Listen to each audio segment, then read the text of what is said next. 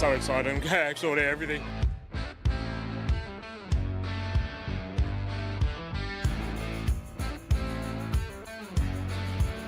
Devouring it, we're about to go back for a second.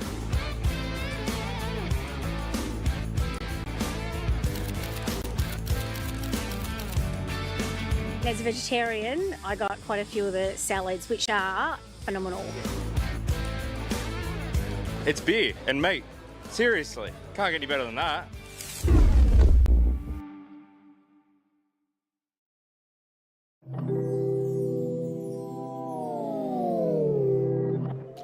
G'day, I'm Stacey. My love language is receiving gifts. Like a tow bar, snorkel, oh, and a camping canopy. Let's explore our wild side, you big hairy bear. Love drives everything at Karma. All cars are hand-selected by experts, backed with 7-day returns, and delivered to your door.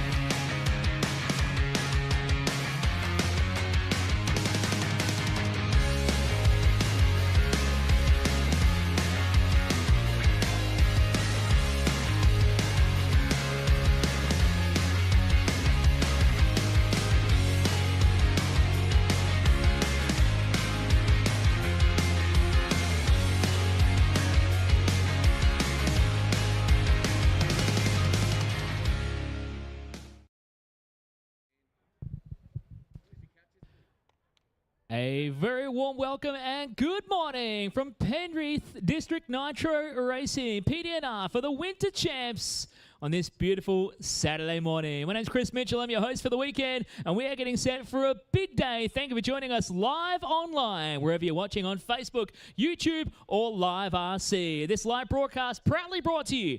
And a massive thanks to everybody involved. Thanks to Campbelltown Hobbies, Brisket Boys, Mark 1, Karma, Penrith City Council, and Kennard's Hire. We are set on the track for the first race of the day, and what a way to start things off than with short course truck. Can I get all our short course trucks lined up for a bit of a gate start? Or are we just going to go with that? That's good enough? Cool, we're setting the bar pretty low to start. It can only go up from here. All right, we are set for short course truck, heat 1 of the day.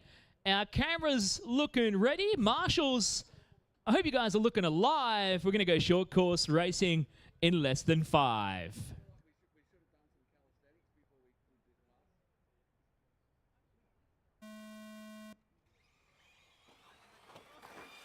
Yes, that does mean go. And we're off and underway with short course truck. Race 1 of the day. I think they're all waiting for the phonetics to get them going, but we are going 6 rounds of heads-up racing for short course truck today. We're going to do the same for our TLAB class coming up a little bit later on as well. Can't wait for that. A bit of a push-to-pass action. Or for those of you who've been across Facebook land and the meaning world of RC racing lately, a bit of push-to-punt going on later today in TLAB. First across the line was Clinton McKenzie on the opening lap in Weber into second, Stephen Thorncraft into third.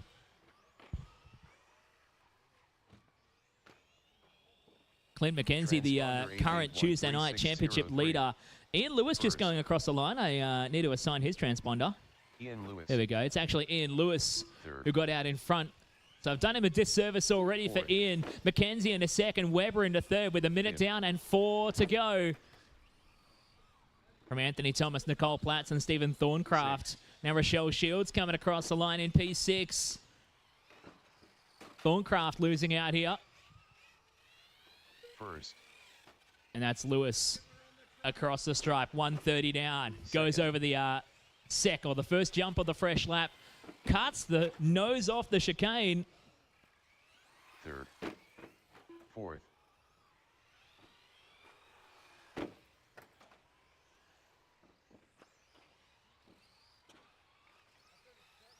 Fifth.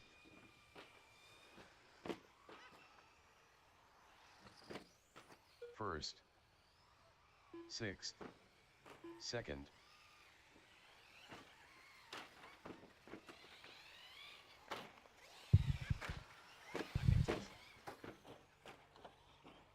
Third. All right, we're coming up to halfway through here. Still Ian Lewis on top from McKenzie and Weber. Lewis making his way around the track. Comes across the stripe. He's in the black, green, and blue truck. Over the center jump. Comes up towards the RC Racer Chat center chicane. Cuts it off completely. Just using the hard boards as the boundary for the track now. Down the front straight.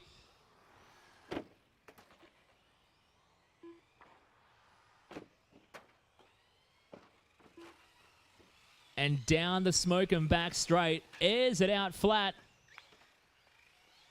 I got the wrong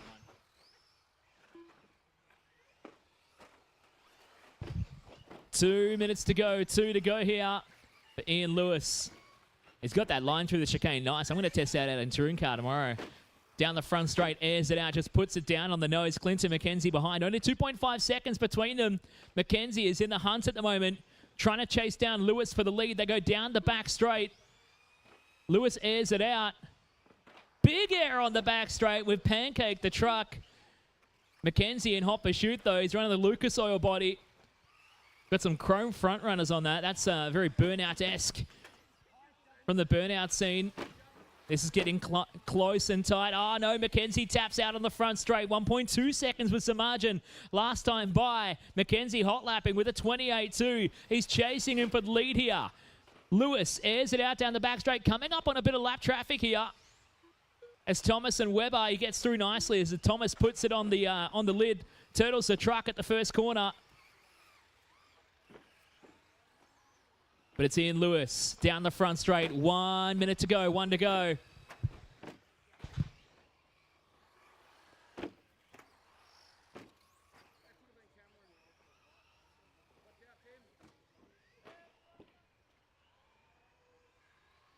Twelve scale 13.5. 12 scale 13.5. You guys are up next. You guys want to be ready to rock and roll. 35 seconds left to go. Where's Lewis? Out of the center chicane. He's lost and really dropped off the back of McKenzie now. 5.5 seconds. McKenzie has the margin to try and make up. Ian Weber back to third. Almost a lap further behind. Anthony Thomas back to P4 from Nicole Platts and Rochelle Shields. Stephen Thorncraft only lasted 1 lap, as did Anthony Cummins.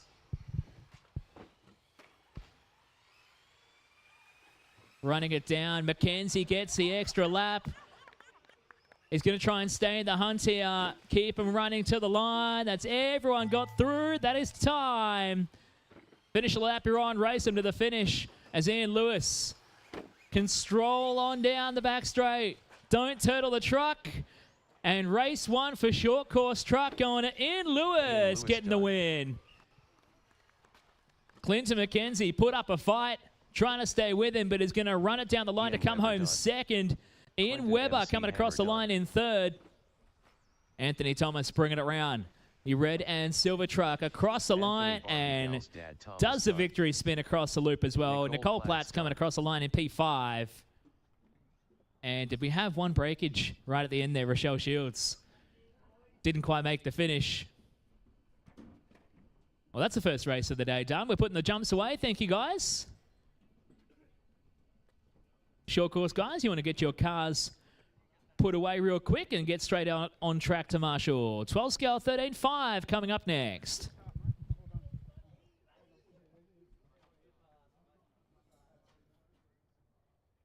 Something I didn't mention earlier is... Hey, Lewis, congratulations taking first blood in the short course truck battle here at the 2023 Winter Champs. Tell us a bit about that race. Pretty lucky, mate. I think Clinton had a few issues and Scotty's still sitting in the car park, so I'm pretty happy to get that first one. No, it was a good, awesome day here. Always is at Penrith. It's just great to be here. You're a hard worker behind the scenes. You've got a club of your own and you help out lots here at PDNR. What do you love most about RC racing? Just being in it, mate. That's the thing. The people, everything's great. You come up to Penrith, everyone's really nice people. Virtually everywhere in RC, mate. Everyone's great. It's just a good scene to be in. Very enjoyable. Excellent. Well, great way to start the day. Good luck at the next one. Oh, yep, no worries, mate. Thanks very much, Tanti.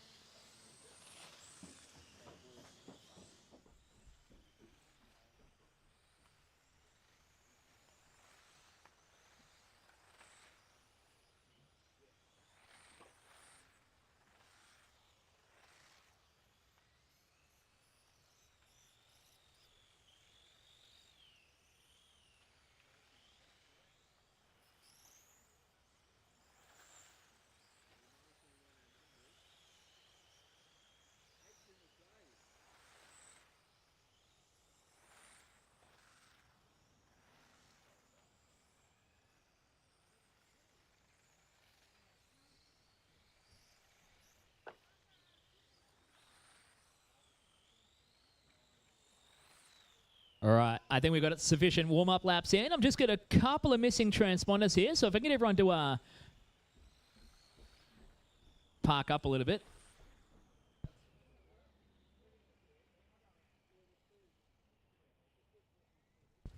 Yeah, okay. Very quickly, I'm going to split 12 scale into 2 heats, so there's going to be 6 of you who are going to park up and go the next round real quick. Just give me 2 seconds here. I'll do that real quick.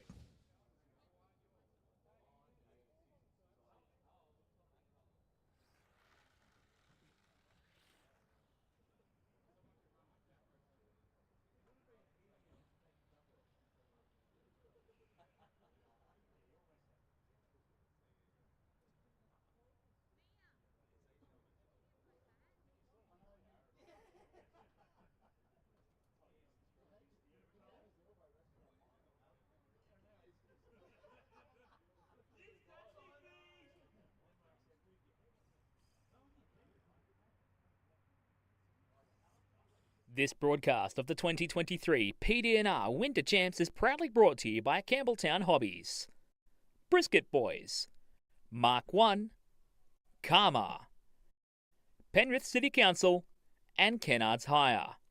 And a special thanks also to Psychology Services New South Wales for their support in getting me here for this event. Ray Zarb. The drivers who are going to go into the second race will be Alex Brown, Scott Marr, Leon Phillips, David Reston, Daryl Thorncraft, and Mark Wallin. You can express your disappointment however you like.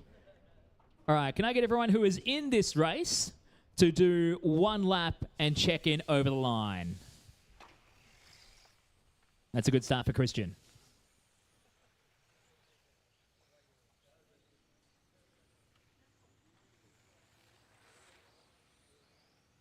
All right. Who's transponder 1491814?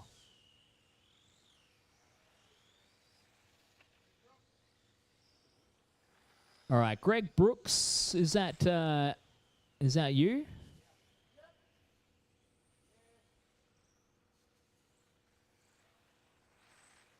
So, Greg, that's you in the yellow, orange, and blue? All right, I'll assign you. All right, that's everybody checked in. Let's get you stopped on the back straight, please. Your starting order is Greg, Scott, Dan, Christian, James, Nathan, and Ray. Gonna call you by names. This is fun. Can I get everyone from short course? If we've got everyone from short course out to your marshal spot, see if I can get 1 extra volunteer to fill in at the stool with number 8 on it, please.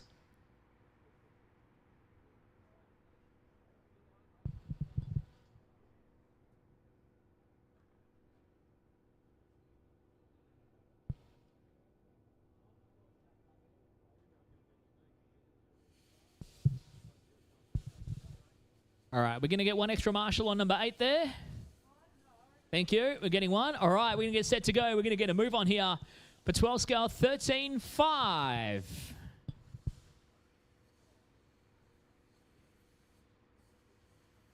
Go Greg. Go Scott. Go Dan. Go Christian. Go James. Go Nathan. And go Ray. All right, Nathan and Ray are figuring it out. You guys will get there. We're off and rolling for qualifying round at number 1 for 12 scale 13.5. Group 1 on the racetrack. Group 2 is up next. 12th 13.5. Group 2 is up next.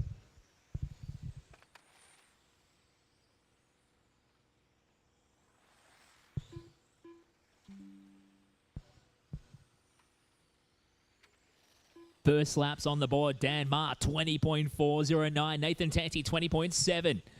Going a second. Dan Ma comes across. It's a 20.6. Second lap here. Dan the man getting started fresh with the 12th.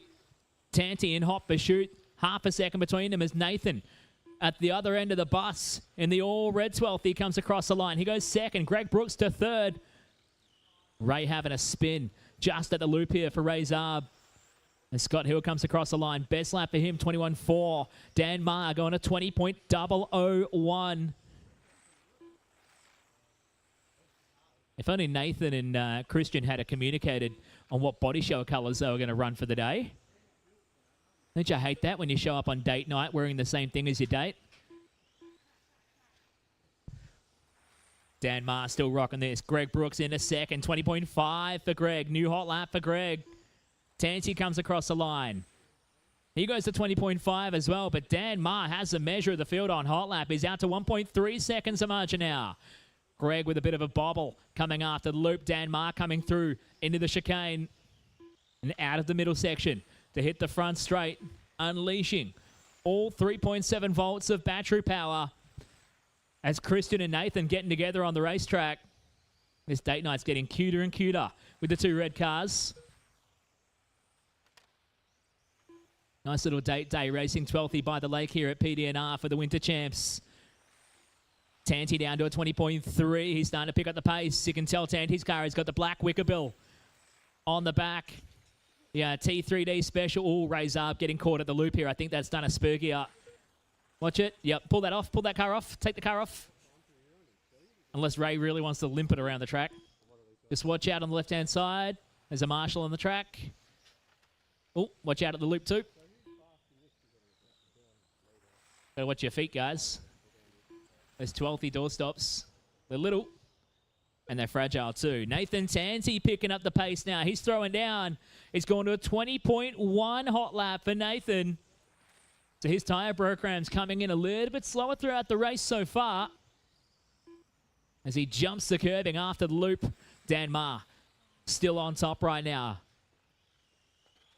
Oh, but Dan getting it all wrong, coming across the line. He got lucky not to fire it into the boards. And sliding the car like that, he gets caught up through the chicane again, jumping the curbs. They're low curbs, but that squishy rubberized foam grabs the car in some weird and wonderful ways here.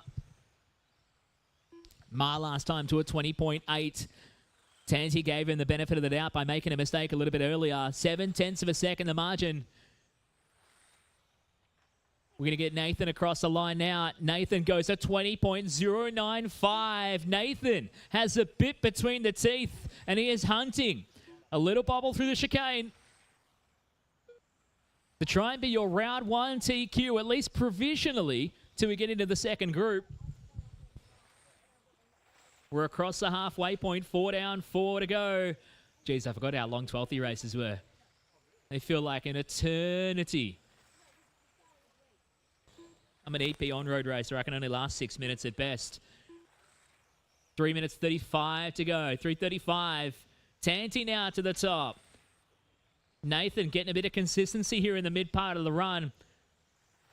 He goes to 20.4, 20.1, 20.4, 20.6. He pulls out half a second on Dan Ma.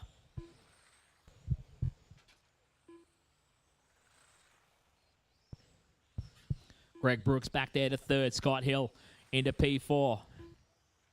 Tell me who you're following right now.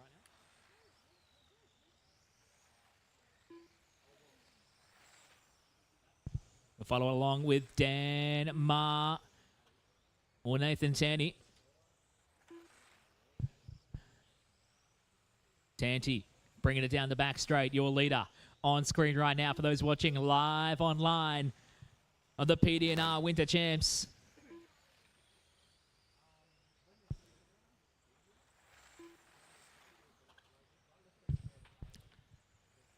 Tanti making quick work of a little bit of traffic here. Bringing it down the back straight. Rocks his signature.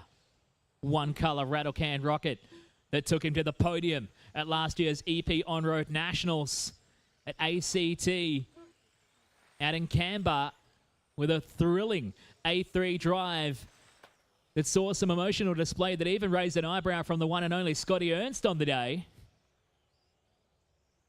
Nathan, an ever passionate young man, throwing down here in Q1. He started off a little slow, but he's rolling pretty solid at the moment, leading out 1.7 seconds over Dan Ma back to second, who's now dropped back to third. Dan with a mistake.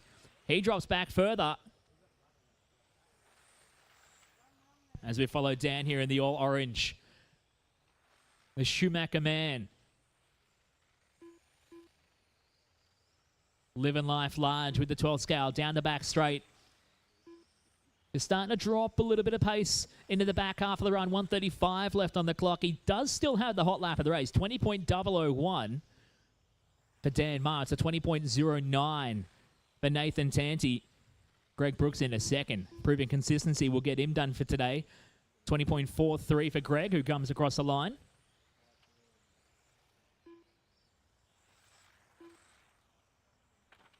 Oh, yeah, sweet.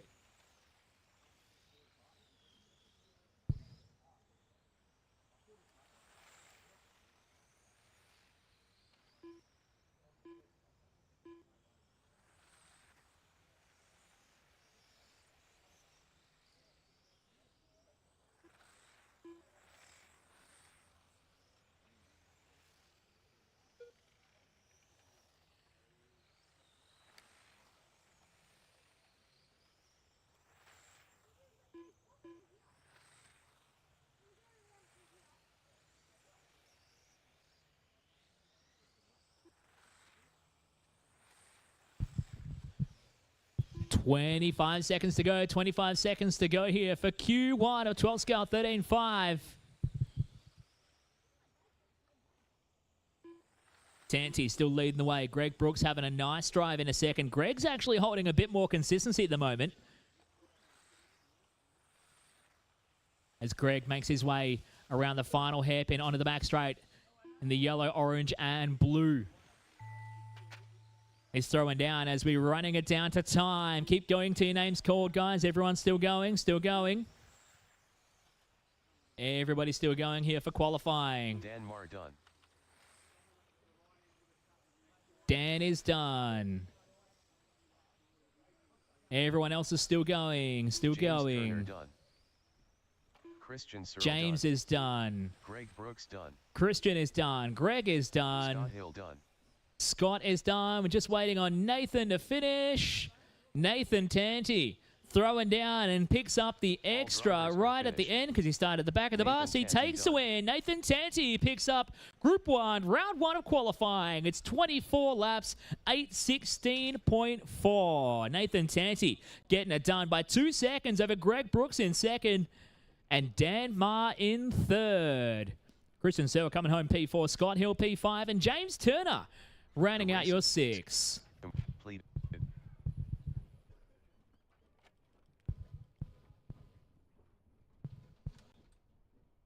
All right, let's get those 12th away, guys, and we'll get everybody out to go next.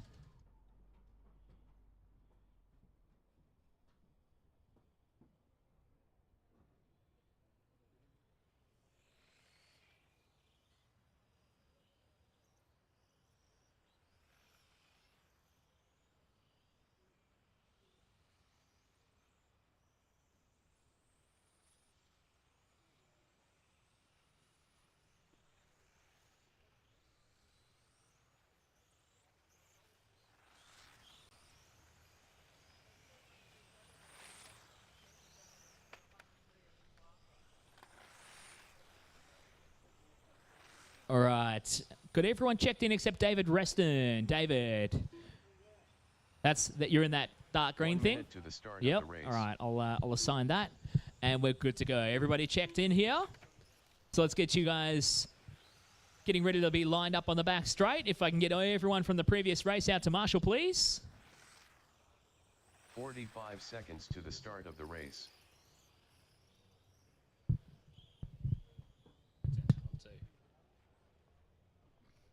No, why? 30 seconds to the start of the race.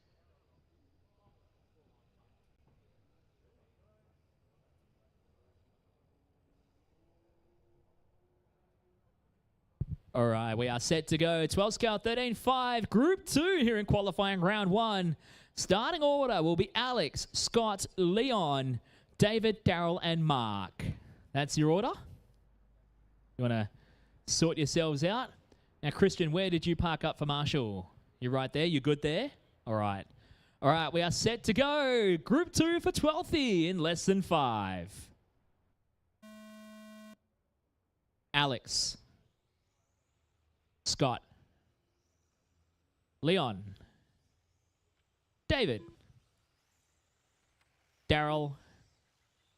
And Mark. All right, everybody getting off and rolling here for Group 2 of 12th 13-5.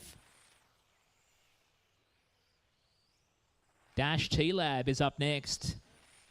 For some heads up, push to pass racing. So TLAB, you guys want to set the boost and get you guys locked in to race up next.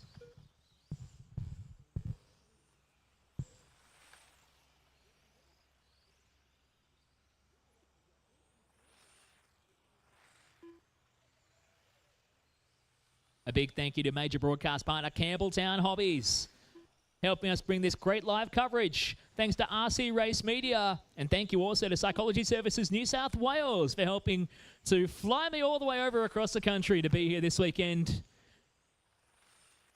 It's just as cold as here as it is in Perth right now, so it's not really any different. I just get to hang out with all you wonderful people and bring you this great racing all weekend from the Winter Champs here at PDNR. Big thanks also to Brisket Boys and Mark 1 for supporting the broadcast. And Brisket Boys will be feeding us all that delicious food this evening. And a big thank you to Karma for sponsoring the driver stand and all of our naming sponsors that we're going to bring you throughout the course of the day. Speedy RC for the timing loop and the bridge. Blake Bearings bringing us race control. J-Spec stickers for the sticker station. Smoke 'em bringing us the starting grid and the main straight. Yokomo for bringing us the back straight. X-Ray for the hairpin. And KWR Engineering bringing us the chicane. That was very fun to learn how to navigate that yesterday. We're getting off and rolling. We're 2 minutes 10 into this one. Alex Brown starting off strong. He's going to 19.4. Alex Brown throwing down. Didn't even mean that one. Mark Wallin into second. Scott Marr into third, sorry. David Reston to fourth. Leon Phillips to P5. And Daryl Thorncraft to P6.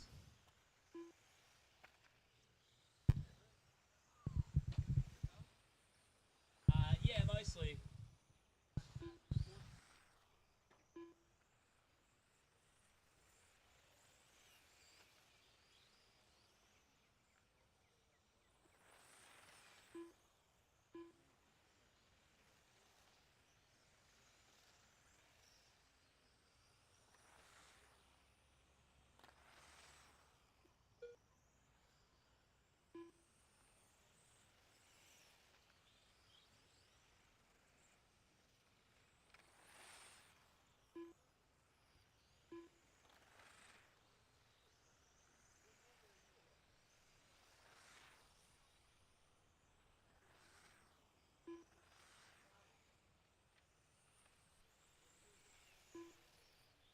All right, making our way towards the halfway point.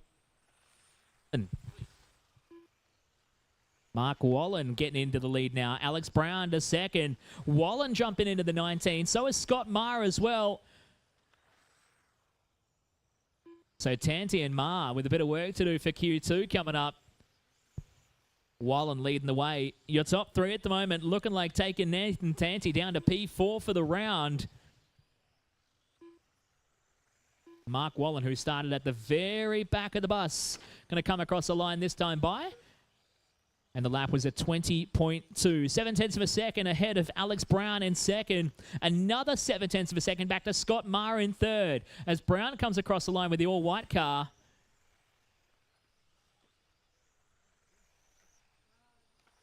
Wallin on screen right now, bringing it across the line. This lap, another 20.2. Uber consistent at this stage of the race here with 3.5 minutes left to go. Alex Brown across the line behind him in the white car. Scott Maher behind Alex on track in the white and blue. Rocking the, are they Yokomo wheels with the fluoro yellow? Yokomo 12th wheels look amazing. As Wallin down the smoking front straight, making his way towards the X-ray hairpin. And onto the Yokomo back straight. Coming under the Speedy RC timing bridge. Clicks one off, 20.4 for Wallin. He's opened up the gap now to 1.4 seconds from Alex Brown, who's struggled over a couple of laps.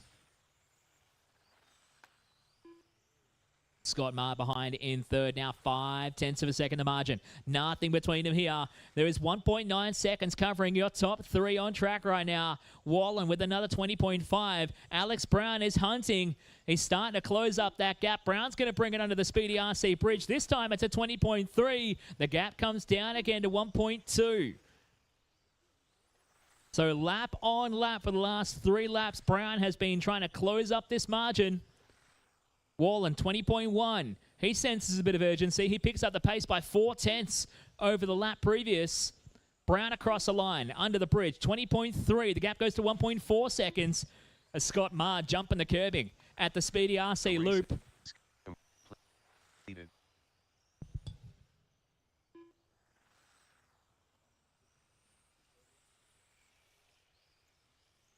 All drivers stop. All drivers stop.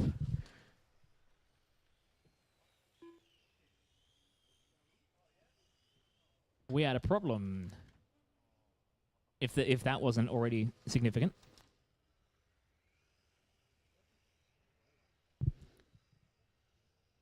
Tony, if I can bother you for a moment. Thank you.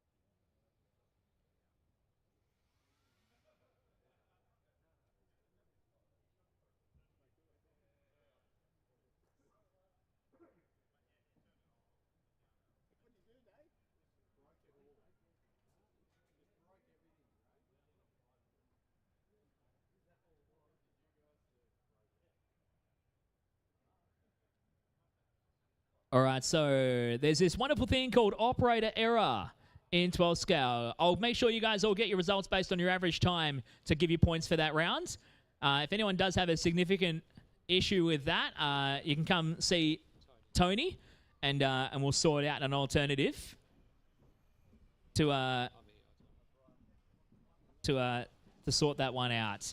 But no, that's on me, guys. My apologies. I made a mistake in the setup, and it finished the race and gave you all a DNF halfway through. But we'll award points for the qualifying based on average lap.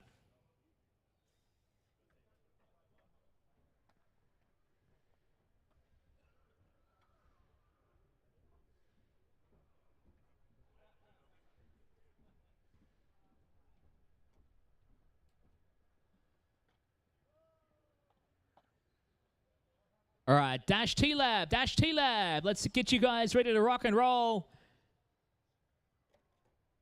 First round starting grid will be Jake, Phillip, Shane, Brett, and Stephen.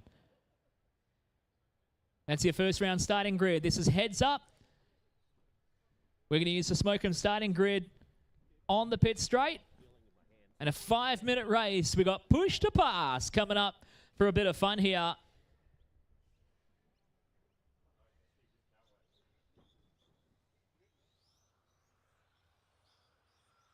Don't click the button in the warm-up, guys. Otherwise, you're going to have to power cycle the car.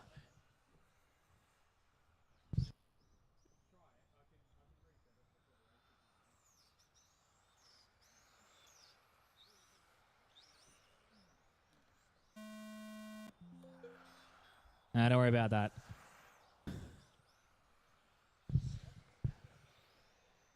All right, missing check-ins for Shane and Brett. Phil Merrick, are you on track?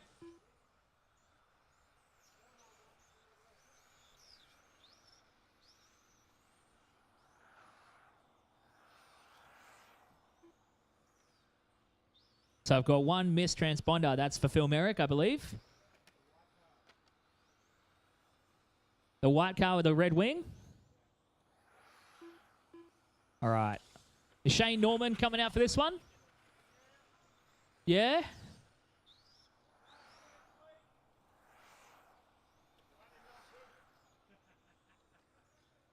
And shout out if you're hanging out in the pits and you're feeling the need to warm up a little bit. Alex is in the coffee van up towards the truck here on the other end of the pits. So coming up and grab yourself a coffee if you need a bit of caffeination to get you going for the Winter Champs.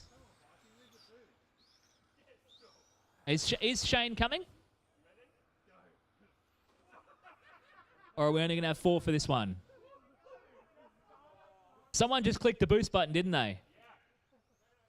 Well, you've just used one of them, unless you're going to power cycle the car. I'd love if it was set to 30 seconds as well. That's all you get. Who needs a reset? Anyone need a reset?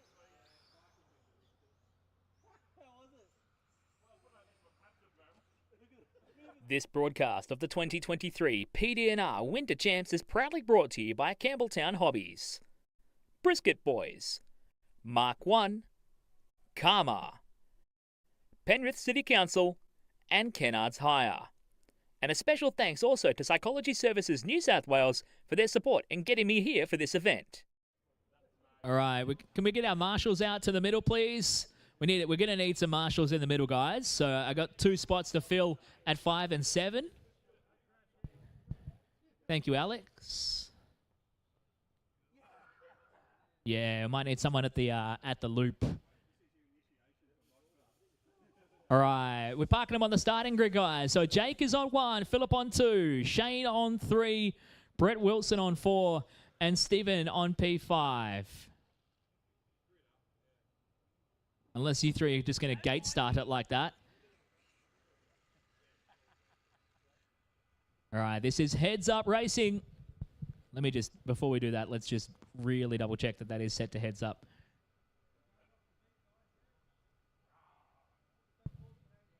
All right. So this is out and out racing for Dash TLAB. Bringing a bit of spice to the weekend here at the PDNR Winter Champs. I cannot wait to see the carnage. I mean, utter respectful racing unfolding over the next 5 minutes. Are we set to go?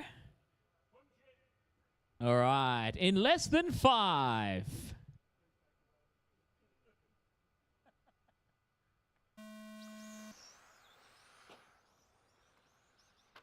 All right, nice and easy. A little bit of carnage to start. Cold tires, cold brains, and a little bit of, oh, geez. That's sketchy on the back straight. Phil Merrick getting away here. I want to see a proper boost pass on the back straight. Tony advising me, I think they've all been set to 3 by 10 second hits of boost. So it's going to be really pokey if you use it on the back straight and then give it another stab coming off the hairpin after the speedy RC loop. Phil Merrick, though, getting away from the start. Jake McKee into second. Brett Wilson to third. And Stephen Hagenson and Shane Norman, your 5 cars on track right now. Merrick coming under a bit of pressure from Jake as they come onto the back straight. Push a button, push a button. Oh, he's holding out at the moment. Brett Wilson, he's using the boost already. He's trying to close it up. Things a missile down the main straight. So Brett getting in the hunt here. He's dragging a bit of grass with him on the sharp edge of the body shell as well. He's already gone for an off-track excursion as Phil runs it wide of the X-ray hairpin. Oh, super wide onto the grass. And Jake now goes to the lead. Jake McKee to the point here in dash. TLAB round 1 as Wilson having a big look up the inside. Door handle to door handle in the chicane for KWR Engineering. Wilson goes to second. The call coming for boost at Jake. Yes, it's a missile down the main straightaway. Dash TLAB bringing the goods. Caution on the back straight. Caution on the back straight. All good, all good. All right, Jake McKee hot lapping a 21.3 with the boost button.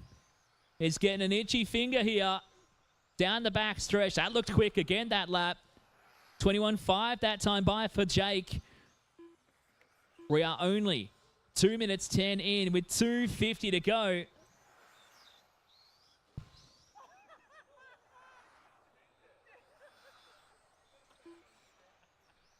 Things are starting to really stretch out on track here as Jake McKee.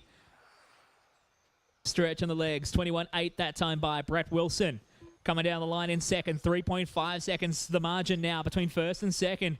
Phil Merrick, who got off to a fantastic start, up to third, but Brett makes a mistake. And Merrick closes the gap again down the Smokem front straight as they come around the teardrop towards the X-ray hairpin and onto the Yokomo back straight. The fight for second here. Merrick on the boost. He closes it up. Oh, T-bones him at the loop for Speedy RC. Into the KWR chicane. Phil's going to have another crack at it here. Try and close it up for second. Meanwhile, Jake McKee. GORN gone out front. 6.2 seconds the margin for Jake. As he slows things up, it's a 22.3. Who's got boost left?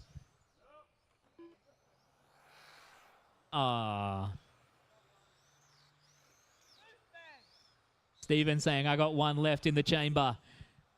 Ready to rock and roll. I reckon 5x6 is the way to go. Get more opportunities to hit the button during the course of a race. With 1 minute 15 left to go here in Dash TLAB. Round 1 of the day. 6 rounds of racing for these guys. With the controlled 17.5 combo. Locked FTR at 4.5 to 1, I think. 4.8 to 1 it is. 3.8 to 1. There we go. We'll get it right. Getting warmer, getting colder. Locked FTR and push the pass button. With the car comes stopped in the middle. Does something come off the car as well? Yeah. That looks cooked. Jake McKee leading things out. He's out to an 8-second advantage. Used the timely manner of his push-to-pass allocation to get to the lead and holds this one by a fair margin with 20 seconds left on the clock. Under the Speedy RC timing loop for another time. Bringing it down the Smokem front stretch as Brett Wilson into second. Across in. That's lovely. It's like a watermelon pink. And that is time. Finish a lap you're on, you will be done. Jake McKee gets it done in round number 1. Put your hands together, ladies and gentlemen. Jake McKee takes out round 1 of Dash TLAB. That's right, I've got my second coffee here. Things will get better. I actually make no promises of that. Brett Wilson home in second. Phil Merrick home in third. Shane Norman rounding out your 4 finishers to Stephen Hagenson. A DNF. The boost was too much power to finish round 1 of TLAB. That's everybody done from TLAB. F1 coming up next. F1 is up next. Let's get all those cars put straight away, and we'll be set to go for F1 in just a moment.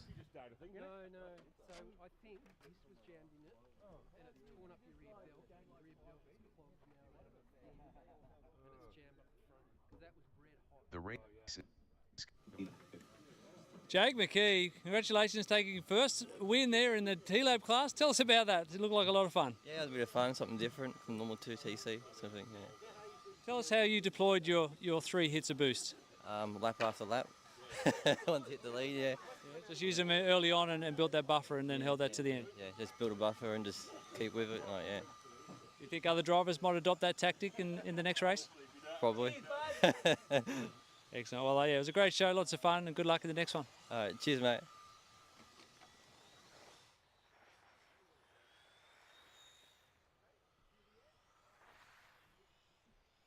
All right, we are on for F1, Group 1, on track now.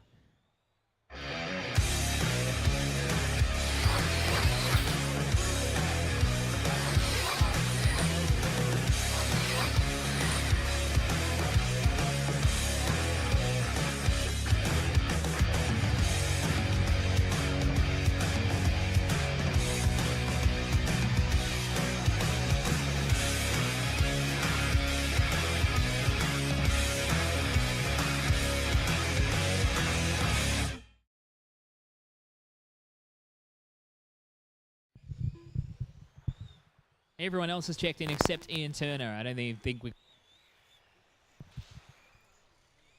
I don't know. It did that before too. Right, Ian Turner, is that you checking in? With the mistransponder? Alright. Alright, everyone's checked in. Let's get the cars to the back straight. Get them all lined up on the back straight, please. Thank you, Ian. I appreciate it, mate. Your starting order is going to be Mark, Leon, David, Ian, and Ian. I'll let you guys figure out which one's which. Andrew, Jeffrey, and Brent.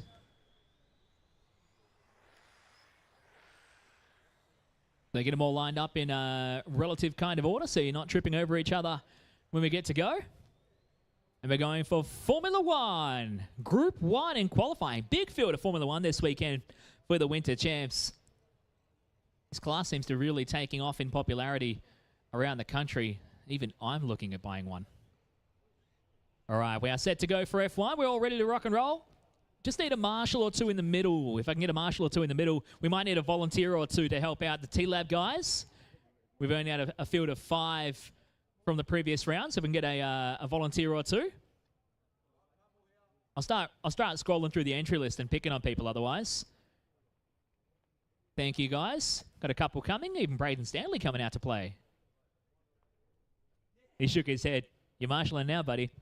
All right, we're set to go. F1, Group 1 for qualifying, round number 1.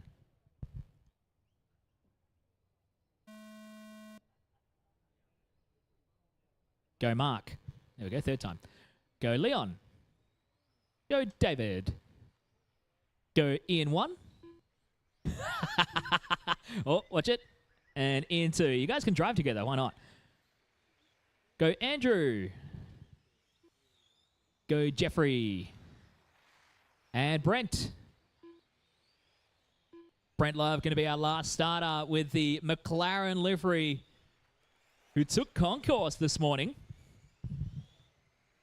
with that beautifully represented car. Even went the extra mile with the P1 finishing board and the lovely Grid Girl figurine hanging off the side of the car for concourse presentation. As we get everyone off and rolling. For Group 1 here in qualifying, round 1 for F1. Jeffrey Mackie starting things off nice and quick. 22.8 first lap for Jeffrey. David Reston into second. Brent Love from the back of the bus into third. Ian Webber into P4. Andrew Curlis P5 from Mark, Leon, and Ian Turner.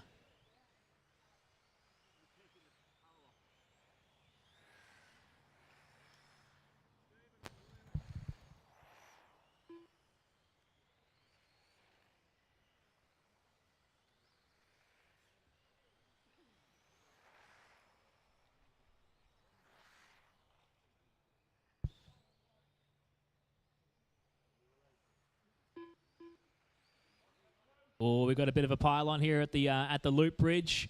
It's getting him caught up. That's not what we want to see. And that'll see David Reston getting away to the race lead here. Jeffrey Mackie, I think, was caught up in that one. Jeffrey with a slow lap, 26.7 a moment ago as Ian Webber comes across the line for third. Brent Love going down to P4 now. Mackie caught up in the all orange, standing out like a sore thumb.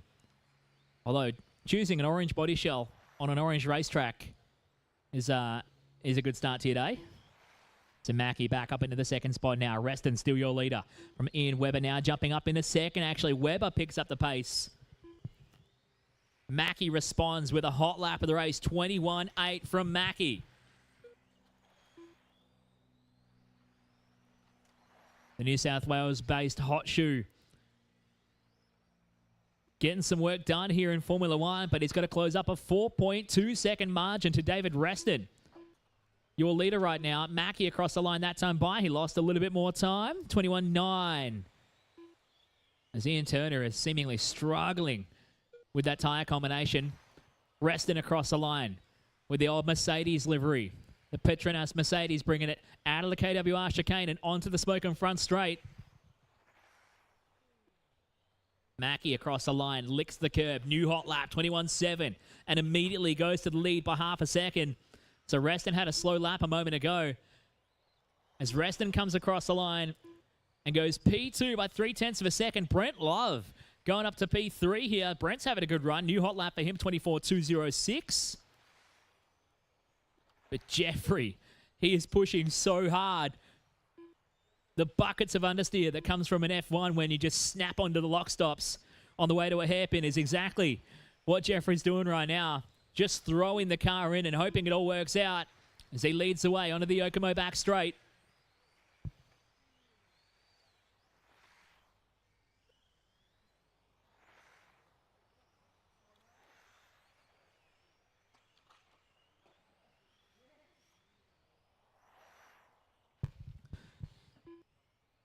As we're running 50 seconds to go, 5-0, 50 seconds to go. Group 2 is up next. Group 2 for F1, you guys are up next.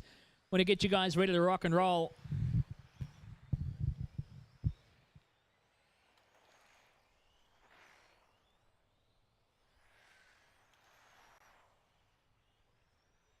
.30 seconds to go. Jeffrey Mackie bringing it out of the X-ray hairpin. Onto the Yokomo back straight. It's a little twitch of the steering, straighten things up. David Reston back to second in the Mercedes car, down to smoke and front straight. And making his way out of the teardrop now to the X-ray hairpin. Brent Love with the McLaren livery. Making his way down towards the X-ray hairpin. Just jumps off the race line to let Jeffrey go on through. With 5 seconds to go, Jeffrey's going to push it across the line for one more. Caution at the left-hand side. Caution on the left-hand side. And that is time. Everyone's still going. Keep it on going, guys. Keep it on going. Mark Norman done. Mark is done. You heard the computer. Might turn that one off too. As David Reston comes across the line. Jeffrey Mackie pushing it. Ultimate front traction. And he's still going. Jeffrey is still going. Track is still live, guys. So Marshall, stay in your spots. Only people who are done right now are David Reston, Ian Webber, and Mark Norman. Everybody else is still going. And Jeffrey Mackie clicking off the victory lap. Gets it done. Just waiting on Brent and Ian Turner. And that is Brent done. Just waiting on Ian Turner, who's going to come down the back straight. And he looks like he's got the plastic rear tires fitted to that thing as... Oh, I think it timed him out too. That is everybody finished. Jeffrey Mackie getting the win. 14 laps, 5:17 with a hot lap, 21.607.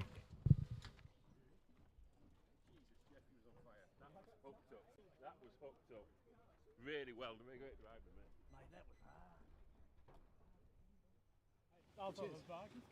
Jeffrey Mackie, nice win there in F1. Tell us a little bit about that run. It was a bit messy. I got stuck with the car under the loop, But other than that, I'm borrowing Ross Lalic's car, and the thing's like amazing to drive. So it's really enjoyable to run an F1 again. It's been a few years, but well, not. I ran it at Newcastle actually. So, but yeah, just it's a really fun class, and it's good to learn the track too. I haven't driven it this direction, so it's great for that. Yeah.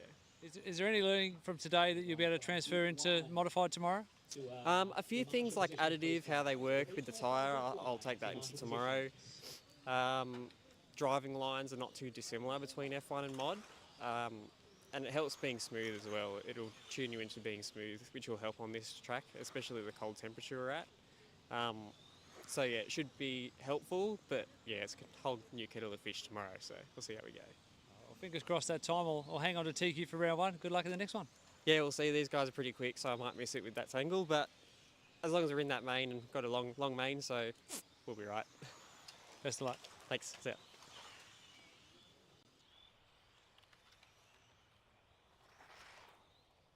All right, let's just get everyone to check in real quick. Everyone across the line to check them in, please.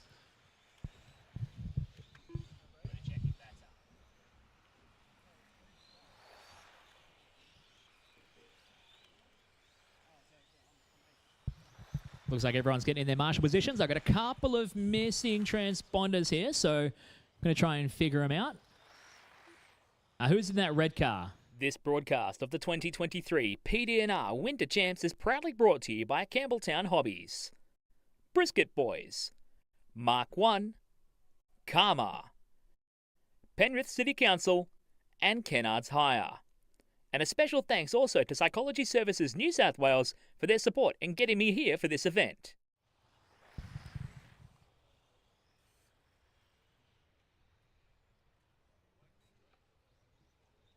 Let me just change the setting here. Hopefully that'll make things run smoother. All right, starting order is Greg, Anthony, Tim, Brendan, Cameron, Ross, Rick, and Anthony Wasson is the second of the Anthonys. You're good with those? We are set to go. F1 for qualifying Group 2 here in round number 1. Current TQ time is Jeffrey Mackie on a 14-lapper. Let's see if anybody can beat that. We're going less than 5.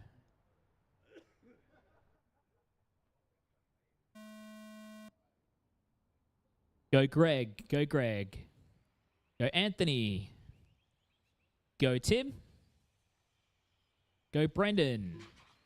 Caution on the left side. Go Cameron. Go Ross. And go Rick. And Anthony Wasson. All right, that's everybody off and rolling.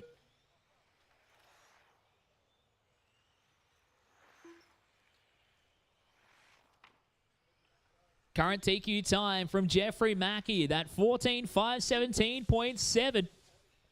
Starting off the account, Greg Brooks getting off to a good start, 22.6.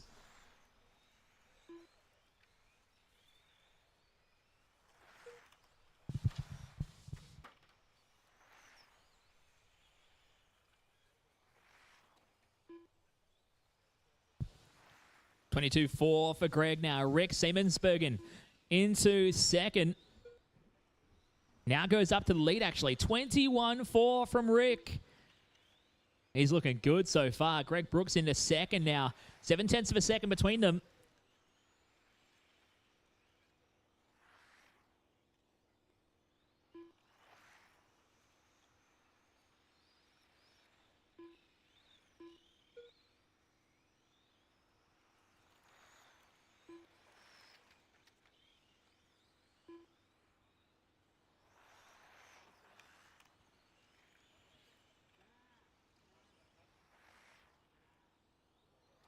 A massive thank you to Campbelltown Hobbies, servicing the hobby industry and Australia's premium RC hobby shop, especially with their online experience, for supporting this weekend's racing here for the PDNR Winter Champs 2023, stocking all major brands such as Traxxas and Team Associated, with many more popular brands that you come to love and love to use in your RC racing. Caution at the end of the back straight. Campbelltown Hobbies bringing us some action here. Major broadcast partner for the PDNR Winter Champs, along with Psychology Services New South Wales. for helping bring me out for the weekend. Psychology Services New South Wales are a major sponsor responsible for bringing me here. Psychology done differently as we're getting into the halfway point here. 2.5 down, 2.5 to go for F1 Group 2. Rick Seymonsbergen to the race lead, 1.1 seconds clear of Greg Brooks. And currently your top three putting the pressure on Jeffrey Mackie right now. Greg Brooks into second, Anthony Wasson into third. Anthony getting his hot lap, 22.03, but consistently knocking out those low 22s to just stay in the hunt. In fact, Ross Lalic and Brendan George now bumping in to the 14s as well.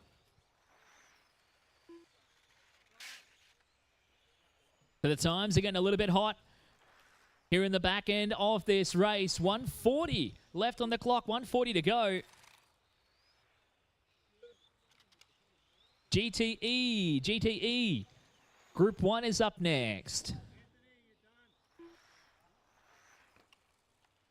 The GTE guys, get yourselves ready to rock and roll.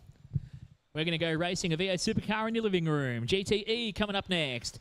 1 minute 20 left on the clock. Rick Seymonsbergen still leading the way. 2 seconds clear of Greg Brooks right now. And we are looking at a 14.510.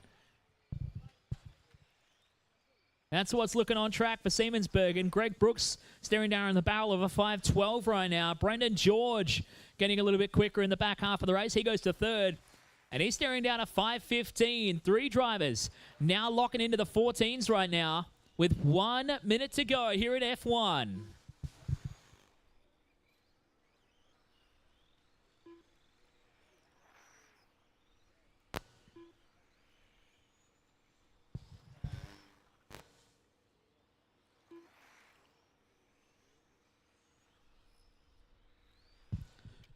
All right, 30 seconds to go, guys. Keep them on trucking. Make sure to keep going until everybody finishes called. I'll call you all as you come through to finish. But if you don't hear your name, then give yourself the benefit of the doubt and keep on rolling until we hear everyone finished. 10 seconds to go. 10 seconds to go. Current top 3. Looking very good for time. Seymonsbergen, Brooks and George. From Cameron, Kendall and Anthony Bryant. We had issues for Anthony Wasson, Ross Lalic and Tim Duggan. All having trouble here as that is time. Keep on going, guys. Everybody's still going.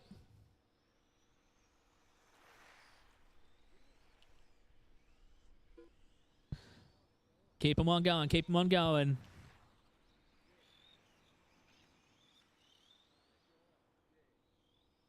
Everybody's still going. Greg Brooks is done. Anthony Bryant is done. Cameron Kendall done. Cameron Kendall is done. Bringing it across the line. The last 2 to finish in the race. Rick and Brendan getting it done. Put your hands together for your round 1 top qualifier. Rick Seymonsbergen getting it done. 14.510. 14 laps, 5:10 to get the round 1 TQ. Greg Brooks sneaks in there for second in the round, 14.514. And Jeffrey Mackie will go to third here in round 1 of Formula 1.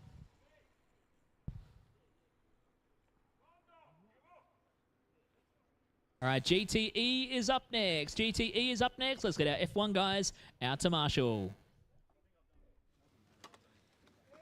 Rick Seymour, congratulations. Not only topping out that group, but also TQ overall for round 1 of F1. Very, very surprising. Likes of Jeffrey and not really doing F1. Wow. Thanks to Ross for all the help and Tim and stuff for getting the car setups. Yeah, loving it. It's great. So let's keep going. You're involved with the club here at PDNR. What do you love most about racing RC? Oh, wow, look around. Everyone's got a smile on their face. We've got colour. We've got excitement, and we've got the best coordinator out there. Hey, Tony, just putting it out there. But big thanks to everyone showing up for today and supporting us, for all of our sponsors. It just makes for such a great event, and why everyone really loves it out here, because everyone's got a good smile. You're a busy boy today. Tell us how many classes you're running. I handed the GTE away, but I'm doing GT and the F1 today. So, and then tomorrow I'll have a play with a 13.5 as well. So yeah, having some fun. Great stuff. Best of luck in the next one. Thank you. Thank you very much. See you.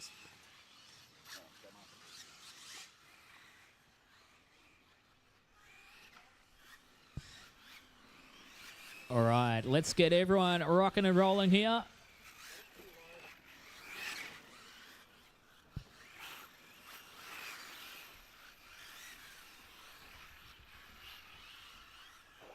I got 4 cars on track and 1 in the lane. I'm waiting on a 6th car for this race. We've got Steve, Brendan, Michael, Clint, Ian, and John.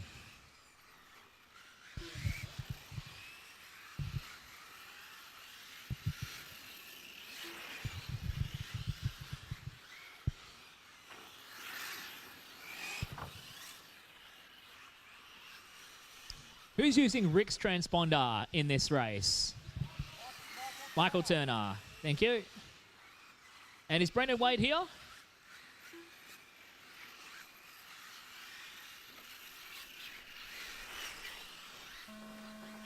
Don't worry about that. I'm going to keep an eye on that time clock. It keeps auto-starting for me. Brendan Wade is not here, I assume. There's only 5 on the stand.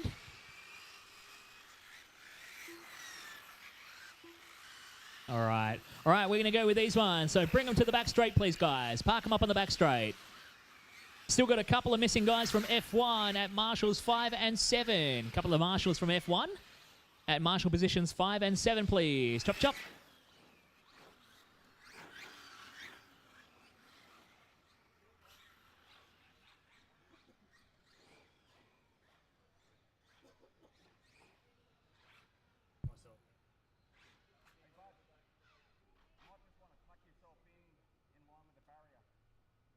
All right, starting order is Steve, Michael, Clinton, Ian, and John.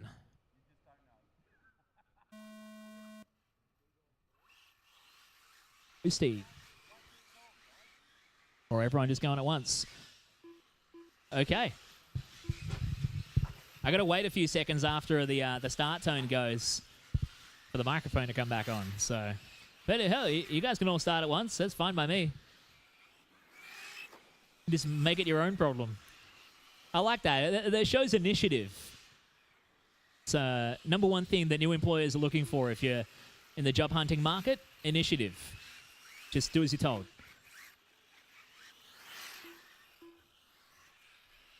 Oh, we got one off already. Getting parked up.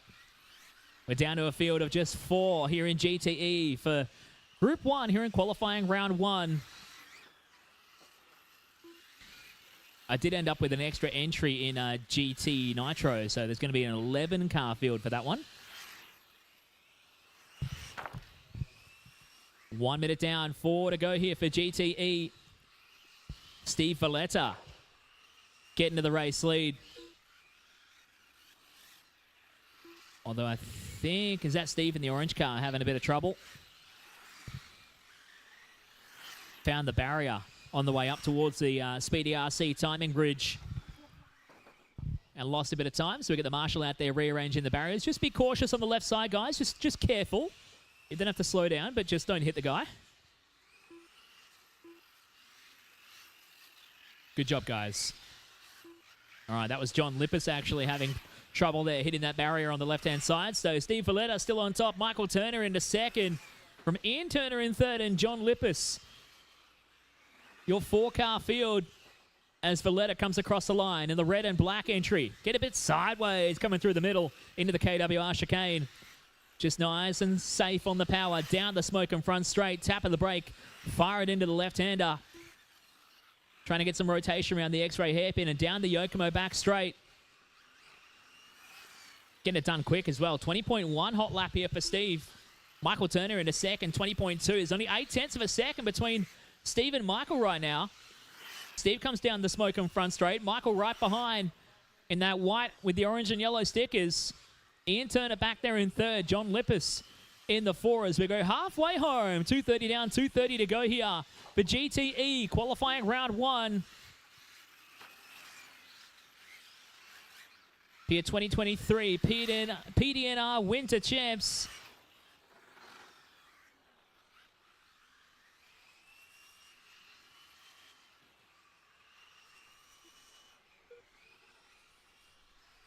So following along with Michael Turner. Driving the old Rent-A-Wreck from Rick Semo. Oh, just getting a little bit caught up with a bit of lap traffic there coming down the Smoking front straight. These two teaming up in the build-up towards the GT Worlds being held at Moorebank later on this year. Splitting the difference. One driving Nitro, one driving EP. A great opportunity to be a part of a pretty special week as a home Worlds. Oh no, we got trouble for Steve. Trouble for Steve. He's got that bat flattering, new and improved. And come to a stop on the right-hand side. Just make sure it's not smoking and not swelling up. Those 4S's like to go in a big way when they do. And that's a heartbreaker. That's going to bring Steve down the order as Michael Turner will then assume the lead down the Yokomo back straight. 20.1 lap for Michael with 1 minute to go. 1 minute to go here. Michael finding a bit of pace now he got to the lead. He just had his best lap at the end of the run. Ian Turner in second coming across the line. John Lippis in the all-orange car in third. It's been a race of attrition here for Group 1 in GTE. Group 2 is up next. You guys want to get yourselves ready to go for GTE Group 2? What happened, Steve? Just stopped. But that thermal protection turned on. Oh no, it went. It's turning. That's a shame. With 20 seconds left to run here in GTE.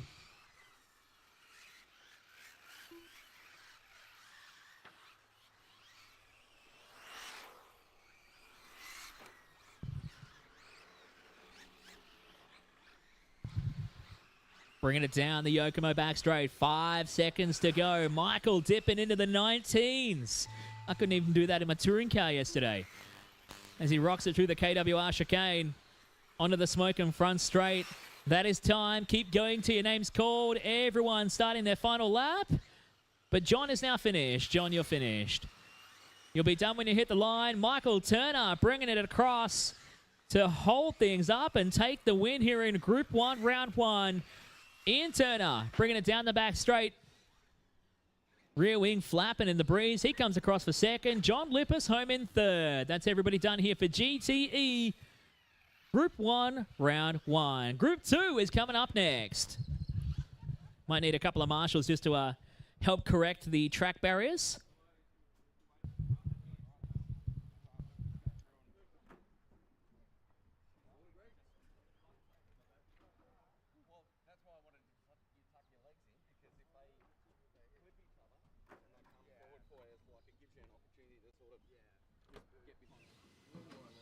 Michael Turner, nice run there, coming out of retirement. It's been a couple of years since you raced, but yeah, topping out that group at GTE. Tell us a bit about it. Semi-retired, yeah, out of retirement, so good preparation. Thanks to the club, great setup, love the track, so good to be back after a couple of years. So. Just, I've heard there's something a little bit quirky about the way you use a transmitter. Can you tell us a bit more about that? Dates back from when we started, and yeah, left is right and right's left, so we get there. Must make it a bit tricky when you're sharing transmitters with Rick. And other drivers. Very, very difficult. So you mainly race Nitro GT when you were back racing. How do you like the GTE version? A lot of fun, huge amount of fun. So we only raced it last Tuesday night, and so this is the first time during daylight. So yeah, no, love it. A lot of fun. Well, nice way to start your day. Good luck in the next one. Thank you.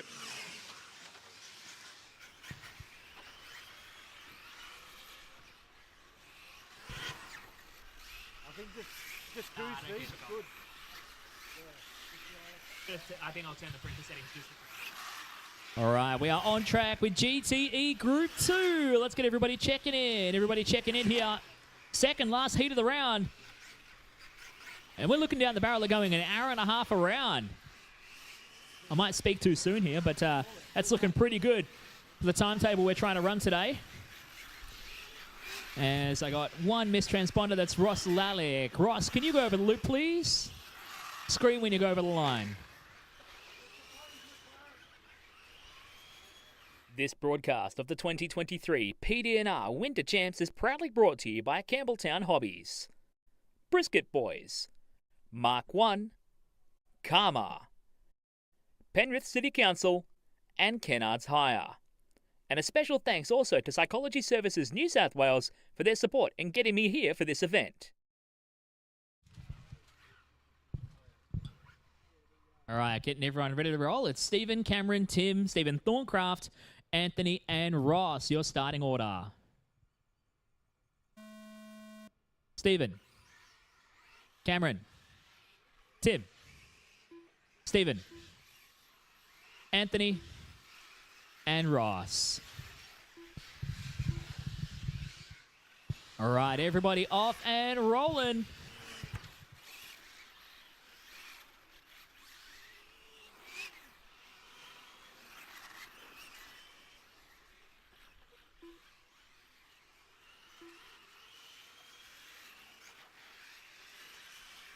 All right, current TQ time to beat Michael Turner with a 15.510.6. That's what they're gunning for right now. Cameron Kendall getting off to a great start. He goes to the point after the first couple of laps. Tim Roden to second. Anthony Wasson to third. Condog dropping out of P4 here from Ross Lalic and Stephen Thorncraft. First minute going in the books. Cameron Kendall getting up and about already. 19-1 from Cameron. That's starting to get a bit of movement out on the racetrack. Tim Roden to second. Anthony Wasson to third. Good job there, Cornell, letting the leaders go through. Ross Lalic up to P4. Stephen Cornell down to P5. And then Thorncraft rounding out your 6 on track. Currently your top 4 on Michael Turner's time.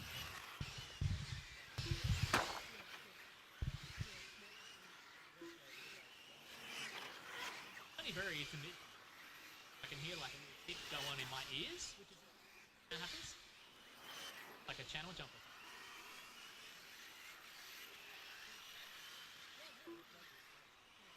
All right, runner down, 2 minutes down, 3 to go here for GTE Group 2. Here in qualifying round 1, the PDNR Winter Champs. Don't forget tonight, we're having a bit of a Saturday night social at Brisket Boys, located at the Manufacture Complex right here in Penrith. If you love your American barbecue, these boys have you covered. The Brisket Boys, that's where we're going for dinner tonight. Don't miss out. It's always so much fun to have a great social night out at the RC races, because let's face it, about 60% of RC racing is social. No one really cares about racing, do they? And the food tonight is best served shared. So get along, bring the crew, and support the boys. We still have the RSVP open, do we? So still RSVP open. You can go to the PDNR Facebook page, and you can just turn up as well if you really like. So we've got a bit of a booking going on tonight at Brisket Boys. Proudly supporting us here for the PDNR Winter Champs 2023 as we're 3 minutes down and 2 to go here. Cameron Kendall goes to the point. Ross Lalic in second. Anthony Wasson to third. And Tim Roden all going in to try and challenge the current TQ of Michael Turner. Nitro Tourer is up next. Nitro Touring Car is up next.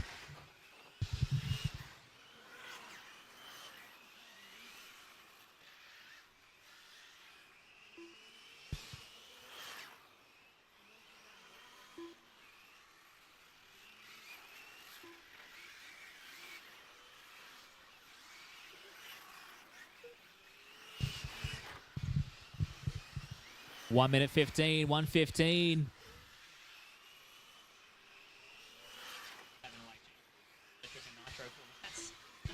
Usually it's just nitro.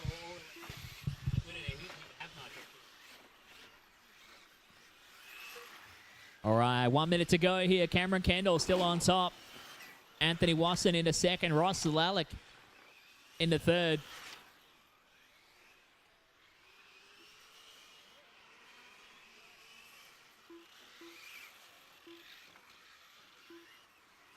All right, Cameron Kendall in the white and blue with the orange highlights. That's a John Puce replica or a lookalike. Throwback to Pusey's old 2017 stock touring car Nationals winning body shell. Looks just like that out there. Pusey's loving it. Did you paint that too? Kendall leading the way. Lalic into second. Wasson to third. 15 seconds left on the master clock here. Hot lap of the race from Cameron Kendall. 18.6. That thing is hooking. Down the Yokomo back straight. And across the bridge just in time to run it to the clock because that is time. Keep going till your name is called, guys. Everybody's still going right now. Everyone's still going. Just work together to the finish because everyone's glued in the same part of the racetrack.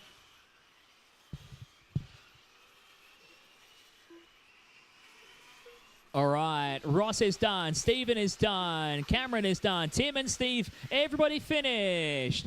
That's everybody finished. How about it, ladies and gentlemen? Your round one top qualifier for GTE, Cameron Kendall. Gets it done. The only 16-lap run of the round. 16.510.9.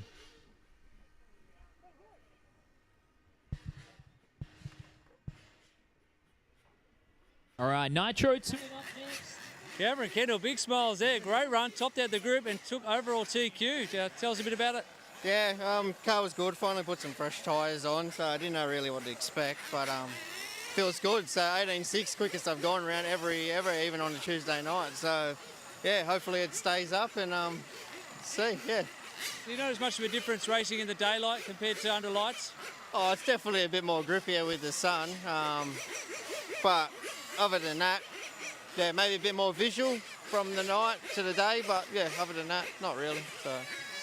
Great start to the day, mate. Good luck at the next one. Thank you.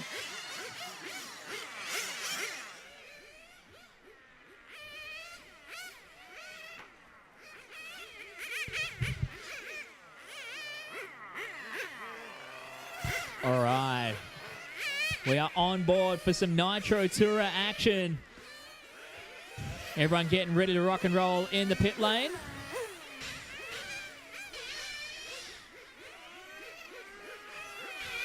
I'm just assigning transponders as they come through here, so we'll get everyone clicking them off.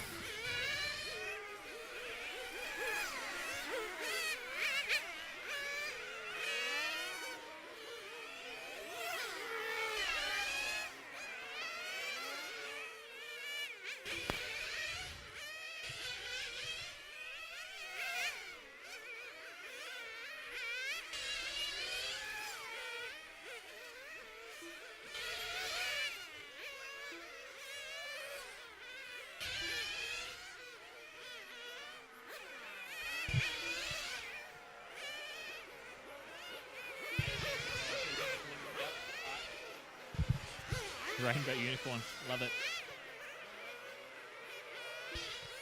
All right, just waiting on a couple of check pins. There's still a couple of cars in pit lane. Waiting on Chris, James, and Clinton to check in.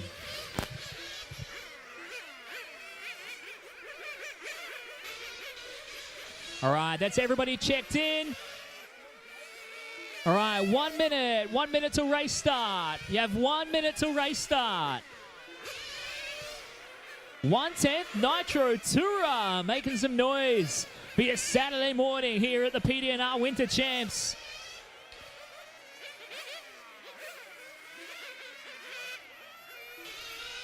Rocking a bit of nitro to get warmed up. I love the smell of nitromethane in the morning. 35 seconds, 35 seconds. Get thinking about fuel. 30 seconds.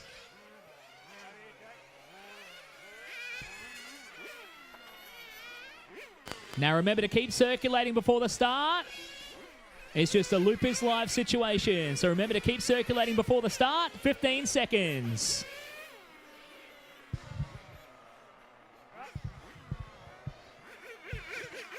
Five seconds.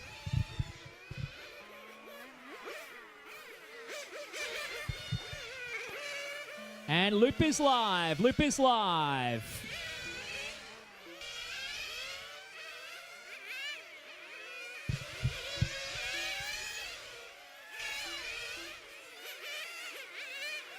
All right, remember, guys, this is qualifying, so let the faster guys go through. You're racing the clock and not each other. So when a quicker car comes up behind you, let them go by. Oh, watch out on the back straight. Watch out the back straight. Watch out the back straight. Need a marshal on the back straight.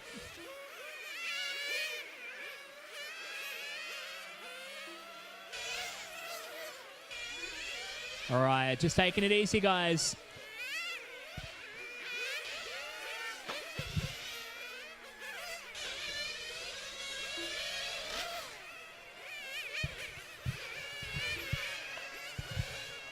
All right, 1 minute down, 4 minutes to go.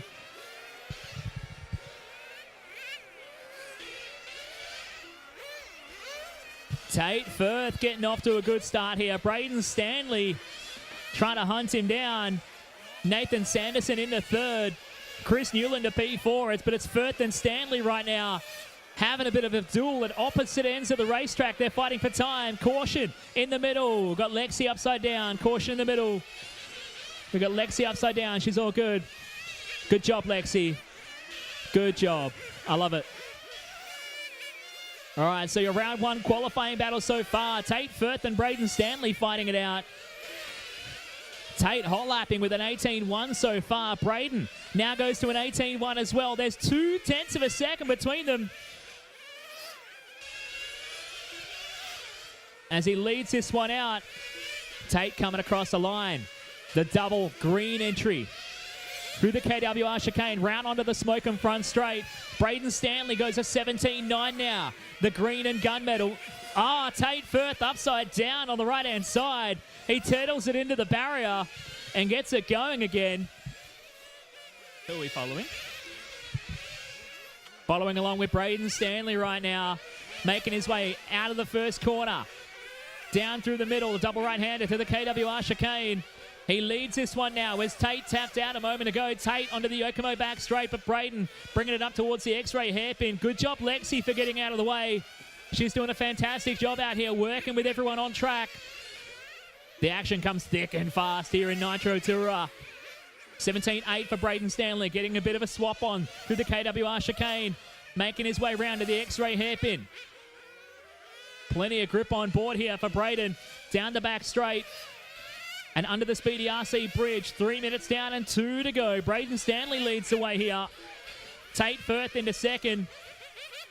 Lexi with some trouble on the front of her car. Dad Tony on the duty to try and help her out as Tate comes on by. Good job there, Lexi. So at the moment it is Brayden Stanley drifting through the middle of the track here. Getting all four wheels lit up and sliding his way around. Caution at the sweeper there. Problems for Brendan George. He's come to a stop. He was running third in this run. He's now going to lose out here with 1:20 to go. 1:20 to go here, guys. Chris Newland will now assume third. Clinton McKenzie to P4. Scotty Elliott will go P5. Thank you, Scotty, for letting Tate through. Lots of issues in this run. Issues for James, Jake, Lexi, Nathan, and Brendan.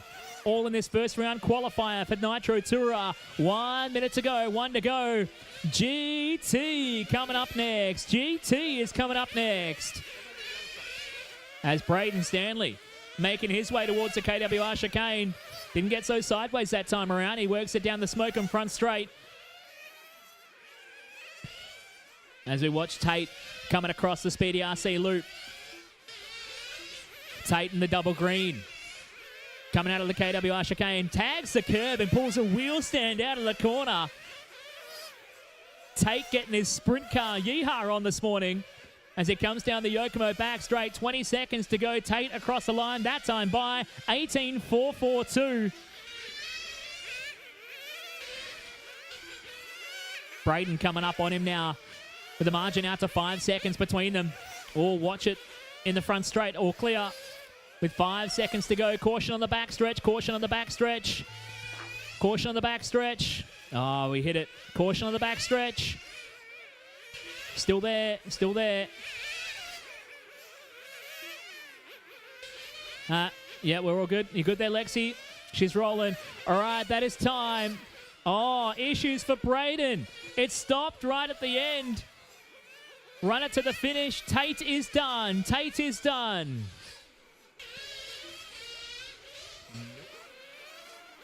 Nope. Tate.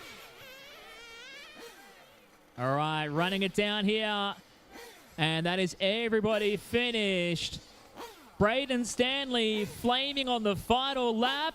Your round one top qualifier is Tate Firth.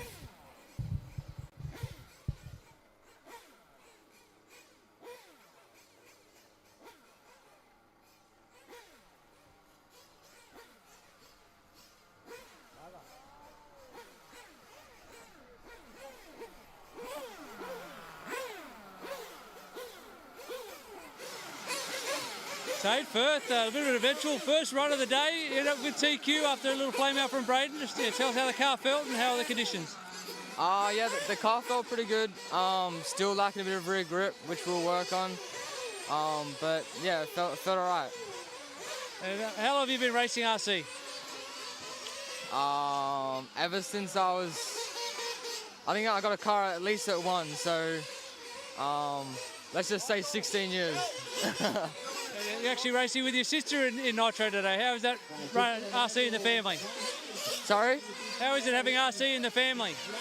It's all right. It's gone from Dad giving it to me, now Lexi's into it too, which is good, but Dad's doing all this interviewing stuff, so I'm going to try to get 2 cars ready, but no, it's been good, yeah. Anyone want to give a shout out to watching the stream from home? Yeah. Thanks to everyone who's watching at home, all my family and friends. The RC Race Media for doing all this live stream stuff, it's pretty cool. All my sponsors, and yeah. Thanks, mate. We'll let you go get ready. Way to go, son. Thank you.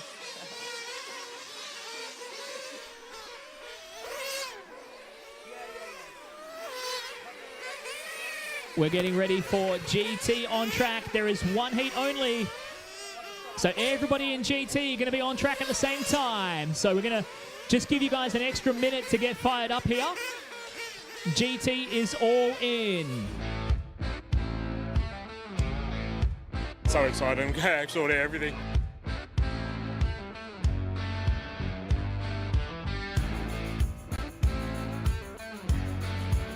Devouring it. We're about to go back for second.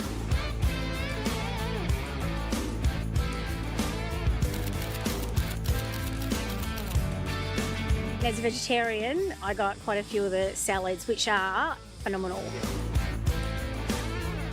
It's beer and meat. Seriously, can't get any better than that.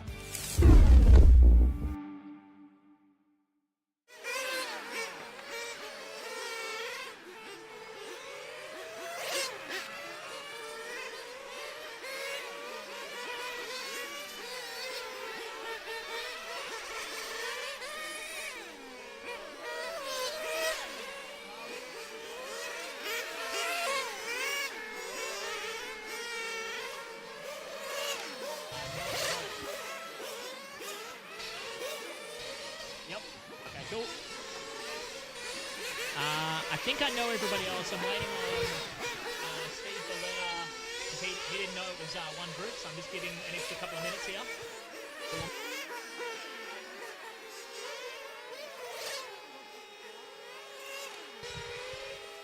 All right, so make sure you all have a bit of extra time to get started here, because it is one group for everybody. One group for everybody.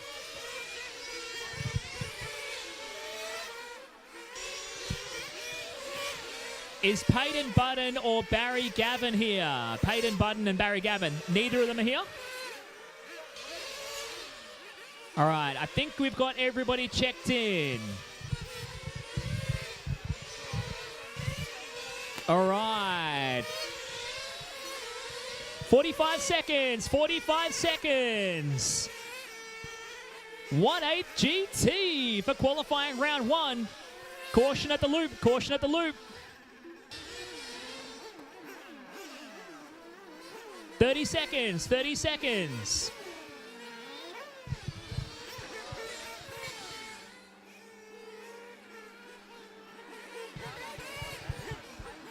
$20 Remember, just keep on rolling. Just keep on rolling, guys. Don't stop before the line. 10 seconds, 10 seconds.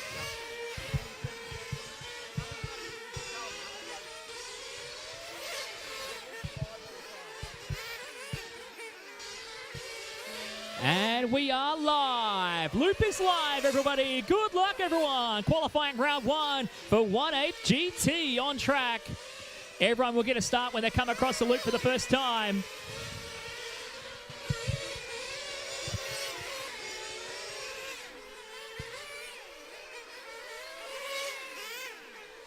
All right, this is 1/8 GT.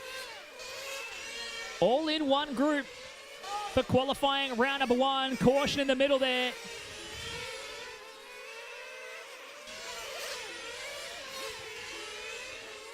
We've got a problem with the flame out having to get run back. Just take it easy on the front straight. All clear. I think Ross Lalic with a problem. Coming to a stop. Early on, Lachie Pearson. He did 700 laps of practice yesterday. And Lachie Pearson leads at the opening exchange here for qualifying round 1. Cameron Kendall. Another John Puce lookalike body on track. Running into second. Tim Duggan into third. Rick Seymo coming in P4 right now. Anthony Wasson in P5 from Steve Valletta and Russ Malice.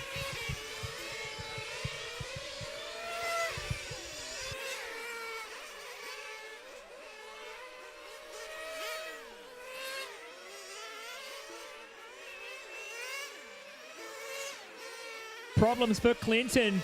He ran out of one end of the drivetrain. Two-wheel drive in a GT car. They're enough of a handful as it is. So he's out of this one. Issues also for Ross Lalic, who came parked up in the pits. But Lachie Pearson, he's ripping this thing right now. 19.5, hot lap of the race. Cameron Kendall staying in touch though. Cam with the blue and white, making his way out of the KWR chicane. Down the smoke in front straight. Oh, we got trouble again. Trouble for Rick Seymo this time. It looked like it was a flame coming off the Speedy RC timing bridge. As we follow with Lachie Pearson making his way to the X-ray chicane. Like how I picked on that, who you were following, because I watched where your camera was pointing. Pearson coming across the Speedy RC timing bridge. That time by 19.7 for Lachie as we go halfway home here in Q1. Cameron Kendall to second. Cameron just dropping the hot lap of the race at 19.5. So Kendall throwing down the gauntlet right now. 0.6 of a second between them on time. Watch it in the middle. Caution in the middle. Oh, we got to stop here. Is that Steve getting caught up? And that came to a stop as well.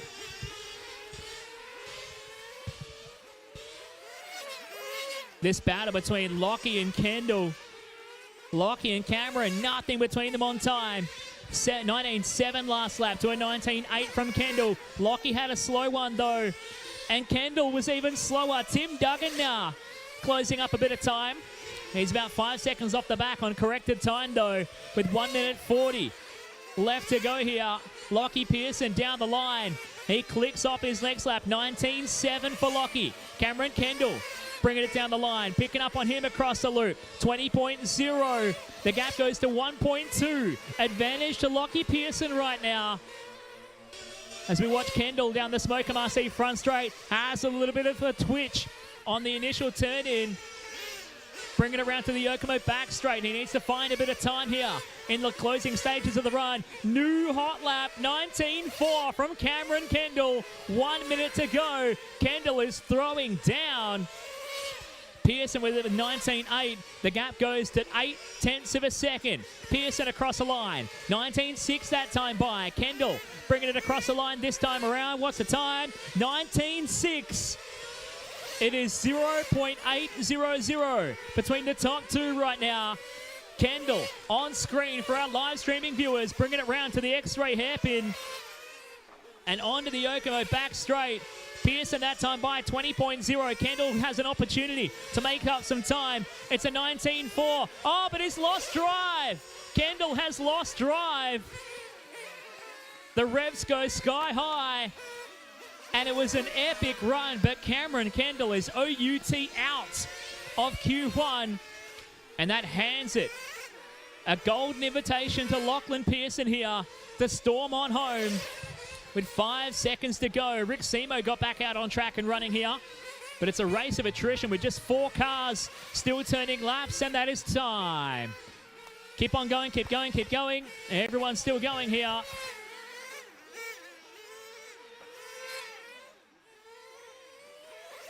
Everyone's still going.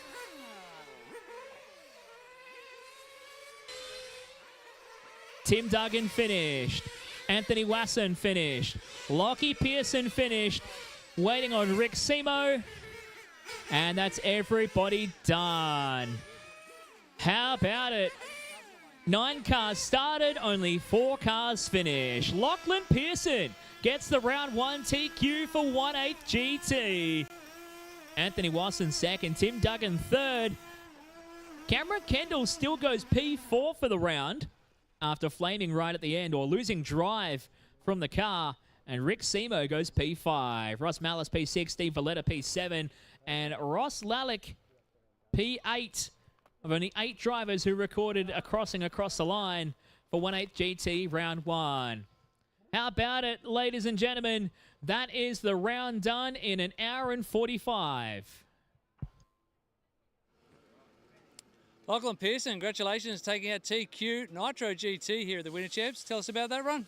Yeah, started off really fast. At the end, it was getting a bit slippery, I think, tyre maybe. But yeah, I was getting very pressured by second place. But oh. Yeah, Chris is all over on the mic. He's talking up. Cameron Kendall chasing you hard. You going to make any changes to the car for round 2? Yes, it was getting very slippery at the end. I could barely drive it, so yeah, we'll have to put some changes and see what happens in qualifier 2. You made the trip down from Brisbane for this event, getting ready obviously for the GT Worlds. Is that the plan? Yeah, GT Worlds and at Moorebank, yeah. What do you love about GT? You race all sorts of classes, on-road and off-road. Just tell us what you like about the GT. Nitro. I just love Nitro, and yeah, for the Worlds this year, Moorebank, focus on GT. Yeah. Oh, great start to the day, mate. Thanks for coming down and best of luck. Thank you.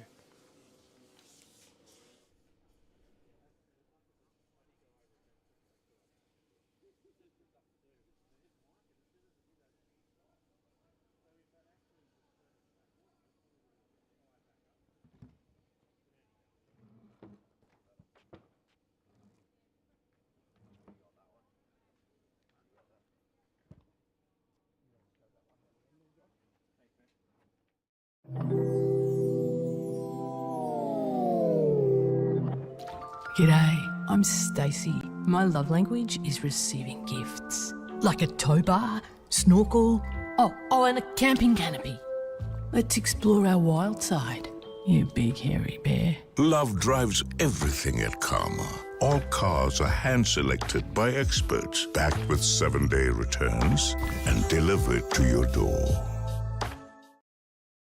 This broadcast of the 2023 PDNR Winter Champs is proudly brought to you by Campbelltown Hobbies, Brisket Boys, Mark 1, Karma, Penrith City Council, and Kennards Hire.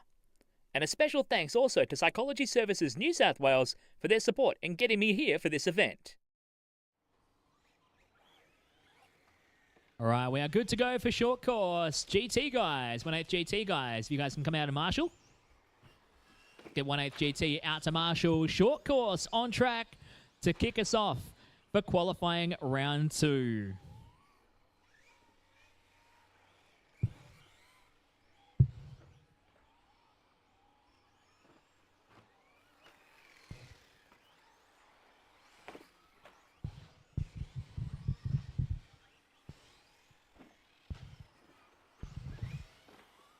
We're rocking and rolling here. We started off the first round just after 8:30, and we're running at about 1 hour and 45 for the round, which is not bad. Not bad indeed. So thank you, everyone. Good job, everybody, for getting it all together.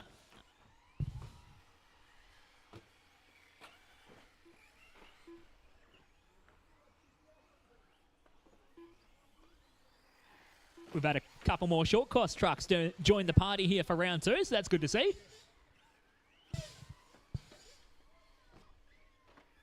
All right, so let's get those short course trucks lined up for the gate start on the Smokem starting grid.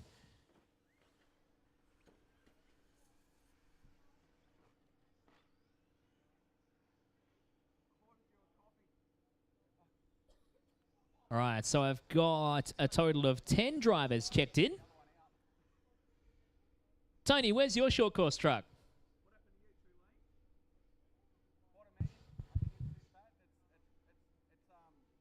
We need to get Tony Firth on track. We'll do it for Q3. We'll get him out there for the third round. All right, round number 2 for short course truck. Are we set to go? We've got marshals in position. No, we can't have a start like that. Although it would be fun. Can we get... There we go. We got it sorted. All right, let's get them all lined up. Let's stop monkeying about on the starting grid here. Right. PDNR Winter Champs, round 2 for short course truck. Going racing in less than 5.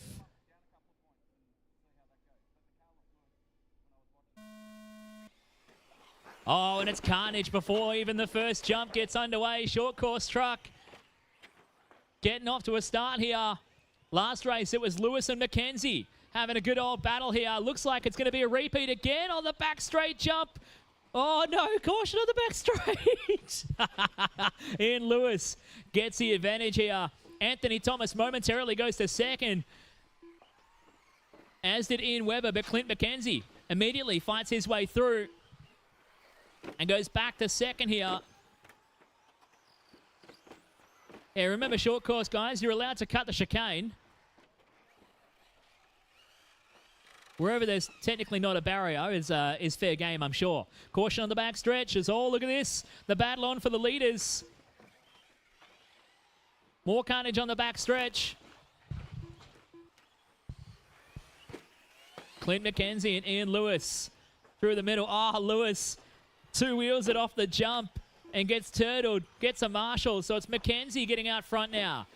Off the jump on the Smokem front straight. McKenzie with a clear advantage.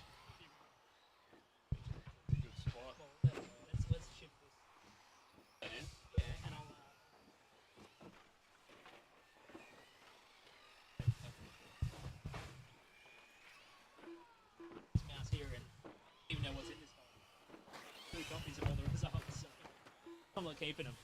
Sorry, Tony, if that was a thing that you guys do, but I was, oh, yeah. Yeah, I turned it back to 1 because it was just like copies and everything coming out.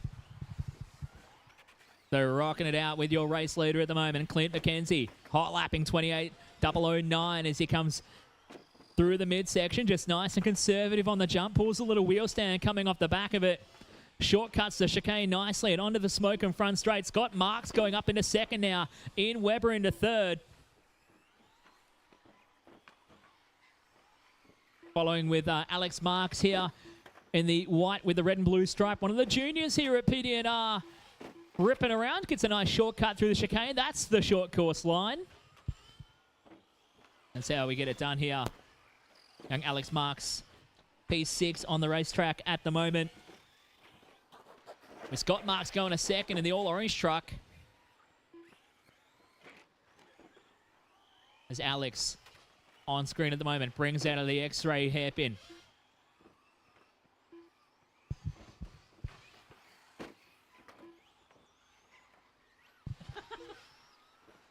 Good fun here in short course truck, featuring regularly on a Tuesday night.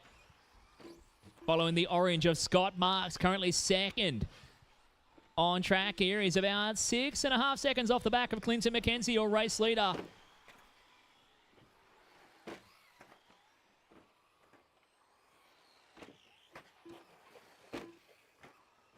Scott Marks, the most prolific short course racer of PDNR history, airs it out on the Yokomo back straight. Leading over Ian Lewis, who is your round 1 winner. Back to third place. Alex Marks in P4, Stephen Thorncraft in P5. Checking out this battle at the hairpin. That was your race leader. Getting a bit of a challenge from another car, but it's Clinton McKenzie under the Speedy RC timing bridge in the Lucas Oil colours. He just hot lapped the race, but Scott Marks takes it off him. Scott is closing down the margin, 2.6 seconds between them. Just has to navigate past this lap truck, and Scott is going to be on the hunt to try and put Clinton McKenzie back in his box. A nice shortcut at the teardrop. Over the curb at the X-ray hairpin and onto the Okomo back straight. We've got a crash on the back straight as well. A Marshall running to get it. Mia didn't even need to get there in the end.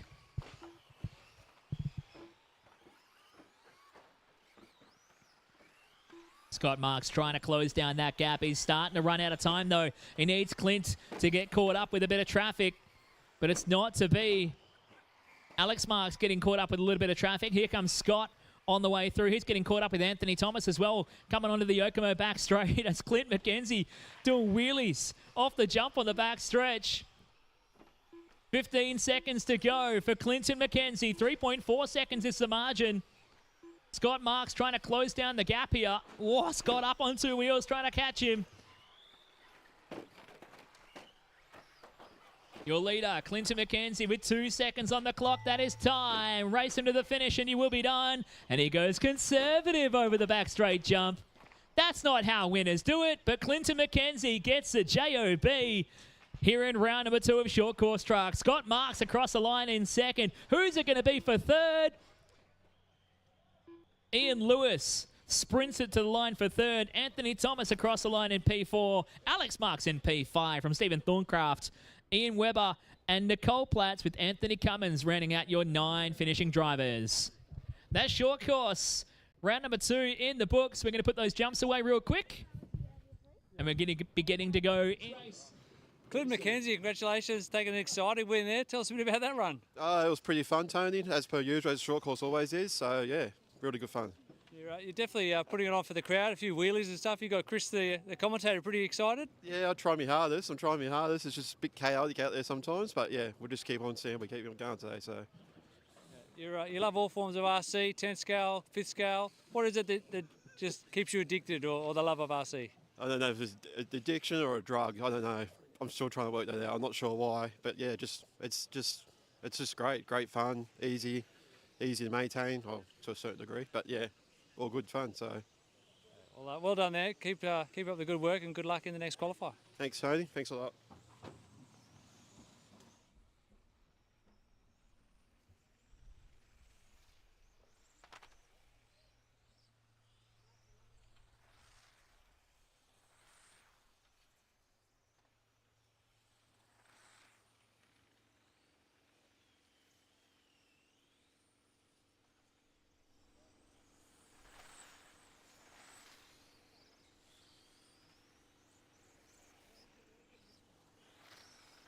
On track with 12 scale 13.5 Group 1 here for qualifying round number 2. A reminder to the 12th guys, I am going to repair that first round result. I'm just working on the best method to repair and get a fair result for everyone. Or as fair as can be. Just need a check-in from Dan Ma, but I can see you there. Don't drive backwards, that's fine. You're good. I'll get you checked in. While you're trying to send a text message or something like that from the driver's stand. Just watch out on the exit of the loop corner, guys. Dan's just parked it just off the racing line. He's clear now.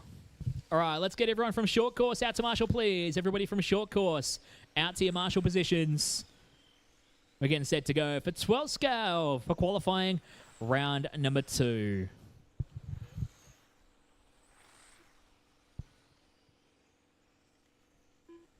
All right, everybody's checked in. We're ready to start, so let's get them parked on the back straight. Stop on the back straight. Stop. Starting order is Nathan, Greg, Dan, Christian, Scott, James, and Ray. That's Nathan, Greg, Dan, Christian, Scott, James, and Ray. Being joined by another computer up here in race control. This is getting exciting. I got 4 screens.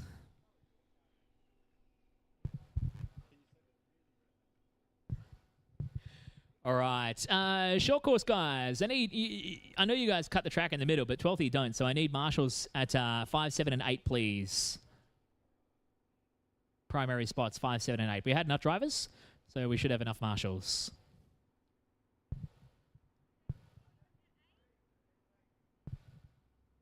All right, we're going to fill 7 and 8, and we're good to go in less than 5. Go Nathan. Go Greg. Go Dan. Go Christian. Go Scott. Go James.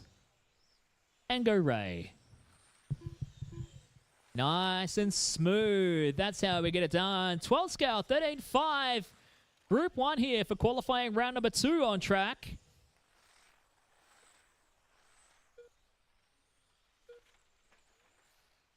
Dan Ma starts off with an opening lap. Red hot, 20.01. Greg Brooks to the 2. Christian Sell to 3. His teammate, Nathan Tanti, goes to P4. Now Tanti picking up the pace. He goes 19.9. He goes to 3rd. Dan Ma across the line, 19.8. Dan the man picking up the pace. Or, just as I say that, across the curbing. Coming onto the smoke and front straight.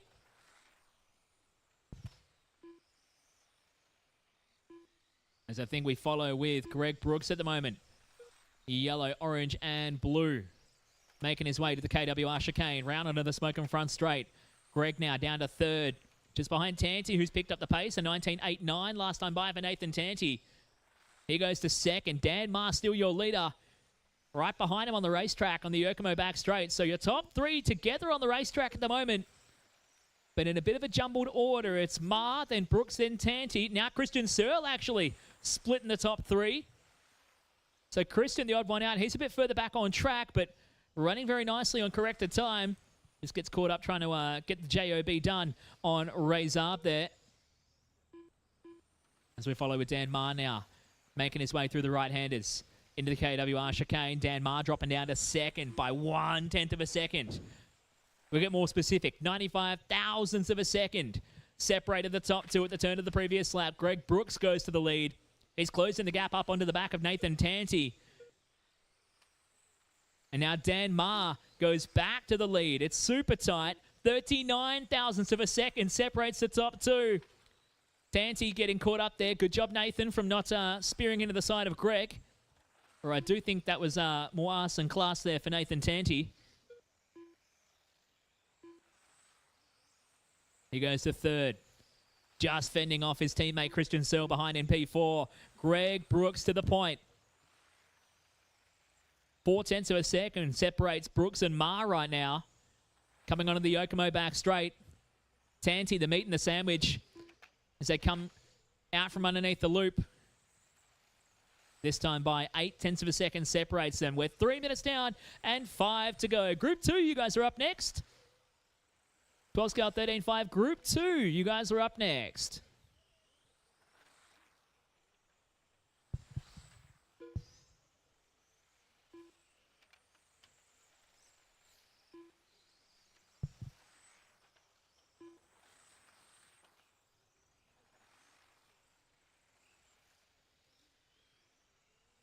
Making our run towards the halfway point. 12 scale racing. These cars change so much throughout the course of the run. It's a really dynamic set of circumstances. Trying to manage a car that's always changing every lap. Greg Brooks proving most consistent right now. 1 second the margin back to Dan Ma in 2nd. Dan got a little caught up a moment ago. Coming under the speedy RC bridge.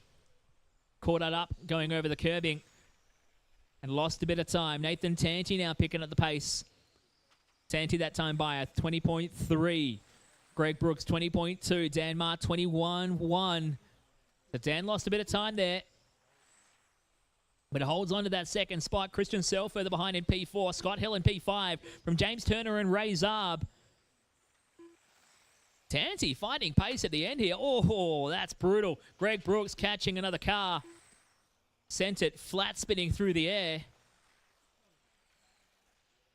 Didn't know 12 scales could behave like Beyblades like that. I thought it was just touring cars on a cold track. As Brooks leads out, 1.5 seconds now. Ma to 2nd, but Tanti is pushing the envelope because he's driven right up onto the back of Greg and is starting to look a little bit restless. He wants to get on with the job, but has to be careful if he wants to drive that close to the leader. Has to be even more careful if he wants to pass him to try and break away. So Greg and Nathan just work together on the driver's stand, talk to each other. Communication is the key in every great relationship. That goes for Nathan and Christian as well, as they come onto the Yokomo back straight. 3 minutes to go. Getting the job done on Scott Hill. Thank you, Scott, for jumping out of the way. Out of the KWR chicane, Nathan catches both curves. Gives away a bit of on-track position to Greg Brooks here. And a bit of breathing space in hand. Dan Marr back to third. 1 second the margin now between Tanti and Marr. Dan with another little mistake. Caught him up a little bit. Lost a bit of time as Tanti makes a meal of the previous lap. 20.3. Brooks with a 20.05. 20.05 for Brooks that time by. Coming up on the back of Ray Zarb. Now, thank you, Ray. Was a little bit close for comfort, but we got the job done. Group 2, you guys are up next. 2 minutes and 10 to go.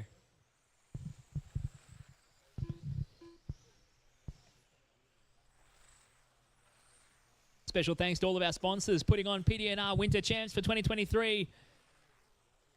Big thanks to Campbelltown Hobbies and Psychology Services New South Wales, major broadcast partner and major announcer partner, for bringing me here for the event. Also a big special thanks to Karma, Brisket Boys, Mark 1, Penrith City Council, Kennard's Hire, Toyo Tires, X-Ray, Speedy RC, Hearns Hobbies, Plague Bearings, KWR Engineering, Smokem, J-Spec Stickers, East Coast Hobbies, and RC Race Media for making this event possible.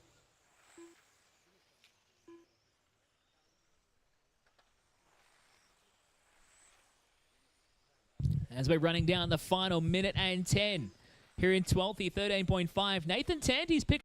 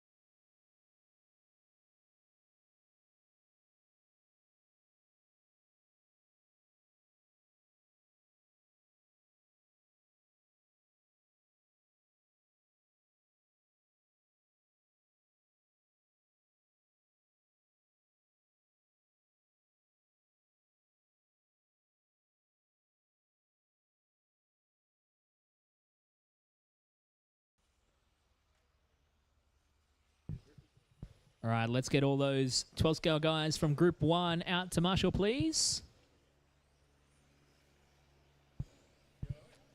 We're on track for Group 2. Everyone's checked in already, so I'll give you a couple of laps just to sight things in.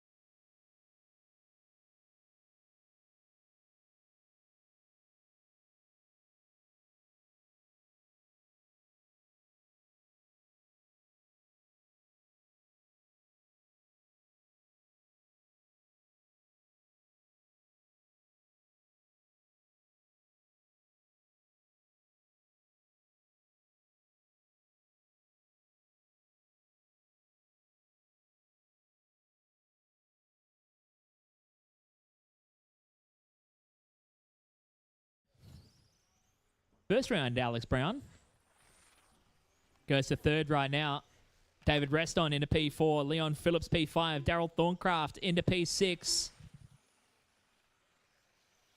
But it's Scott Marr and Alex Brown already locking horns in a bit of a fight here. David Reston getting involved in that battle too. Half a second off the back of the front two. There's less than 1 second covering the top three right now. Brown across the line. Scott Marr right behind him here in the blue car. As your leader on time. 0.8 of a second across the top two. 1/1000th between Brown and Reston at the crossing of the line. So Reston absolutely flying here as all a little bit of a catch up there for Leon. You got the leaders coming up behind you there, Leon. All trouble there for Alex as well. He got caught up after the loop. Whoa, watch it on the front straight there for Smokem. Scott Marr getting through. Brown with a bit of trouble at the turn of the previous lap, but David Reston lost a bit of time as well. So Reston stayed in third at the recording.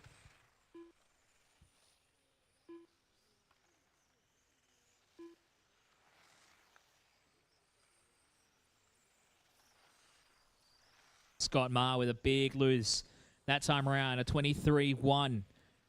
He goes down the order, and Alex Brown continues on the top spot here. He took out round one.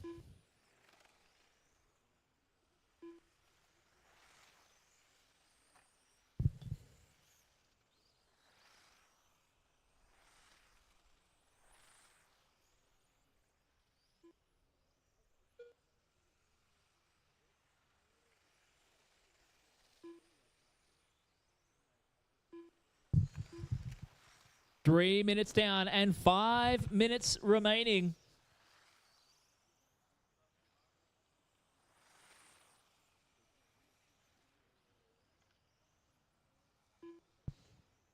Alex Brown still leading the way, 0.8 of a second. The gap back to David Reston in second. Scott Marr another 0.8 of a second further behind in third from Leon and Daryl. Trouble for Mark in this one. Only recorded one lap and he's parked up an OUT out.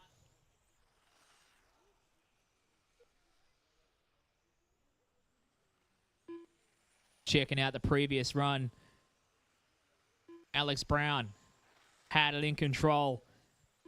He was hot lapping in the 19.4s. This time he's hot lapping in the 19.2s. Track progression coming into play here. His average looking a solid 2.5 tenths quicker. Of course, I do still have to do the correction from round one for 12 scale. We're going to sort that out here. As we cross the halfway point, 4 minutes down and 4 to go here for 12th 13.5 Group 2. Dash TLAB, you guys are up next. As Alex comes across the line, clicks off another lap. 0.4 of a second. The gap now as Alex slowed up a little bit in recent laps. David Reston trying to close up the gap. And Scott Marr is getting back into this fight. So David and Scott trying to put a stop here to Brown's charge to try and lock up overall TQ in 2 rounds.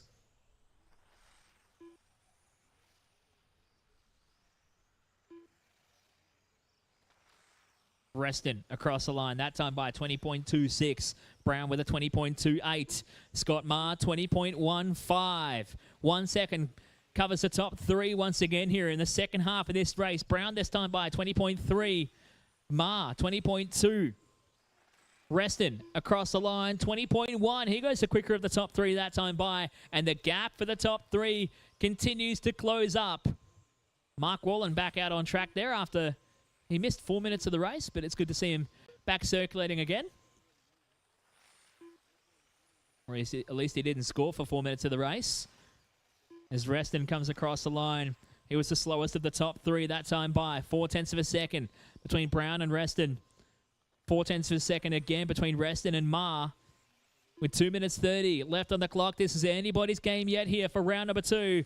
Greg Brooks holds the TQ provisionally at the moment with a 24.804. Brown and Reston looking at challenging to go quicker than that, but only just by a couple of tenths of a second. Scott Marr looking at going P4 for the round right now, but the margin continues to close up. 0.7 of a second across the top three. Brown that time by 20.2. Reston 20.4. Scott Marr 20.7. He loses time and it goes to 1.2 seconds across the top three cars. 12 scale actually getting exciting in the final couple of minutes. Usually it's an absolute blowout. As Brown across the line that time by, starting to slow. It's 20.4 that time by. Where's Reston? Across the line. 21.3 for Reston. He goes to third. Scott Marr jumps up to second, and it's 1 second between Brown and Marr this time around. A minute 35 left on the clock here as Brown comes across the line. 20.8, starting to slow up significantly towards the end. It's a 21.2 for Marr. He lost time, so Reston goes back to second with a 20.3. Reston and Marr fighting over it here for second and third, but neither of them coming close now to Alex Brown. 0.9 of a second between them. Brown across the line, 20.2 that time by, but he has fallen off of TQ pace.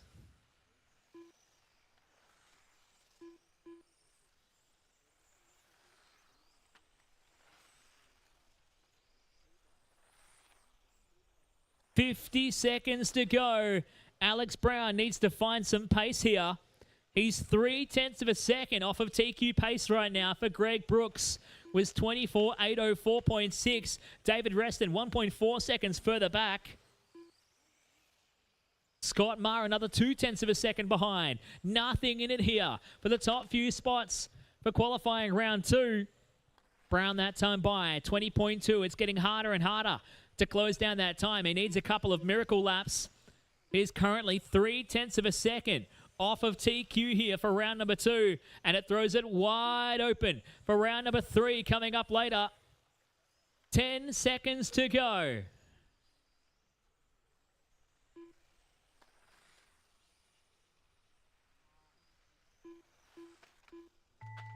And that is time. Keep going till I call you finished.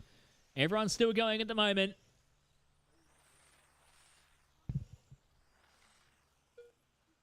Keep going, keep going.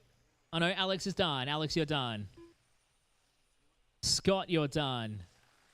David is done. Mark is done. And Leon is finished. Just waiting on Daryl to finish us off. And that is everybody done. Alex Brown gets the win here in this heat. 24.805.7. But your round two top qualifier is Greg Brooks in 12 scale 13.5.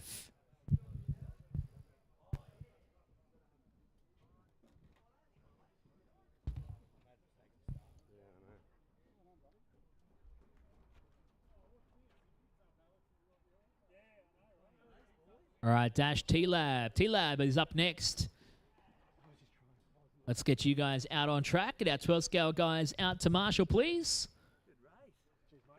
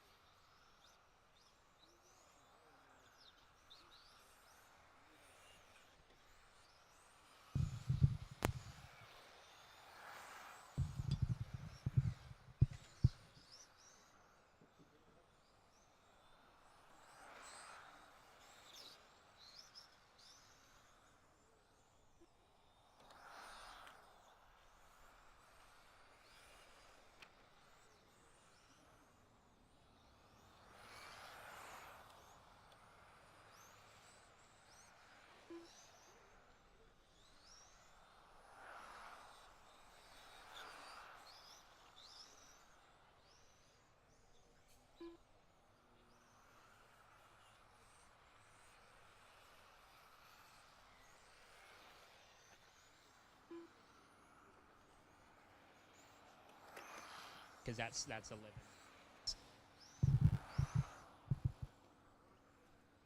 All right, let's get him on into the starting grid. Starting order is Phillip on the pole, Shane Norman on second, Brett Wilson from the 3, Stephen Hagenson from the 4, and your round 1 winner, Jake McKee, is going to go to the back of the bus. Dash TLAB on track here with some push-to-pass action. How good is this? Let's get our marshals out there. We had a whole field of 12th, so we should have a whole field of marshals.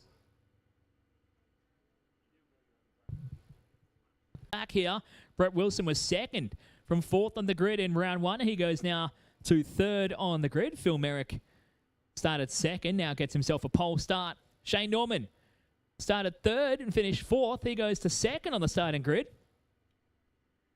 And Stephen Hagenson started from the back. He moves up 1 spot on the grid. He goes to P4. We're set to go for Dash TLAB, round number 2 in less than 5. Off and rolling. Phil Merrick from the pole here is trying to get away early. Oh, Brett gets it caught up. He goes to the back of the train, and already Jake McKee up to 3rd. Gets on the boost button down the straight and goes to 2nd. I think he scared Shane Norman out of the way as well. Came up closing onto his rear bumper. So Merrick, your leader. McKee's already used one of his boost allocations. Oh, Merrick out of shape at the teardrop. And McKee tags him in the rear bumper. Merrick looks to the inside, coming onto the Okomo back straight. And down the line, neither of them choosing to use the boost this time by. Norman gets the advantage. He closes up behind him in 3rd. Jumps a couple of the curves. Coming into the KWR chicane. And down the smoking front straight, Norman. A little bit out of shape here. But it's Merrick and McKee. Whoa, getting a bit of a touch-up. Coming onto the back straight. And Merrick this time hits the boost button, but just about fires it into the fence off the back straight.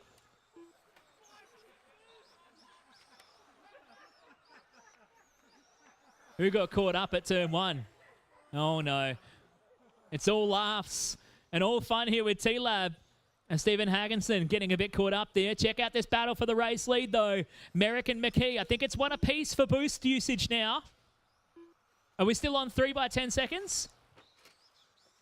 I think we might be. I think it's only been 1 apiece from each of them so far. So they're keeping a little bit in the back pocket right now. 1:30 down, 3:30 to go. Oh, it's getting close here. Down the back straight. It's a cat and mouse game. It's who wants to push the button at what time. Every time they hit that back straight, you wonder. But when they top out at the restrictions of a 17.5 control motor, fixed at 3.8 to 1 FDR, they can only do so much as they come onto the Okomo back straight again. This time by glued together, but McKee gets a little bit of an advantage. He goes to the pole. Gets the move done. They were side by side off the back stretch. Stephen coming up to go a lap down to your leaders. Thank you, Stephen. And Jake McKee, your round 1 winner. Back to the point now. Looking to get it done here at round 2. Merrick is going to go and try and push the button. No, McKee uses the button this time. 20.6 hot lap from Jake McKee on the boost button. And he gets a bit of the advantage into the next lap as well. I think he's found the right time to use the button. When you get onto the straight, you'll get boost coming into the midfield as well. He's opened up the gap now as they hit the back stretch. The next lap after they use boost, they look so slow after they've used the boost button. That time by 21.2 there for Jake McKee. Phil Merrick to a 21.3, his personal best of the race.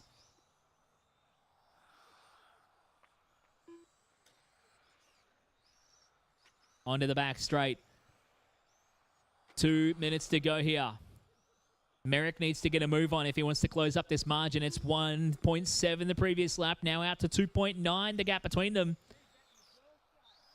Shane Norman into 3rd here. Brett Wilson to P4.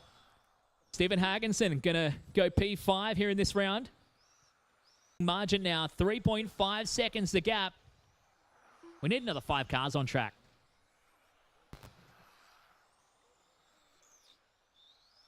One minute to go here. Forge TLAB, round number 2. Group 1 is up next. Formula 1 Group 1 is up next. McKee now out. 3.3 seconds the gap. Just creeping his way onto the smoking front straight. Hagginson upside down. And Norman has completely... The whole left-hand side of the body shell has come off. It looks like it's right on the painter's cut line. Fires it into the fence in the midfield as well. Going to have a big air dam effect going down the straight. And it's going to have Shane pulling in the pit row. And he'll be out of this one. With just under 10 seconds to go, McKee going to come down the line. He's going to get the extra lap across. With 5 seconds to go, Phil Merrick is going to try and do it. Yes, he does. He still gets through. No, he doesn't. He's out. Phil Merrick is done, so it's a victory lap for Jake McKee from the back to the front to make it 2 out of 2 here in Dash TLAB. Put your hands together for Jake McKee getting the win here in TLAB round 2.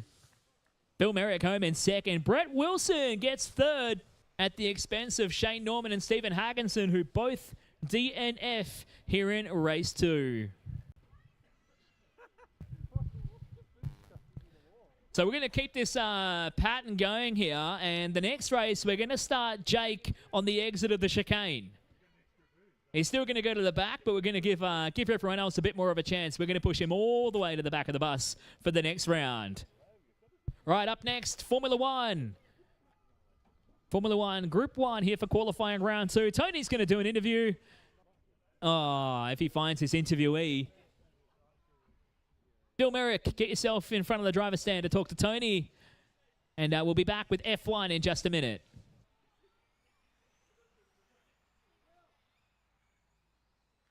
Transponder 8193095573974. Transponder 20786667.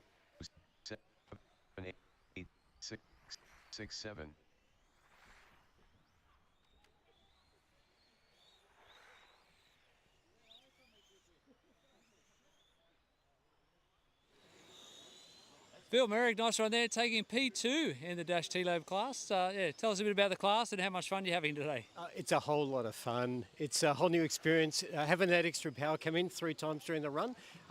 Biggest problem is trying to find the trigger to hit the turbo at the right time. Otherwise, you'll send it into the wall. Probably not a good way, but a whole lot of fun. Really looking forward to the next one. What's been your strategy in terms of deployment? When are you using those 3 hits of boost? Pretty much coming onto the straights and around the hairpin, trying to time it there, but I said I kept on missing the button, so I've got to work on that for the next one. Is there a different spot on the radio that you can program it to, or do you need a helper up there on the stand? I think with these modern radios, there's a button for everything, so I just got to find the right combination. It feels comfortable when you're actually up on the driver's stand. And you're a bit of a gadget man behind the scenes. Just tell us what some of the projects you work on in between racing. I've got a couple of secret ones in the works at the moment, but the F1 lights are doing really well. The FDR checker goes all right. The compact capacitors, the polarity-free ones, also doing well. And I've got a couple of other skunkwork projects on the go. Yeah, we love following along. So, yeah, good job with all that, and best of luck in the next race. Excellent. Thanks very much, Tony.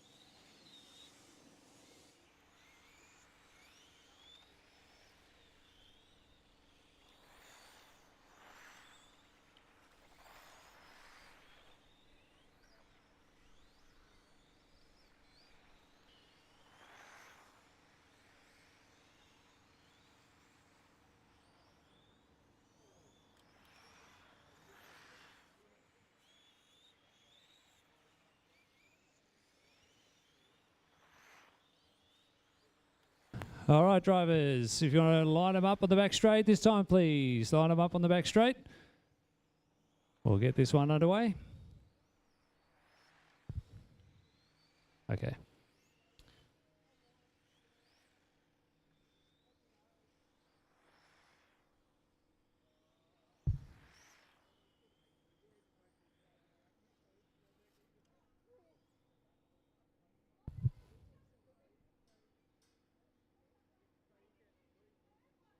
Go, Jeff. Jeff. David. Brent. Ian. Leon. Mark. Ian. And Andrew. Caution. Ooh. This is Heat 1 of F1. Round 2 of qualifying underway. Once again, another big shout out to everyone watching along on the stream, the live broadcast. Hope you enjoyed the action, cheering on your favourite driver.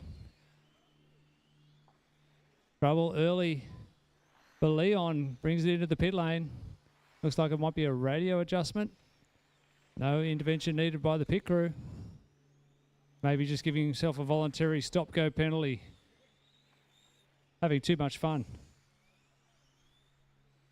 Once again, Jeff Mackie, top of the timesheet, hot lap of the race, 21.829.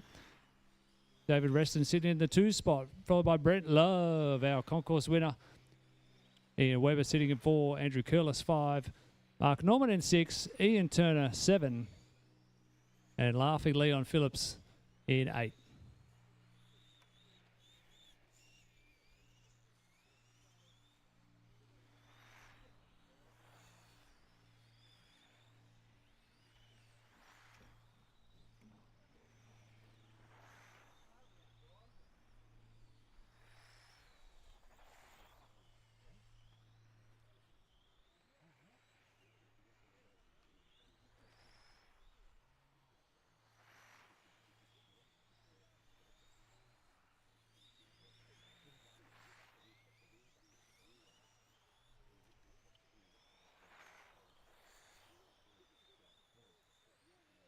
We're riding along with Brent Love through the X-ray hairpin onto the back straight.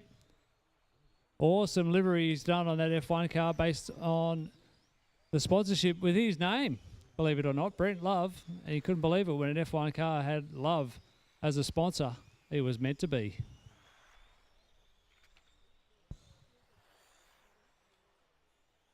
You did hear my voice. Hi, Alex.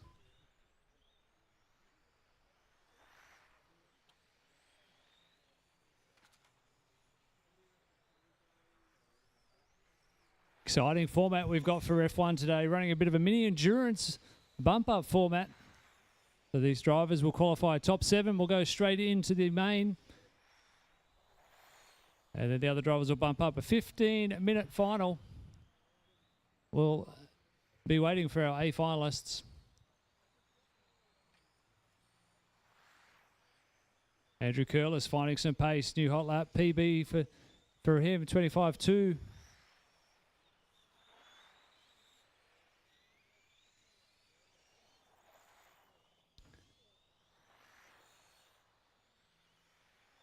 We're riding along with the Vodafone livery down the Yokomo back straight.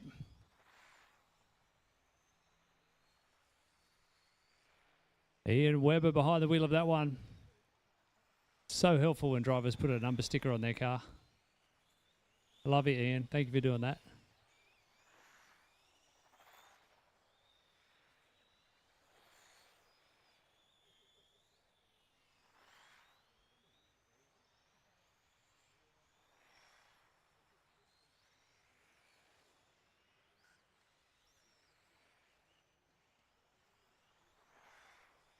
No change up front. Still Jeff Mackie leading. David Reston in 2. Brent Love 3. Ian Webber 4.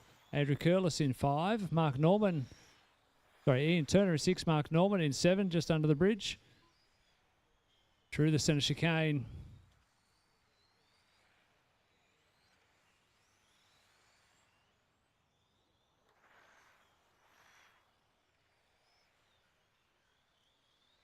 Jeff Mackie having a lot of fun in the rental ride today.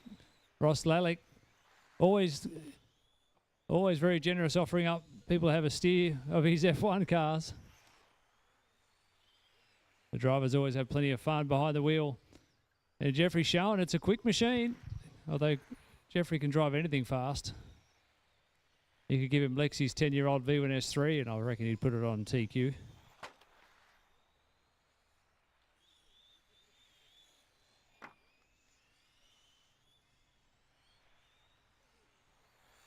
Oh, Ian Turner a little bit slimy after the bridge.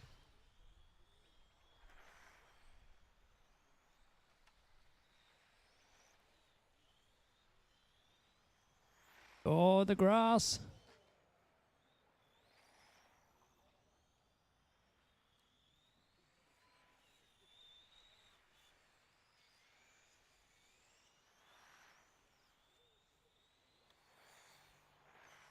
Time winding down. Couple of cars just to finish.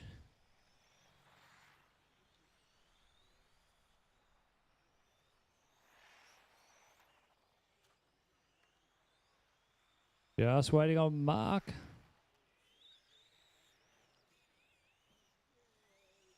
All cars done. Everybody has finished.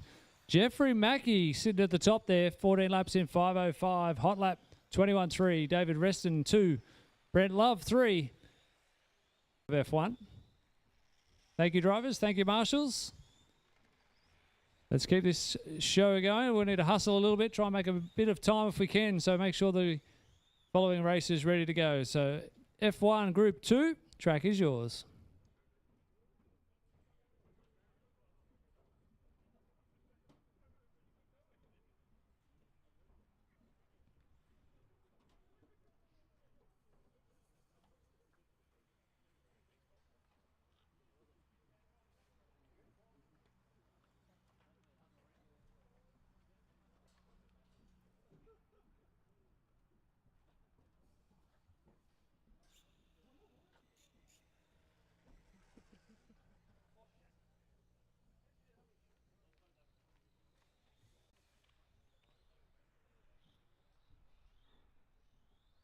Track is open for race 6, Group 2 of F1. Drivers in this race, Rick Semo, Greg Brooks, Brendan George, Cameron Kendall, Anthony Bryant, Anthony Wasson, Ross Lalic, and Tim Duggan.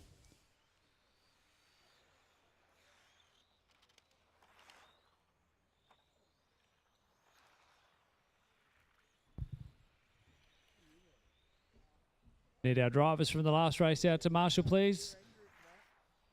Let's just try and hustle a little bit if we can, please, drivers. Let's get things rolling through a little bit quicker. I don't want to miss out on the brisket boys tonight. Sure, everybody be hungry and keen to get there.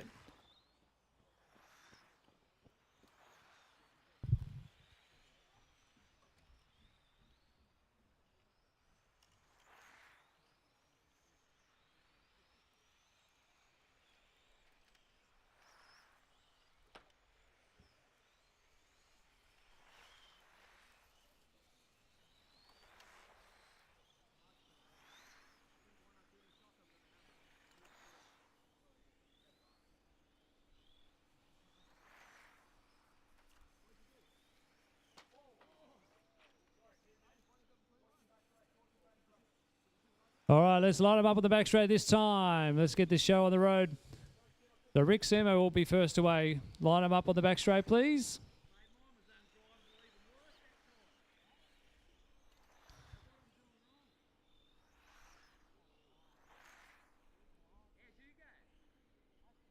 So Rick, Greg, Brendan, Cameron, and Anthony will be the first 5 away.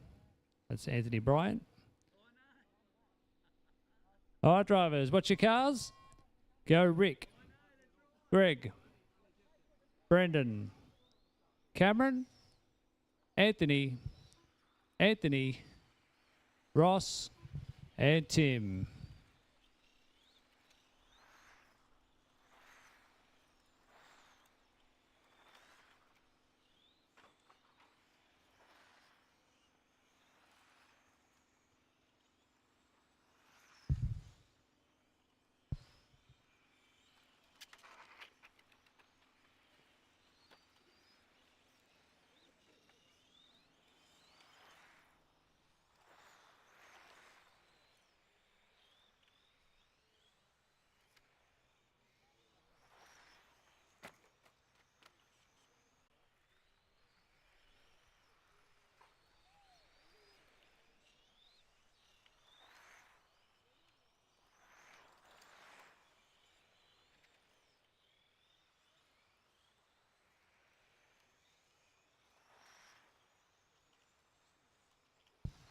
We're following our race leader at the moment, Greg Brooks,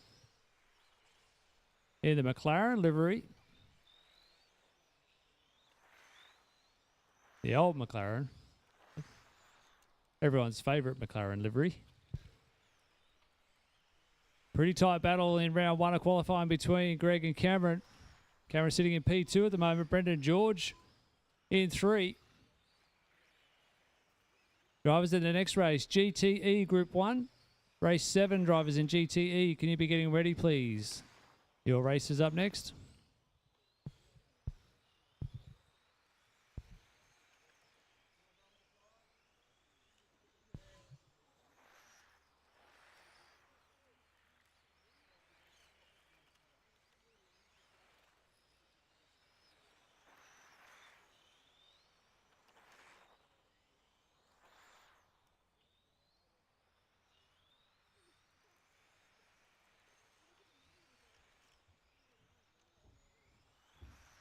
Rick Semo, overall TQ for round 1 through the KWR chicane. Oh, commentator's curse.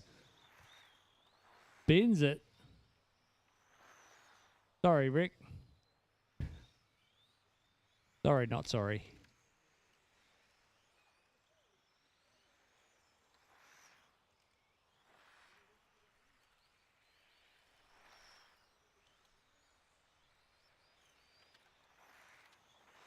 We got Rick and Brandon following down Kato.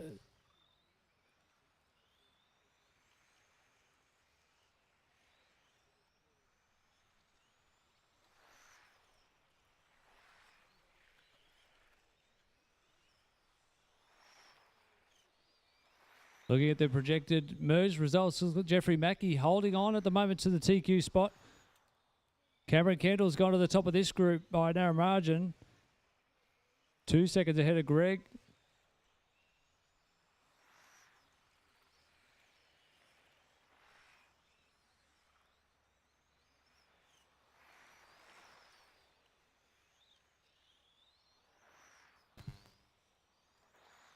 Cameron always has good tyre strategy, manages his rubber well, always has good pace towards the end of the run. Setting a new hot lap there, 21.2.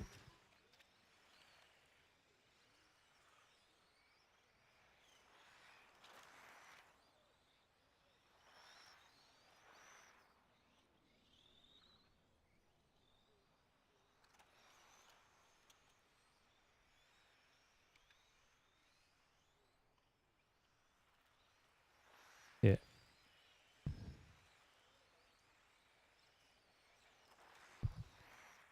Cameron Kendall running his traditional blue colour scheme. Pretty easy to spot camshaft. All his cars are blue.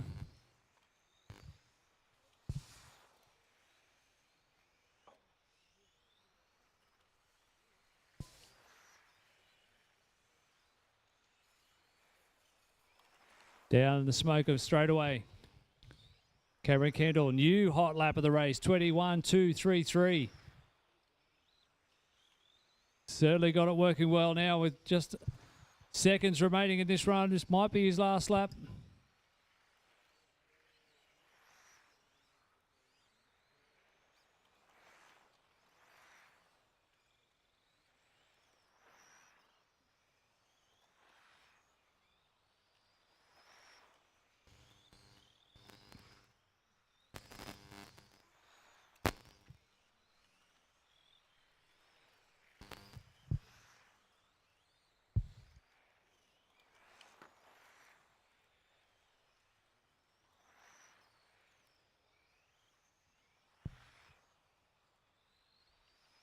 All cars are done. Everybody's done. Cameron Kendall taking the win in that group. And TQ overall for round 2. Give it up for Camshaft. Greg Brooks is going to take a 2 in this one, putting in 3rd overall. Jeffrey Mackie from the previous group hanging on to 2nd overall. GTE drivers, you should be good to go. Let's get a quick changeover. Track is yours.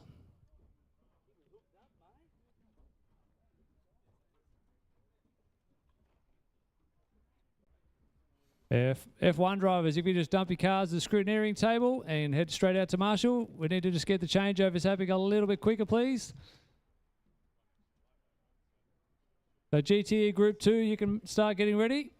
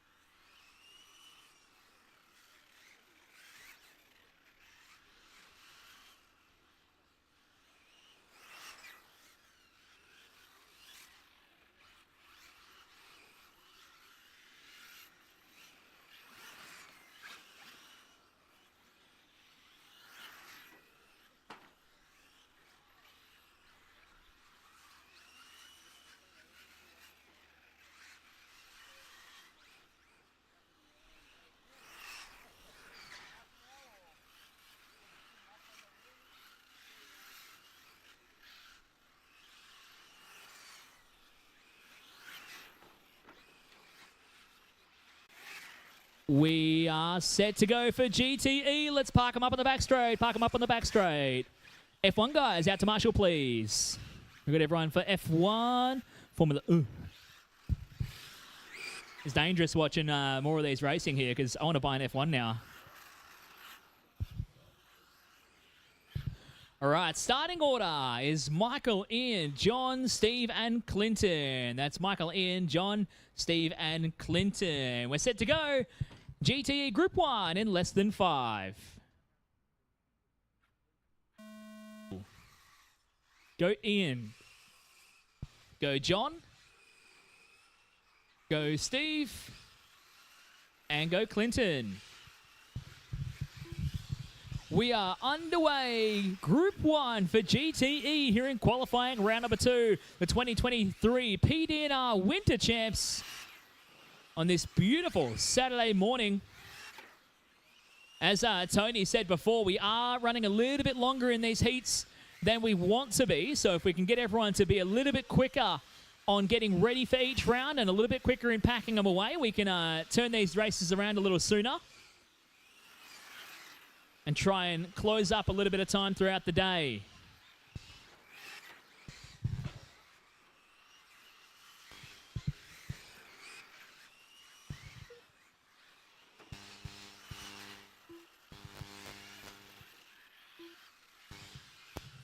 First minute down and 4 minutes to go. Steve Valletta getting underway.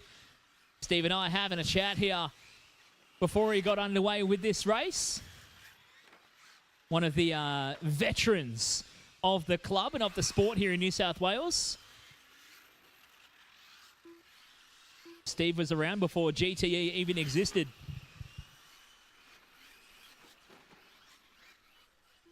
Caution on the back straight. Marshall back straight. Caution, caution, caution, caution.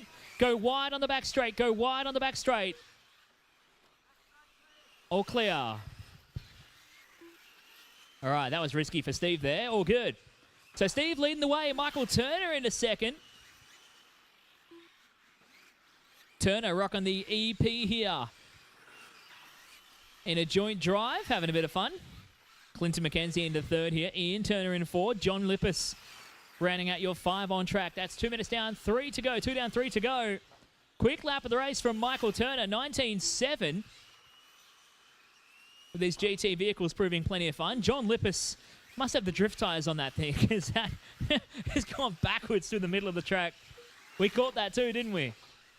We absolutely got that as Michael Turner got past him.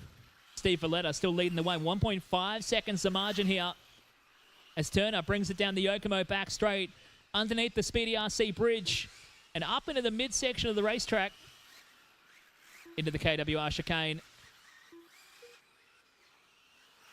There's a problem for Steve. We just picked up on Steve on stream and he comes to a stop. The EP is not liking him today.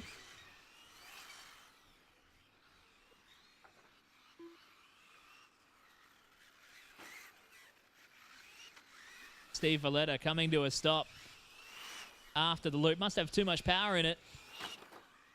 And at thermals or voltages. And cuts him out of this qualifier. That's 3 minutes down and 2 to go a moment ago. Michael Turner will assume the lead. Valletta will fall down the order. And Clinton McKenzie will go through for second.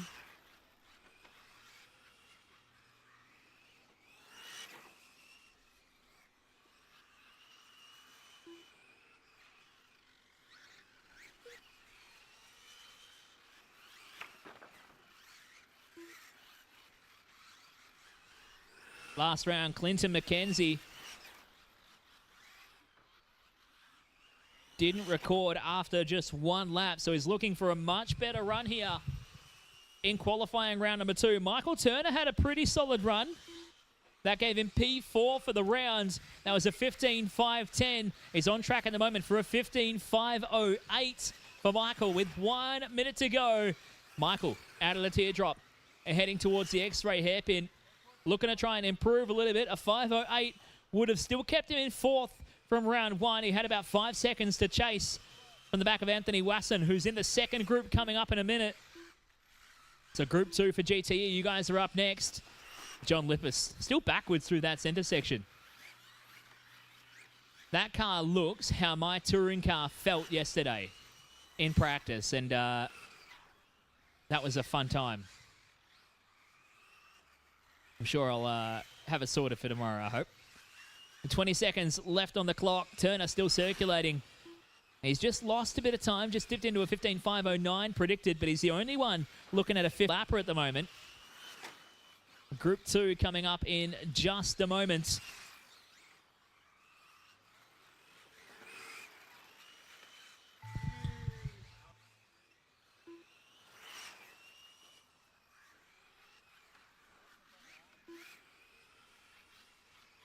All right, that is time. Keep them going to your call to finish. Michael is done. It's still live. Don't go anywhere. Just waiting on Ian to finish up. And that's everybody done. Michael Turner getting the win. 15.509.3. That's an improvement from round 1 a little bit earlier. He gets the job done here in Group 1. Let's get those cars put away. Just put them right on the table next to race control. And we'll get underway with Group 2 in a moment.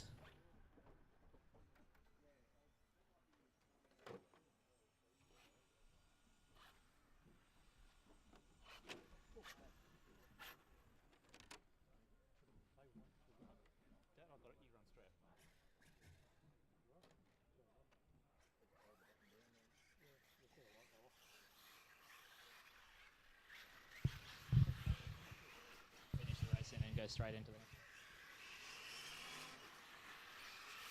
Take a break, mate. It's a marathon, not a sprint.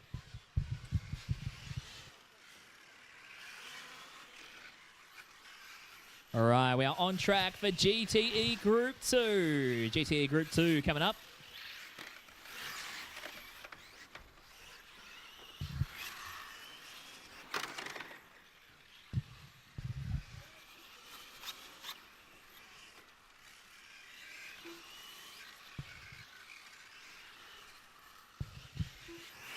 Current TQ time to beat was Michael Turner with a 15.509 is the time to beat.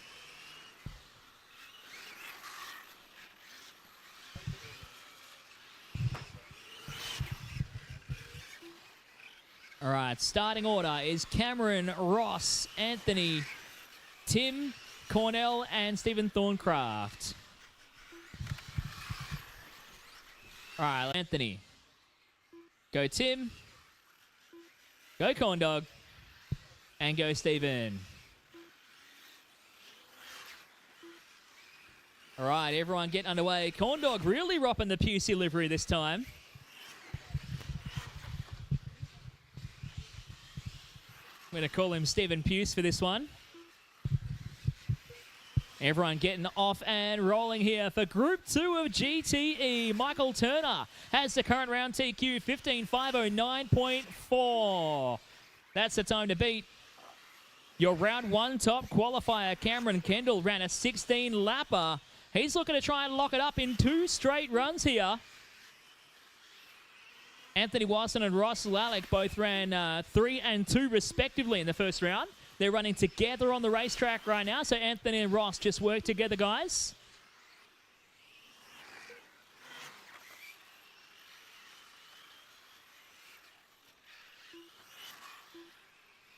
Just working together around the racetrack. That's good work there. Same goes for Tim and Stephen Cornell. Oh, sorry, Stephen Puce.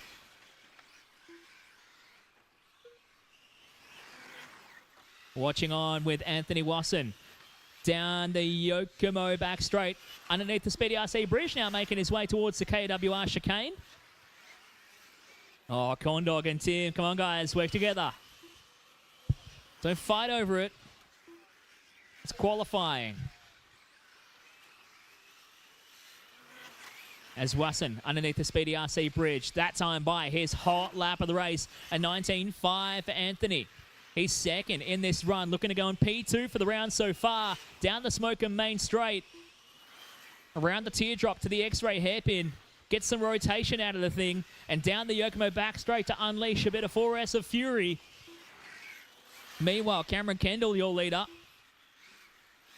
There's 2 John Puces on the racetrack here. As Kendall down the Yokomo backstretch. 18.778. Hot lap of the race here from Kendall. Your round 1 top qualifier here in GTE.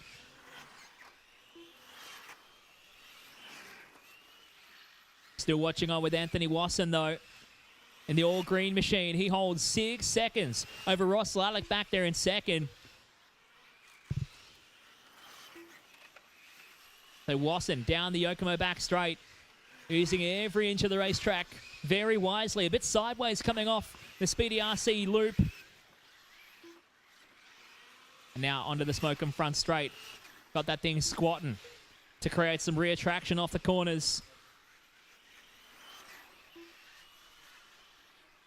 Picking up now with Ross Lalic coming down the Yokomo back straight. He's got the McLaren livery on. Rocking a bit of Oscar Piastri in the modern era. Which is ironic because it's the body shell's derived off of a Ferrari shape as he comes into the X-ray hairpin.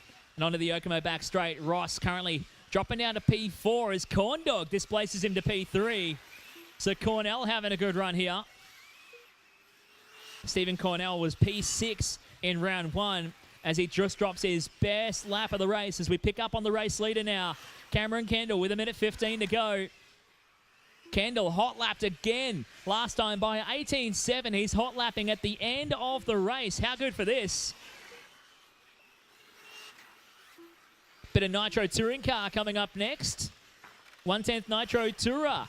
You can start to see the little mosquitoes in the background revving up and getting fired up ahead of their next race. Nitro just seems to make things a little bit frantic as we continue on with your race leader, Cam Kendall. Last round was a 16.510. He's on for a 16.506. And Anthony Wasson is on track to be the only other driver to make a 16 lapper. Here in qualifying round number 2. 30 seconds to go. Kendall underneath the Speedy RC bridge just displaces Ross Lalic back in P4. Thank you, Ross, for letting him go. Unimpeded. I love it. And it would have been even better for Ross if he had the McLaren body on. What is it? The Biddy Design 720 body. That of which Steve Cornell are currently rocking. As he makes his way around the circuit here as we still follow along with Cameron Kendall running down the clock. That is time. Keep going till your name is called. Everybody's still going here. Keep going, keep going. Everyone's still going here. Cameron is done. Ross Lalic with the finish. How good. Everyone else still going. Steve Cornell is done now. As you hit the line, you will be done. Thank you, Steve. Thank you, Anthony. And there is Tim to finish. That's everybody done. Your round 2 top qualifier. Locking out the overall TQ for GTE. Put your hands together for Cameron Kendall.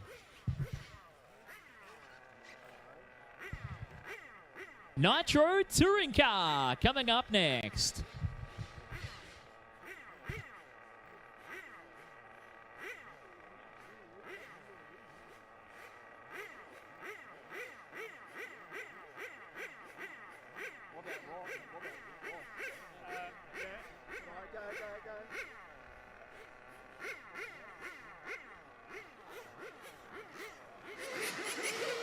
Anthony Wasson, nice run there. P2 in that group of GTE. Tell us a bit about that run.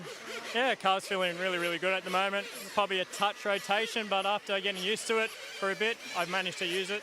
So, yeah, enjoying it so far. Pretty good. You making many changes to the setup?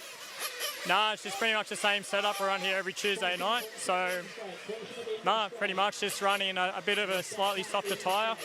That's it. And who you got helping you with the pit duties this weekend?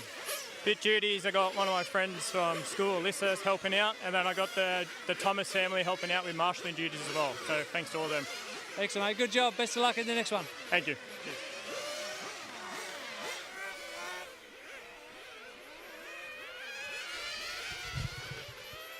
All right, good. Good job with Tony there, having a chat. We're on track with Nitro Tourer now. Just need everyone to check in. And just need a couple of guys to come out and marshal this one.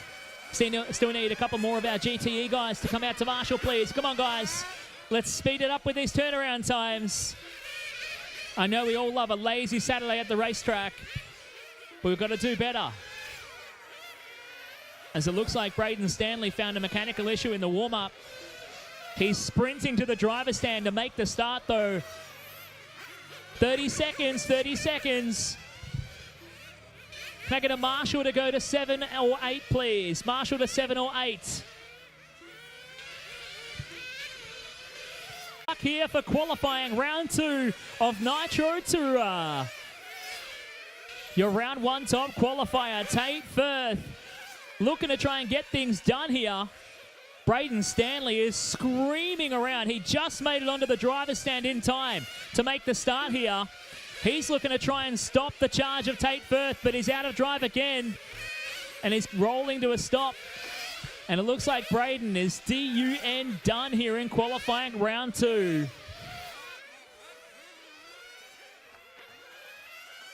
He's walked down the stand, Tony.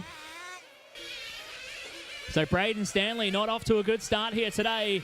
He flamed right at the end of round 1. Still managed to run second in the round. A mechanical here in round number 2 has him parked up on the sidelines here in qualifier 2. Tate Firth will assume the lead, coming up on a bit of traffic now. Thank you to Jake, letting your leader go by. Thank you, Brendan, for letting your leader go through. Tate Firth making his way down the Smokem RC main straight away. 1/8 GT is up next. 1/8 GT, you guys are next. Firth down the Yokomo back straight under the Speedy RC bridge. 18-2 there for Tate.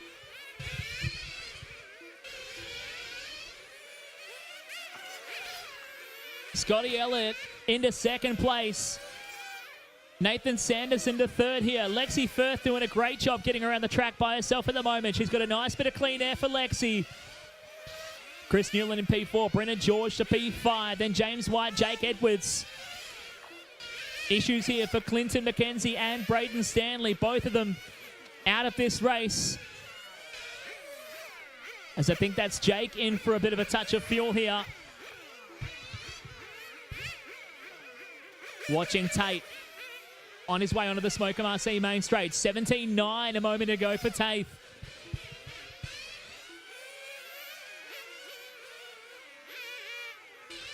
Tate just coming underneath a little bit more traffic here. Making his way into the KWR chicane. With 2:20 down, working past a little bit of traffic. He's got a 7-second lead, looking to try and lock up the overall TQ here for Nitro Tour for the Winter Champs. That time by 18-4 for Tate Firth as we hit the halfway point.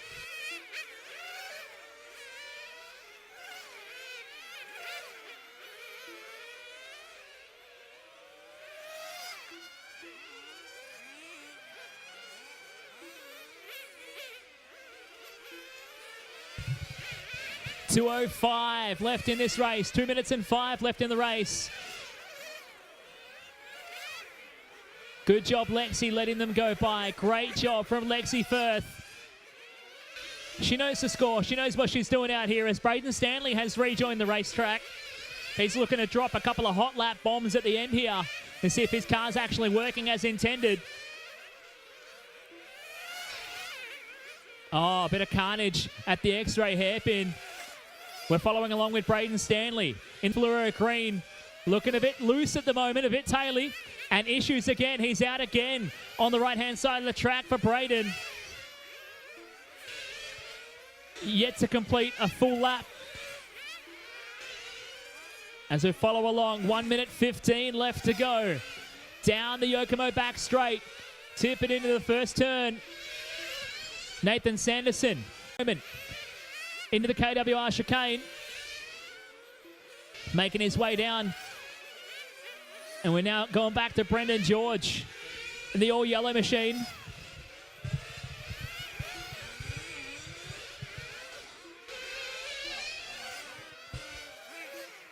We'll follow along with George now, just getting past Lexi Firth. 40 seconds left to go. Overall standing is still Tate. Firth out front from Scotty Elliott in second. From Nathan Sanderson, Chris Newland and Brendan George, your top 5. George just working his way through a little bit more traffic here. 20 seconds left to go. Hot lap of the race from Tate. Firth is a 17.8 for Tate.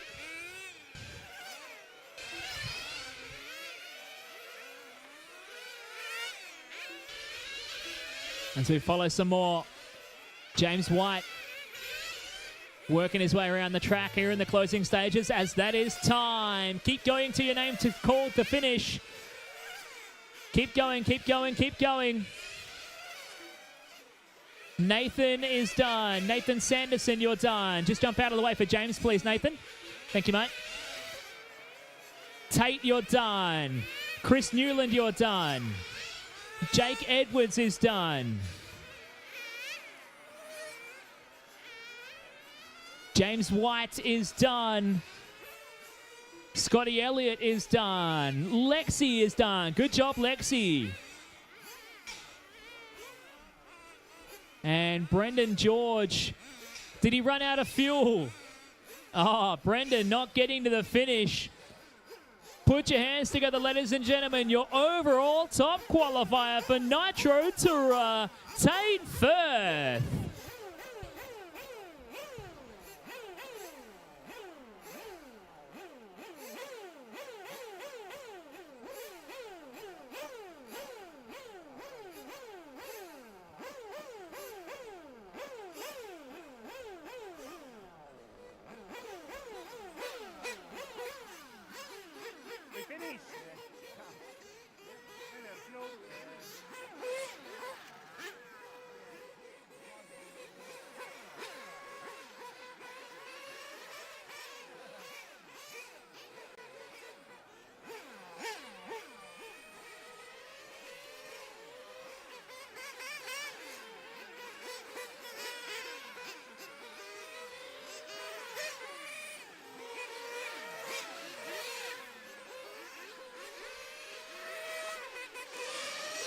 We're here again with Tate Firth. Another TQ run for that one. Just tell us a bit about that race. Yeah, that was pretty good. Made a few changes to the car, which made it a little bit easier to drive. Still a little bit taily, and need a bit more bite in the slow corners. But yeah, it felt much better. Just tell us a bit more detail about specifically what you changed. I changed the weight at the bottom of the car. It was all the way back, and I just moved it. Well, Tate's got to go do some pit duties. Fuel up.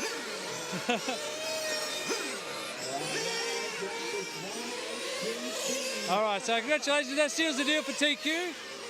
You get special car number stickers. You'll be running gold number 1 come the finals later this afternoon. Thank you.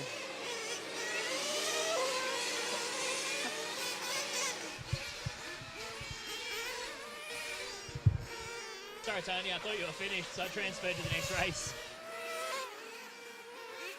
Nah, just chop live RC feed off the interview.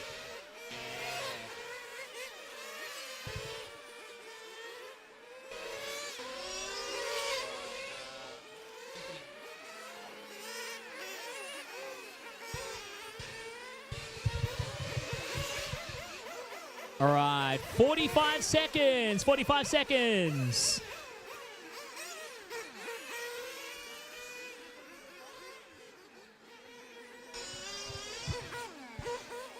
30 seconds, drivers. Remember to get them fueled up before you start. And don't stop rolling, don't stop rolling.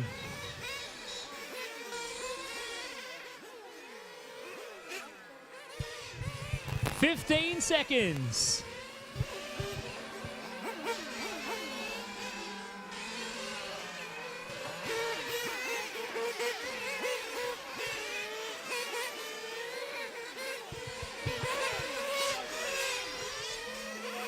And loop is live. The loop is live. We are underway for qualifying round 2 of 1/8 GT.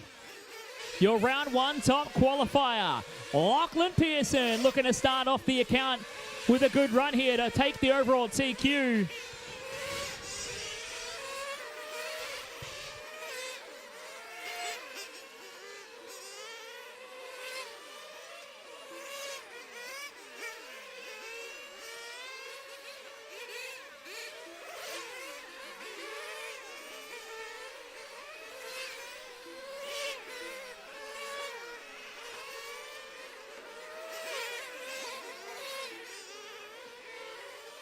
Everybody getting underway here for their first couple of flying laps. Rick Seymour off to a good start here.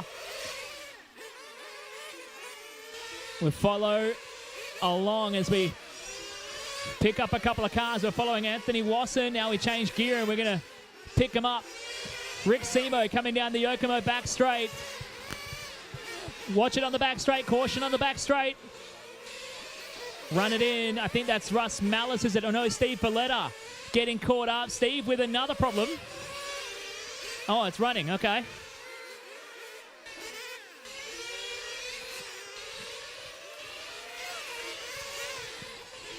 Who'll pick up Rick Seymour. Currently leading the way. The white car with the orange through yellow fade on the sides. Oh no. Lockie Pearson and Anthony Wasson getting caught on each other. Lockie Pearson's got a body tuck. The yellow car has a body tuck if anyone's game to grab it when he stops. Lockie, stop it at Brayden. Stop it here, stop it here, stop it here. Brayden's got you. There you go. And Brayden Stanley, trying to be the good Samaritan, stood right in the front of Anthony Wasson's car in the middle of the corner. Take a bow, Brayden. So Rick Seymour, still your leader. We're following along. Catching up Lockie on camera right now. He was your round one top qualifier. Had to stop for a body tuck after getting caught up with Anthony Wasson. Down the smoke and front straight. Pearson now down to P5 as a result of that one. Rick Seymour currently on for the TQ here. As we cross the halfway point, it's going to come down to the third round decider. In qualifying as Cameron Kendall goes to second. Russ Malice having a good run. He's third right now. Lockie Pearson moving up to P4. Russ Malice setting his best lap of the race now. A 19.8 for Russ. Tim Duggan back to P5. Clinton McKenzie to 6. For Anthony Wasson down in 7. He was second in round 1. So Wasson not having a good run here for the second round of GT qualifying. Lockie Pearson out of the X-ray hairpin. Onto the Yokomo back straight. 1:45 left to go. Still P4. Still some solid points here for Lockie, as Rick Seymour continues to hold the lead by 1.1 seconds. Oh, Russ Malice, who was on track for his better qualifier of the day, breaks the rear wing off the car, flying off the track at the loop. And that's going to be Russ pretty much out of it. Shocker for Russ here, as we follow Rick Seymour, your current leader of this run, with the all-white. Oh, we're going to catch up at the loop as well. Cameron Kendall getting caught up. But Rick on track to take a round TQ. He was 5th in the first round after getting caught up. He only completed 11 laps of the run. In what ended up to be a race of attrition for the first round qualifier here for 1.8 GT. Short course truck, you guys are up next for round 3. Short course, you guys are next for round 3.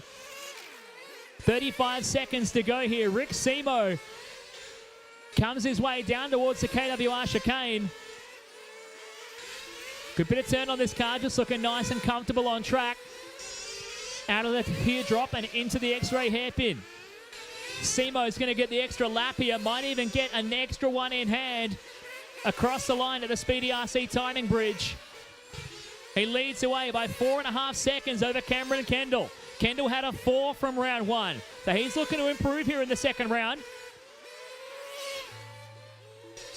Tim Duggan back to third, as that is time. Keep going till your name is called. Keep going, keep going, keep going. Keep going, everybody. Clinton McKenzie is done. Cameron Kendall is done. Tim Duggan is done.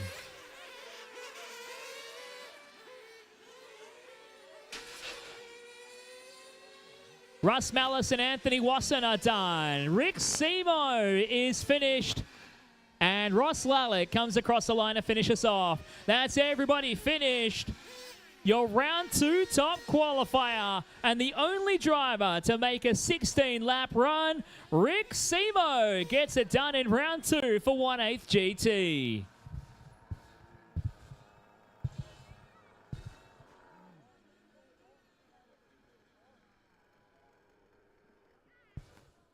All right, we're going to turn the track around for short course. We're going to get the jumps out. Let's get ready for short course to start round 3. Rick Semo, nice run there, taking TQ round 2 of GT. Don't drop that.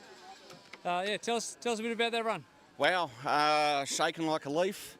Pressure's on. Really got to drive hard. Motor's still not quite right. Really fell off the end there. Yeah, happy. The first run was diabolical. The car was just nowhere, and I don't know, found something and coming good. So yeah. Did you have a problem? Just go back to the first run. Did you have a problem or something just wasn't right in the prep? I don't know. I couldn't find it. I just sort of went over everything and just tweaked everything, and she was back to my old car, so it was good. And you're running the GT Worlds later in the year. Just give us your thoughts on how excited you are about having a World Championships in your home country.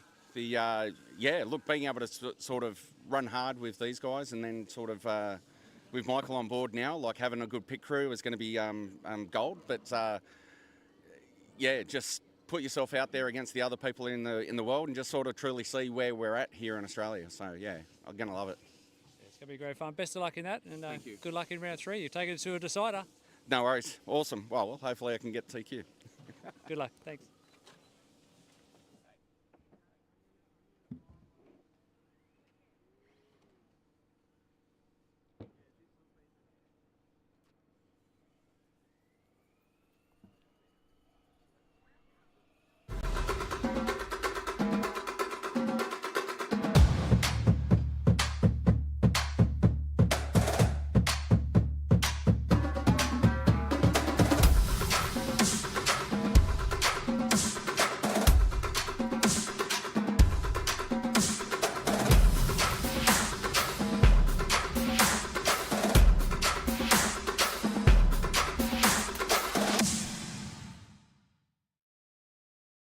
This broadcast of the 2023 PDNR Winter Champs is proudly brought to you by Campbelltown Hobbies, Brisket Boys, Mark 1, Karma, Penrith City Council, and Kennards Hire.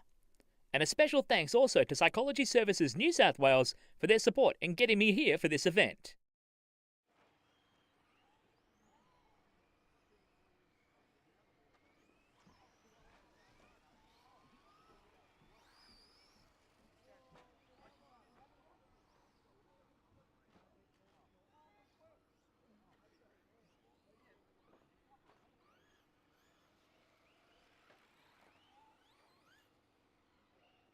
To go, so we made up a bit of time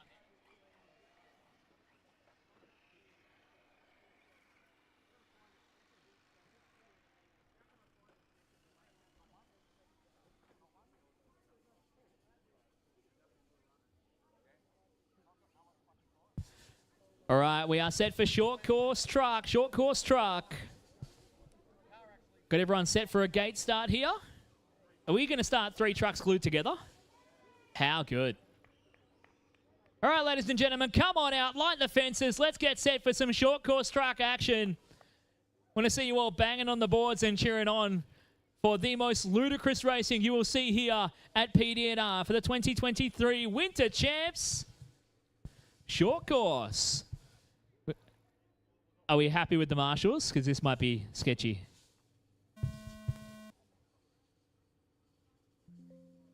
We need more marshals. Oh, a false start. It had actually started, and you guys would have been good. But all right, come on, let's fix that for Mr. Ian Lewis. Thanks, mate.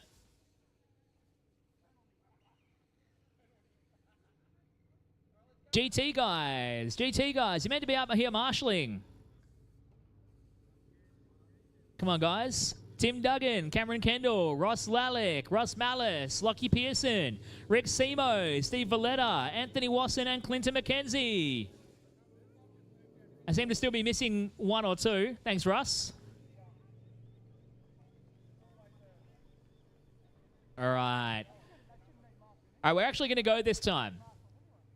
Short course truck, round 3 in less than 5. Oh, good start there from Ian Lewis, but he absolutely made a meal of it on the first jump. He's going to go to the back of the bus. And it's going to be Scott Marks who gets the lead off the start here. Jumping it down the back straightaway right behind him. It's going to be Clinton McKenzie. So McKenzie in the hunt now. This is a pretty decent battle we had from these guys a little bit earlier. Checking out the current standings, qualifying points after 2 rounds, because this is heads-up racing for short course truck. Clinton McKenzie with a 2 and a 0. Ian Lewis with a 0 and a 3. Anthony Thomas third on points right now with a pair of 4s. Stephen Thorncraft up to third now. But it's Scott Marks and Clinton McKenzie fighting it out here as Clinton gets it all wrong, trying to cut the chicane and spins it on the front stretch. We got that on stream too. So Scott Marks leading the way down the back stretch, just being cautious on the back jump. Caution on the back jump, caution on the back jump. Watch it, Clinton. Yeah, thank you. Mia's hips and back will thank you for that. It is Mia back there, isn't it? Yes. Trying to clean him up. Clinton McKenzie still ripping the wheel stands on those jumps. As, the front jump has been knocked crooked. Watch it on the front jump because it's all sorts of catawampus right now. How good. Word of the day. Catawampus. It's better than saying cockeyed. Oh, whoops. Scott Marks leading the way from Clinton McKenzie in second. Ian Lewis back to third here. Stephen Thorncraft in a P4 from Anthony Thomas holding down a P5. But it's Scott Marks looking to take his first win of the day. He was second in the previous round after missing the first race of the day. Oh, no. Gotta love short course. We said we would get Tony Firth out for this one, but then all hell broke loose and we missed it. So we're going to make sure we get Tony out for round 4. Lexi and Tate, your job is to make sure Tony races the next round of short course. Otherwise, Lexi and Tate are going to do the 3-legged RC race. Lexi has the throttle, Tate has the steering. That's and Tony has to marshal while still running the stream for the Winter Champs. Scott Marks leading the way here. We follow him on camera at the moment. Just completely bypassing the KWR chicane. That's the short course truck line. That's what we let him do. Someone fixed the front jump, so they're not having too much trouble there now. Otherwise, I'll race it from the commentary spot, left-handed. So I'll do it with my chin. 1 of 5 of them. As Scott Marks leads away. Heading into the KWR chicane. Nice and smooth there for Scott Marks. Smoother than a jazz band riding a soap dish down the hill of a butter mountain. Scott Marks getting it done out front. Clint McKenzie holding on to second. Stephen Thorncraft into third. Ian Lewis back to P4 from Anthony Thomas in 5. Alex Marks, the junior, holding down P6 right now from Nicole Platts in P7. I love the camera directive in the background. See if you can pick up a squabble. Just point the camera anywhere on the track, and I think you're good. As, oh no, your leader getting taken out by a bit of lap traffic. We got that on stream too for Scott Marks. 105 left in this race. Marks down the back straight. I want to see someone absolutely send it off the back jump. Like, I don't want to see the tires touch the ground until the Winter Champs sign.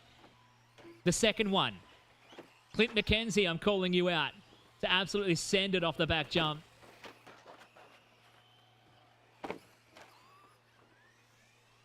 As we're running down the clock, 45 seconds left on the master clock. Someone's going to go for the big send on the back jump. Do we have a marshal back there ready to catch it? We don't either. So it'll be even more fun. 30 seconds left on the clock. It's Scott Marks from Clint McKenzie, 1 and 2. Oh, someone sent it. Caution on the back straight after the jump. Caution on the back straight after the jump. I think Clinton was eyeing it off too. He gassed it up and then he slowed up when I said caution. Next lap, Clinton.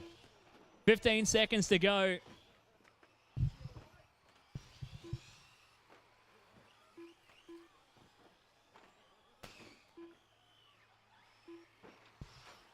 Running down the master clock. That is time. Finish a lap, you're on, you will be done. Scott Marks has this one well and truly in the bag. McKenzie's going to send it off the back jump though, surely.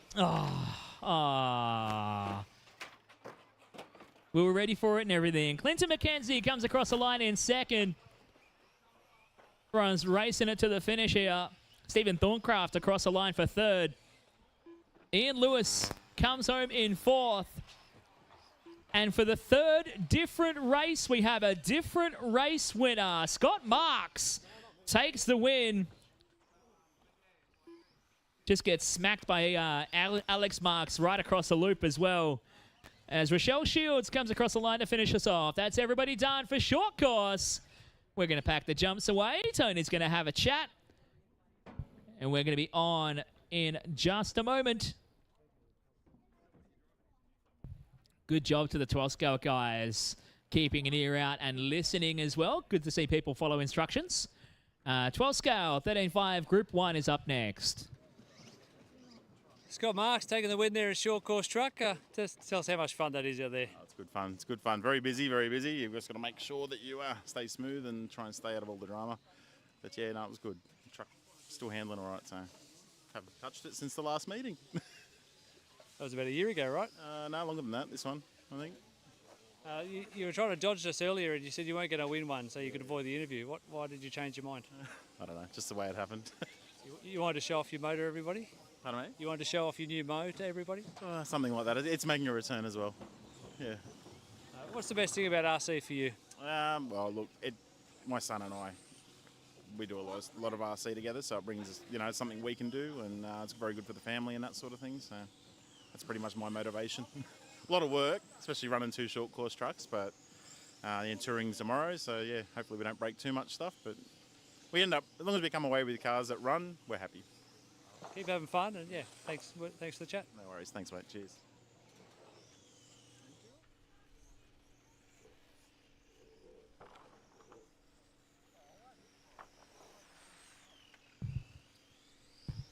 All right, we are on for 12 Scale 13.5. Let's get all of our short course guys out to Marshall.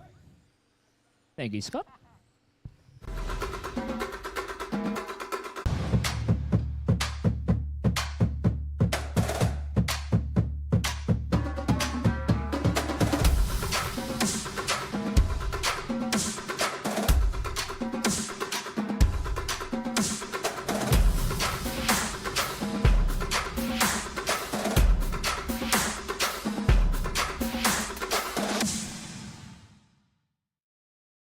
Anything.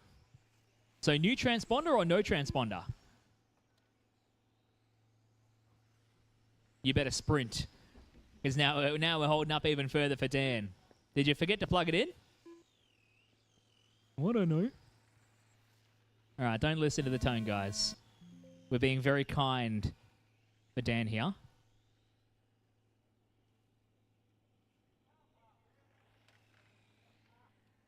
Just get it plugged in, give it to the marshal, and we'll get the marshal to roll it under the line to check it real quick. It's definitely working. Well, the problem must be on your end because it's not coming through on my end. There we go. We got an unknown. All right. Dan's going to pump his little legs to get back up on the drive. This broadcast of the 2023 PDNR Winter Champs is proudly brought to you by Campbelltown Hobbies, Brisket Boys, Mark 1, Karma, Penrith City Council, and Kennard's Hire. And a special thanks also to Psychology Services New South Wales for their support in getting me here for this event. Kane. Surely I had enough short course guys to get one marshal. All right, we're walking down there now. Sorry, not 6 on the back straight, 5 in the middle at the chicane. Need the marshal at 5. All right, your starting order: Greg, Nathan, Dan, Christian, Scott, James, and Ray. Go Greg. Go Nathan. Go Dan. Christian. Scott. James. And Razab. All All right, settle in, buckle up, get a cup of tea, and we're going off and racing for 12 scale 13.5, Group 1 for 8 minutes. Group 2, you guys are up next. We'll see if you guys can be just as organised as Group 1, with the exception of Dan, to get us underway here and try and keep us on target. We are still hoping to try and start finals by 1:15 today for the 2023 PDNR Winter Champs. With a massive thank you to Campbelltown Hobbies for being our major broadcast partner, as well as Psychology Services New South Wales for helping have me across the sandbox to join us this weekend. And for our supporting broadcast partners, Brisket Boys and Mark 1. Mark 1 for all of your racing accessories and needs, and Brisket Boys for the lovely dinner we're going to be eating at tonight. If you're feeling free to come and hang out with us this evening for a great Saturday social evening here for the Winter Champs, we're going to Brisket Boys for dinner tonight. I think we're going there around 6-ish. The ish varies depending on how the rest of today's go.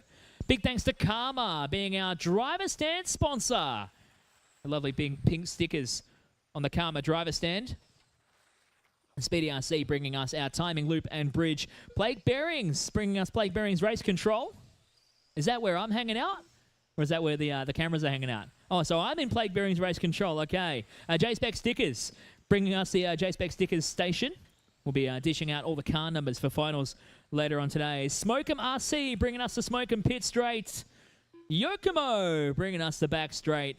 X-Ray bringing us the hairpin.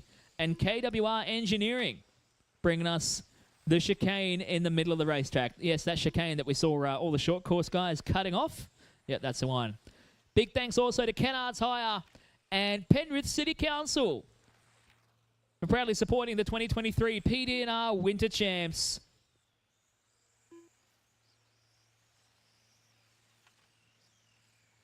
We're 2.5 minutes into this one. That's a great way to make up some time inside a 12-scale race. Greg Brooks leading the way. Nathan Tanti into second. This might need a few more sponsors to try and cover the extra time in a 12-scale race. It's all love for 12-scale, I promise. We do love you guys. Greg Brooks, currently your overall top qualifier. We're looking to try and see if he can lock it up here in round number 3, or will we see a third different winner emerge here from this round? Nathan Tanti currently second on points, second on the racetrack as well. 2.5 seconds off the back of Greg Brooks in the lead. Christian Searle, third on the racetrack. He's fifth on points with a 4 and a 7. Looking for his best result so far today. Ray Zarb having a good run as well. Ray fourth on the racetrack from Scott Hill, and James Turner in 5 and 6. We're coming up to the halfway point here for 12 scale 13.5. Group 1 here in qualifying round 3 of the PDNR Winter Champs. Things have started heating up as the sun has come out and been warming up the track all morning. And so warming up my race control box here as well. Even got to turn the heater off for a moment. Shout out to our camera guys, because he doesn't have a heater. He just stands in the windbreak in the cold. Crossing the halfway point. 4 minutes down, 4 minutes to go. Brooks with a hot lap, 19.7. His best lap of the race. He's got 2.2 seconds over Nathan Tanti. Brooks currently looking at a 24.801. He's just flirting. Just on the outside looking in from a 25 lapper. The TQ time that he set from round 2 earlier was a 24.804. Round 1 was a 24.816, so he's looking good right now. Tanti looking at his best run of the day so far. It's a 24.805 predicted so far for Nathan. Christian Searle currently holding down that third spot, looking for a 24.816. A little bit slower than he ran in round 2 for Christian. And even then, that only gave him 7th for that round. So Christian, while looking good so far, a little bit slower than the previous round, needs to try and tighten things up with 3 minutes to go. 3 to go.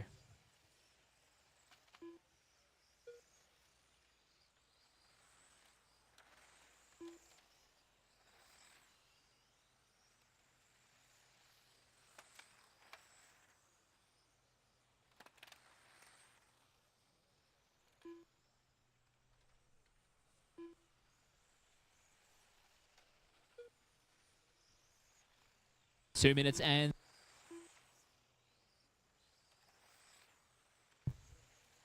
Greg Brooks holding down this lead right now with a 2-second advantage.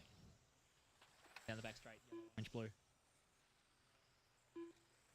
So Tanti picking up the pace at the moment, trying to chase him down, but we follow Greg Brooks on screen at the moment. For all of our friends watching live on PDNR Winter Champs. Cut out again. Watching via Facebook, YouTube, or on Live RC, pdnr.liverc.com. It's also the place you can go watch all of the results from the day. You can find out who's hot and who's not for day one of the Winter Champs. EP Day tomorrow is going to be a lot of fun. And, of course, the Saturday night social dinner at Brisket Boys tonight. Going to be plenty of fun as well. 1 minute 30 left on the clock here. Nathan Tanti is closing the gap little by little, bit by bit. Last time by 20.1. Brooks actually pulled a tiny bit out on him. 20.07 last time out for Brooks. Reston still further behind in P3 from Zarb, Hill, and Turner. Issue for Dan Ma. He stopped recording after one lap. I probably should have told him after that lap too, but I waited 6 minutes for it. So, issues for Dan.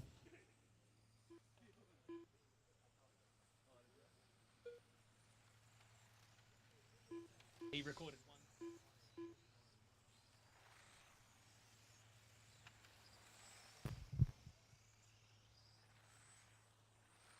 There's 40 seconds left on the clock here. Greg Brooks looking to try and have a hope of grabbing the overall TQ here. He did this in the previous round and just snuck through at the end of the second group as they slowed up. His hot lap at a 19.7 is averaged at the moment at 20.1. Tanti hot lapping at a 19.8 and averaging at 20.2. There's a 2-second margin between them on the racetrack at the moment as Brooks just uses the inside curbing after the Speedy RC timing bridge to try and turn the car. 1.8 seconds the margin now as we're running down the clock to the final couple of seconds. That is time. Keep going till your name is called to finish, everybody. And Greg is done. Nathan is done. James, Ray, and Scott, you're done. Just waiting on Christian. Christian's going to be the last car to finish. And I'm sorry, Dan. You recorded 1 3-minute lap and 1 3 minute 43 lap. You got 2 laps recorded out of that whole race. I don't know why. It didn't get the last one. Your predicted time is 3 laps, 10 minutes, 9. Yeah.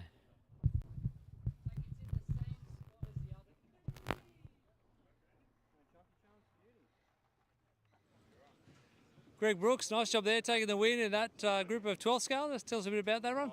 Yeah, all pretty clean, not too many mistakes, and my favourite class, 12 scale, because it's all about consistency, and that's what I like to do. Not always the quickest, but normally in there all the same. So, yeah.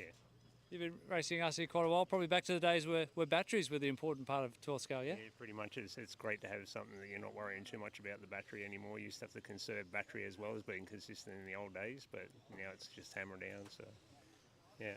And what keeps bringing you back to RC? What do you love most? Oh, I just love the Camaro, other races, but it's just to challenge yourself. It's just every time I go racing, I just want to go better. So it's just there, really. Anyone might be watching the stream, you want to give a shout out to anyone? Just cheering you on? Just the wife and the kids at home, yeah, all good. Thank you. Nice job. Good luck in the next one. Yeah.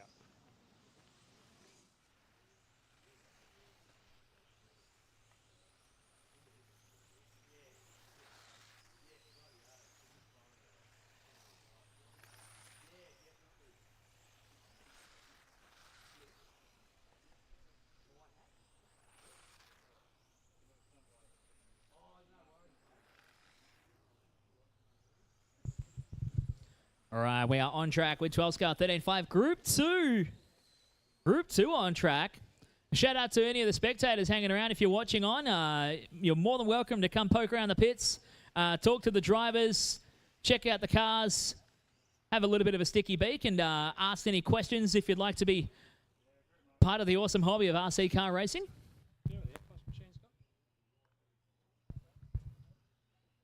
And if you want more information, you can check us out on Facebook and online, pdnr.org.au or PDNR on Facebook, Penrith District Nitro Racing. Scott Ma, I don't have a check-in from you, mate. And Daryl Thorncraft, I don't have a check-in from you either. Yeah, that worked now. And that worked for Daryl too, so good to go. All right, let's get those cars to the back straight.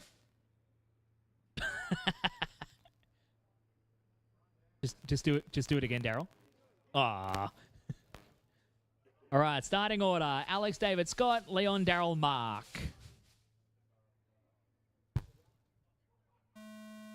Go Alex. Go David. And go Scott. Go Leon. Go Daryl. And go Mark.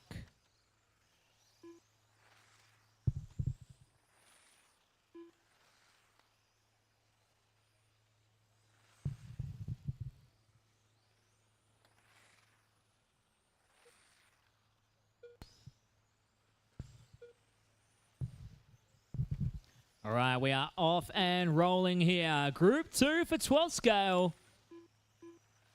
13.5.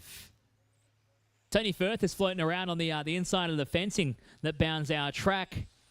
He's got a couple of big thumbs up, thumbs down. Thanks to Toyo Tires. Handing those out to some of the fans. So give us a thumbs up if you like the racing. That's the way. Thumbs up, I love it. And if you're so inclined, if you think someone's doing absolutely slightly worse than they should be, give us a thumbs down.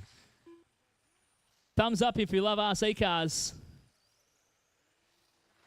I like the young girl on the back straight had the thumbs down, and then she flipped them real quick. I love it. We're getting rolling here. TLAB is up next. Dash TLAB class coming up in a couple of minutes. We're going to put the boost down. And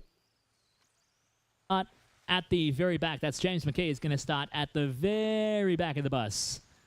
Like, he's going to start on the midpoint of the corner prior to the grid. We're going to try and make life a little bit harder for him. Just like in your work environment, where you if you do your job well enough, you get given someone else's work to do. If you win enough, we're going to make it worse for you and make it harder. As we're rolling through, 2 minutes down, 6 to go here for 12 scale 13.5 Group 2 on track. David Reston. At the moment, the predictive time, 25 laps, but it is uber close.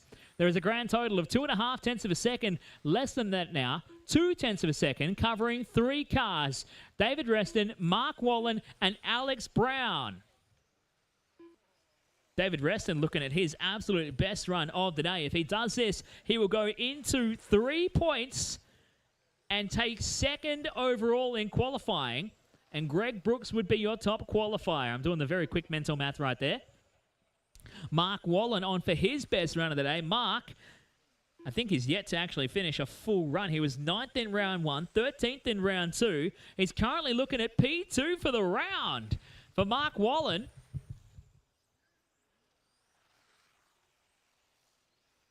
And now Alex Brown goes to the top.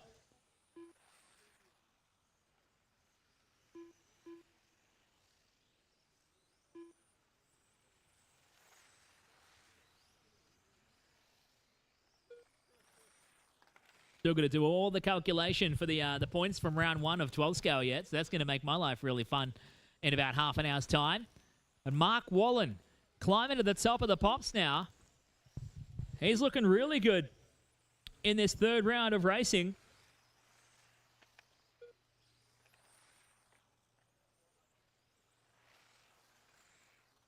David Reston into the 3 spot. Scott Ma to P4. From Leon Phillips in P5 and Daryl Thorncraft. P6 on the road right now. Wallin and Brown, the only two staring down the barrel of a 25-lap run. David Reston, further back, is just knocking on the door. He's on 24.800.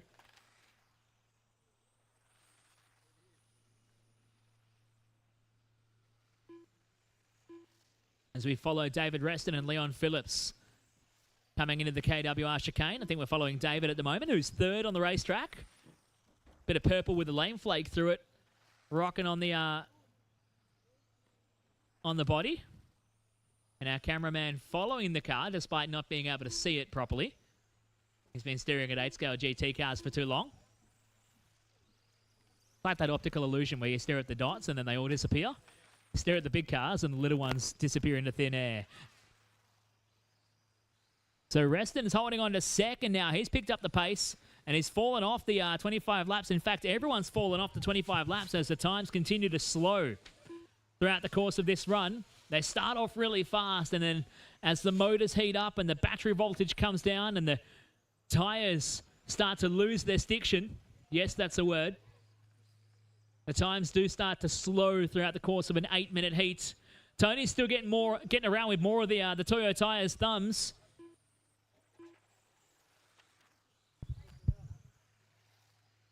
As we follow on now, Scott Marr down the Smokin' Front straight. The white and blue rocking some yellow Yokomo wheels. I think they're a bit of a rarity these days. People still rock the Yokomo wheels. As he comes across the line, Scott Marr. 0.8 of a second off the back of David Reston for P2 in this run. And looking at currently going P5 for the round. Alex Brown is looking at trying to take a TQ here in round 3. And from my recollection on mental math, he was effectively your round 1 top qualifier. We've got to sort that out yet with the points after some operator error on the guy working the computer. Brown out front by 2 seconds over David Reston at the moment.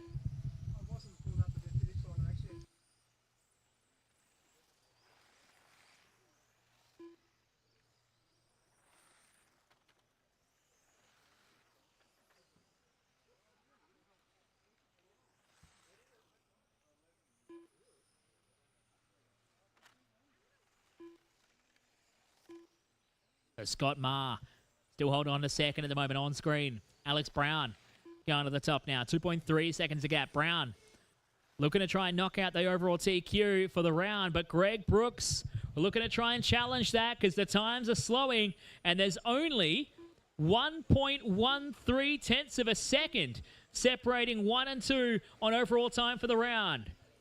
Alex Brown in the all-white car making his way around onto the Yokomo back straight. We still follow with Scott Marr right now. We'll pick up with Brown here inside the final minute.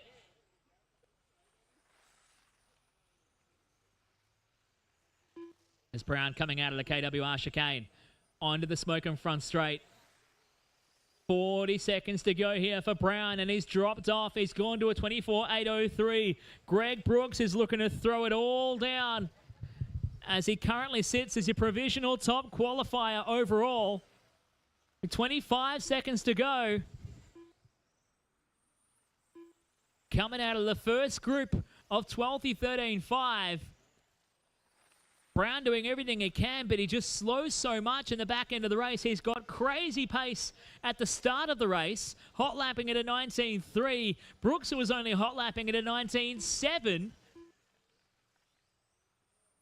But Brown just slows in the closing stages and starts to lose out. That is time. Keep going till your name is called, drivers. Everyone's still going right now.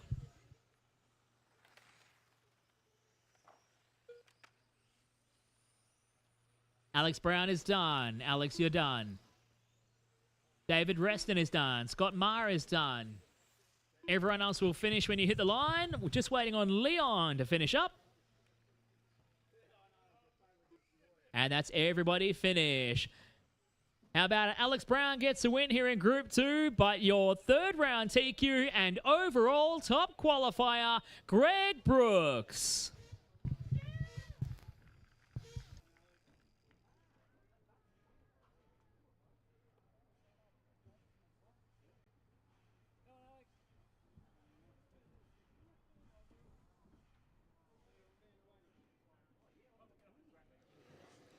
Alex Brown, nice run there. Top of that group of 12th scale. Just fell short by the smallest of margins on TQ for the round. But tell us about that race. Yeah, it was really good. Just trying to not make any mistakes. I wasn't too worried about going for TQ because my car, the way it's set up, I don't know, just does drop off a bit towards the end. But yeah, I was really happy. It was good to put. Every round today's been good, so I've been super happy. The 12 scales run foam tyres. Can you tell people, is there much of a difference in the balance of the car through that 8-minute run? I don't find a difference in the balance. I don't know if maybe just the overall grip drops off a bit as you kind of wear through the additive maybe. So I find it just a bit slipperier. I can't quite hold the line as tight, but yeah, my car, the balance is fine. Anyone you want to thank or give a quick shout out to? Yeah, just hi to anyone back in Canberra who's watching. Guys should have come up. It's an awesome day. Maybe some of them will be here tomorrow. And yeah, just thanks to the club for running such a great event every year. Thank you very much for coming and good luck at the next one. No worries. Thanks very much.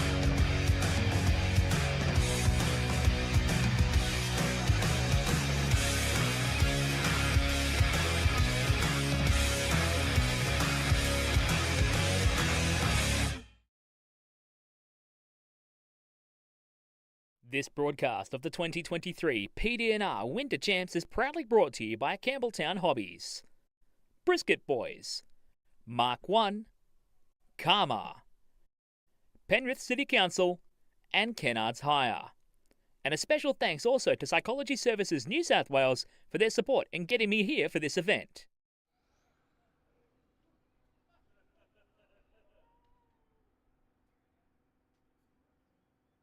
Dash TLAB coming up next. Let's get those 12th guys out to Marshall. Sorry, guys, just trying to take care of a minor issue.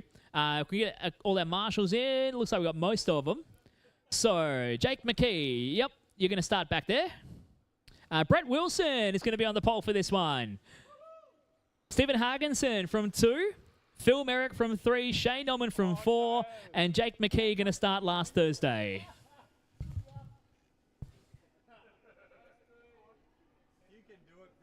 All right, Dash TLAB, something special we're bringing to the Winter Champs. Control electronics with an optional 3rd channel push-to-punt button coming off the radios.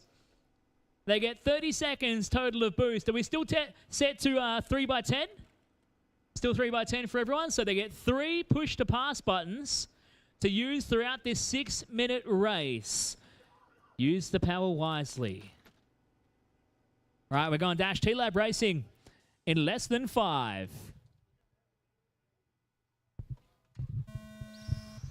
Off and rolling here. Brett Wilson going to lead him out for this opening lap here of Dash TLAB. Jake McKee starting all the way from the back of the bus as your round winner so far. Oh, Hagenson going for the big use. He got the turbo and then got turned on the nose of Phil Merrick. He bounced off of every wall and somehow didn't get hit by the rest of the cars. But he's done everything, he's hit everything except the ambulance at that rate. He's going to the back of the bus here. Phil Merrick up to 2nd. Jake McKee already right in the thick of it into 4th. But he doesn't want to use his boost. He gets up the inside of Shane Norman on the way towards the chicane. So McKee up to 3rd now. Brett Wilson already getting away from the front. I think he's trying to utilize a bit of the boost already. He's used the boost, hasn't he? So Wilson's used 1 boost. Has McKee used 1 yet? I don't think he has. What about Phil Merrick?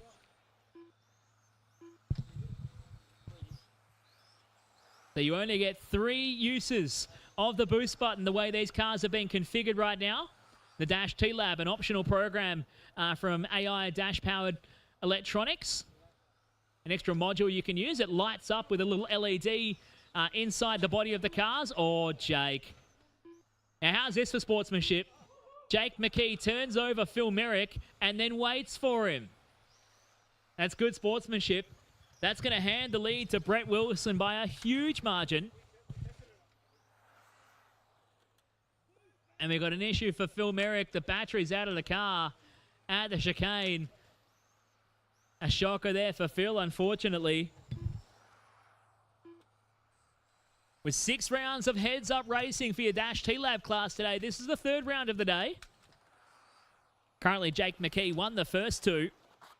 Phil Merrick was 2nd and 3rd. So was Brett Wilson, who drew himself a pole start here for this 3rd round of racing. And as a result, if he wins this one, Brett Wilson's going to go to the back of the bus for round 4 coming up later today. That's the rule I made up just now. Shane Norman will go to 2nd. He's so far had a pair of 4ths, including a DNF in the 2nd round of racing.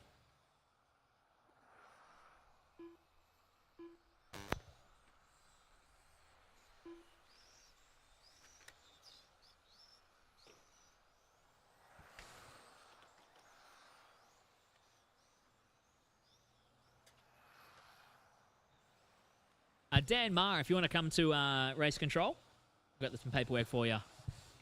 And a challenge, should you choose to accept it.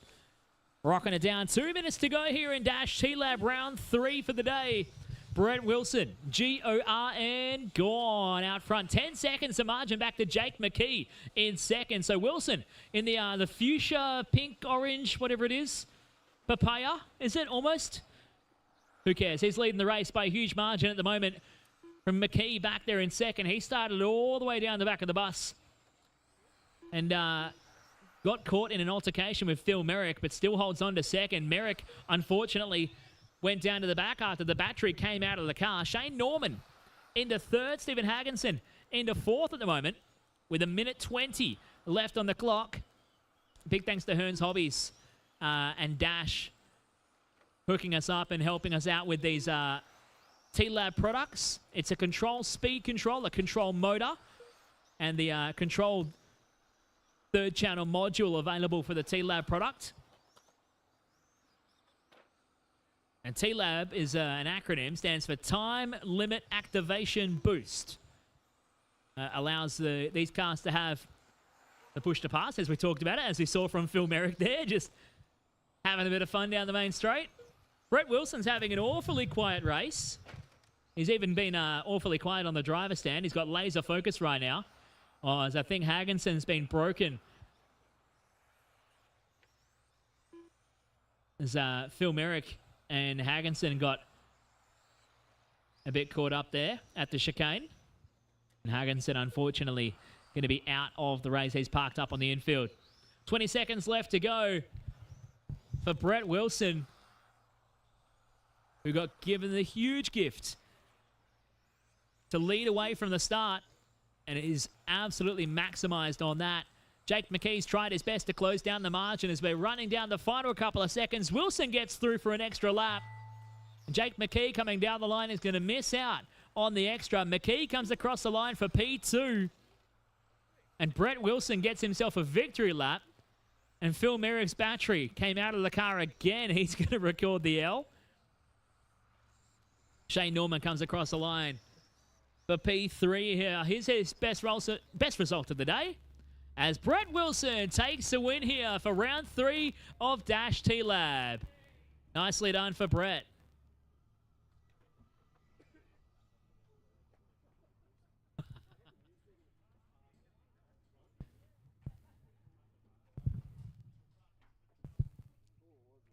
And I think we might introduce a rule. If Jake McKee's proven that quick, that next round we might just turn off his push to pass altogether and just make him still start from the back too. He can start with Brett.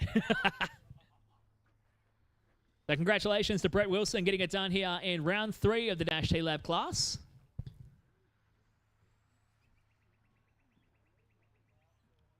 Transponder 55739. Brett Wilson, nice run there, mate. Taking advantage of your starting position. Thank you. Take the win in the third round of TLAB. Just, tell us a bit about it and how much fun you're having. This is such a blast. Just being able to time it, I think there's a little bit of strategy involved. Only having 3 10-second spurts of speed. Really got to choose your timing to use. I thought since I started out in first, I got a bit of clean air. I'll push it once. And then for the other 2, I couldn't find the button again. So thankfully I pulled out a lead. Yeah, but it's been fantastic. Everyone's having a load of fun. It's good to see. Yeah, it's sort of a new class that's run overseas, but yeah, the concept of it's really cool. I just heard they introduced a rule, maybe the leader's not allowed to use it. Does that change your strategy for the next one? Yeah, heaps. I'll have to try something different this time. I'll take a few more curbs. I'm not sure. Thanks, mate. Good to see you having fun. Thanks for coming and supporting the event, and thanks for the chat. No worries. Thank you so much. Thanks, mate.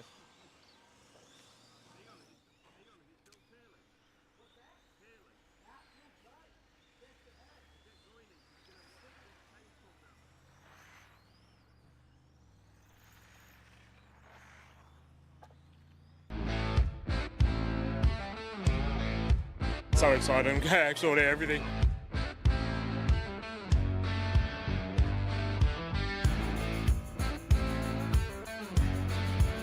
Devouring it, we're about to go back for a second.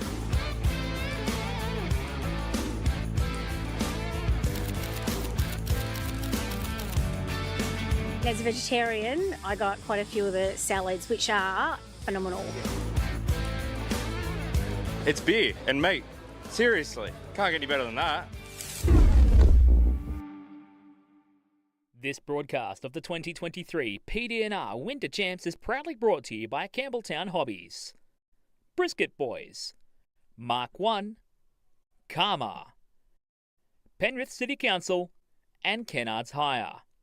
And a special thanks also to Psychology Services New South Wales for their support in getting me here for this event.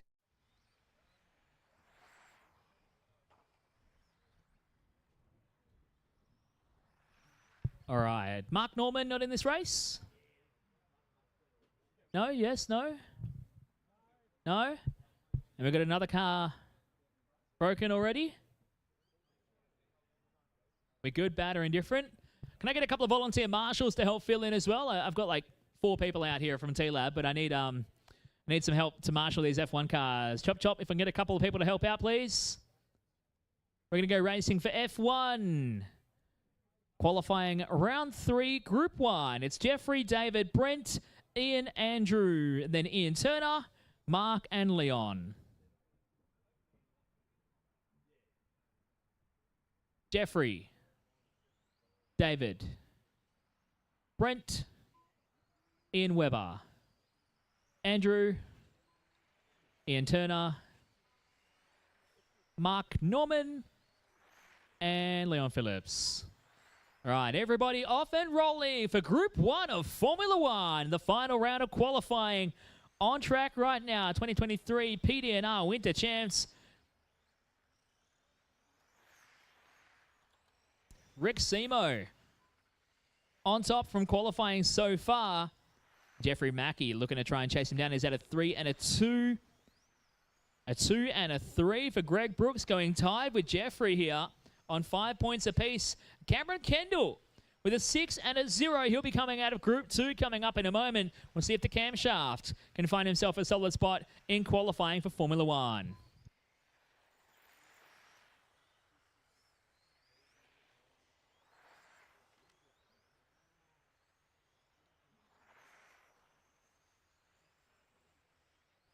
A little bit of onion would be sick. I get some last chance if you're looking for a bit of caffeination for your Saturday afternoon. Alex and the coffee van is going to be heading off very shortly. So last chance for coffee. Head on over and see Alex with the coffee van. It was a mean coffee I had before. Thanks, Alex. Your final chance to get some caffeine here today from PDNR Winter Champs. We're off and rolling here with F1 for qualifying round 3. We got some thumbs hanging around the track yet still? We still got any more thumbs hanging around? Who's got thumbs on them right now? Here we go, the kids in front. Thumbs up, thumbs down. What do you reckon? We like it? There we go. You're going to make Dad buy RC cars? We take all forms. They even let me in the gate, and I'm from Perth. 2 minutes 10 down for qualifying round 3, Group 1 for Formula 1. Jeffrey Mackie leading the way, just getting caught up a little bit with Ian Turner's car. Jeffrey having a bit of fun out here. David Reston in second. Brent Love into third. From Leon Phillips and Ian Webber, with Ian Turner rounding out your 6 on track. F1 going to a 15-minute all-in Grand Prix main later today. That's going to be fun. Watch out the sweeper! Oh, jeez. We almost turned an F1 car into a pile of carbon fibre.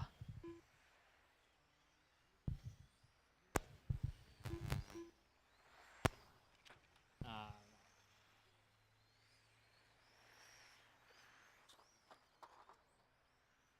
17 on this.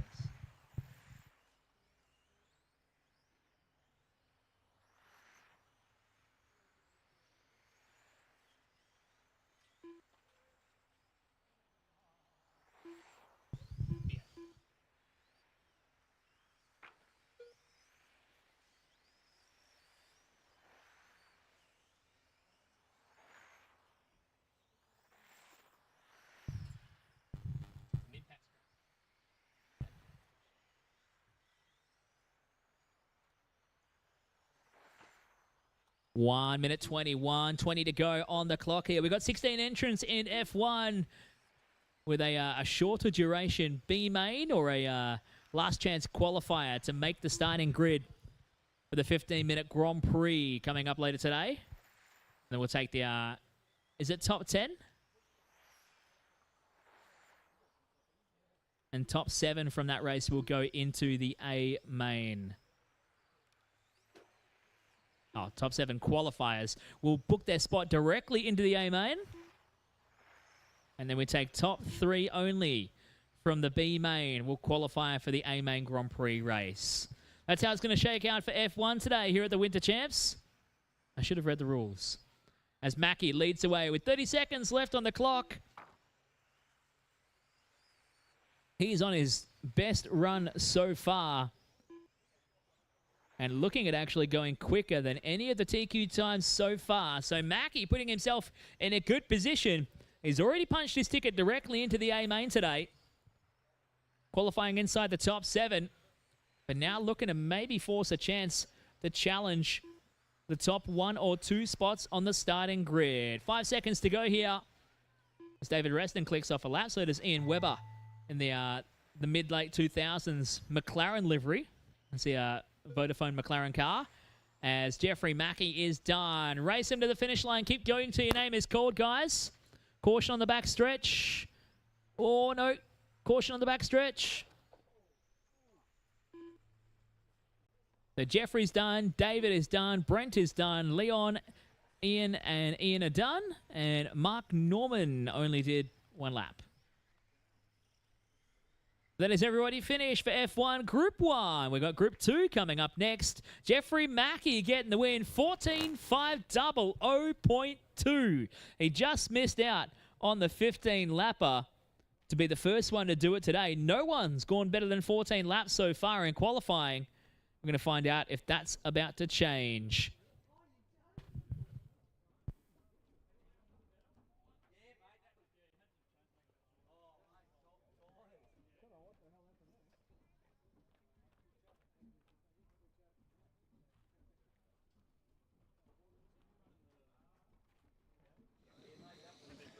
Brent Love taking P3 in that group of F1. Tell us a bit about that race. Car is much better. I upped the shock oil to 1,000 from 700, and I have a lot more steering now, so almost driving like a touring car. It's fantastic. Loving it. You took our concourse earlier today. Just tell us a bit about the delivery that you've got on your car today. Yeah, sure, no problem. So last year, I think it was, McLaren came out with a special livery with Love written on the side of it, and I thought, yep, perfect. That suits me just fine. My last name is Love, so I'll take this livery. You spend quite a lot of time doing scale liveries. Is that one of the sides of the hobby that you enjoy the most? Yeah, absolutely. Love it. How many hours would you put into doing a design like that? Probably about 8 hours or so. Yeah. You also had the little scale winners board as well with your 3D printed. Tell us a bit about that. Yeah, had that 3D printed from a friend. Yeah, it's awesome. It's in the incorrect livery for this car. It was set up for the Braun livery on the previous car that I had, so I just need to update the pit girl, give her a change of clothes. We love the attention to detail, mate. It's appreciate the effort you put in, and thanks for racing, and good luck in the next one. Thank you very much. Yeah, as you can see from the old Braun driver has switched over to racing McLaren. Thanks, mate. How good. Tony Firth, the over-the-shoulder shooter extraordinaire, camera and interviewee, or interviewer, to keep things going here at PDNR. We're on track with F1 Group 2 coming up next. Let's get everyone checking over the line and get them stopped on the back straight once you've all done that. So once over the line, guys, and stop them on the back straight.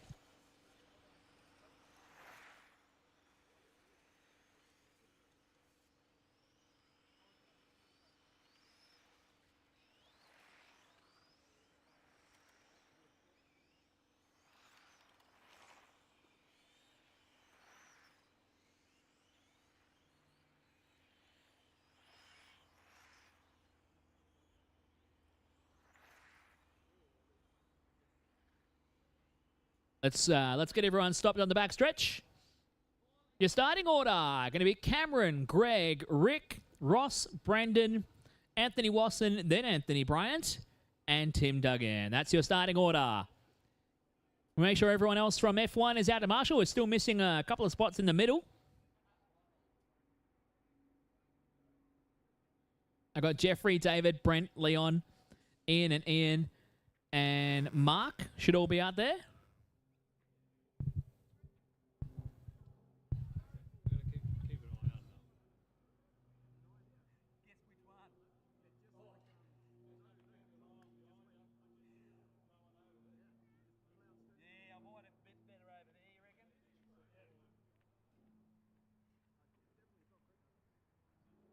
All right, we're going for F1 Group 2 in less than 5. Go Cameron. Go Greg.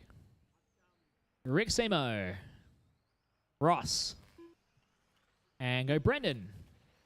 Go Anthony Wasson. Anthony Bryant. And Tim Duggan. We're off and rolling here for the second group of F1. This is race 6 of 10 in your third and final round of qualifying for the PDNR Winter Champs.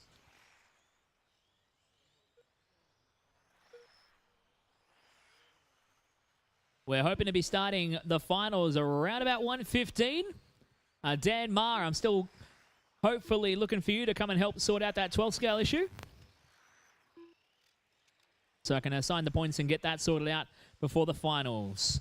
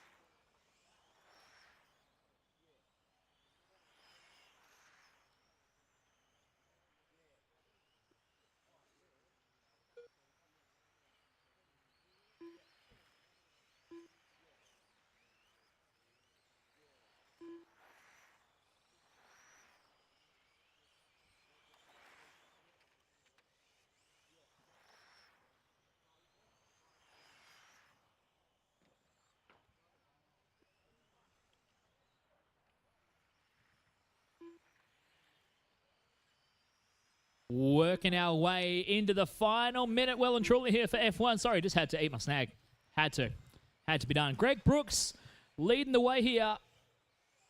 Greg with a 2 and a 3 overall so far. Looking to go P2 for this round. He'll take 4 points and would tie with Rick Seymour. Rick Seymour would get the tiebreak over him. Jeffrey Mackie looking to pick up the overall round TQ here. 2 and a 0 would see him take the overall TQ for Formula One. Rick Seymour, third on the racetrack right now, was holding the top spot coming in. A 0 and a 3 will put him on 3 points, so he'll actually get one over Greg Brooks. As that is time, keep him going till you get called to finish, guys. Everyone's still going at this stage.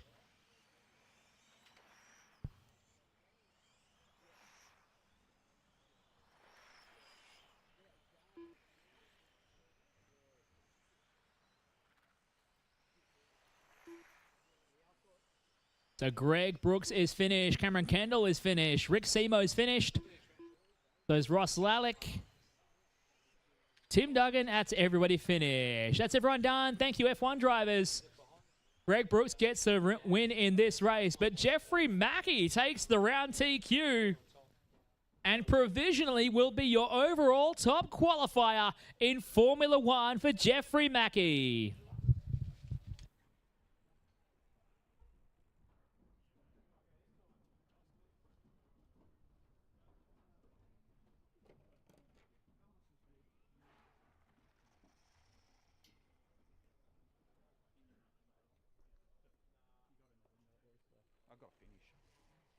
I've got to finish.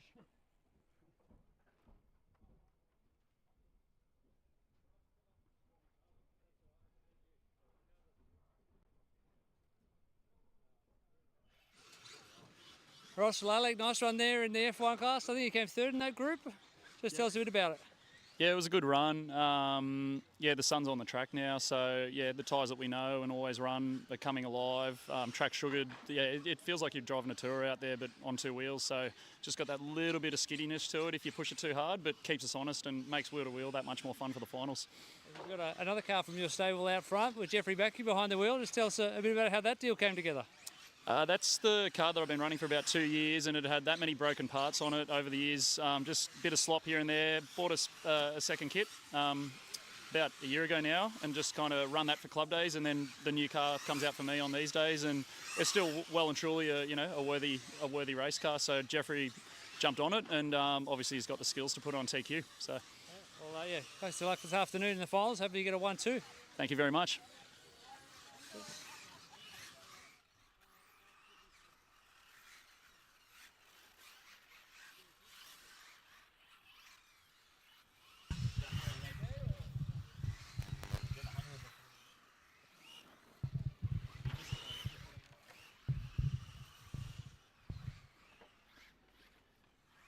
All right, we are on track with GTE. I've only got 3 cars circulating, 1 car broken. Is that all we got here? Is Steve Valletta coming out? No? He's coming? Oh, okay, yeah, no. We'll hold for Steve. He was in the canteen. Someone's got to keep us fed here at PDNR. Were you cooking the snag, Steve? They are top quality. Matt reckons he needs about 8 more. I could go another one, actually. I definitely could, yeah. All right, so GT guys, we're just waiting for Steve. So be patient. Don't burn up your car. And if we can make sure all of our F1 guys are out to marshal.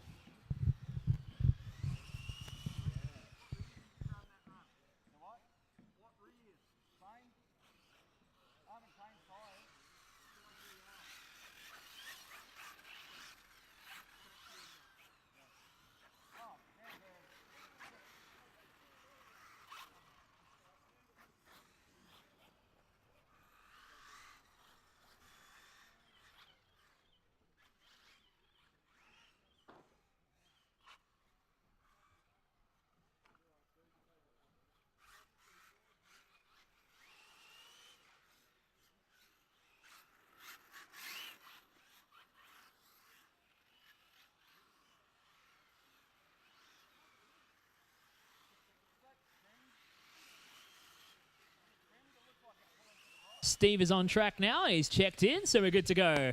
Let's go to the back straight, guys. Take him to the back straight. Usually you're going to go around the track.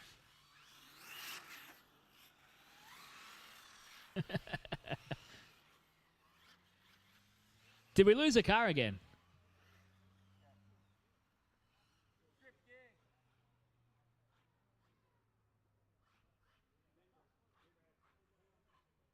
All right, we are good to go. Starting order is Michael, Clinton, Ian, and Steve. Michael. Go Clinton. Go Ian. And go Steve. All right, off and rolling for GTE Group 1. Here for the PDNR Winter Champs, the third and final round of qualifying. This is the first group in their class. With GTE, similar power to the, or similar construction to the GT Nitro class, just rocking the electric power plant. Overall top qualifier has already been locked up by Cameron Kendall with a pair of wins in the first 2 rounds of racing. But Cameron has already secured the top spot and will start on the pole for the AAA finals coming later today. And we're kind of running on track for our approximate 1:15 finals. But 4 races to run at 11:50 or 12:55. It looks like it might be closer to 1:20, 1:30 by the time I sort out the finals order.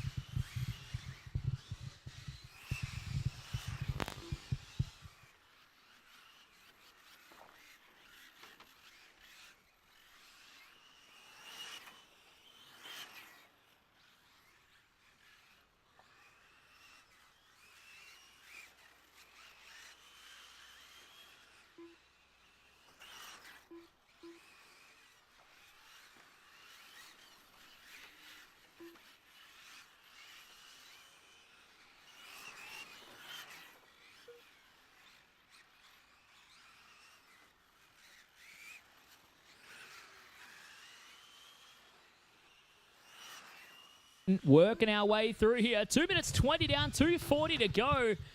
But GTE's on track. Michael Turner holding the top spot at the moment. Steve Valletta having a good run. We'll see if he can keep this going and finish a run. John Lippis has joined us in the race, but has stripped the drivetrain. Got a stop car. Marshall in the middle. Marshall at 5. Just take it off. It's done. No, take it off. Take it off. Take the car off. Thank you, mate. It's, yeah, that died. Unfortunately for John, he's out of the remainder of this race with 2 minutes and 10 left on the clock. Steve Valletta, I think that's the furthest he's gone in a run so far, so hopefully not to jinx that for Steve. Oh, he made 3 minutes in the first run. He made 3 minutes. So we've just gone over that point now.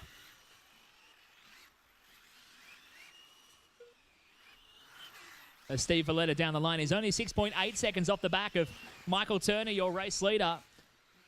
Turner rocking in the all-white. As we have Steve Valletta on top. Where's the sauce? Tomato, please.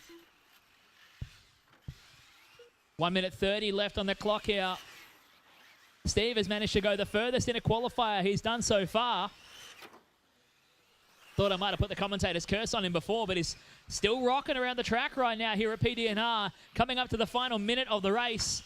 He bounces off the barrier into the midfield. Coming up towards the KWR chicane and down the Smoker Main Straight.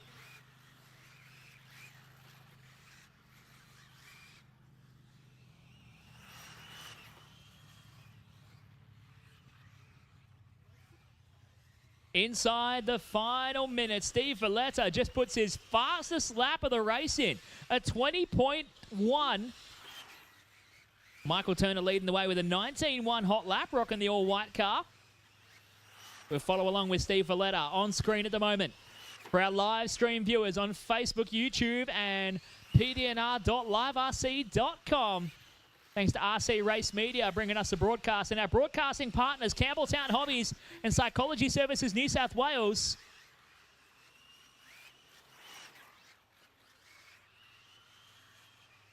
In conjunction with Brisket Boys and Mark 1.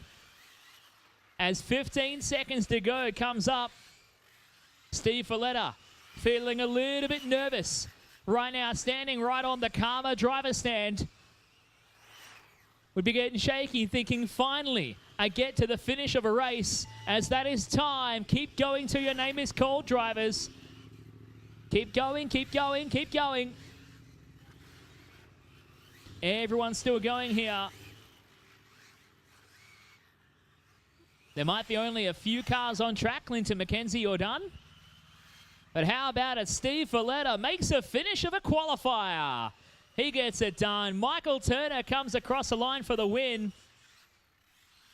Clinton McKenzie gets it done. And Ian Turner, the last car to finish. That's everybody done. Michael Turner getting the win. 16 laps, 5:19.0. He holds the provisional TQ heading into Group 2.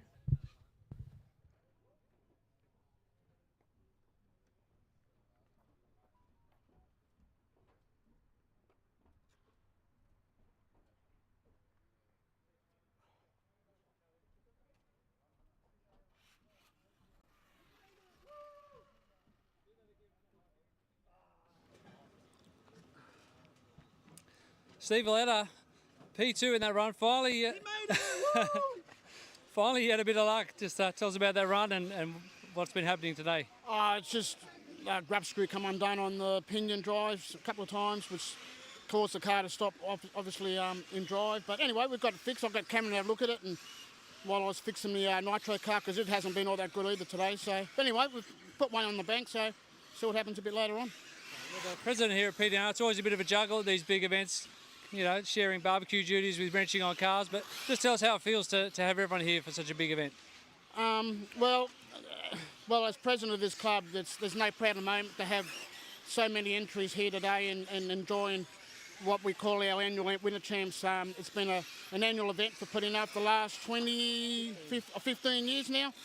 Feels like 20, but anyway, 15 years. Yeah, and it's just another great turnout. And the weather's on our side today, and looks like everyone's having a great time. The driving today is awesome, so yeah, we can't ask for anything better, to be honest. It's awesome. Excellent. Well, great job there, and thanks for the chat. We'll let you go get ready for the next one. Back to the canteen.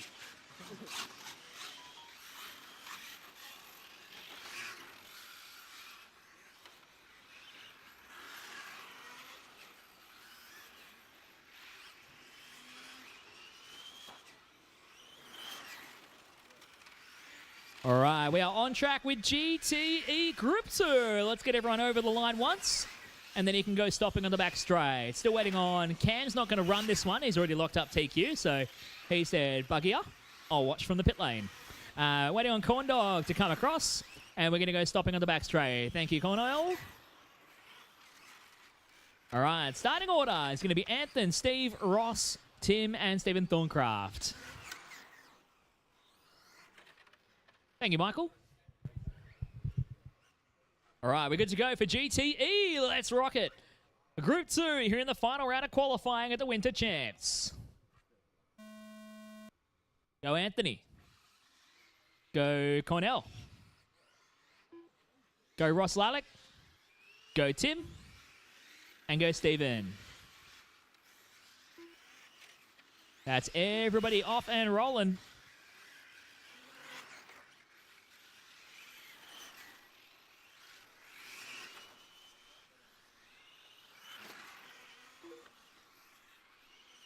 Anthony Wasson getting off to a bit of a start here. He's rolling around nicely.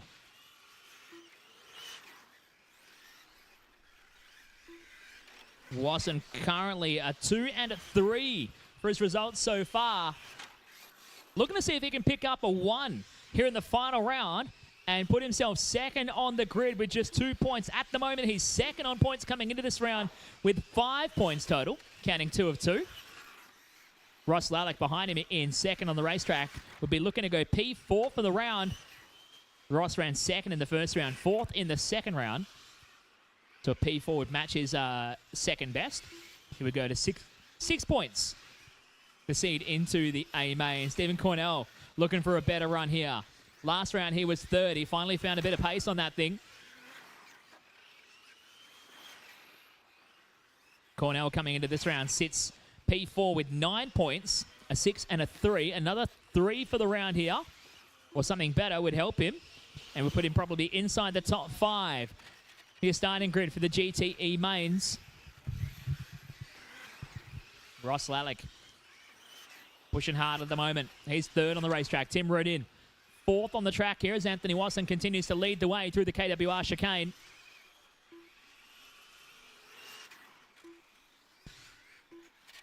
Two minutes completed and 3 minutes to go here for GTE. We're going to make some noise very soon. It's coming up next. We're going racing with Nitro Tourer coming up next. Nitro Tourer, you guys are up next.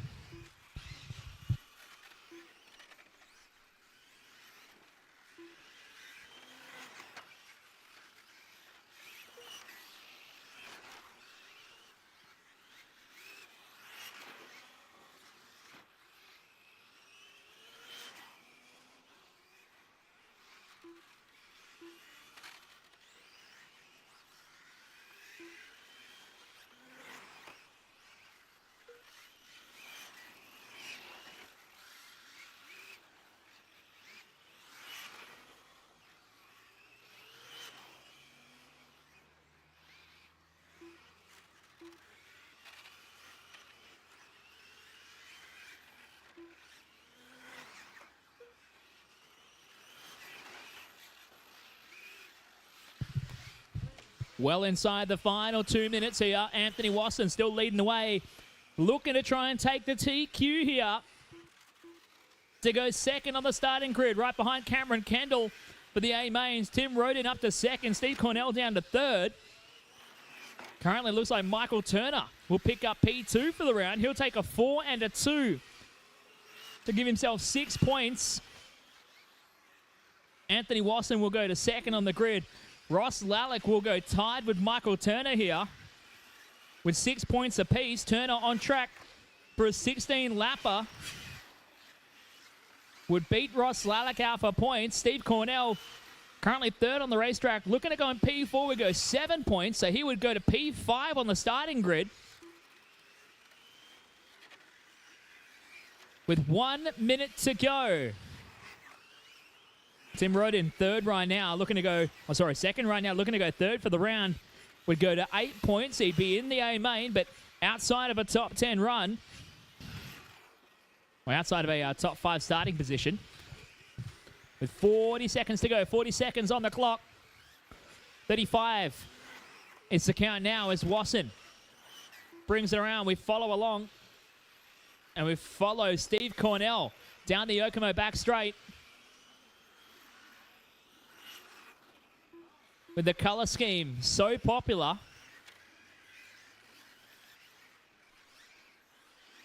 Cornell having a bit of fun here in GTE. Makes me want to run a GTE. As he comes down the Yokomo back straight, running down inside the final few seconds of the run. Cornell starts another lap. Anthony Wasson has lost the lead now. And that is time. Wasson comes to a stop. He doesn't get to the finish. As the track is still live, time is finished. Keep running until you're called to finish the race, guys. Cornell, you're done. Tim Roden, you're done. Ross Lalic, you're done. Anthony Wasson, you're done.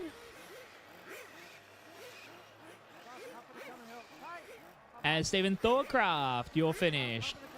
Not sure what happened to Wasson there, but he came through the pit lane at the end of the run and dropped down the order. Tim Roden got the win, and Michael Turner gets the round TQ. So Turner with a 4 and a 0 will go to second on the starting grid, I believe, on account of Anthony pulling into pit row.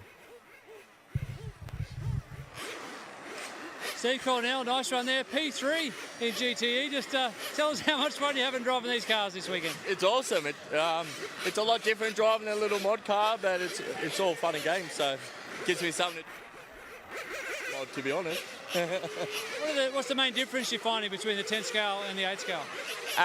Just the steering. There's a lot of weight behind the car, the way that the car reacts on and off the brakes, on and off power, and the corner speed's a lot different. So it's a whole different driving style. So yeah, it took a while to get used to, but yeah, now having a ball. Anyone you want to give a shout out to or thanks? There might be some fans watching the stream. Obviously the missus for having me kids while I'm here, and Hearns for the support with everything, and obviously Hearns again for letting me in the car, and John for setting it all up. So, yeah. Good job, man. Thanks for the chat. So easy. Thank you.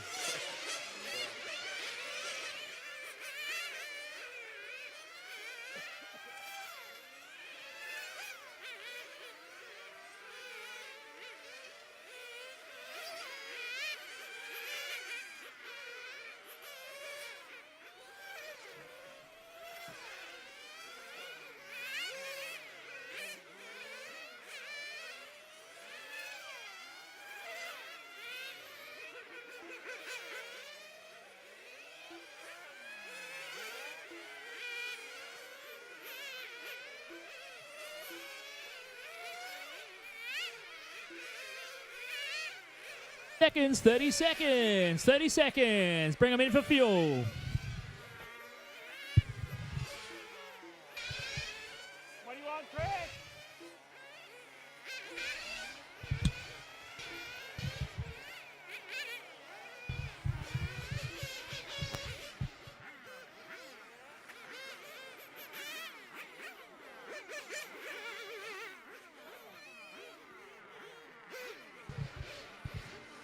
Five seconds.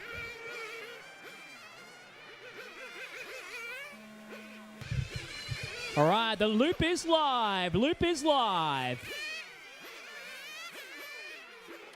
Everyone off and rolling, getting started as they come across the line.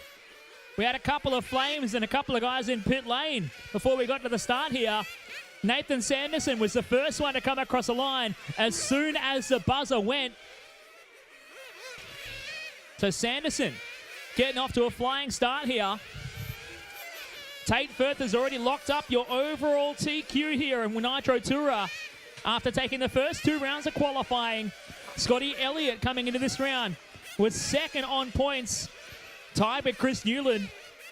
A 5 and a 2 for Scotty, a 3 and a 4 for Chris.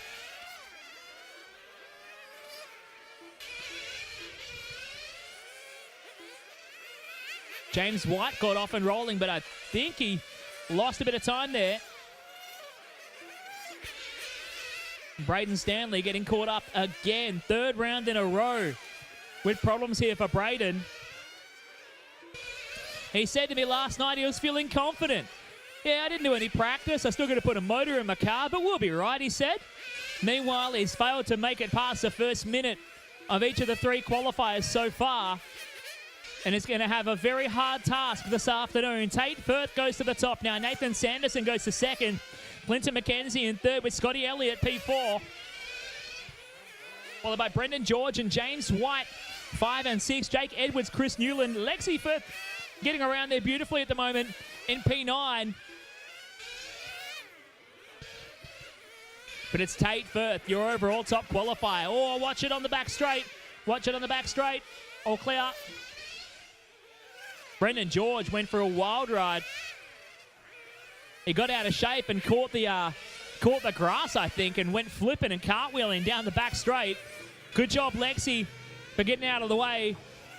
Lexi Firth doing her thing out here. She's being respectful, jumping out of the way for the leaders. Although she probably would be forgiven if she took out her brother right now. Oh, too nice.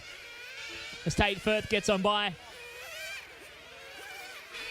Tate stretching this one out now. 3 seconds from Nathan Sanderson behind in second. Scotty Elliott in third.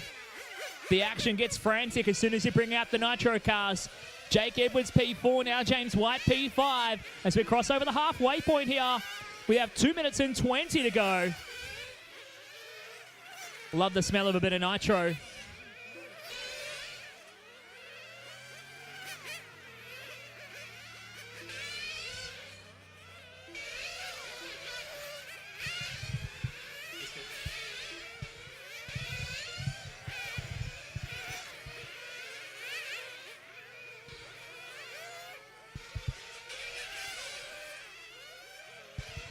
We're following along at the moment with Tate Firth. The double greens for Tate. The only way you can tell Tate and Brayden Stanley apart on track at the moment is Tate's leading for one, and he's still on track with the dark green on the rear of the car. Brayden Stanley rocking the fluoro green all around and is struggling at the moment. Brayden down in 8th overall in this run.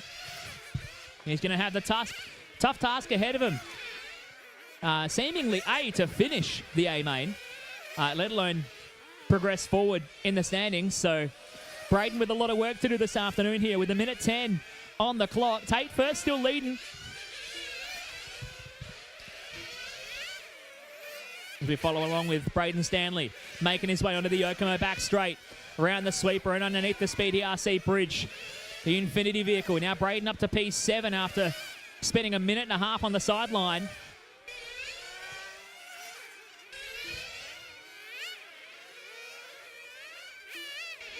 Working his way around. Brayden Stanley putting in some pretty good laps. Hot lap of a 17.6 for Brayden. Got plenty of pace on board here for this youngster. Tate Firth continues to lead the way with 30 seconds to go. And Tate about a half a lap behind Brayden on the racetrack. But it's looking to be a qualifying clean sweep here for young Tate here today.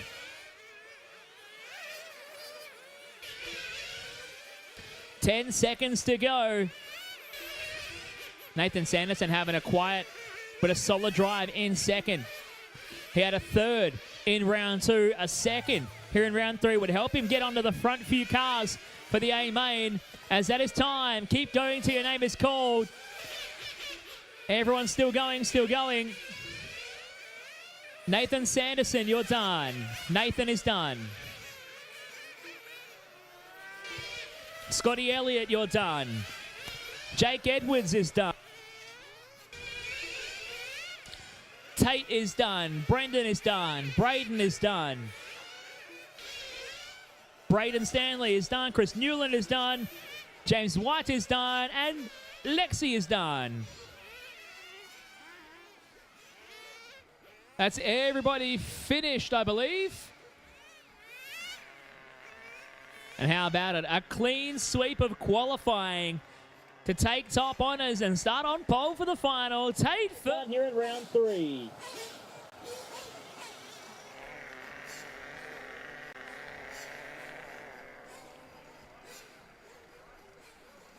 Right, 1/8 GT is going to be the last one out. 1/8 GT, you guys will be the last one out to finish us off for qualifying.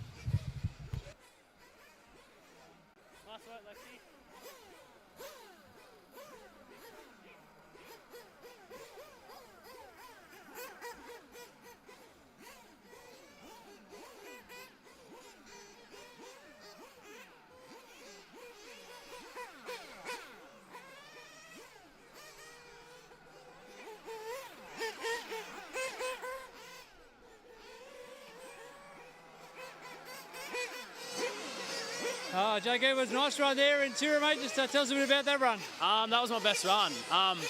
Didn't have any practice yesterday, so sort of like trying to get used to the track, but the car definitely felt better then. Put my best lap in and I think I got 4th, which is pretty good. So yeah, pretty stoked with that run. You recently made the trip up to Queensland to compete in the state titles up there. Just tell us how you enjoyed that experience. Yeah, the track's just amazing there. Just the grip, like I've never experienced that amount of grip before. Had big tyres in the final, which was a bit of like a learning curve. You have to drive so smooth, but yeah, it was awesome fun. Great.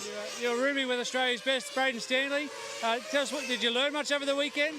Yeah, I did. Like that was so helpful. To be honest, there was a lot of no sleepful nights of Chris snoring. But yeah, it was just a massive learning curve. So yeah, it was great work. Great job there. Good luck in the final. Thanks for the chat. Thanks, Tony.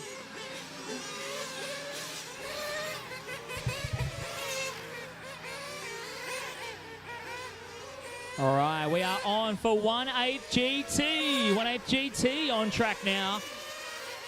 This broadcast of the 2023 PDNR Winter Champs is proudly brought to you by Campbelltown Hobbies, Brisket Boys, Mark 1, Karma, Penrith City Council, and Kennards Hire.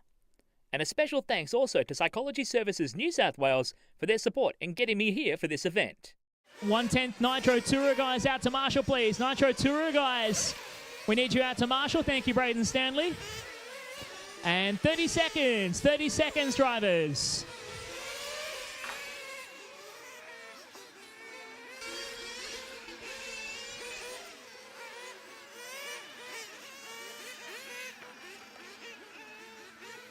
Fifteen seconds.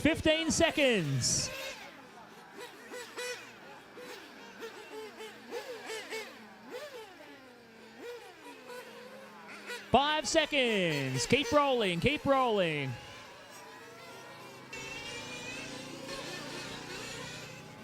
And the loop is live. We're off and underway.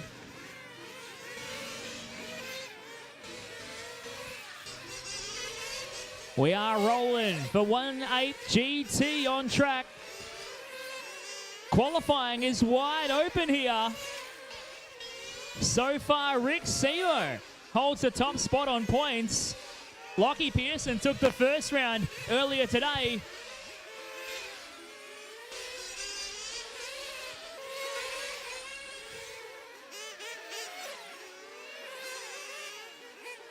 So we'll see who's going to stack up here in the third and final round of qualifying. Rick Seymour starting off the account pretty nicely.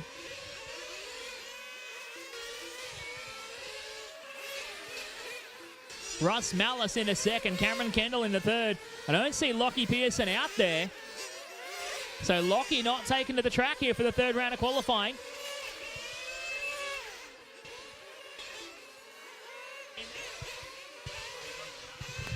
So Pearson broken in the warm-up, I'm being told.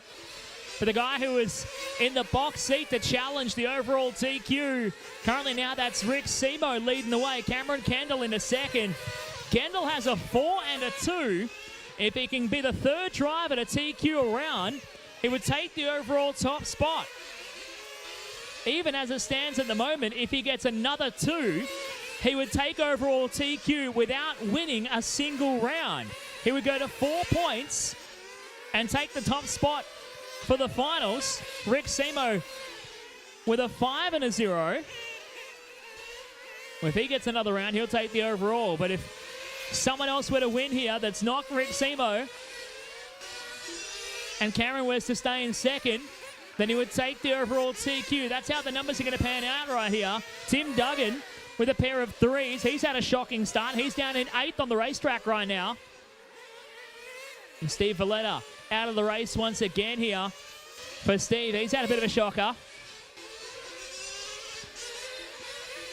So we'll watch on Rick Seymour making his way around in the white with the orange and yellow on the sides.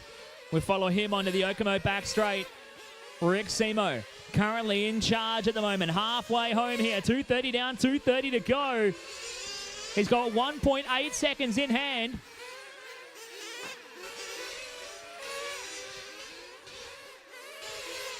Cameron Kendall, the first in line to try and challenge Rick Seymour. Cameron has just thrown down his personal best lap of the race, a 19.7 for Cam. Cam needs to win this race, and it would force a tie with him and Rick Seymour. That's how it stands right now. With 2 minutes left on the clock, Cam goes through a slow lap of 21.5. He gives it away. It's 2.9 seconds now. Advantage goes to Rick Seymour in the white car, sharing driving duties with Michael Turner between the Nitro and the EP. Here at PDNR, they'll be sharing that at the GT Worlds out at Moorebank right here in Sydney later on this year. Rick Seymour's found himself another gear as well. He's gone to a 19.1 hot lap of the race. It was your round 2 top qualifier. He's in charge at the moment as the only driver looking at a 16-lap run, just as he did in the previous round, to try and take the overall TQ. Cameron Kendall puts in his personal best lap of the race, a 19.5, but he's now 4 seconds adrift of the race lead. Russ Malice having a good run in third here. Russ is having his best run of the day. He got a 6 and a 4 so far, the quiet achiever from Queensland.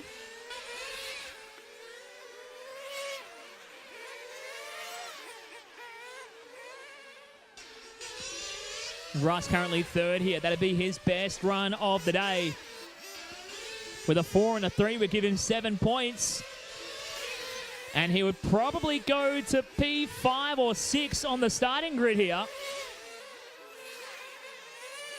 Anthony Wasson and Anthony Wasson sitting on 7 points as well, a 2 and a 5. So that should see Russ Malice potentially take over to P5 overall in qualifying. If he can hang on to this third spot right now, he's 7.8 seconds adrift off the back of Cameron Kendall, who just went through past Anthony Wasson. We follow Kendall onto the Okomo back straight. Wasson having trouble with the green car. As that is time. Keep going till your name is called, drivers. Everybody's still going, except for Cameron. Cameron, you're done. So Cameron Kendall, the first to finish up in this race. Russ Malice, you're done.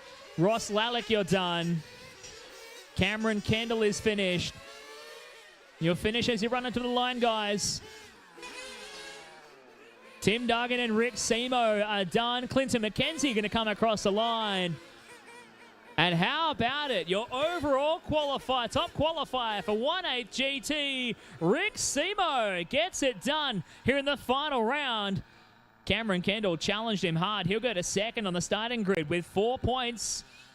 Tim Duggan will hold a 6-point finish with a pair of 3s to go third overall. Then it's going to be Anthony Wasson on 7 points. Russ Malice will finish up on 7 points as well. Best result, 15.509. Wasson with a 15.506. So Wasson will take position 4. Russ Malice should go P5 provisionally in qualifying.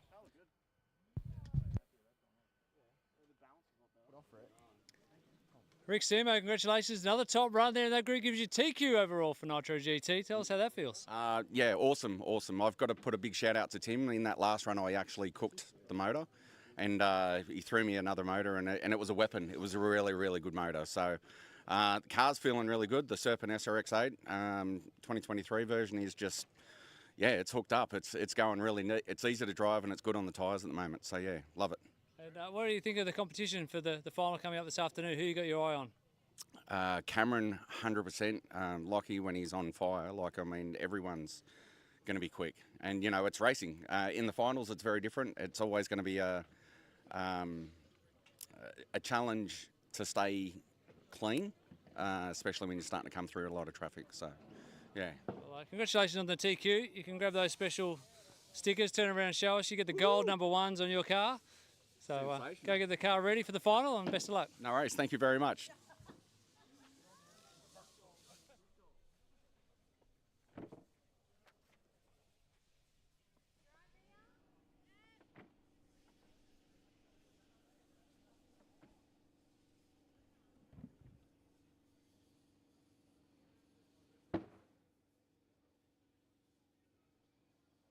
Stephen Thorncraft. Stephen Thorncraft, your sausage sandwich is ready.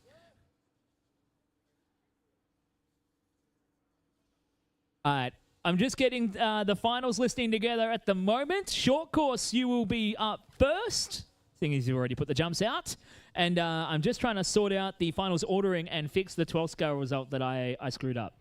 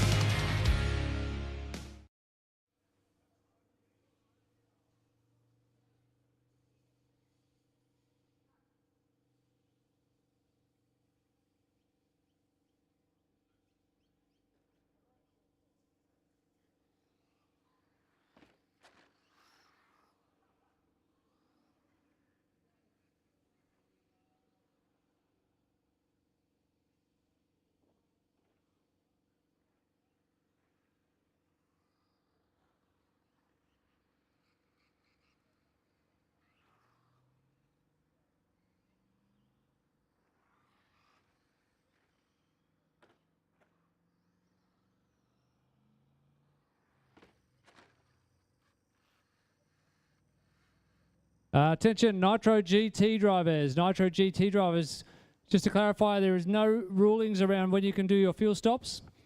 So we're not adopting the IFMA 7-minute pit stop rule. So you can pit whenever you like for fuel in your 20-minute final.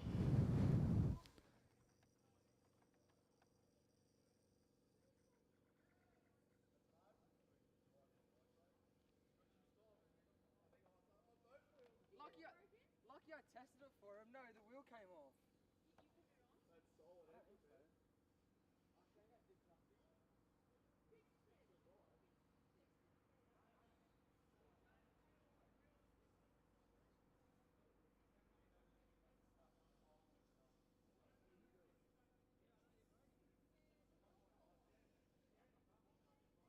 You're like the worst doing at Marshalls because I flip you over and you're on power like this. You flip me over and put me on my roof, mate. Next time I'll just put you on your roof. You might get over that time.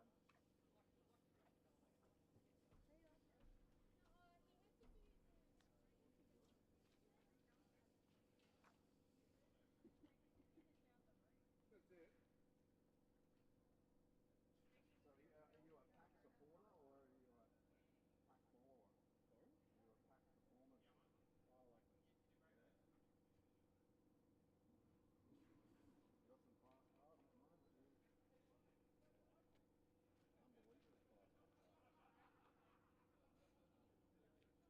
Oh, like, yeah. You got some fast cars at the moment, yeah. Unbelievable fast cars. Oh, really? So you don't see any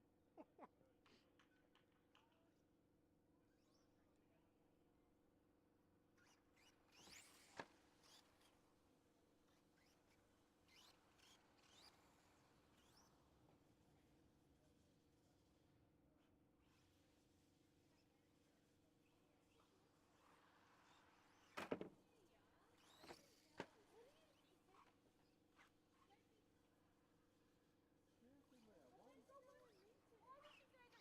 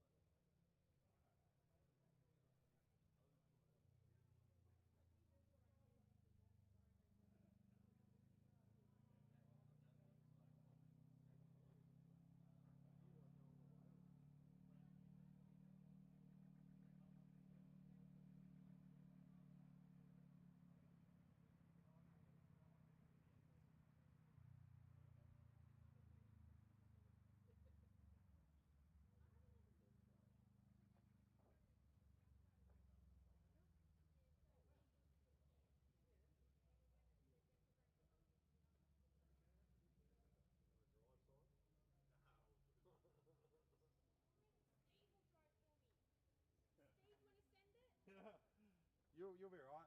Just launch it over the top of everyone.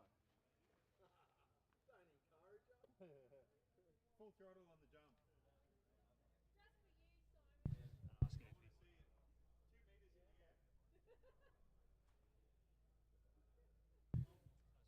Raise up, raise up. Can you come to the truck, please, to race control?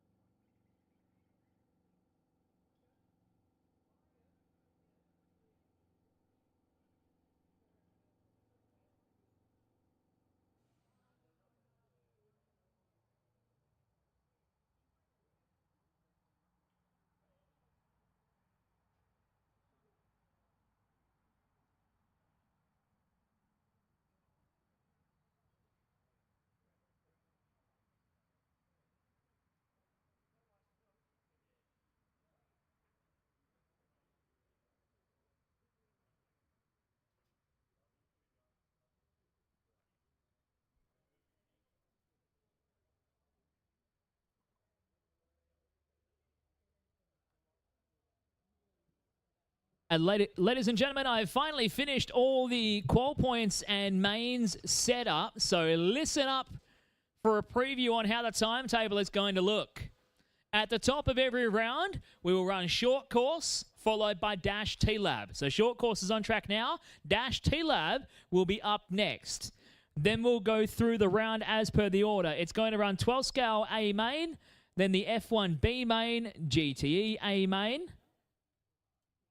And then we'll run into the Nitro Tourer A main will be the sixth race coming into mains. Then we'll go to the top of the round again and rinse and repeat, except instead of running the Nitro Tourer A main, we'll run the 1/8 GT A main. And then the final round of racing will be short course, dash, followed by 12 scale and GTE. Sound good? Timings are up on the board. Qualifying results have been finalised. The grids are all set up. And I will give you guys 5 minutes for short course.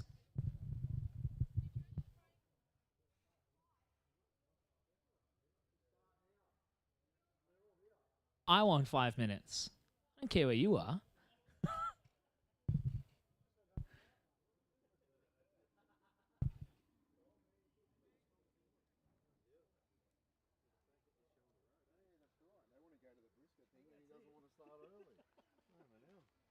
That's it, telling everyone to... Yeah, telling everyone... Come on, get your finger out. Yeah, we want to start. He wants to sit there and...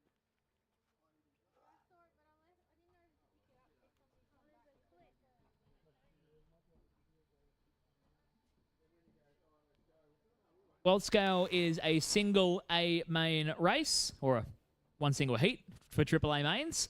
We're putting 12 on the stand, on the Karma driver stand. And Ray Zarb has kindly been selected to stand in the media tent to drive from there. We just haven't told him he has to operate the camera as well.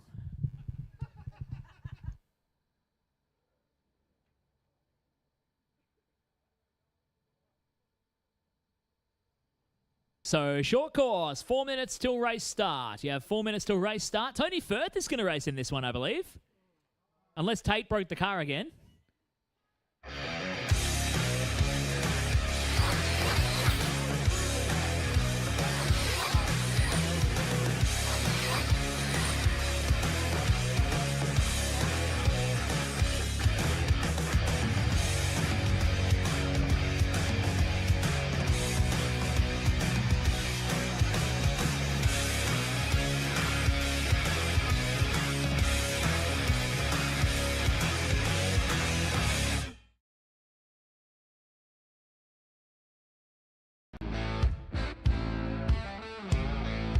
So excited and actually everything.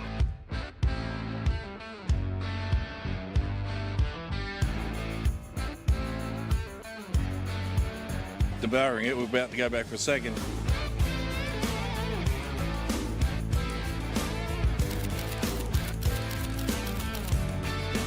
As a vegetarian, I got quite a few of the salads, which are phenomenal. It's beer and meat.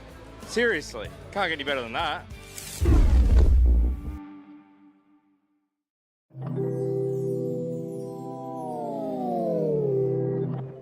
G'day, I'm Stacey. My love language is receiving gifts. Like a tow bar, snorkel, oh, and a camping canopy. Let's explore our wild side, you big hairy bear. Love drives everything at Karma. All cars are hand-selected by experts, backed with 7-day returns, and delivered to your door.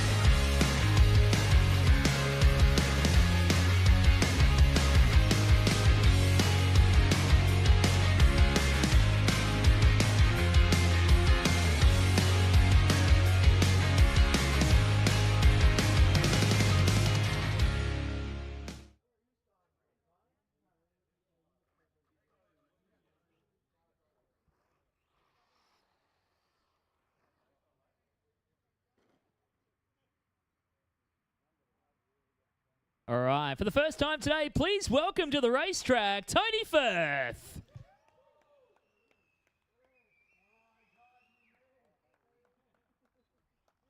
All right. This is the 4th round of short course truck. As traditional here at PDNR, it is a gate start. As is not tradition, I got no marshals. 1/8 GT, final call, guys. Come on.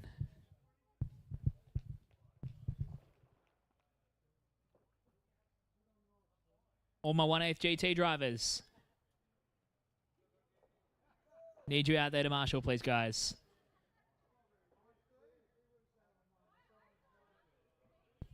All right, get those two out there.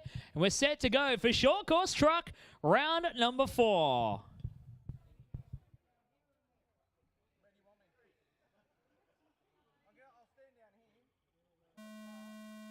Oh, Tony with a good start. We had to give it to him. Tony Firth getting away. Oh, and he gets turned over by Marks. Absolutely turfed. And it's Tony the Turtle now going to cut the track. And he tried. The point is, kids, never try. Tony Firth now going to go to the back of the bus. It's going to be Scott Marks who gets off the line. Anthony Thomas, who I'm pretty sure turfed old Tony on the opening corner. He goes to second. Ian Lewis to third. Alex Marks to P4 here. Where's Tony? Somehow he's fallen even further behind. Stephen Thorncraft further behind in P5. Nicole Platts and Anthony Cummins 6 and 7. Then there's Tony Firth. There he is. Position 8 last time across the line. He's upside down at the X-ray hairpin. As we follow along with the battle for your leaders. If you're watching live online and the camera is shaking, it's because Matt Seckled can't contain his laughter, shaking the camera at the calamity that is ensuing on the racetrack right now. Tony's having a good time, though. I got a headset on. I can hear him giggling. Watch out the Marshall Russ. Oh, Russ Malice with the fancy footwork. I've never seen Russ move so quick out of the way of the oncoming Tony Firth. He was like a deer in headlights trying to get out of the way of that short course truck. Scott Marks still leads the way.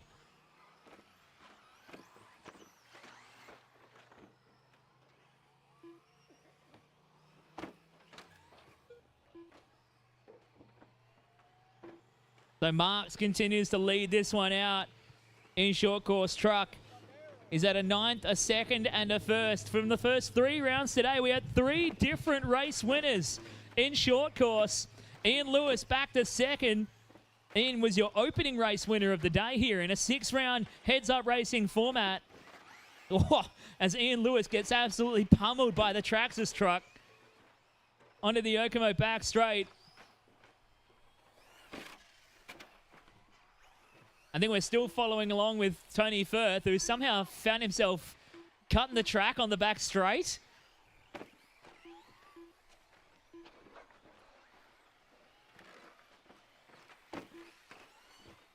Actually, of all the trucks on how they jump, Tony's jumps the flattest. I think it's just the corners that catch him out. Or the lack of practice.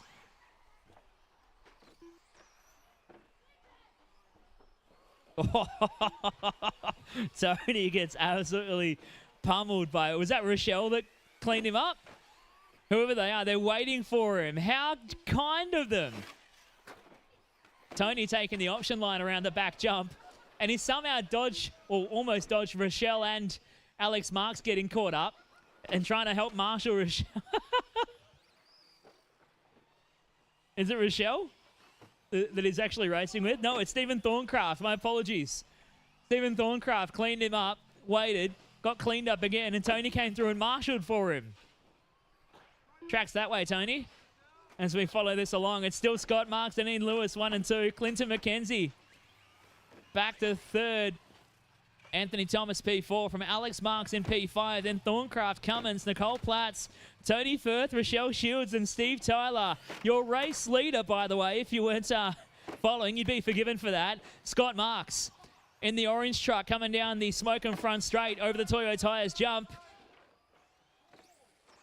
The PDNR Winter Champs for 2023, proudly brought to you by our main broadcasting partners, Campbelltown Hobbies and Psychology Services of New South Wales, plus Brisket Boys and Mark 1, bringing us the broadcast this weekend. Special thanks to Karma, proud supporters of the Karma driver stand, of which Tony has elected to not stand on. Instead, he's standing in the media tent, where Ray Zarb is going to share that spot later on in the 12-scale mains, as he gets caught out by the crooked front straight jump. And Russ Maller's trying to marshal him. Don't fix the jump though, Russ. That's fine.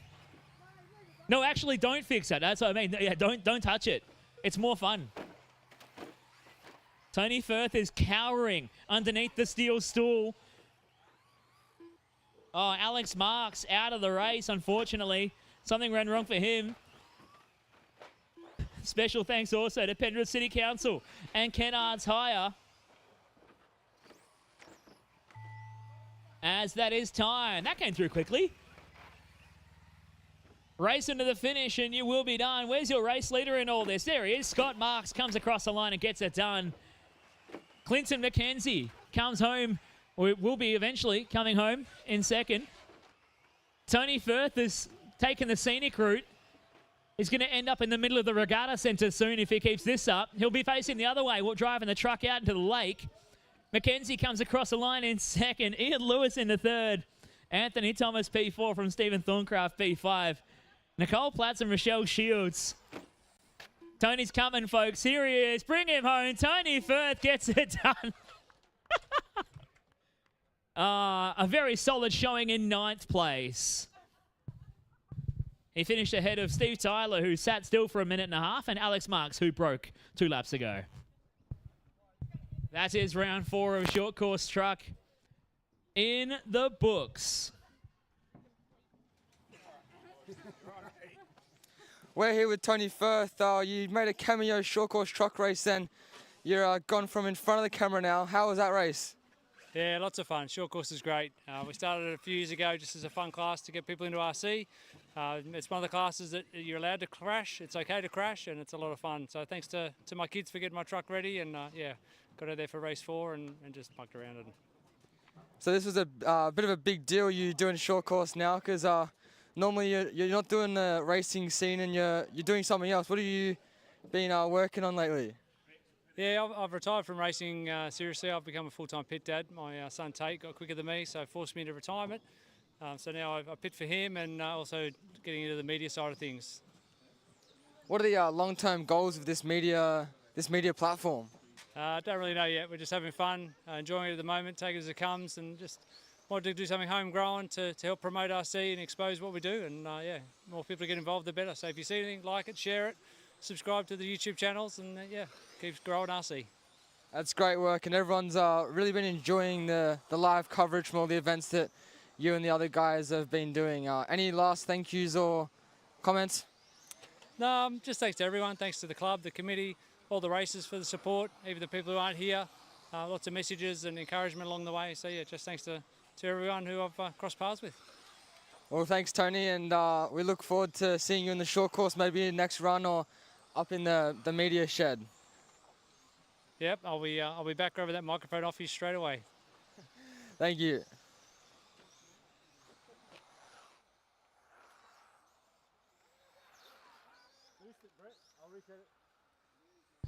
Don't break it, please. Fantastic. Dash TLAB on track next. And your totally not pre-planned starting grid. Brett Wilson is going to start out of position number 5. Jake McKee is going to start out of position number 4. Stephen Hagginson, who I've been told has been replaced for this race. Is it by Mia Thomas? Is going to start on the pole. Shane Norman and Phil Merrick can fight over who wants to start second on the grid. This is Dash TLAB, the super special class we're bringing at you for the Nitro Winter Champs here at PDNR. Yeah, that's it. I'm turning him up, yeah. Jake McKee getting that opposite direction start. If you hit the boost button as you pull the trigger, it'll do a perfect donut.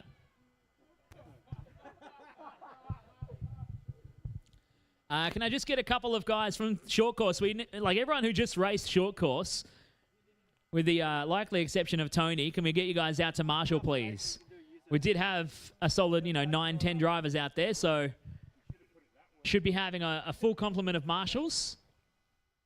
The longer we take to do this, the longer we're going to run today. We're already running a fair bit behind time, guys. So remember at the start of the day how I said I like to make things fun? Well, this is when it gets not fun, when we're having to call for Marshalls every time we go racing. So please, short course guys, out to Marshall.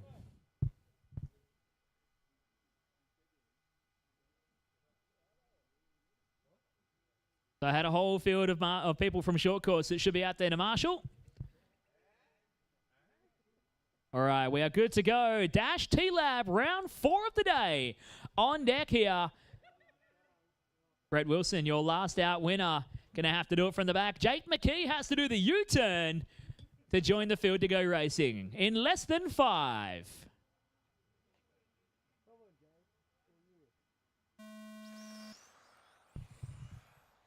Well, here we go, off and rolling. Your Dash TLAB class, Mia Thomas taking over the driving duties from Stephen Hagginson. Out the pointy end of the field, getting a good start to it as well. She's doing better than Steve was. He did actually say that's the likely plan here for him. So Mia's going to lead the way. Phil Merrick in a second. Brett Wilson has already moved up to 3rd here. Shane Norman dropping down to P4, or to P5 even, as Jake McKee has already done the U-turn and found himself up the order. John Hughes keeping an eye on the boost counter for us. We've had none yet, have we? So we're waiting for it. Brett Wilson going to be the first to unleash the push to punt button in about 3, 2, 1. Oh no, he's in the grass. And he loses a position as a result. Wilson goes down a spot to Jake, who I think a few of them all hit the button then. They all got scared of the old push to punt and went hard out for it here. So it's still Mia Thomas leading the way. Phil Merrick in a second now. Jake McKee behind in 3rd. Down the back straight. Everyone just keeping a little bit left in the tank right now. 1 minute 20 into this race. Brett Wilson just fires past the apex. We could have a 3rd different race winner here in 4 rounds of racing for your Dash TLAB class. Thanks to Hearns Hobbies for making it happen for us here. Mia goes for the push to pass, but she overcooks it and gasses it up. Still got a bit of boost in it, so she loses the lead. So the way it seems right now, you push the button and you lose. It's down to Phil Merrick and Jake McKee out front onto the Yokomo back straight. Oh, McKee going for a look.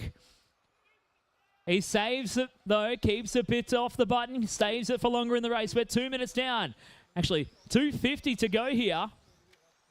Brett Wilson's found himself back to 3rd now. Merrick and McKee out front. McKee keeping it uber tight on those apexes at the teardrop and the X-ray hairpin. Oh, Phil Merrick, 6 and out, under the fence and out of the park. We're going to have to dismantle the fence to get him out. So Merrick goes to the back of the bus now. And lo and behold, Jake McKee leads away for the 3rd time today.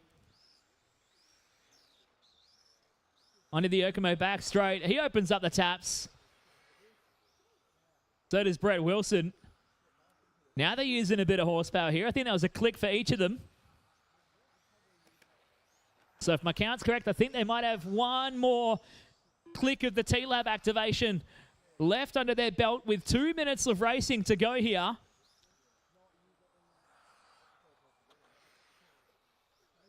Just need McKee to make a little mistake here, and Wilson's going to be all over him into the back stages of this race. But Jake McKee was too strong in the first 2 rounds today. That's why we made him start back around into the chicane for round 3 that saw Brett Wilson run away with the win.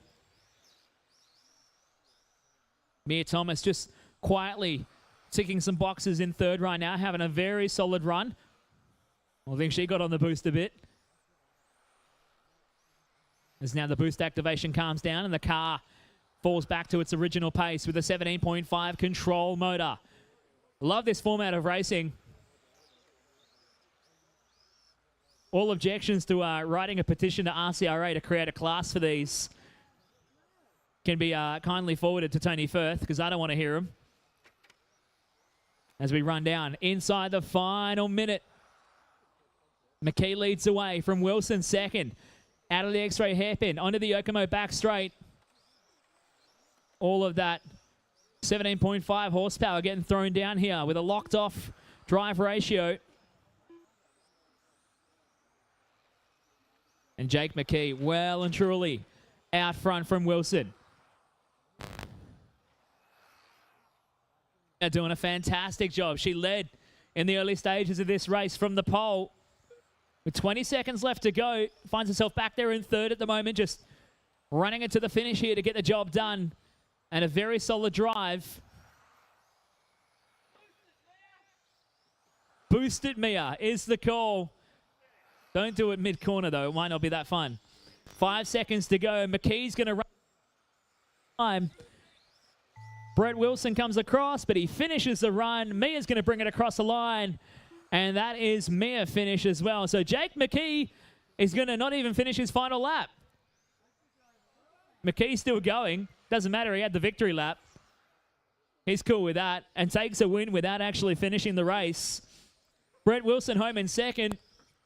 Mia Thomas comes across the line in third. Shane Norman P4 and Phil Merrick 6 and out home in P5.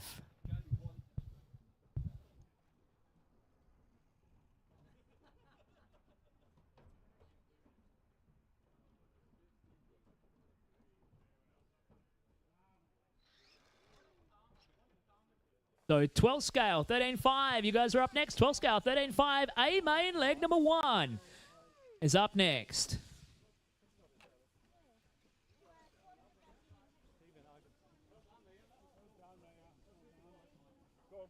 You do it. You have the chat.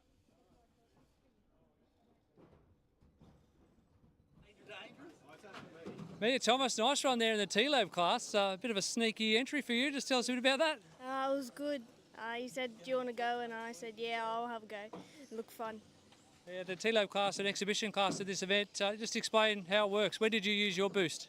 I used it at the start when I was leading, just to see what it would do. And I went a bit too quick. And I overshoot the corner and I dropped a few places. But then I used it throughout the race again to catch up a bit, yeah. And I'm pretty sure you got fond memories of racing here at PDNR. Tell us what happened last year. I won and came state champion. Yeah. And how are you going this weekend? You got your races tomorrow. Are you ready? All prepped? Cars ready? Yeah, I think, all cars prepped and excited and nervous. Well, good job there. Glad to see you having fun. And yeah, we'll catch you tomorrow. Thank you.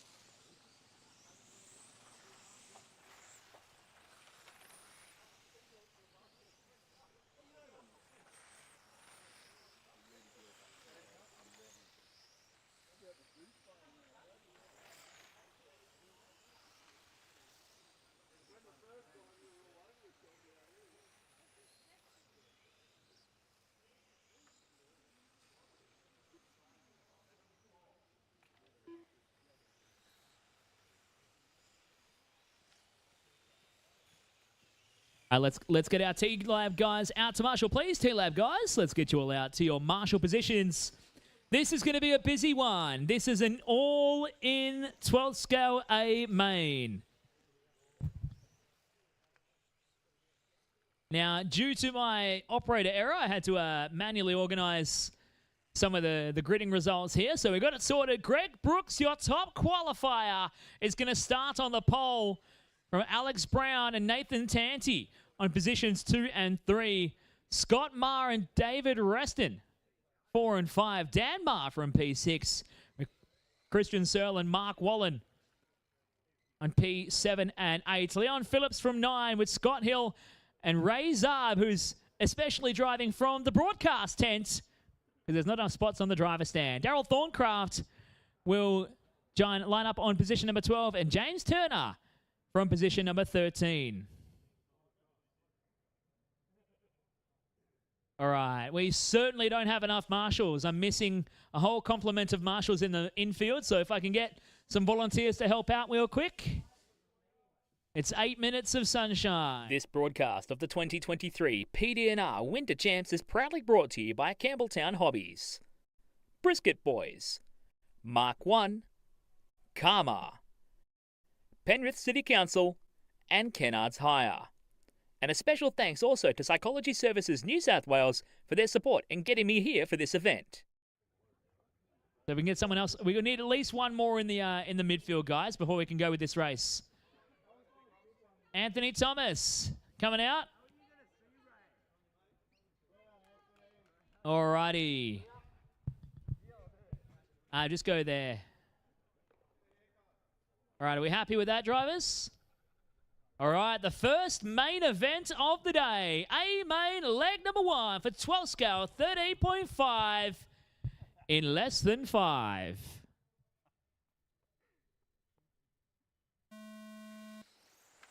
Oh no, Greg Brooks didn't go anywhere off the start. The car sat perfectly still, missed the start. He got flipped clean into the air and had to get marshaled. So it's Nathan Tanti getting away for a good start here. He started third on the grid here ahead of Alex Brown. Back into second, Scott Maher into third. They've already broken away from the rest of the field around the teardrop and down towards the X-ray hairpin. Where's Ray Zarb driving from the Campbelltown Hobbies Broadcast Centre? He's in P9 at the moment. Is Ray Zarb having a bit of fun? 5031191. Ray graciously offered to drive from that centre after he was told he had to. For the 12 scale A mains, it's Nathan Tanti out front, rocking the red. He's got his 3D printed wicker bill on the top of the body for T3D. Alex Brown back to second. Scott Maher pouring on the pressure. He's all over the back of him like a cheap suit and gets the job done on the smoking front straight. So that puts Brown back to second as Tanti stretches out a little bit more of a lead now. Dan Maher up to P4. He's having a solid run. He tried a new car, but for some reason the transponder wasn't registering in the third round of qualifying, so he didn't get the result he wanted, and that was his best result of the day. He reckons he was running second, but that's what they all say when the transponder doesn't work. I was winning, I promise. But Dan Maher proving he's got a bit of that pace at the moment. He's up to fourth from sixth on the starting grid. Last time by for Dan, a 20.2 lap. As we follow the lead battle here, Scott Maher putting the pressure on, trying to close the gap to Nathan Tanti out front. Last time across, 1 second was the margin between these two. Your third and fourth qualifiers here for the PDNR Winter Champs in 1:12:13.5. Tanti electing to only run a 12 scale program this weekend. Decided he didn't want to come and race some touring car. And I believe at one point he was eyeing up a drive of a GT, but decided not to race that instead. Went the polar opposite, shrunk the car down, and went for some 12-scale action. Alex Brown back there in third. In a bit of a no-man's land situation right now as Dan Maher finds himself racing it out with Mark Wallin at the moment. Only a couple of tenths of a second between them for P4 and 5 on the racetrack.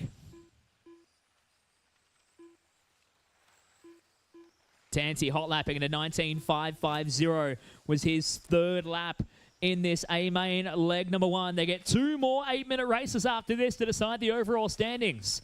For 1:12:13.5 at the PDNR Winter Champs. Tanti coming up on the back of a little bit of traffic. Next up is his teammate, Christian Searle. Or is it? No, it's not. Christian's somewhere else on the track? Yes, he is. Working their way around. Just another similarly coloured car as Scott Maher now in the middle of that. So watch out for the white and blue car. Thank you very much. And the all-white car coming through as your leaders as well, as is Dan Maher. Still in that battle with Mark Wallin going side by side, racing for the 4th and 5th spot on the racetrack. Only a tenth of a second between them. Mark Wallin gets through for the 4th spot here. Maher dropped back down to P5. So Mark finding a bit of space now. As we follow this battle, it's pretty tight. Oh, Maher getting a little bit out of shape. Coming out of the Speedy RC timing bridge, and Greg Brooks, who went sky high off the start, now fighting his way back up through the field. He's next in line to have a crack at Dan for P5 on the racetrack. Not bad for the guy who was upside down and in the pit lane about 3 seconds into this race. 8-scale or 12-scale racing in 8-minute duration, giving you the benefit of trying to mount a comeback drive. With 3 minutes and 50 to go, Ma jumps the curb. So Greg Brooks now through for the next spot. He's got a bit of work to do to catch Mark Wallin because he's really gotten a move on here. Wallin's got some bulk pace underneath him. He's closing the gap up 1.7 seconds off the back of Alex Brown right now, holding down P3. But it's all about Nathan Tanti out front.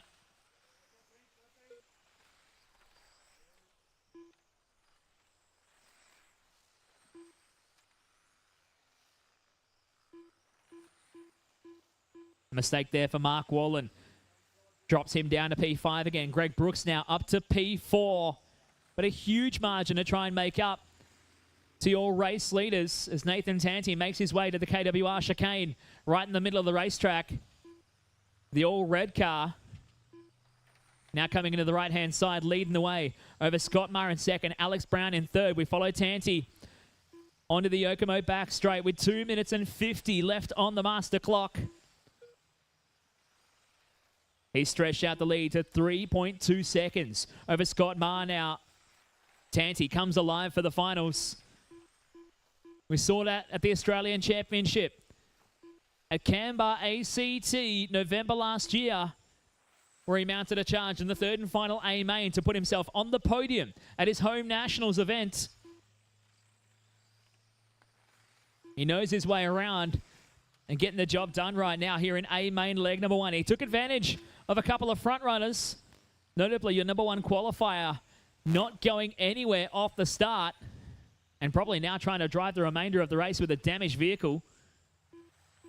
Greg Brooks fighting his way back up to P4, but it's Tanti out front from Scott Marr. Back there in second. Tanti well and truly knows his way around this venue. Won the New South Wales state title right here at PDNR last year. Coming up to put a lap, I think, on Mark Wallin through the KWR chicane. So Tanti getting away. He's maintained that lead of 2.7 seconds over Scott Marr.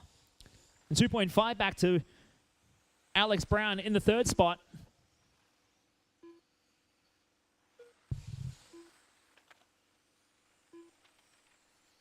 It's a very solid drive here for young Nathan, who only featured second in the third and final round of qualifying to park himself to number 3 on the grid. Otherwise, he would have been sitting on 8 points and been outside a top 5 starting position.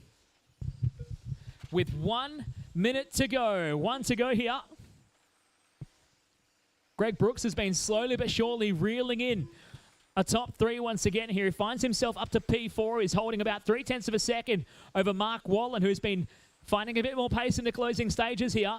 They're both chasing down Alex Brown, who, if you remember qualifying, would slow significantly heading towards the end of the race.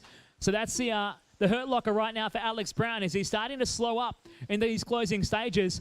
Brooks and Wallin are really pulling him in at the moment. Down the smoke and front straight. And into the X-ray hairpin, you can see there, we're starting to see that gap really close up. 20 seconds to go. The pressure is on for Alex Brown to hold the third and final spot on the podium here. In A main leg number 1, your number 1 qualifier, Greg Brooks, mounting the charge to try and close the gap with 10 seconds to go. The fight is on for the third spot with 3 cars fighting it out onto the Yokomo back straight. 3, 2, 1. That is time. And Alex Brown gets it done right at the end by a margin of 0.4 of a second. Meanwhile, taking the win in A main leg number 1 and bringing it around, Nathan Tanti gets it done from third on the grid. And Scott Marr holds on nicely to grab second, as everyone else coming across to pick up a finish. From third on the grid, A main leg number 1 goes the way of Nathan Tanti.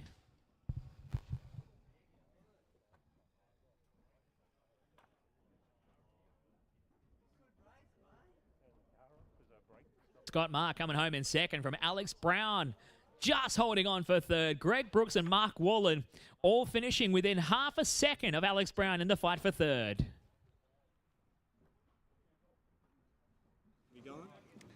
Nathan Tanti, nice job there taking the win in A1 for 12 scale. Tell us about that run. Yeah, good. I mean, I've been away for a bit, doing some side quests, throwing some hands, and now I'm back. So, it's fun. I haven't felt kind of nervous for a race like this in a while, which is exciting. But, you know, in quali, car was a bit here or there for the tyres and the strategy I opted to run.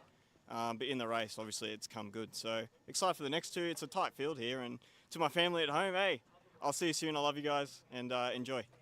Just want to talk about the start. There's a little bit of a hesitation from the car in front of you, and yeah, just talk us through what you saw. Yeah, like I usually I'm always better in the race. Like for me, qualifying's a bit hit and miss, but until lately really. But yeah, I think Greg had an issue on the start, just didn't move. So, I mean, I saw that, went around, and then Alex was a bit hesitant on the outside, so I took that and then didn't look back. So, I mean, yeah, the second and third final, like they're both very quick. I think I have a car that comes alive later in the race as opposed to the start. So survived kind of the initial rounds, try to get past Greg because he's going to be quick, and it's wide open. There's two finals left. Yeah, great start. Good luck in the next one. Cool, thank you.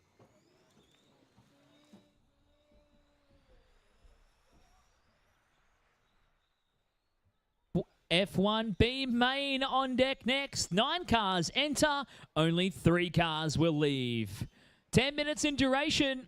Let's get all our 12th guys out to their marshal spots, please. And at the moment, we've only got 3 cars on the racetrack, 4 cars on the racetrack. So we do have a race on our hands here for the F1 B main. Think of it less of a B main because that name sounds so boring.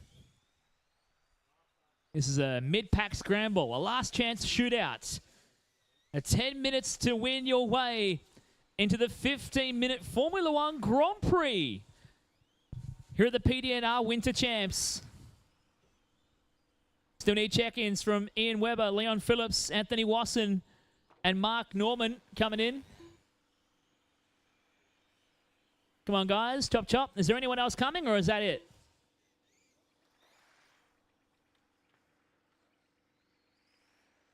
Anthony's out. What about Ian Webber and Leon Phillips?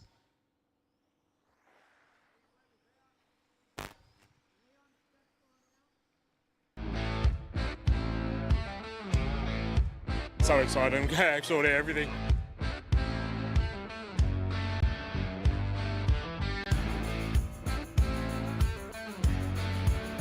Devouring it. We're about to go back for second.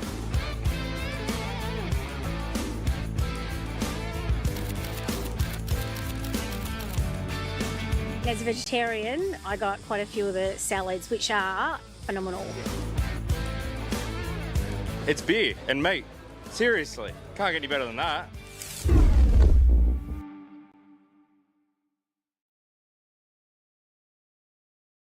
Starting grid. Brent Love will start on the pole. For your last chance shootout to make the Grand Prix, Anthony Bryant will start on position number 2. Ian Webber, due to start on position number 3, hasn't checked in, so he might leave that spot vacant. He's gone home. Well, position number 3 will then go to Leon Phillips. Anthony Wasson not making this race.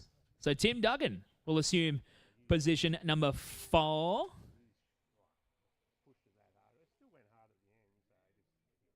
Yeah, move him up. Move him up. All right, we are set. Dan finally got his sunglasses. Just like his transponder. All right, let's go. This is your F1. Last chance shootout to make the Grand Prix in less than 5.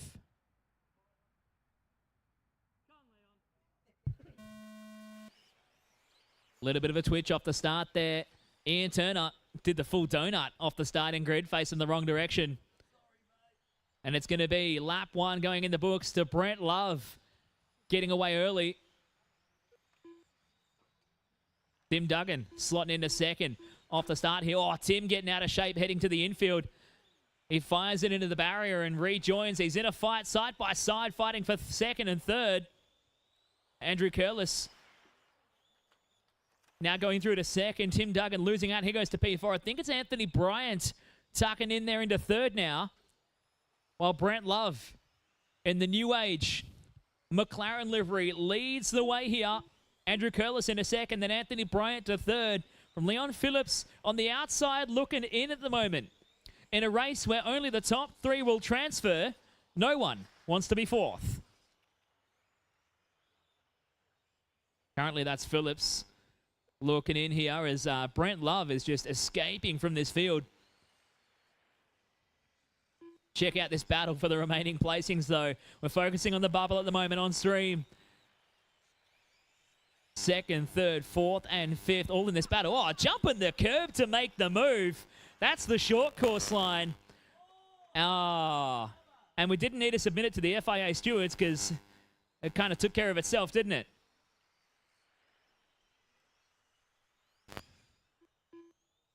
So Anthony Bryant now picks up the 3 spot. Tim Duggan goes back to P4.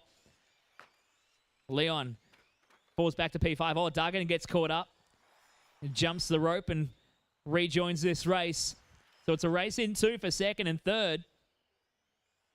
Both of them locked in to the Grand Prix starting grid at the moment. And they need not fight over those remaining positions because if they crash into each other, Tim Duggan and Leon Phillips are going to be right there with him. This is a 10-minute race for your Formula 1 last chance shootout. GTE A-Main leg 1 is up next. GTE, you guys are up next. And after that, we will have the Nitro Tourer A-Main. Going to get noisy here for the Winter Champs. Watching this battle for 2nd and 3rd. Andrew Curlis and Anthony Bryant glued together at the moment.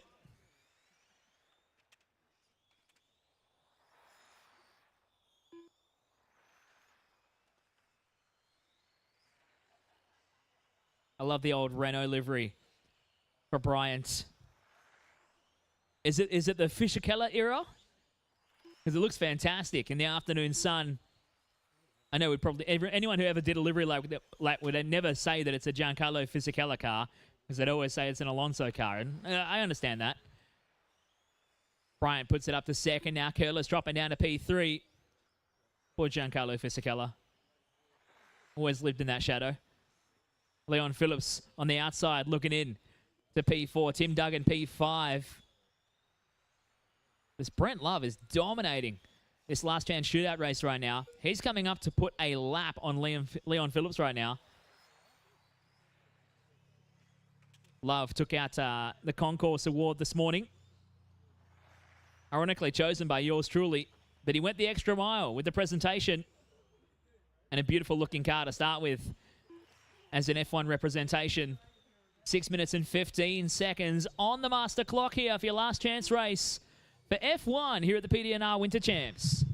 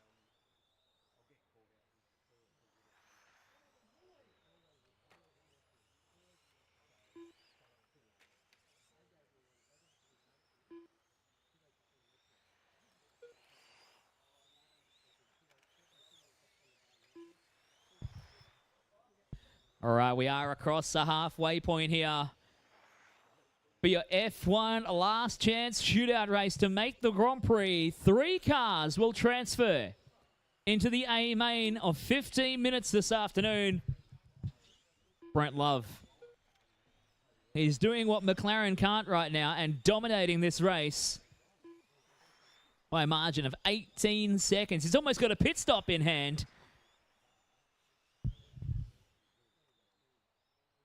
The best performing McLaren Formula 1 car of the modern era, leading the way in the B main. It's still not even an A main race lead from McLaren. That's how low the bar is for those guys right now. although recent form is encouraging. We've got to make sure Brisket boys put the... oh, no, it'd be really late, won't it? I forgot we're on East Coast time. Because they would get them put qualifying on the TV, but it'll be like 11 p.m. No, I'll be in bed. Andrew Curlis right now holding on to that last transfer spot. Anthony Bryant through for second. The yellow car of Curlis. The last one, looking at a challenge to the A main event. Leon Phillips and Tim Duggan, 4th and 5th in this B main race.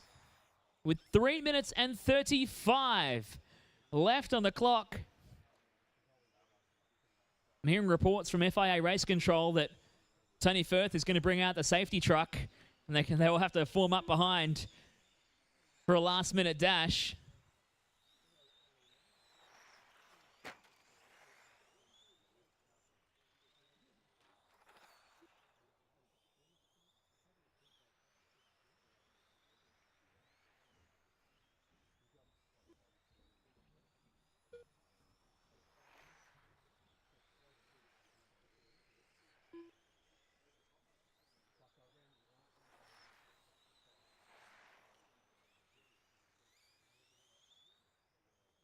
Well, 2 minutes and 50 left to go here for your F1 B main.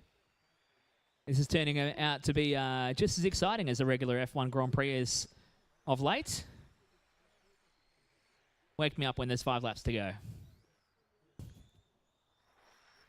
Now, Brent Love having the race of his life right now. 22.8, hot lap of the race. He's just thrown that down as well. So his car continues to get better. No tyre degradation for Brent. Anthony Bryant back there in second. 21.5 seconds the margin now. Could afford a pit stop at the moment. He's almost about to put Anthony a lap down here. Coming up behind him on the right-hand side of the circuit, out of the X-ray hairpin to the Yokomo back straight. Bryant doesn't want to be a lap down with 2 minutes to go. Oh, lets him go. Too kind. Andrew Curlis in a bit of a no man's land right now, driving down the Yokomo back straight. Continues to lead this out from Leon Phillips. Further behind in P4. Tim Duggan bowed out a few laps ago, so it's only going to be Leon at the moment who doesn't make it into the A main here. It's a harsh reality, isn't it? 9 cars in, 3 cars out, and they will join the back of the grid to make up your 10-car field for the 15-minute A main. 1 minute and 15 to go. Like the last 5 laps of the GP, you know who's going to win, but by how much? As we hit the 1 minute mark, Brent Love making his way down towards the X-ray hairpin. He's almost about to put another lap on Leon Phillips here. Brent about to start his 24th lap of the race underneath the Speedy RC timing bridge and making his way towards the KWA chicane. GTE, A-main leg 1 is up next. GTE, you guys are up next. Followed by Nitro Tourer for your 20-minute A-main. 25 seconds left to go. Brent Love comes through for another lap. And he's just on the outside of making a 27-lap run here in a 10-minute sprint. As he comes out of the X-ray chicane, X-ray hairpin, he might just squeak through down the Yokomo back straight. He's going to sprint it across the line. Send it, Brent! And I think he got through. No, he didn't. He finishes up. Brent Love takes the win in your B main and transfers into the A main event as your winner here. He's going to slowly crawl it down towards pit road. Put your hands together. Your B main winner in F1. Brent Love takes the win. Anthony Bryant comes across the line in second. About a lap and 5 seconds further behind. And Andrew Curlis comes across the line in third to take position number 10 in your 15-minute Formula One Grand Prix later this afternoon. All right.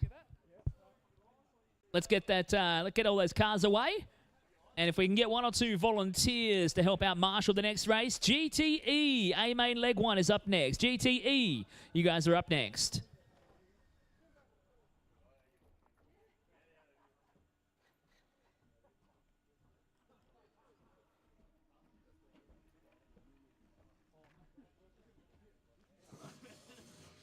Brent Love, superb drive there, mate, taking the top spot in the B final for F1 that bumps you up into the main show. Tell us how that feels. Amazing. Almost felt like watching a real Formula One race and watching Max Verstappen just dominate everybody. Yeah, pretty cool. What's your game plan for the 15-minute main final? No game plan. I'm really happy with the way the car's running, so just put it back on the tyre warmers, get everything nice and prepped up, charge the battery again.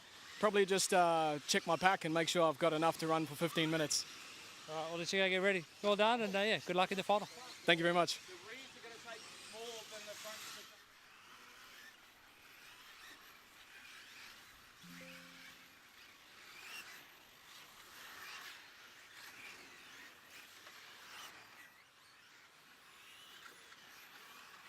This broadcast of the 2023 PDNR Winter Champs is proudly brought to you by Campbelltown Hobbies, Brisket Boys, Mark 1, Karma, Penrith City Council, and Kennards Hire.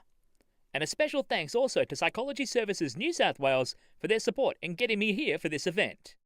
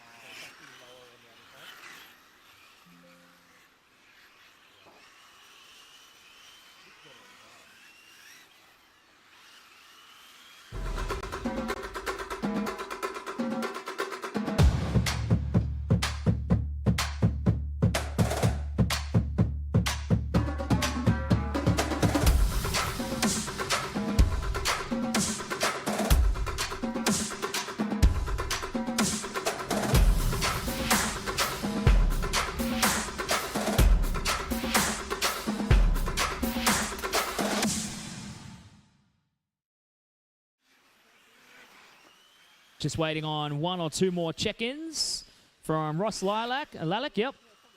Ross Lalic, Stephen Thorncraft. Just need a check-in from Stephen.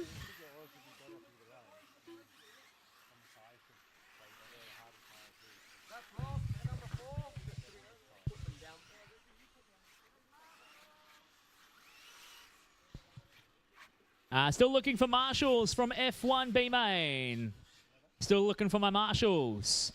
This is GTE, A main leg number 1. Your top qualifier, Cameron Kendall, gets to start on the pole. Michael Turner will join him on the front row here.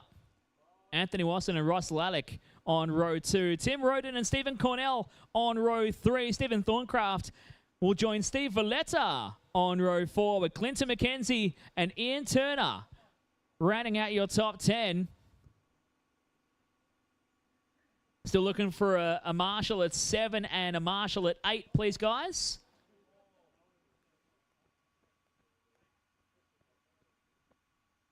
I think a marshal at 8 will do us just fine.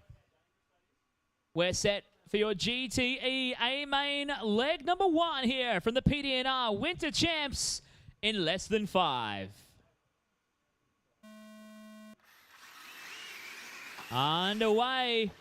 Looked like Tim Rodin almost missed the start there. Lalic moving up a spot and charging up into 3rd. But it's Cameron Kendall who's going to lead the way here for the opening lap. Michael Turner swapping bodies. He's gone to the orange and purple for the afternoon racing. He goes to 2nd here. Lalic to 3rd. Tim Rodin to the 4th spot already as they come up towards the X-ray hairpin. Kendall jumping the curb and making his way down the Yokomo back straight. The first of 3 A main races. Out and out sprint racing here in 5-minute A main events.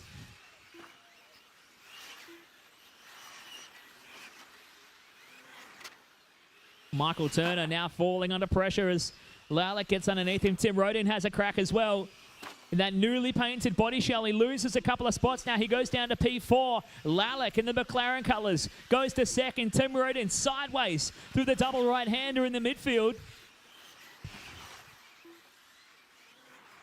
Now Lalic holding on a second, but nobody has an answer for Cameron Kendall. He's already breaking away by the length of the Yokomo back straight as the next cars come flying under the Speedy RC timing bridge for another lap here.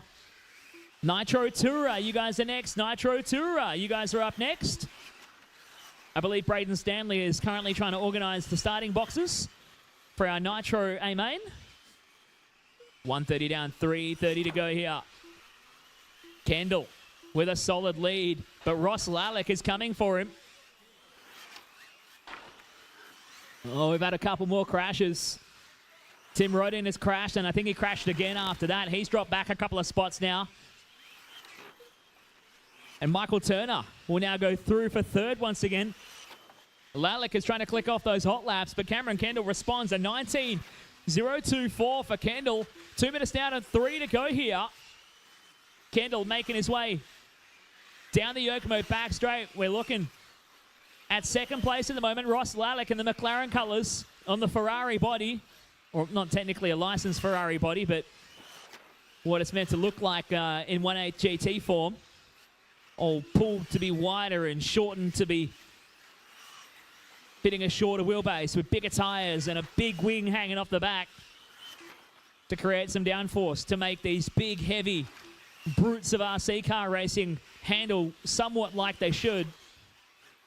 With 2 minutes and 20 left on the clock, Cameron Kendall still large and in charge right now down the Yokomo back straight as Ian Turner going through the rallycross option along the grass on the back straight. Just watch out for the cameraman putting his, well and truly putting his life on the line. Need a Marshall on the back straight. Marshall on the back straight.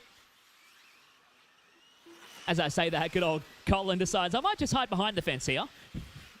Yes, if you value your ankles, Cole, you'll probably stay behind that fence when these cars are out here. With 1 minute 45 left on the clock.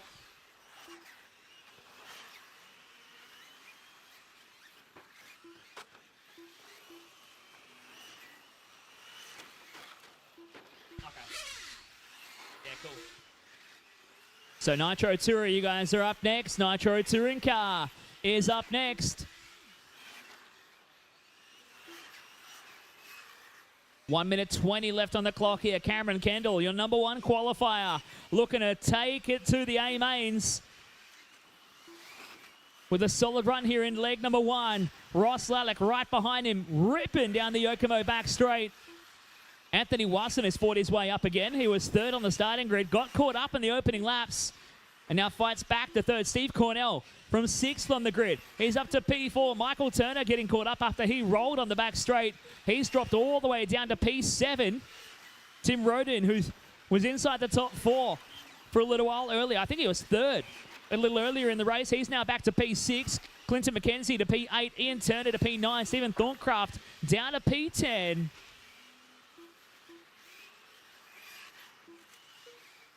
And we have 30 seconds left on the clock. 30 seconds to go here.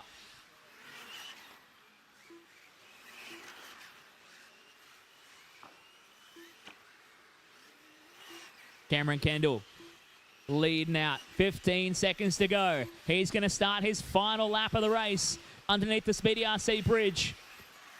Making his way towards the KWR chicane. He's running with Tim Roden on track. But Tim all the way down in P6 at the moment. As Kendall makes his way out of the X-ray hairpin for the final time. Down the Yokomo back straight. That is time. Finish a lap. You're on. You will be done. A1 goes to Cameron Kendall. Your top qualifier takes the first A main of the day. Ross Lalic coming across the line in second. Anthony Wasson is going to bring it home with a hard charge in the back half of the race to finish P3. Steve Cornell to P4 and Steve Valletta rounding out your top five. So Steve Valletta, what a run there. He finished only one qualifier, started position number 8. Comes home P5 here. Just A main.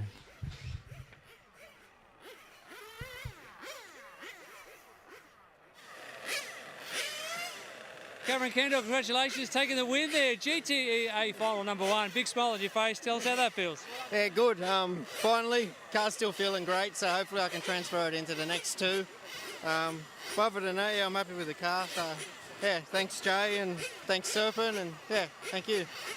And so you're going to make any changes to the setup for A2? That's probably it. I don't think I'll gain any by changing, so I'll probably just leave it and hope for the best. Excellent. Well, nice way to start your finals campaign. Congratulations again, and we'll let you go celebrate. Awesome. Thank you.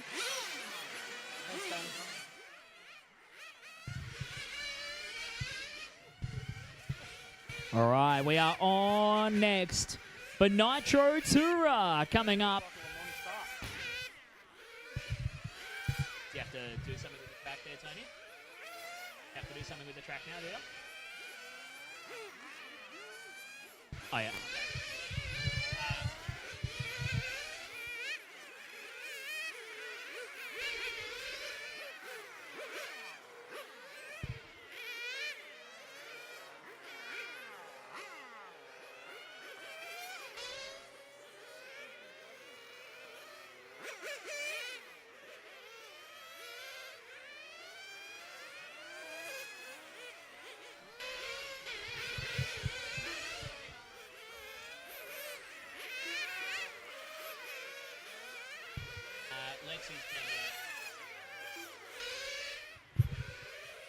All right, this is your Nitro Tour, a main event coming up, 20 minutes in duration. We've got a marshal on track to pull the board out so we can get everyone in the right starting positions. And we are going 1 minute till race start, 1 minute till race start. So think about coming in, getting them fueled up and getting ready for your race start. I need all my marshals out on track, please. All my GTE guys, I need you out on track now to marshal.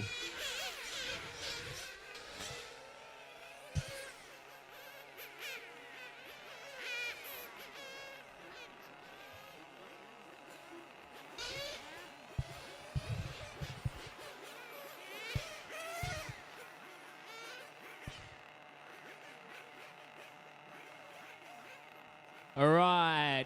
Mechanics can watch my call. I'll give you the signal. We got 15 seconds. 15 seconds. All right, let's get them all across. All cars across to the starting area.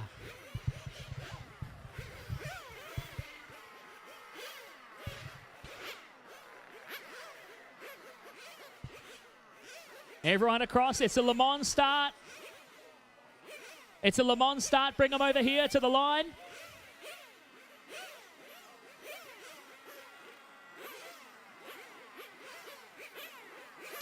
All right, 10 seconds. Fuel them up. Cars up.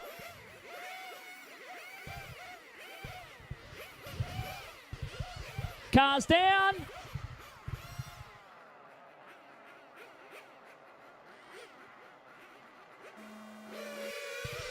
And we're underway with the Nitro Tourer A main. And down the main straight for the first time, Tate Firth, your number 1 qualifier, gets a lead out. Nathan Sanderson into the second spot. Scotty Elliott already losing out on third to Brayden Stanley. He only managed to finish, I think, 1 qualifier, did he? And he still threw down enough runs to find himself in the field and having a hunt. He's already up to third here. So Tate Firth has some work to do as your race leader. Oh, no, we've got a rollover. Sanderson puts it on the lid out of the chicane. So it's going to be Firth and Stanley leading the way. The Infinity teammates, 1 and 2 on the racetrack here. Tate holding on at the moment from the pole spot, but Stanley is charging hard already. An 18-1 hot lap of the race for Brayden Stanley. And Tate rolled the car. Stanley now goes through to the race lead. Despite a shocking qualifying effort, Brayden Stanley doing a great job now from deep in the field. Leading the way. Oh, Stanley gets caught up. Firth is going to come alongside. Tate Firth grabs the lead. Stanley fires it into his rear bumper. And good job from Tate Firth getting the elbows out to hold on to the top spot. I want to see these two going toe-to-toe. over the next 18.5 minutes. See, getting out of the way of the leaders there. Young Lexi Firth having a good run out here. She started out of position number 10, just doing her thing. Tate over again at the X-ray hairpin.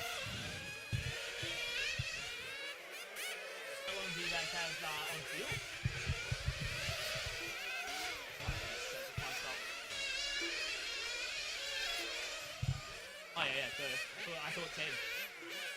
Don't mind me,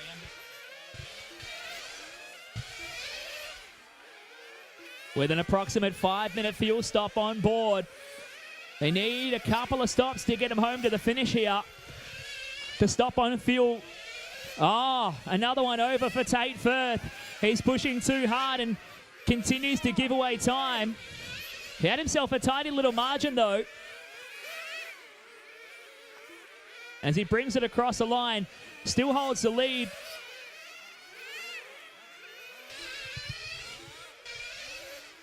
Did Brayden Stanley had a aim or did he stop or something? He had a double lap, yeah. All right, I'm going to manually correct that lap. You guys are okay with that?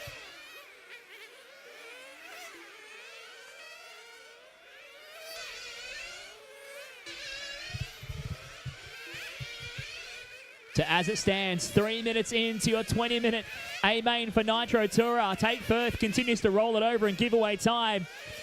Brayden Stanley holding the lead here. Oh, we got a massive one on a big crash down the smoking front straight. Stanley now out to an 11.5-second lead over Tate back there in second. As we follow Stanley, making his way down the smoking front straight.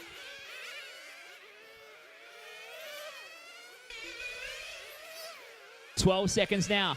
Back to Tate Firth. Another 2.7 seconds further back to Nathan Sanderson.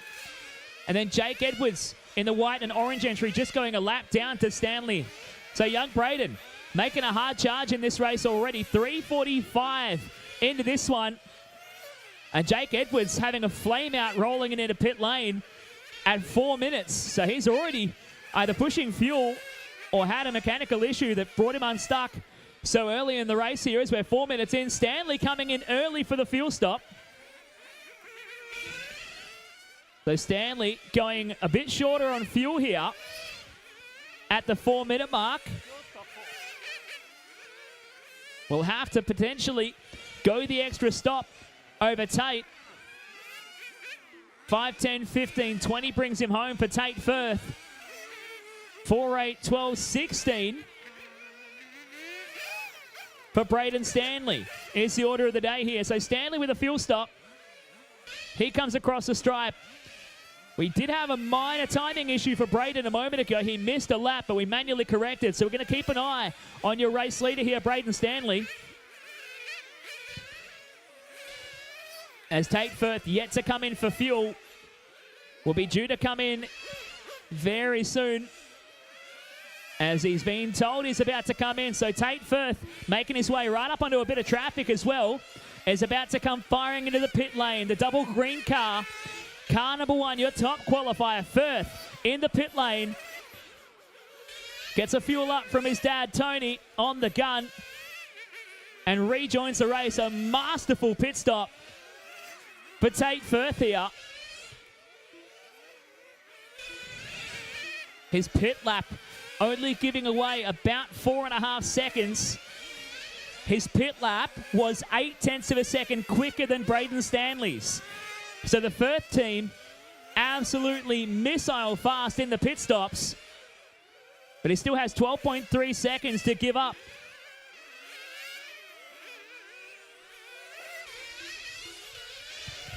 Brayden had another double lap.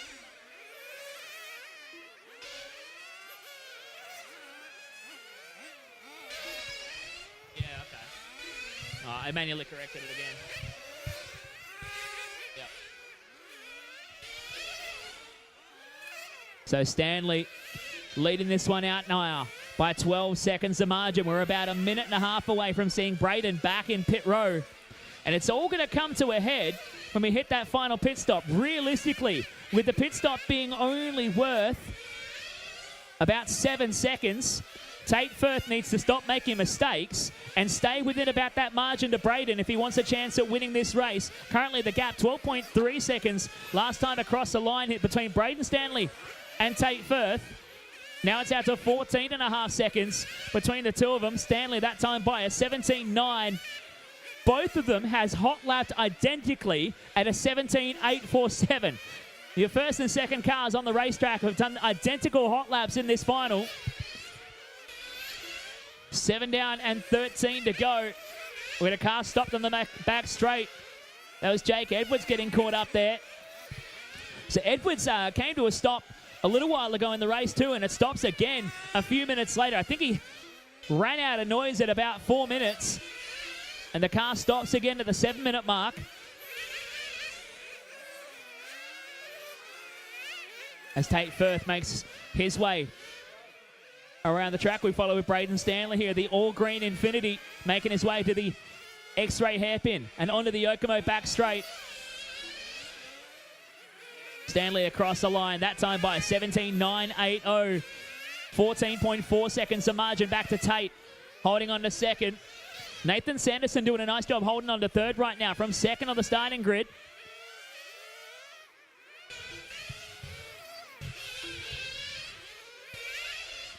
Sanderson finding himself right on top of Brendan George. They're not battling for time there. They're almost 2 laps apart between them as Brayden Stanley comes in for his next fuel stop. Bang on the 8-minute mark. So Stanley nicely done in the pit row. We'll see what his pit lap is this time around as he comes underneath the Speedy RC timing bridge. 23.7. So Team Stanley have picked up the pace in the pit stop. The Tate Firth pit stop lap was a 23.5. And last time the Stanley pit stop was in the 24s. So we'll see if Tate can do the same in a couple of minutes' time. He was due to stop in about 1 minute and 15 seconds here, running on 5-minute time. According to our sources on the inside. And that sees the gap between them self-corrected right now to 9 seconds. It'll blow out again when Tate Firth takes his next stop. For your Nitro Tour A main. For the PDNR Winter Champs, our broadcast partners bringing you the action thanks to Campbelltown Hobbies and Psychology Services New South Wales, to Brisket Boys and Mark 1 as well. Fantastic offerings from those guys, helping us make this event happen.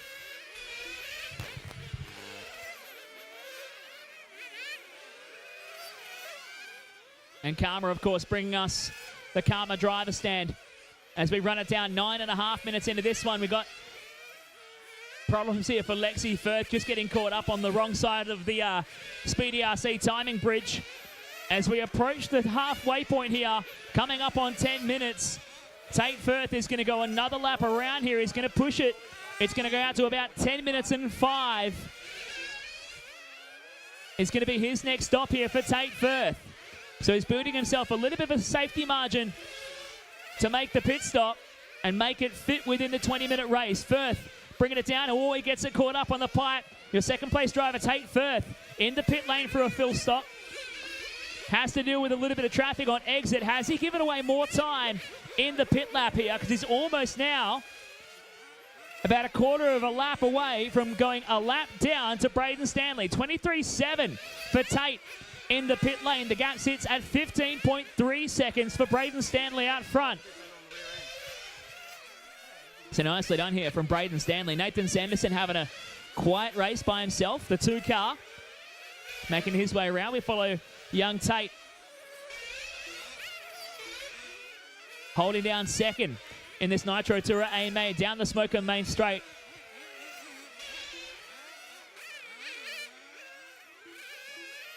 Brayden Stanley coming up about 1 minute away from his next pit stop as Lexi Firth getting caught up a little bit, needing a marshal assistance.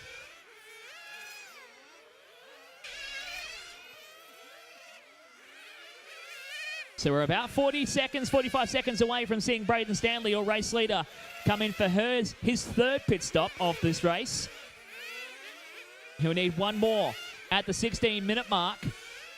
And this is when Tate has his opportunity to try and strike.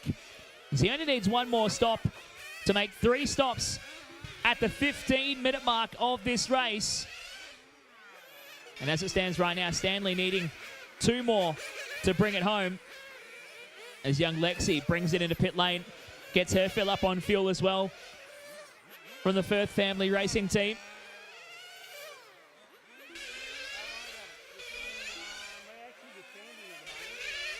And Stanley comes across the line. He's still clicking off some pretty quick laps at the moment. Firth is hanging with him on overall time as now Stanley in the pit lane. Gets a fill up. He's got Jeffrey Mackie on the gun. Getting him done here for Brayden. And gets his fill up done very nicely. He comes out joining with Brendan George as they bring it around onto the Okomo back straight. And Stanley that time by a 23.8 on the pit lap here. So it will be 2.5 minutes more before we see Tate Firth take to the pit lane as Tate comes across the line. They're out of sync just a little bit, but Tate now 10.4 seconds and a pit stop behind the race leader, Brayden Stanley. Sanderson back there to third, then Brendan George in P4. Scotty Elliott, I think he had issues and stripped a belt on the car, or it might have been Lexi, who's unfortunately showing us out of this race, parked up in the pit lane. So I think it might have been Lexi Firth, unfortunately. That leaves 3 cars retired from this race. There's been problems for Scotty Elliott and problems for James White as well. We've both found a couple of very long laps in this race. And another mistake there from Tate Firth a moment ago. Sees the gap open back up. It's now out to 11.2 seconds with about 1.5 minutes left in this stint for Tate. Putting these Nitro touring cars to work here. Lexi's back out on the racetrack, so it obviously wasn't the problem that she had. I think it might have been Jake Edwards that might have stripped that belt, or Clinton McKenzie, both of those guys out of this race for some time now. As your race leader. Working around by himself at the moment. We're following along with Tate Firth out of the X-ray hairpin and onto the Okomo back straight.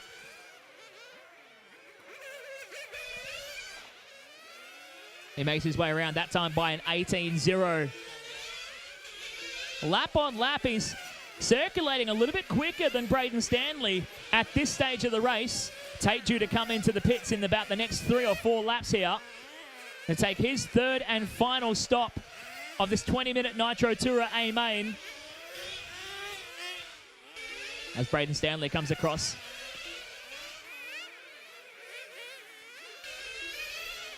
And Stanley continues on through.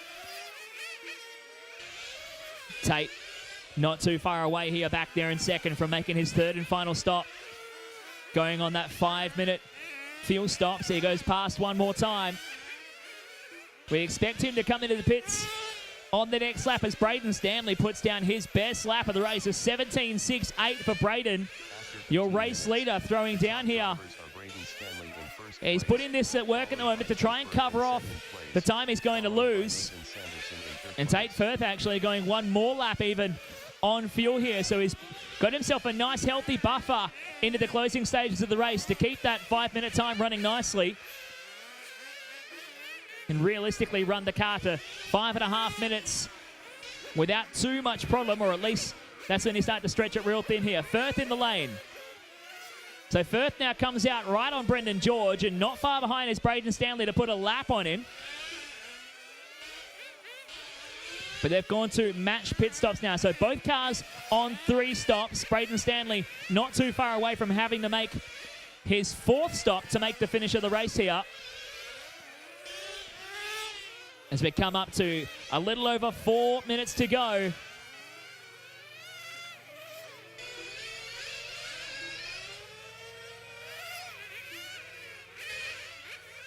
Short course, you guys are up next. Short course is up next as Brayden Stanley comes into the pit lane.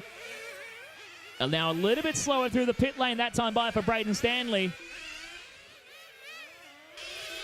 But now they're separated by a margin of about 10 seconds on the racetrack.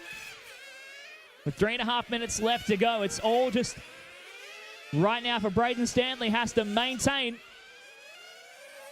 and keep it nice and clean.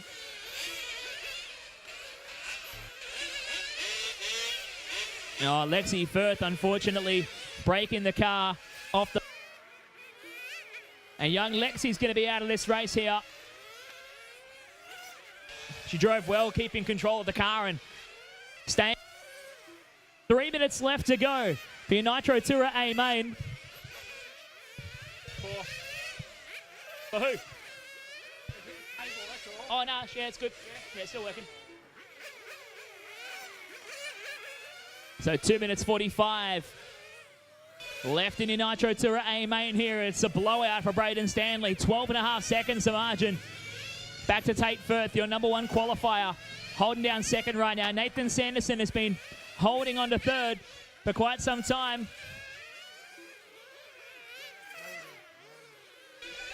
Brendan George back to P4. Scotty Elliott showing his P5 right now over Chris Newell and James White. Lexi Firth, unfortunately, just bowed out of this race after a big crash right at the timing loop. The Speedy RC timing tower copping a bit of a hit, but it lives to fight another day in your Nitro Tour A main. 2:05 left to go. Brayden Stanley across the line, lapping consistently in the low 18s at the moment. It's just the occasional mistake from Tate Firth. Every 5 or so laps, a little error brings him unstuck. And that gap continues to open up. It's now over 12 seconds, the gap between them, with 1 minute and 45 left here.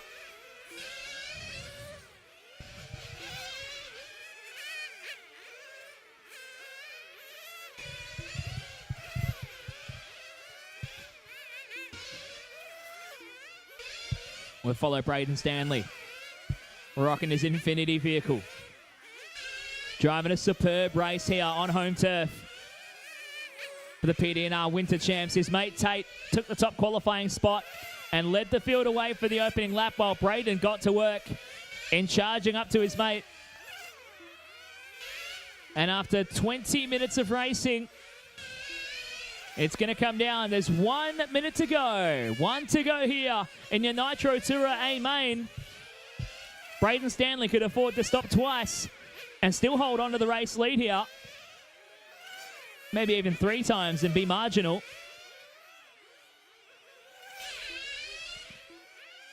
As he brings it out of the teardrop and around the X-ray hairpin to the Yokomo back straight.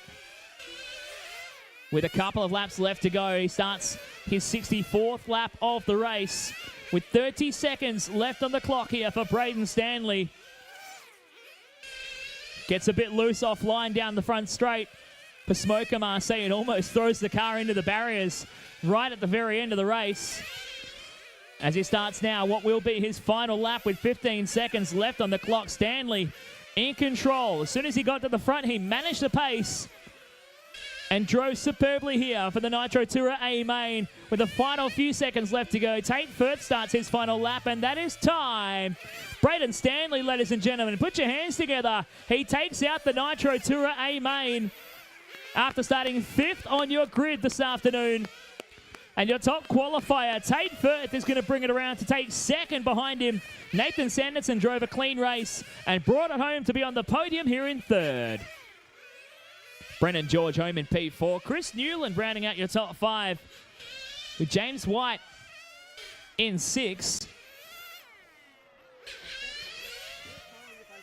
And only 6 drivers taking it to the finish here. And some victory donuts for Brayden Stanley to celebrate the win here from 5th on the grid for the PDNR Winter Champs.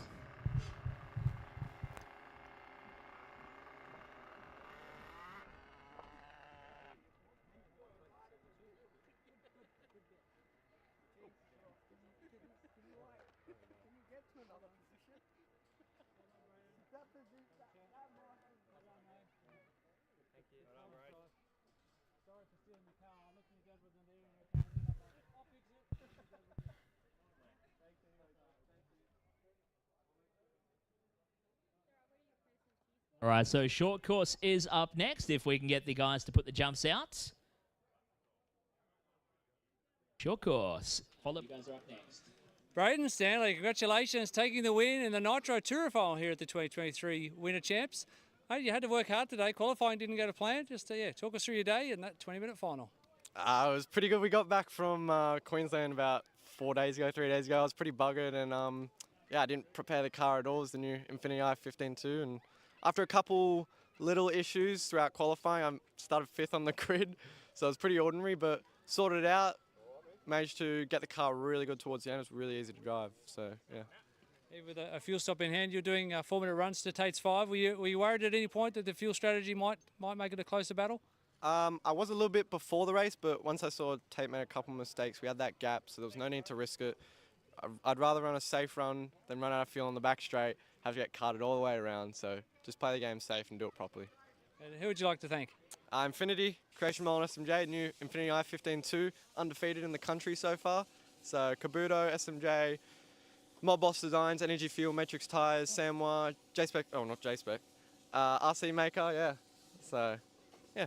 I'm proud of you. You're rattling off your sponsors without looking at your body for a change. I know. I didn't miss anyone because I love them all. Speedy as well. And Jeffrey Mackie for pitting for me. That pretty epic. Yeah, Jeff did some great stops too. So yeah, well done. Congratulations. And we'll let you go celebrate. Thank you. That's why I asked you, because I'm like, because I was over there because I didn't know where he was. Sorry, mate.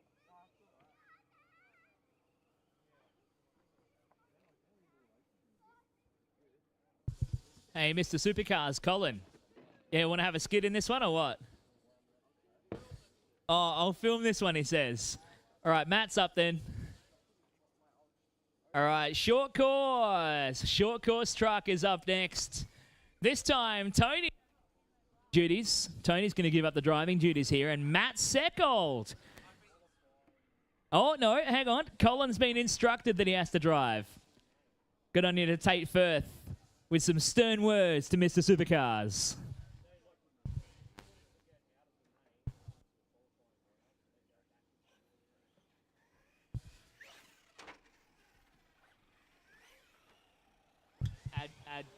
Add 3 to 7. This is 7 to 6. Okay. Not doing too bad. Only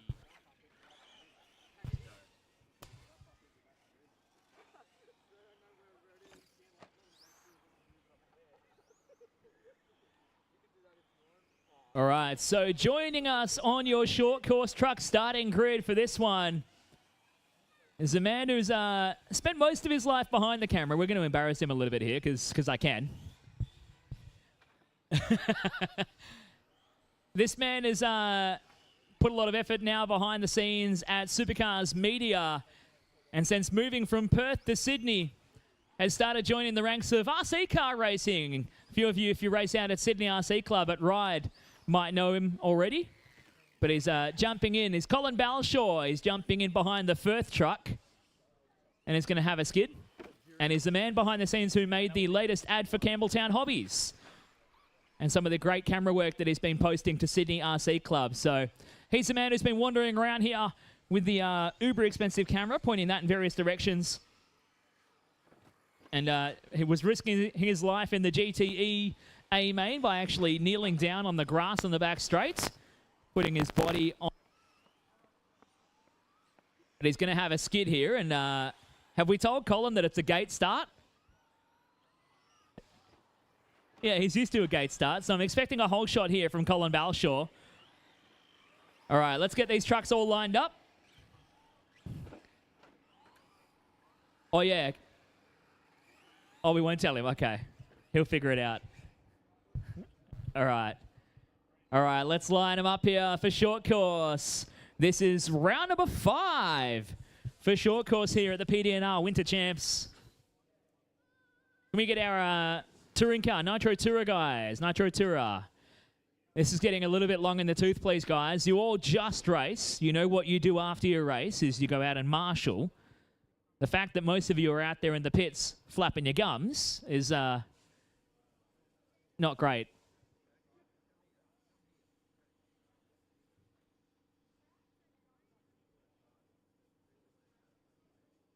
All right. Thanks to all our friends and people who are hanging out on the sidelines watching on. Give us a thumbs up if you love some short course trucks. I seen one. That's fantastic. That's enough for me. All right, we are set to go round 5 of short course truck in less than 5.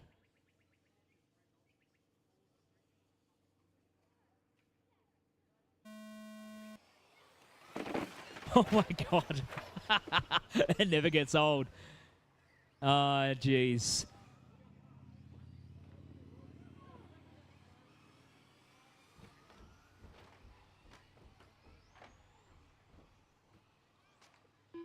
So Scott Marks, who took the win, I think the last 2 races here in short course truck. He was down in P5, but he just found his way through.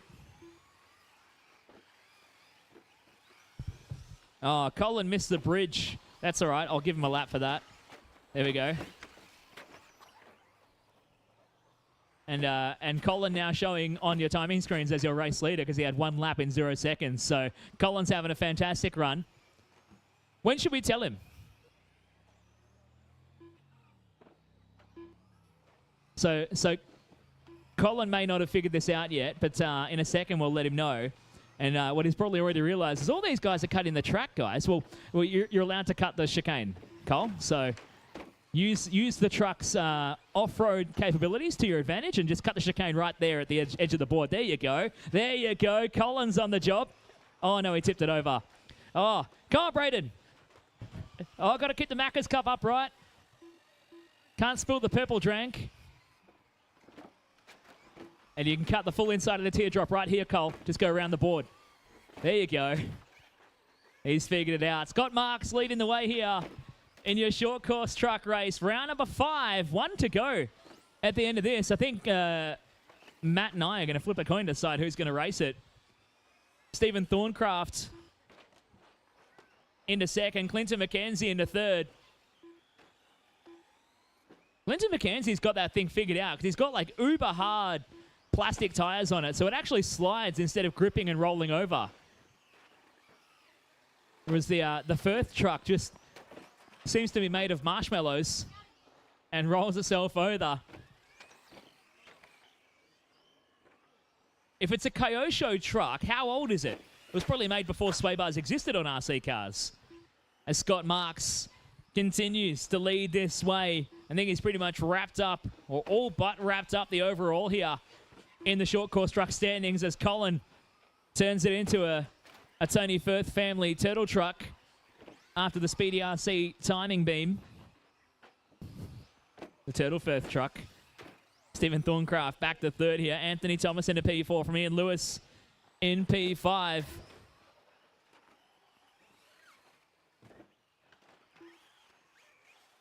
Nicole Platts, then Colin Balshaw holding on to P7 in this race over Anthony Cummins and Rochelle Shields. Alex Marks, unfortunately, out of this race. I think he broke the truck again. Oh, Anthony Thomas caught up in the middle jump. Needs a marshal to assist. But it's Scott Marks. Having a solid run here. I still haven't seen someone go absolutely full send off the back straight jump. I'm waiting for that. Well, Colin's decided he's much faster if he goes around the jumps. Look at this. Bypasses the back straight jump. He's got it figured out here. But ran out of steering lock and drove it into the fence just near where I drove my touring car into the fence yesterday, actually. I think the short course truck fares a bit better here as he rips around here with 1 minute and 5 left on the clock. Scott Marks from Clinton McKenzie out front. Now Stephen Thorncraft shows an 11-second lap, apparently, to go to the race lead. So don't know where Stephen Thorncraft cut the track.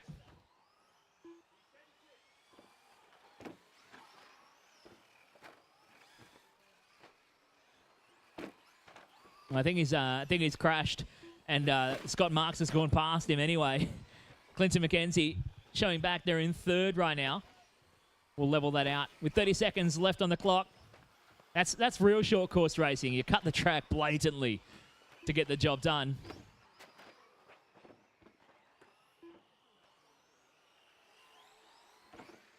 20 seconds left to go here for round 5 of short course. Dash TLAB, you guys are up next.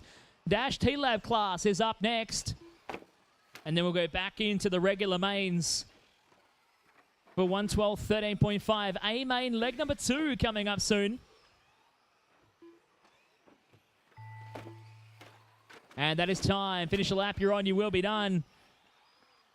Clinton McKenzie hits the line and gets the job done.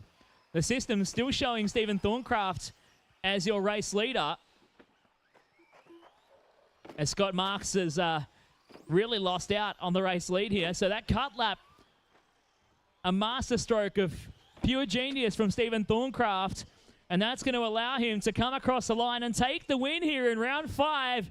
Stephen Thorncraft cuts half the track to take the win. Scott Marks across the line in second. Clinton McKenzie in third. Ian Lewis in P4. And Anthony Thomas rounding out your top 5 for round 5 of short course truck.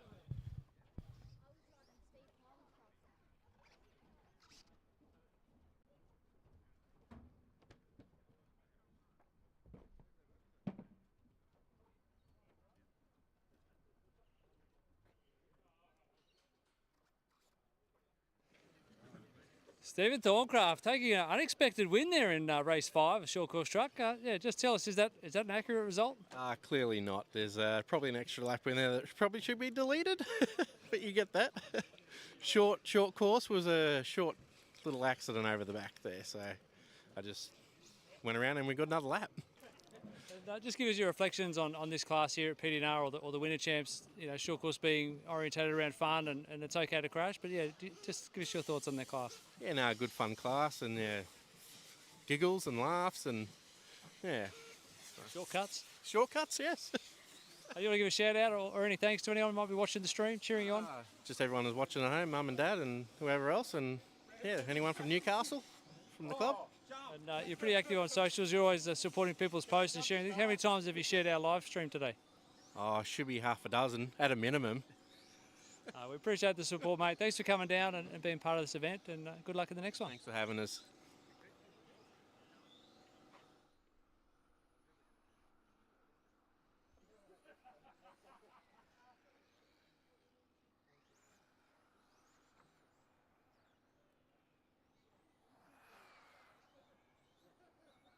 All right, we will put the jumps away real quick.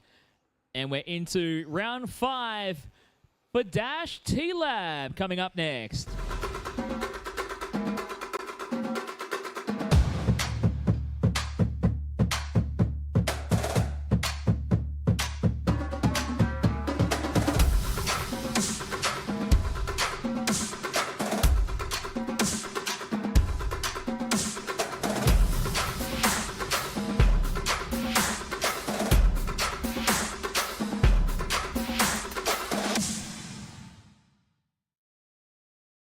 This broadcast of the 2023 PDNR Winter Champs is proudly brought to you by Campbelltown Hobbies, Brisket Boys, Mark 1, Karma, Penrith City Council, and Kennard's Hire.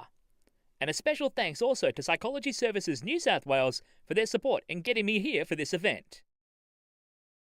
The Dash TLAB, round number 5. Jake McKee, you know what has to be done, my friend. Yeah. Keep going. Yeah, back there will be good. Oh, hang on. Tony Firth is on the job somewhere. Oh, hang on. What's Timo doing? Brent. And that's where Jake's going to start the race. So Jake McKee going to start back there. Let's get Mackie. Now, I've been told there's another wild card being played here from Steve Hagensen giving up the radio to the one and only Simon Nicholson. So where does Simon like to start? He's going to start there, I reckon. He can start there. We're going to give Shane Norman the pole. And Phil Merrick will start from second. Brett Wilson can start from position 3. And John Lee, oh, that's where we're going to start him, is it? Yeah, okay. So Simo's going to start on the exit of the loop. Yeah, right in Pusey's hand. Alrighty. So Pusey's going to drop the car 5 seconds after the buzzer. And we're going to go racing. This is Dash TLAB. All the fun of push to pass for round number 5 in less than 5.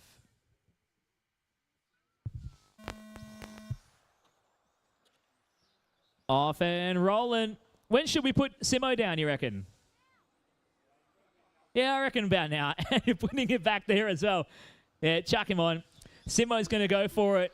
And we're underway here, watching your leaders. Shane Norman from the pole spot, trying to get away here. Phil Merrick in the second. Brett Wilson behind in third. I don't think they used their boost on the opening lap, so they still have 3 pushes to go on the third channel. Down the Yokomo back straight. Norman leading the way here from Merrick and Brett Wilson. Jake McKee has already closed the gap to the back of these guys. Oh, Norman jumps the curbing and fires it into the fence. And Simo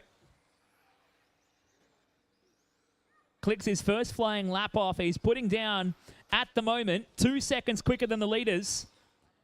As McKee and Norman stuck into each other on the Yokomo back straight. That lets Phil Merrick lead this one away. Brett Wilson now into the second spot.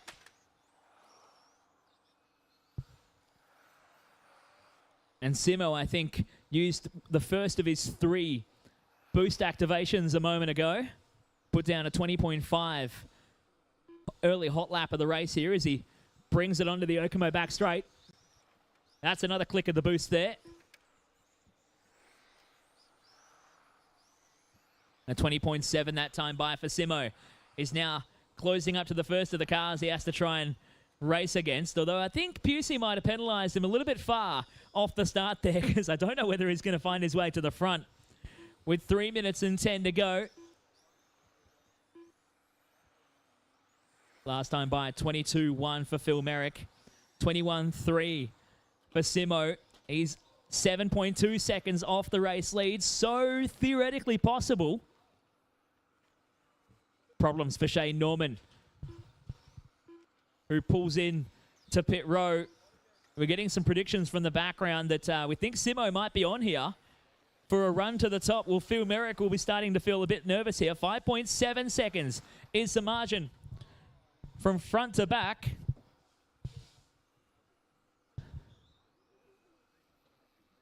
A 20.7 for Simo. That time by 21.5.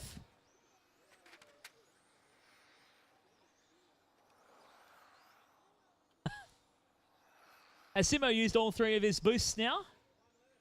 1 left he has. Or none left. Well, Steve said none, so I think Simo's blown his allocation before 2 minutes to go here. As Phil Merrick burned through one of them. He went to a 21.8 as your race leader. 21.9 for Brett Wilson. He used one a little while ago. Jake McKee, 21.4. So on clean running laps here, Simo's still proving to be a bit quicker than your race leaders and slowly catching him. 1 minute 40 left to go. It's Merrick out front from Wilson and McKee. And Simo that time by 21.8. That's a normal lap for Simo. The other guys are lapping half a second to a second a lap slower, depending on how the lap goes for them. Onto the Yokomo back straight. He can see them. He can see him just a little bit further up the road now, and he's going to be in contention for second and third. A couple of good moves and some solid racing going on here between Brett Wilson and Jake McKee.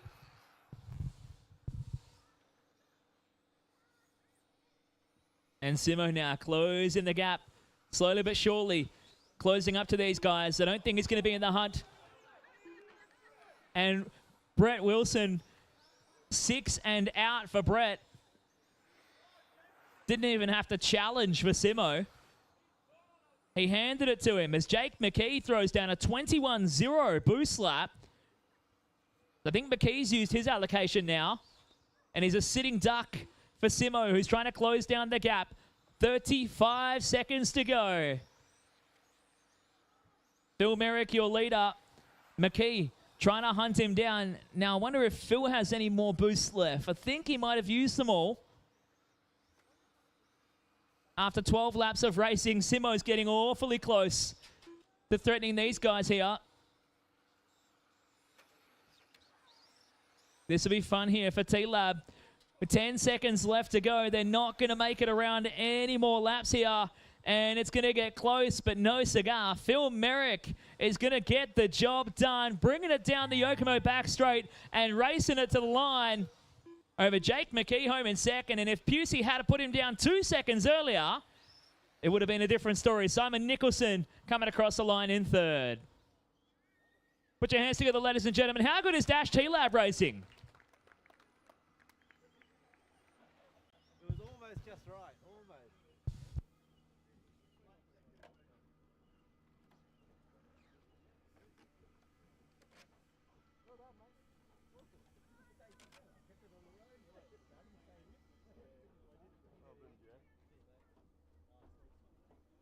Up next is going to be 112 13.5. 112 13.5. You guys are up next for A main leg 2.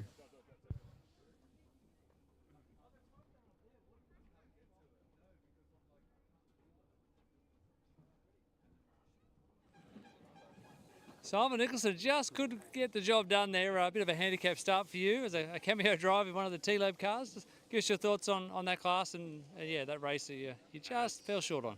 It's awesome fun, you know, like it's up to you if you want to use the boost start and use it for passes or whatever. It all comes down to strategy, doesn't it, when you want to use it. What was your strategy? I used them all up near the start, really. I just wanted to close the gap quickly, and I was hoping that the other guys were going to make some more mistakes or whatever. And then I was confident that I could get past without the boost. So, yeah, I went with them all early. And who's up for grabs to do the next cameo drive? Is there another unknown driver coming in for a play? I'm not sure. Yeah, whoever wants to grab it, really. I got Chris Mitchell in my ear saying he'll have a steer. Yeah, go for it. You know, it's good fun. That means you got to jump on the mic though, Simon. Maybe. We'll see. Well done, mate. Thanks for supporting that class. It's been a really interesting class to see. Everyone's getting on board with it. So yeah, we look forward to see what happens in the future. Yeah, it'll be good. Hopefully it takes off a bit more, and you know, a full group of them, 10 out there would be awesome to see. Just boosts everywhere and mayhem. Excellent. Well, yeah, thanks for the chat and good luck tomorrow in modified. Cheers, thank you.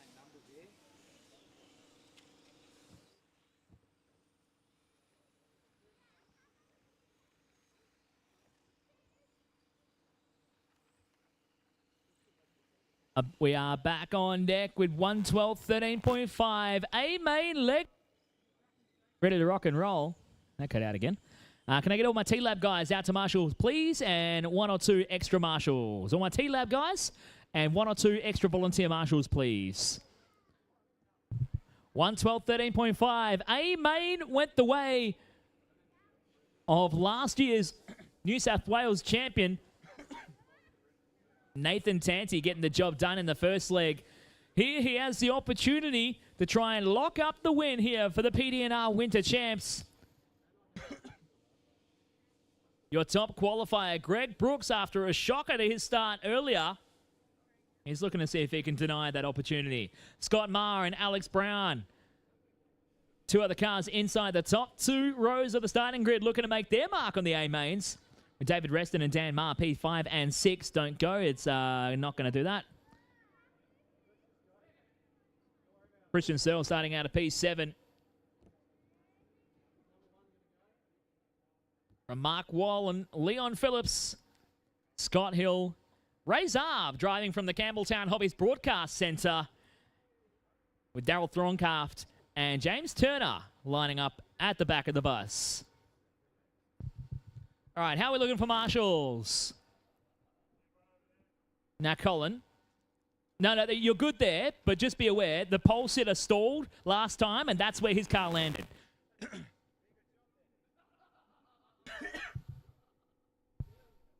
All right, looks like we are good to go for A-main leg number 2 of 12 scale 13.5, lesson 5. Here we go. Oh, a bit of a slow start again from Greg Brooks. Struggle, and he gets caught up on the exit of the X-ray hairpin. He goes back a couple of spots. He goes down to position number 3. Alex Brown going to get his nose in front for this one. Nathan Tanti going to second. So Tanti now with a bit of pressure to try and chase down your race leader here to lock up the overall win here for the PDNR Winter Champs in 12th, 13.5. Greg Brooks, your top qualifier from the pole. Faulted a little bit. He's back there to third. Mark Wallin at a P4. And Dan Marr out of position number 6, right with them in the hunt here. Dan's car was uber fast in A-main leg number 1. We'll see what he can do here. He closes right up onto them as they come down the Yokomo back straight. Watching this battle for the remaining placings while it's Alex Brown clearing out front. And at the moment, Brown is uber fast in the beginning of the race. We saw this from qualifying. He could throw down crazy laps in the opening minute or two, but then slowly started to fall back through the later stages of the 8-minute qualifiers. We saw it also in A-main leg 1. He was close and challenging with Tanti in the early stages, but fell back in the closing end of the race. Right now, Tanti is just hoping that history repeats itself for him. As it looks like a mistake there from Greg Brooks a little while ago. Saw him falling further behind. He's now down behind Dan Marr. Marr up to P4 from 6 on the grid. Another great run for Dan. He was 6 in race 1. Now up to P4 here in A-main leg number 2.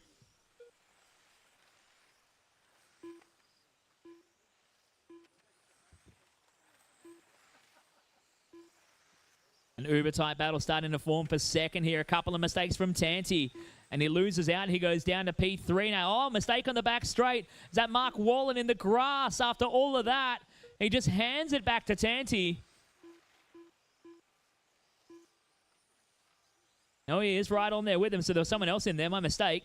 Wallin right there in the hunt. 1/10 of a second between them at the line.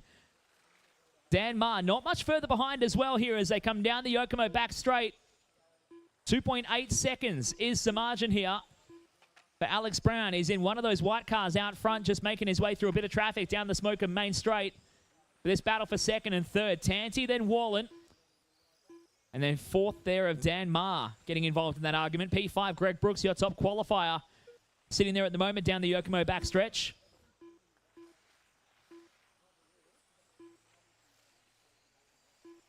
Last time by Alex Brown at 20.05. Nathan Tanti at 19.7. Brought the gap down a little bit further. 5 minutes to go here. We've still got a long way to go in A-main leg number 2 for 1:12, 13.5.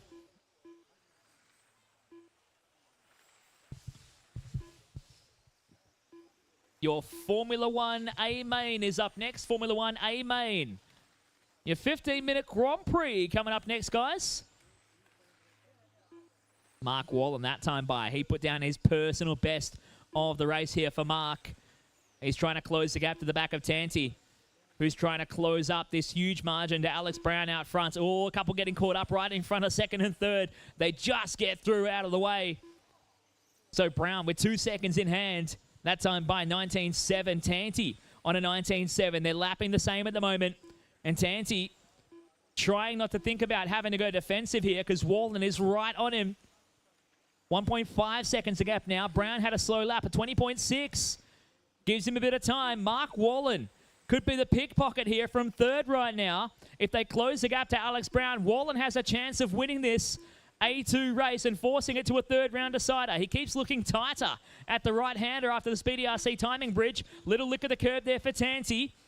Wallin hot on his heels as they head up into the teardrop. Coming up on a bit of traffic here out of the X-ray hairpin. Another lick of the curb there for Tanti. Down the Yokomo backstretch. Nathan's driving a tight one here. Another lick of the curb at the right-hander. Wallin looking to the inside, just trying to position his car nicely. And this keeps the margin out front to 1.8 seconds for Alex Brown. Oh, a little bit of a bobble there for Tanti. Wallin had a big look at the inside at the teardrop. He falls back in behind him again. 3 minutes and 5 to go here. Alex Brown thinking about the racing going on behind him. He is still trying to lock down some hot laps at the moment. 2 seconds now the margin. He's pulled a bit of time back out on these two as they continue to fight. And Tanti just tightens up the lines a little too far. Wallin all over the back of him right now. He's knocking on the door like a trick-or-treater with a sugar rush, trying to have a crack as they come down the smoking front stretch. Wallin wants this P2 spot real bad as they come down the Yokomo backstretch once again. 2.1 seconds the margin now.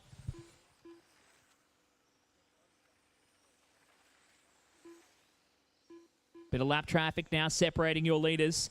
Alex Brown getting past Nathan Tanti and Mark Wallin going to arrive on the scene any moment now. Great job to the lap traffic, letting the leaders go on through. 1.7 seconds was the gap last time by. Brown across, Tanti across. It goes to 1.5 and 0.117 from Tanti back to Wallin. There is nothing in it here. Tanti is just driving it from curb to curb, as if to send a message telling Mark, please don't pass me. I'm doing something here. But a mistake from Alex Brown.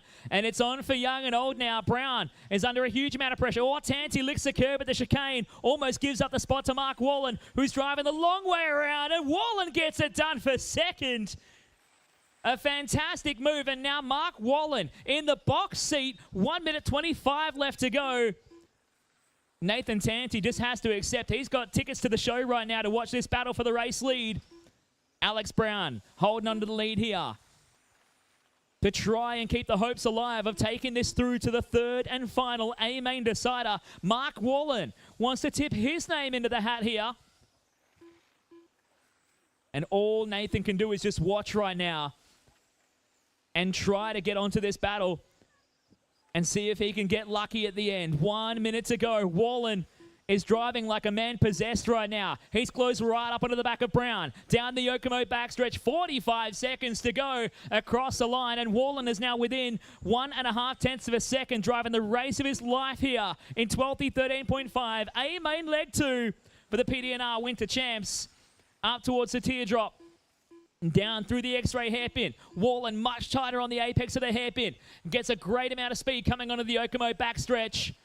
Brown a little bit wide at the teardrop here after the loop. But he's covering off the inside line and doesn't want to put Mark in a position to be tempted to have a look here. But here we go. Little lick at the curb. He's trying to drive too defensive. Mark checks up and stays in behind him. There's 10 seconds to go. Down the Yokomo backstretch. Side by side. Oh, no. Brown's in the grass.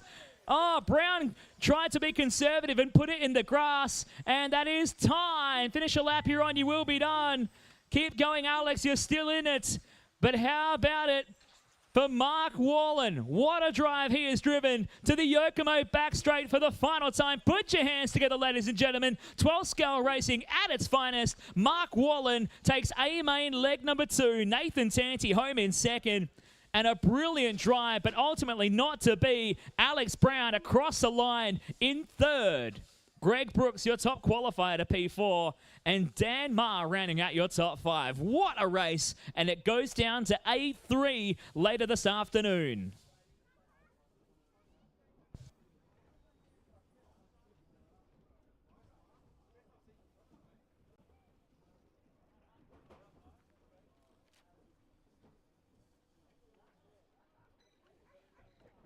Superb drive. Superb. Thanks, Phil.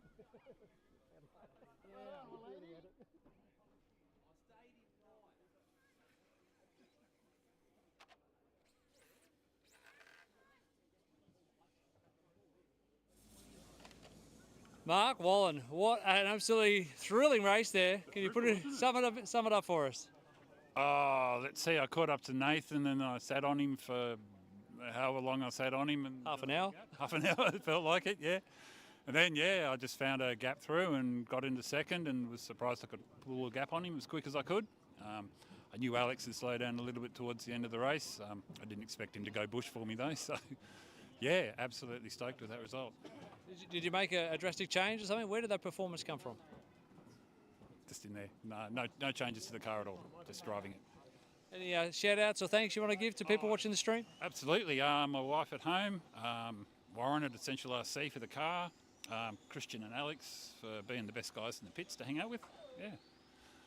And just PDNR for running the event. Just touch on that. You've had a bit of a road trip up with some mates from Canberra. Yeah, we saw this was coming up, so we worked out that we could pack everything into one car, and we decided to do a road trip maybe 2 months ago. They booked accommodation and so forth. Came up yesterday, did some practice, and we'll head home after tours tomorrow night. So, yeah. Is that one of the good things you like about RC, that mateship and friendship that you build? Absolutely, yeah. I've been mates with Christians since year 7, so I don't want to tell you how long ago that was. And I've known Alex for a similar sort of time. He used to race off-road in Canberra, so yeah. Excellent. Well, we'll let you go celebrate. Congratulations again, and yeah, thanks for the chat. No worries, man. Thank you.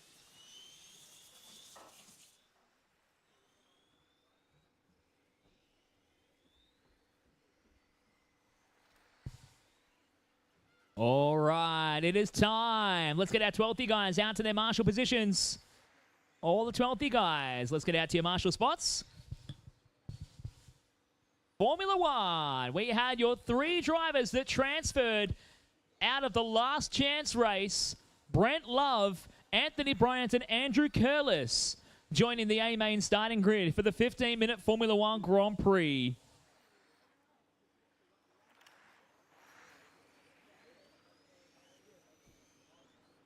This is a one-shot, 15 minutes only race distance. And your top qualifier will be starting from the pole this afternoon is going to be Jeffrey Mackie. Starting out of position number 2 on the front row, Rick Semo. Greg Brooks will join Cameron Kendall on the second row of the grid for 3rd and 4th respectively. David Reston will join Brendan George on row 3 of the starting grid. Ross Lalic and Brent Love will share row 4. And Anthony Bryant will share the 5th and final row of the starting grid alongside Andrew Curlis out of position number 10. I don't have any check-in for Rick Semo or Andrew Curlis at this point. Just waiting on those guys to get out here.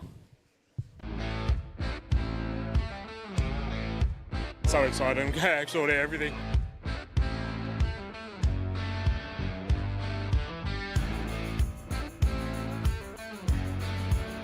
Devouring it, we're about to go back for second.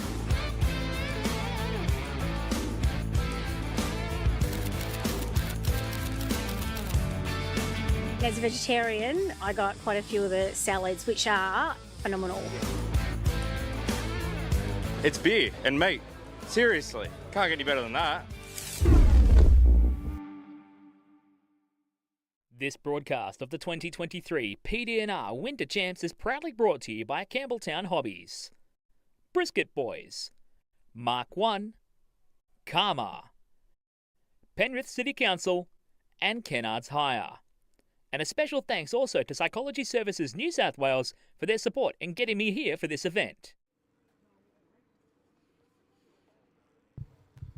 All right, we are set to jet here. Your 15-minute Formula One Grand Prix from the PDNR Winter Champs on your beautiful Saturday afternoon. All our cars are set to go. We've got one car coming. Oh, hang on. Andrew Curlis decides to grace us with his presence. Just let him do his warm-up. Let him go out and do a warm-up. I know how much they suck when they don't get a warm-up in them, so... You're so nice, Mr. Mitchell. Yeah. Everyone do donuts.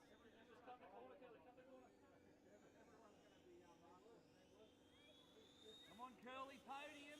All right, Andrew Curlis is going to join the back of the grid here.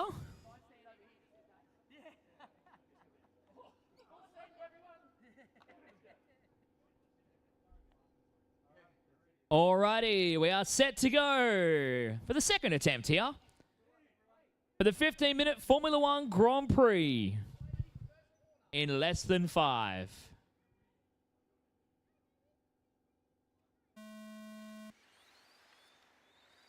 What's the line? Lights out and away we go. Jeffrey Mackie from the pole spot going to lead the field onto Yokomo back straight for the first time. Rick Semo going with him here.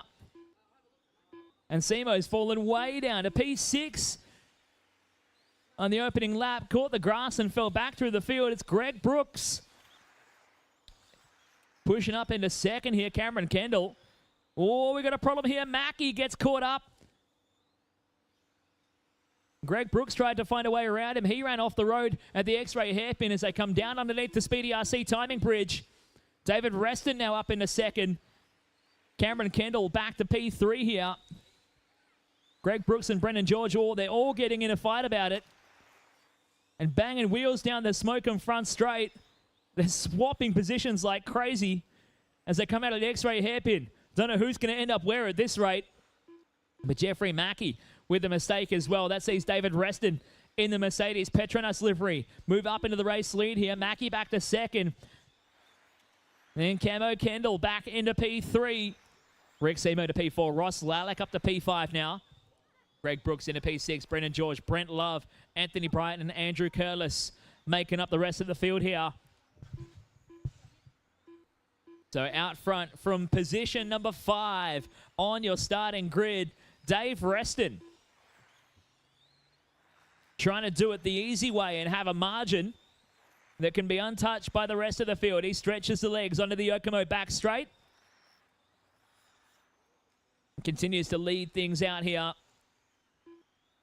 GTE is up next. GTE is up next.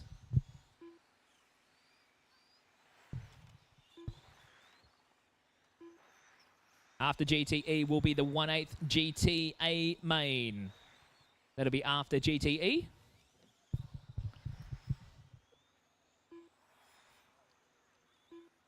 So early days yet in this long 15-minute final, but David Reston continues the charge out front. Last time by hot lap of the race, 21.76. Cameron Kendall to a 21.81. Rick Seymour back to third now with a 22.3, so he's finding a bit of pace now he's got going here.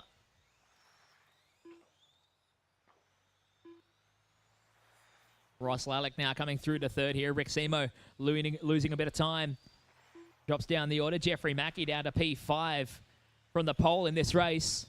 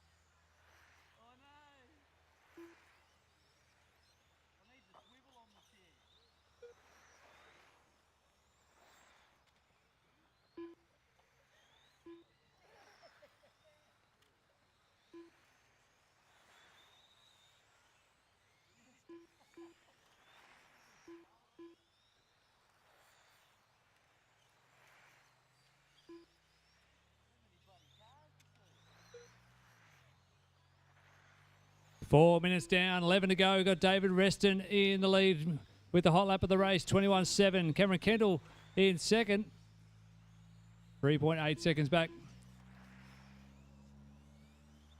Closest battle would be between Cameron and Ross. Ross 0.4 seconds behind.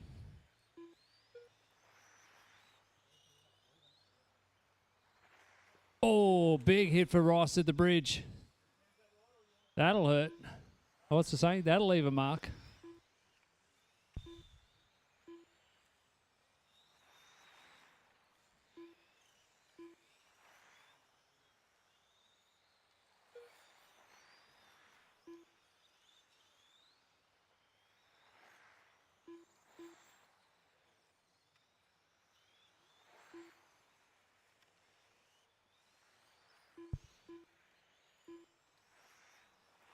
Once again, we give a massive shout out, massive thanks to everyone for their support of PDNR and the 2023 Winter Champs. Would have been possible without the generous support from our sponsors and partners. So a big thanks to Campbelltown Hobbies, Brisket Boys, Mark 1, Karma, Penrith City Council, and Kennard's Hire.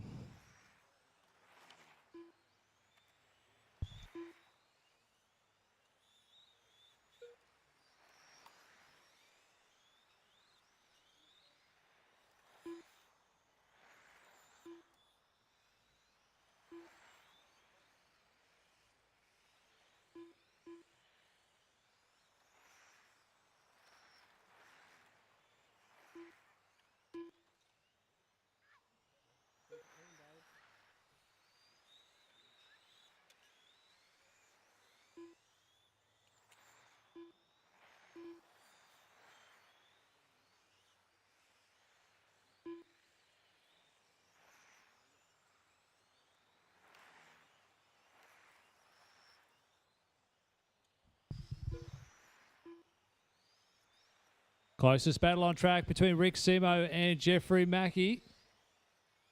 Coming down the back straight. 0.2 split last time. Oh, a bit of the curb there for Rick. Jeffrey Mackie, our top qualifier. Still got plenty of time to make a recovery drive. Oh, flipped and rolled. Oh, back straight, back straight, back straight. Ouch. If that survives that, that's as strong as a GT.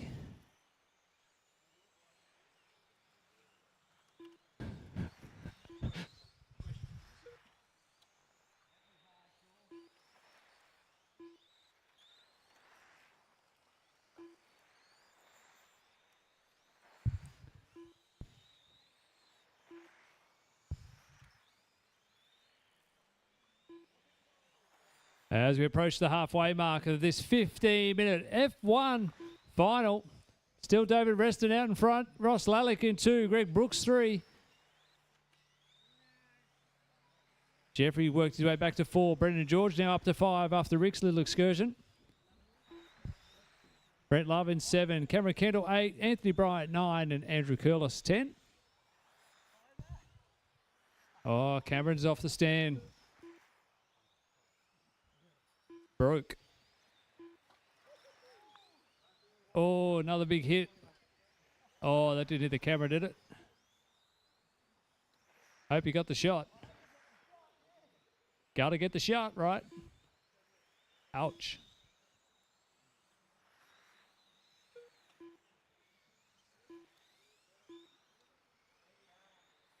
Ah, dead car just after the bridge. Marshall's on the way. Caution after the bridge. Caution after the bridge.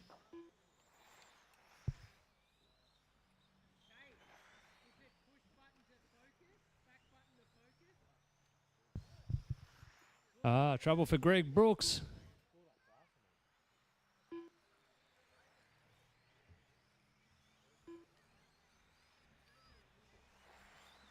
Everyone's spread out now. No close battles to report. David Reston still leading. Let's pick up our leader. Under the bridge, the silver and black car. Heading around into the KWR chicane. Down the Smoke'em straight away.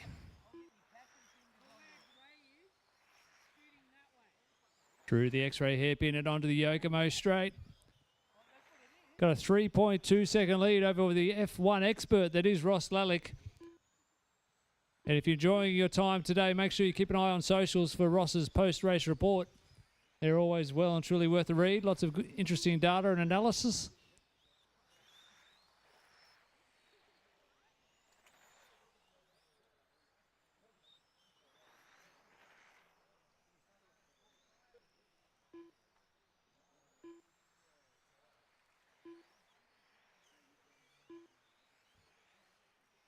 Ross Lalic putting out a charge. New personal best lap there, 21.7. Gap down to 2.9. We're almost at the 10-minute mark.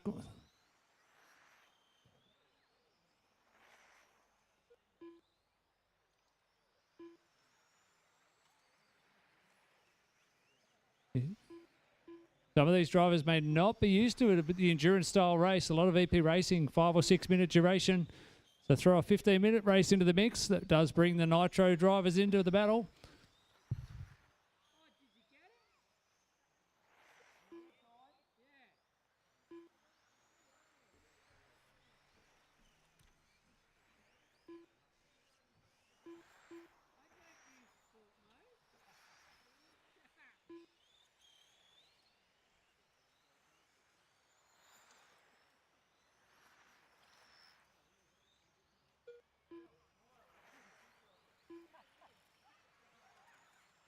David Reston responds, 21.8 to Ross's 21.8. Margin holding steady up front, 2.5 the gap.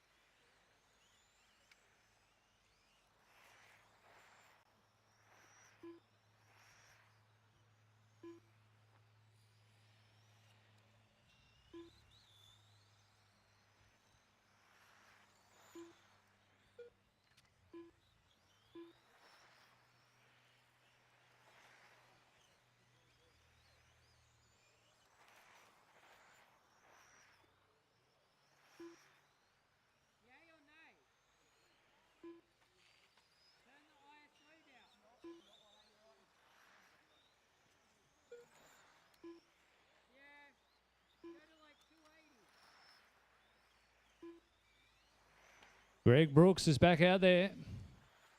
Car doesn't look to be 100%. Oh, slap of the timber. Oh, is this near the bridge? Who's got trouble there?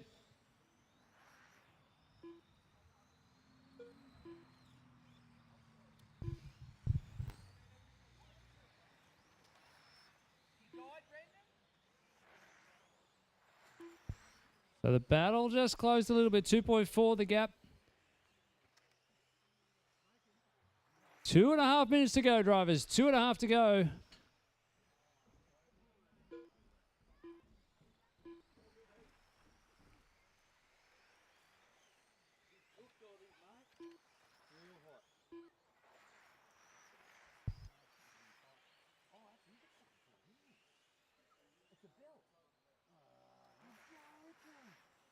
I can smell burning rubber. Oh no, the motor's cooked too. Is it?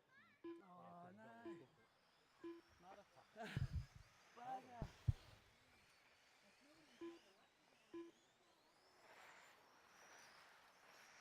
2 minutes remaining. David Reston now 1.6. The margin's coming down. Ross isn't far away from being in DRS. That'll close the gap even more. Good news for Ross is he's got his teammate, Jeffrey Mackie, in his sister car as his rear gunner. So he's going to have protection from Rick Seymour should that battle close up towards the end. Maybe a bit of team orders there from Ross, letting Jeffrey know you need to just stuff up the start. I need to gain a few positions. Thank you very much. 1.5 to go. 90 seconds. Our race leader under the bridge. Second in the red Ferrari. Gap back out to 2. Great lap from David. 21.6. Good response.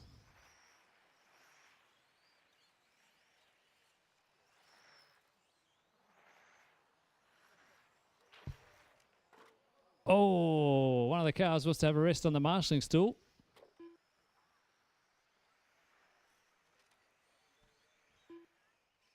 Rick Sebo back out there, doing a bit more durability testing. Not strong enough, Rick.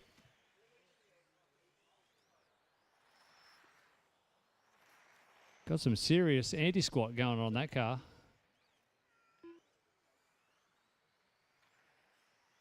Gap out front, holding steady at 2 seconds. David with a 21.9 last lap to Ross's 21.6.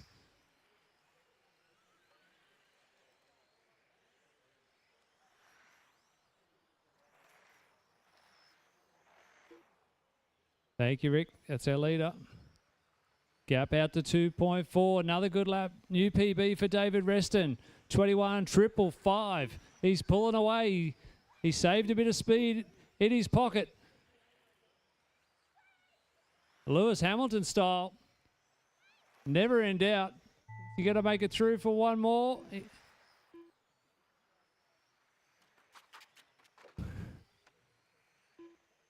That is time, and you are done. David Reston takes the win. Ross Lalic's going to bring it home in second. Jeffrey Mackie will take third.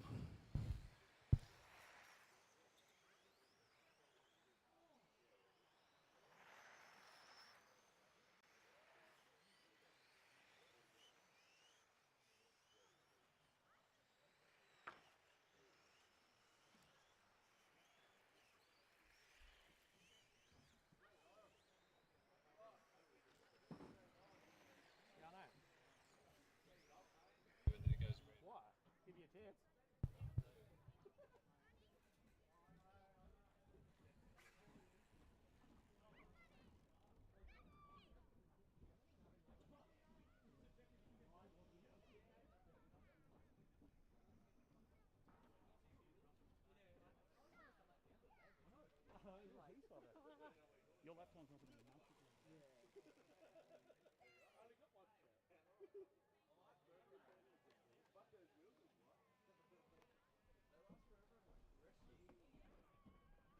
I'm usually really crap as I'm checking. David Reston from 5th on the grid in the 15-minute Formula One A main. You take the win, mate. That was a dominating performance once you got out front. How do you feel? It was tough. I'll tell you that much.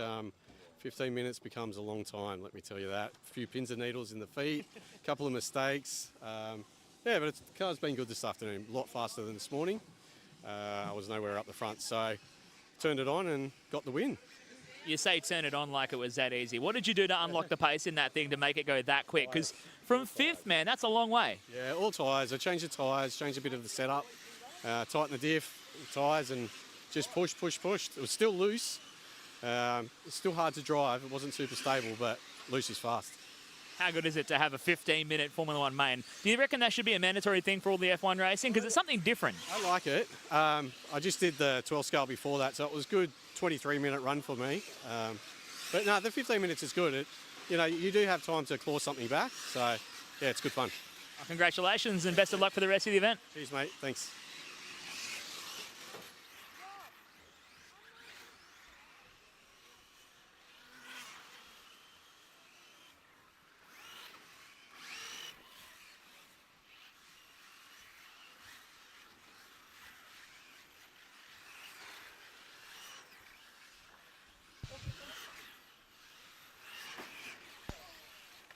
We got a dead car in the middle, dead car. Just watch it. I think it's off the racing line now. This is GTE, A final number 2.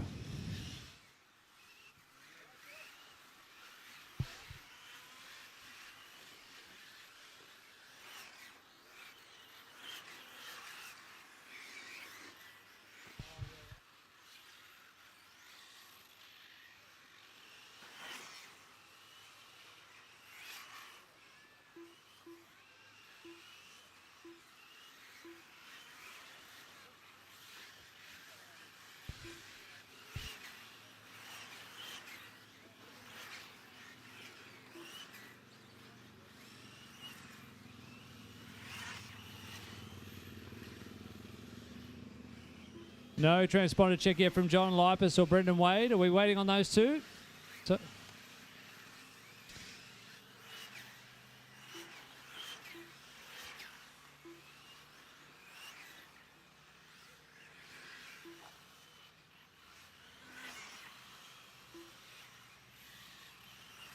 All right, drivers, let's screw them up this time round. Your starting order. This is the A2 final GTE. Starting from position 1, your top qualifier, Cameron Kendall. Starting from position 2, out of retirement. He hasn't raced competitively for about 5 years. Give it up for Michael Turner. Starting from position 3, Anthony Wasson. 4, Ross Lalic going back-to-back from F1 to GTE. Let's see how he adjusts to that. P5 will be Tim Rodden.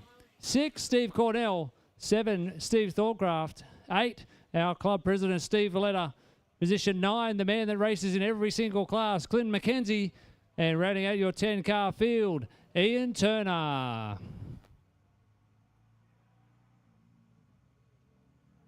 All right, a couple of marshals out there. Thank you very much for getting into position quickly. All right, everybody ready? Drivers, have fun. Watch your cars. You'll race to victory in less than 5. Oh, big punch in the back of the pack. Cameron gets away cleanly, side by side through the X-ray hairpin. Too wide onto the sweeper. This is going to end badly, I got a feeling. Ross getting the power down, loops it around. Oh, a little bit of a rub there down the straight. Oh, front straight, got a car upside down. Oh, and I didn't realize we're missing. So, Cameron taken off, running away with this one.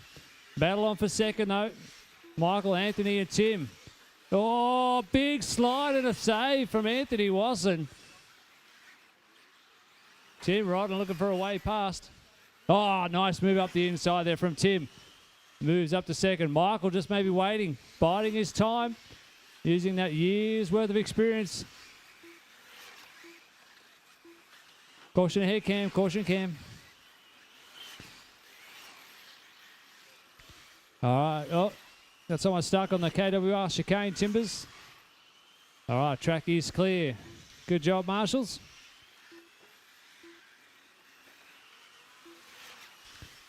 Big mover so far. Steve Valletta from the 8 up to the 4. High lap of the race, though. 19.5 belongs to Tim Rodden. Tim in the pink and white coming through the sweeper under the speedy timing loop.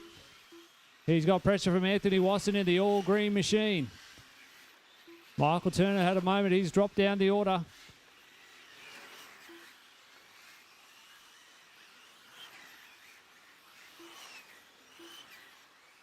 Race leader under the bridge. Comfortably out in front. Tim Rodden in 2. Anthony Wasson 3. Steve Valletta up to 4. Closing the gap. New PB lap time for Steve. That line through.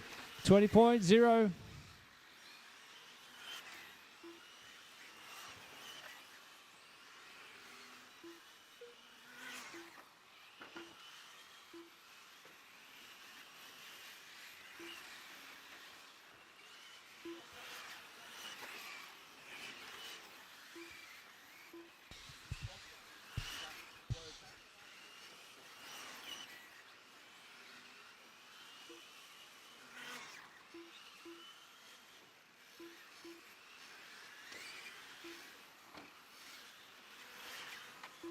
Anthony Wasson still all over the rear wing of Tim Rodden. The battle for second at the X-ray hairpin. That's the closest battle on track at the moment under the speedy loop.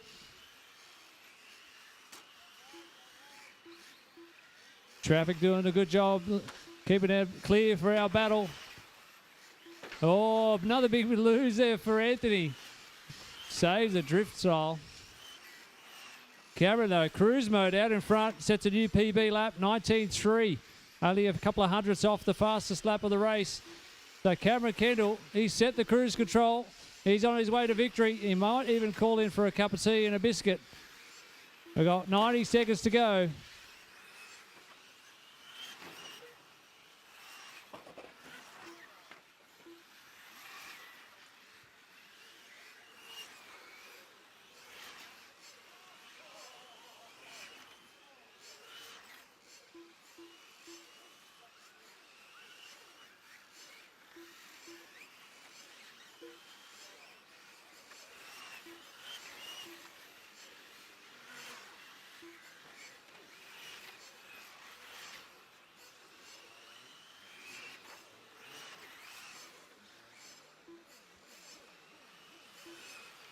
Inside the final minute. Cameron working his way patiently through traffic. Oh, a little mistake there from Tim Rodden, and Anthony Wasson sneaks up into P2 with 40 seconds left to run. Next up will be the Nitro GT main final. We need some volunteers to help marshal for that one. But in the final 30 seconds, oh, getting through traffic. Pucker moment there for Anthony Wasson. Tim trying to get through, thank you.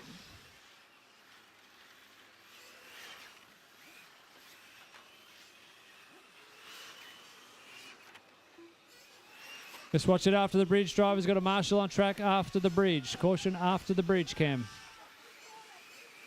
Somewhere there's a marshal calling something. No.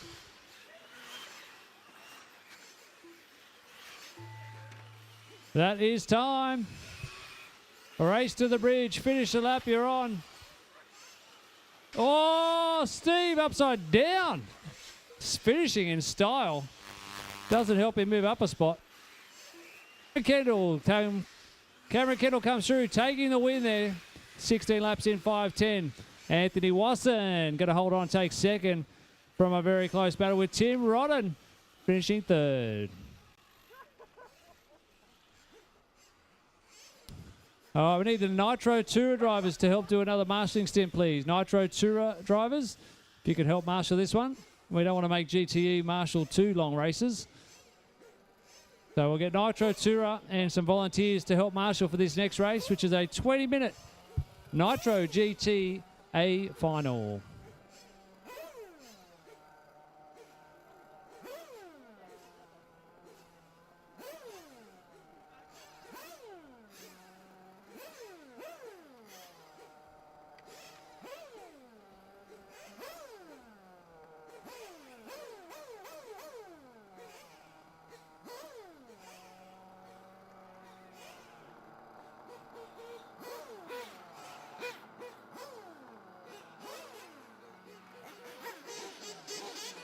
Cameron Kendall from the pole, taking out A1. You locked it down, taking the win in A2 for GTE. Congratulations, mate. How do you feel? Thank you. Oh, it's awesome. Finally, shame Rick not running, but yeah, it was still a push. So car felt good all day.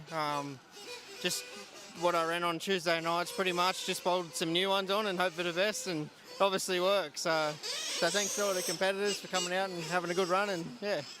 So the first job's out of the way. Now you've got the Nitro GT, mate. What can you expect for that one? It's, what is it, 20 minutes in duration? You've got a bit of work ahead of you. Yeah, a bit of work now, especially after that. So, but yeah, it'll be all right. So, yeah. Congratulations again. We'll let you catch your breath, and good luck for the GT, mate. Awesome. Thank you. We need some Nitro Tour drivers, please, to help marshal for this one, plus some volunteers. GTE, you're welcome to do it again, but you've already done a long race, so I feel bad making you do it again. So Nitro Tour and some volunteers to marshal. This is a 20-minute race, please. We need some marshals to volunteer. Who can help me marshal? There's always talk about good karma if you help out with the volunteer marshal duty. Yeah, karma like the driver stand sponsor. Spelled differently. Yeah, my brain's fried, dude. Don't pick on me. Brain is fried. I'm out. Mic drop. Bye. See you tomorrow. See you tomorrow.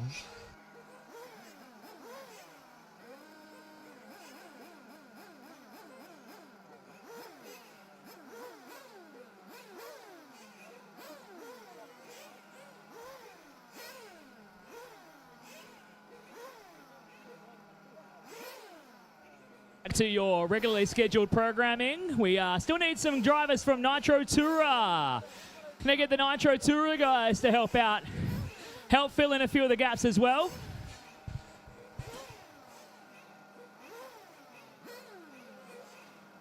I understand that a lot of people have to pit, but we do need to fill these marshal spots, guys. So if we can get some help to fill all the marshal spots.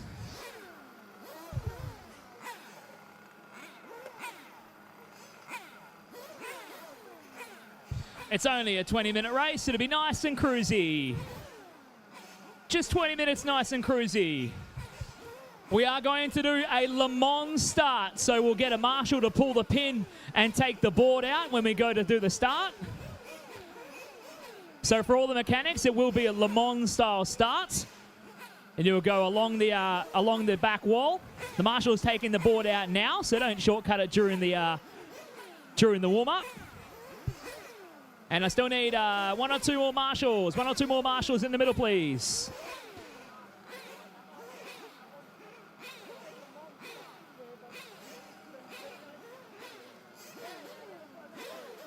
All right, Rick Semo starting out of 1, Cameron Kendall from 2, Tim Duggan from 3, Anthony Wasson out of 4, Ross Malice starting out of P5, Lockie Pearson from 6, Ross Lalic from 7, Clinton McKenzie starting out of position number 8 from Steve Valletta in 9. That's your field right there for your GTA main. We got our one more marshal out there. Thank you. Track is open. Track is open.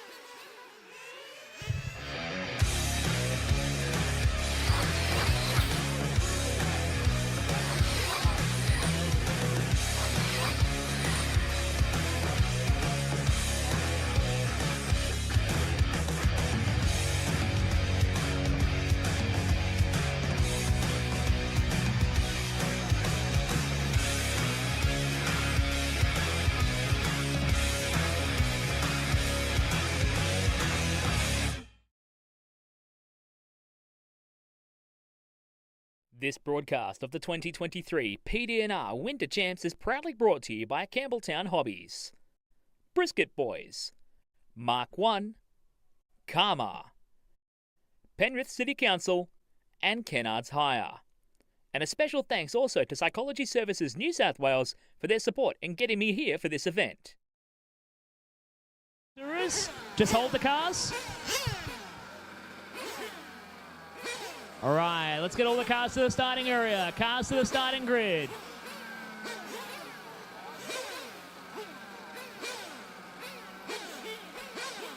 All right, this is your 1/8 GTA main.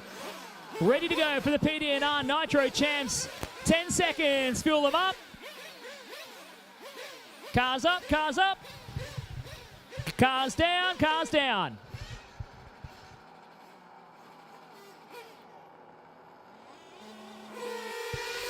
Off and underway here for the 1/8 GT main. Oh, we got a spinner at the teardrop going to the back of the bus. And Steve Valletta got caught up on the boards as well. Rick Seymour, your #1 qualifier, getting away from the pole spot in fine form here.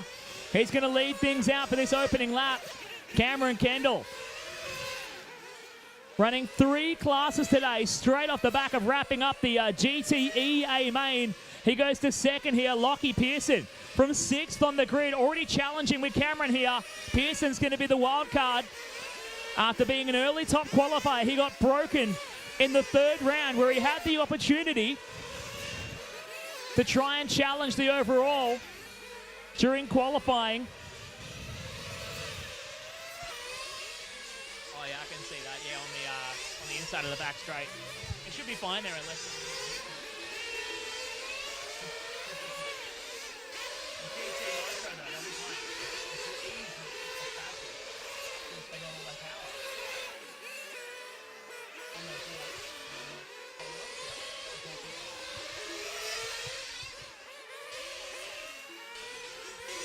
So Lockie Pearson still trying everything he can to try and pass Cameron Kendall right now. He's up to 3rd here on this racetrack, trying to pour on the pressure as they head to the teardrop, down towards the X-ray hairpin.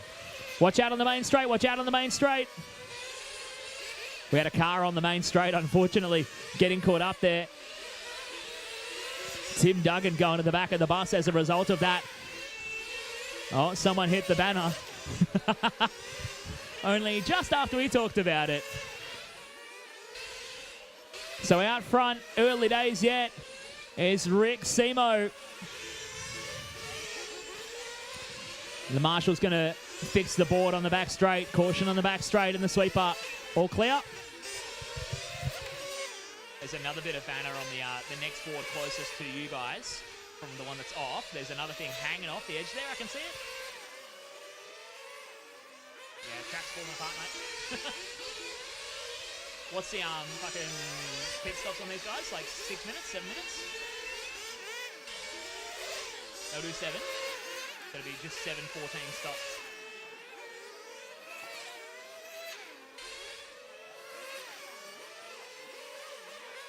Yeah, there's no point pushing for 7. Yeah, cool. So Lockie Pearson doing a great job. He's now broken away into 2nd. But Rick Seymour's got the ultimate pace right now.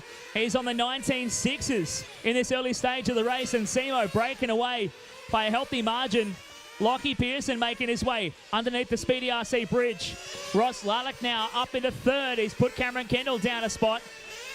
Your GTE winner from the PDNR Winter Champs now dropping off the podium here in the Nitro main. Russ Malice going to be next in line to try and charge at him and challenge for P4. Malice looking for a way around down towards the Speedy RC timing bridge and up into the midfield of the circuit. You're watching this battle at the moment for 4th and 5th on the track here. Cameron Kendall holding on to P4. A couple of little mistakes from Russ Malice, trying to put the pressure on him. Down the Yokomo back straight. This battle for 4th and 5th on the racetrack we're watching as they come into the KWR chicane. Kendall holding on from 4th. Russ Malice trying to close up the gap. Ross Lalic has found himself comfortably in the third, and Lockie Pearson with a fair off margin in the second.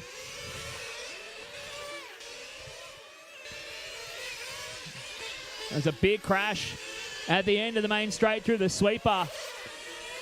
And that involved both Cameron Kendall and Russ Malice here. So both of those guys finding a bit of trouble. Steve Valletta now into the fight. And Valletta gets a move done on Russ Malice to move up a spot. Meanwhile, Ross Lalic is closing the gap to the back of Lockie Pearson. So the fight is on for second and third. Oh, Ross has tagged him and he's going to wait. Good job there from Ross Lalic. Tagged the back of Lockie Pearson and waited for him to get going again. So that fight was in, but Lockie has a body tuck on the left rear quarter of the car. Now GTE aren't quite as affected, but Lockie's a stubborn boy. He's going to keep driving with that one.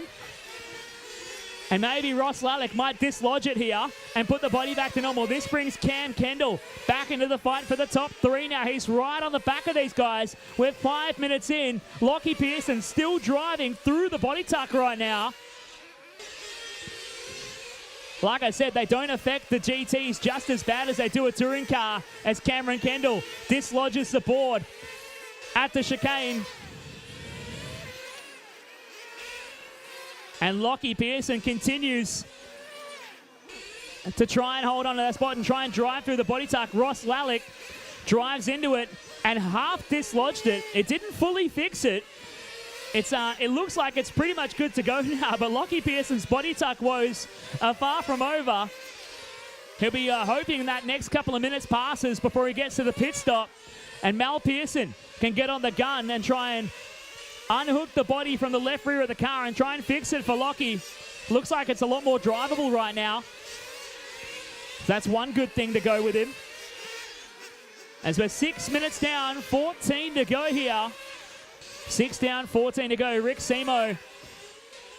We haven't talked about him for a little while, but we're getting ready for the first round of pit stops coming up very soon here. The first of what should be a 2-stop race for this 20-minute GTA main. How's the form on Steve Valletta right now? The president of PDNR now fights his way up onto the podium. Valletta is into third. As Rick Seymour leads the way here. Rick coming on down towards the chicane. We're watching the battle for second and third between Lockie Pearson and Steve Valletta.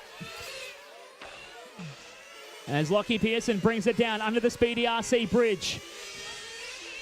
He seems to have regained a bit of composure from the youngster as he makes his way through the KWR chicane. And he's going to bring it down. He's going to fire it into pit lane. So Pearson now into the pit. So is Valletta. So is Lalic. And so is Anthony Wasson. And your race leader, Rick Seymour, comes into pit lane. Michael Turner on the fuel for him and gets Seymour jetting out of pit lane. He comes up behind and puts a lap on Anthony Wasson. So all of your top five all pitted at the same time. But Rick Seymour has a huge margin over the rest of the field right now. As we follow along, Lockie Pearson, the youngster from Queensland, holding down second at the moment. It doesn't even look like Mal fully fixed the rear of the body, but the car is driving okay. And Lockie Pearson dropping down to fourth as Letter actually moves up into second. So Steve having a solid run here for the president of PDNR. He's right in front of Ross Lalic and Lockie Pearson. The battle for second, third and fourth is on like Donkey Kong here. Moving up towards the infield of the racetrack into the KWR chicane. Valletta from Lalic and Lockie Pearson. As Anthony Wasson getting flamed out, has to get refired up in the pit lane. You see that on screen as he gets rejoined into this race. So here's our 20-minute A main for GT. Goes from bad to worse as we got a move for second. Steve Valletta goes up to P2. All caution down at the hairpin. Caution at the hairpin. All clear Check this out. Steve Valletta with Lockie Pearson locking horns in a solid battle for second and third. They're about to be lapped by the race leader.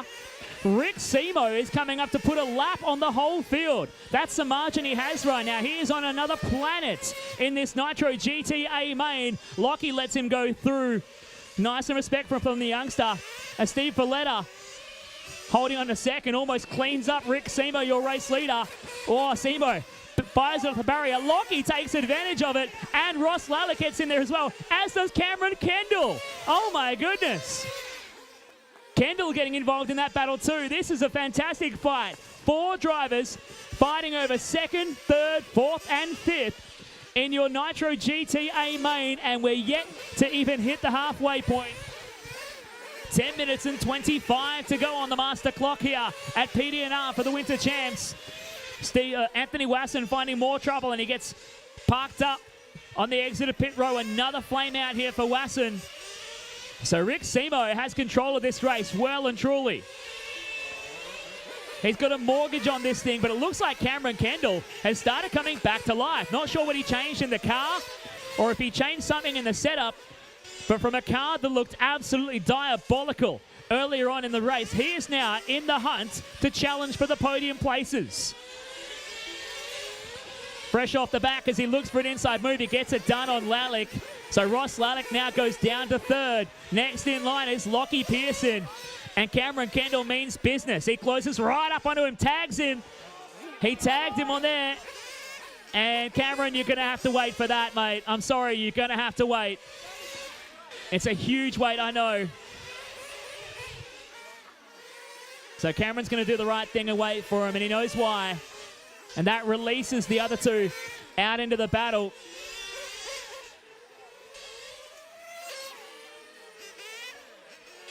So the battle for second and third. Ross Lalic and now Steve Valletta into second and third.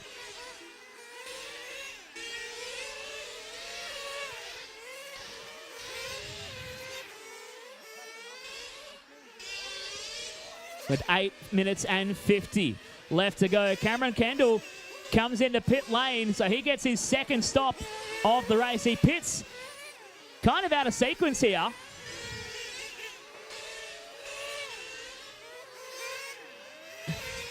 And finds himself in a very odd position here. 8 minutes and 30 left to go. And at the same time, that allowed Lockie Pearson to go back past him as he was slowing up to let him go by. So Kendall finds himself out of contention now. And Lockie Pearson back P4 with a lot of work to do.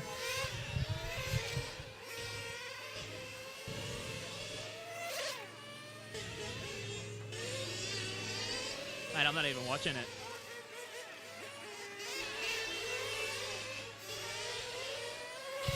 So 12 minutes in here, 8 minutes to go. I wonder whether Cameron Kendall has enough to go all the way on fuel. Watch out at the hairpin, caution at the hairpin. The board is caught up on the racetrack.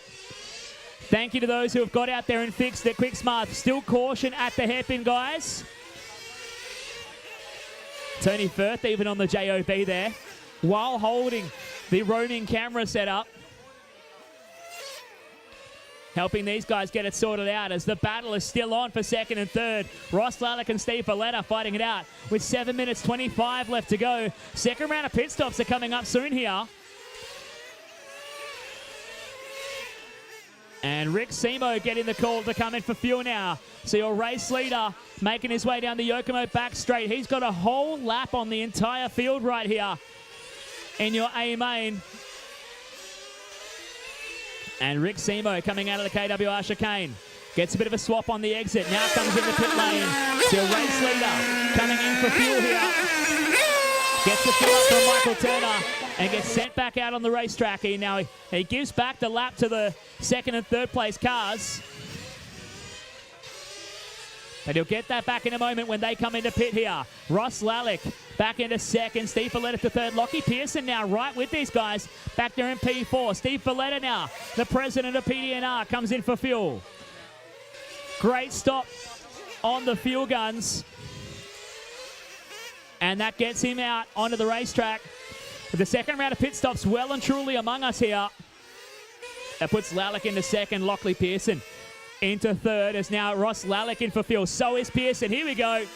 Going to have all the action in pit lane. Lalic comes in, gets a fuel. And Lockie Pearson getting back out on the racetrack. Lockie drives it into the barrier on the exit of pit row. He gave away time to Lalic there. But importantly, he comes out in front of Steve Valletta. So Lockie now goes back onto the podium placings here with 5 minutes and 45 to go. Rick Semo leads away. Ross Lalic into second. Lockie Pearson to third here. Steve Valletta to P4. From Cameron Kendall, P5. And Russ Malice further behind in P6. 5:35 to go. Everyone here should be fueled to finish. Rick Semo might be in need of a quick splash, but he has a lap advantage over the rest of the field right now. Cameron Kendall, I think he needs to have a splash to get to the finish, but he's not a threat for anyone else on track. He currently sits P5 as Ross Lalic and Lockie Pearson got stuck into each other on the exit of the X-ray hairpin. Lockie does the nice thing and waits for Ross. So that puts Ross back into second as they come out of the KWR chicane down the Smoker Main Straight. Ross with a lot more turn in on his side. Pearson with a lot more exit corner drive and rotation with his car. With 4 minutes and 45 left on the clock. Lockie Pearson trying to find second place. No one's going to catch Rick Semo at this point. He is absolutely checked out from this race.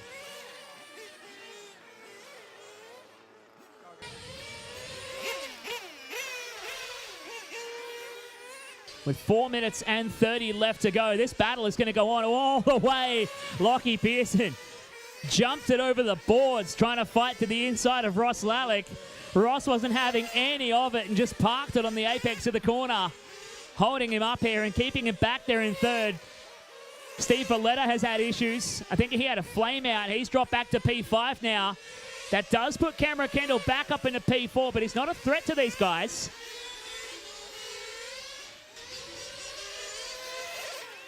So Kendall a solid 6 seconds off the back of Lalic and Pearson. If they get stuck into each other and crash into each other, that will bring Kendall back into a podium fight here after he had to wait from an earlier tangle with Lockie Pearson on the racetrack.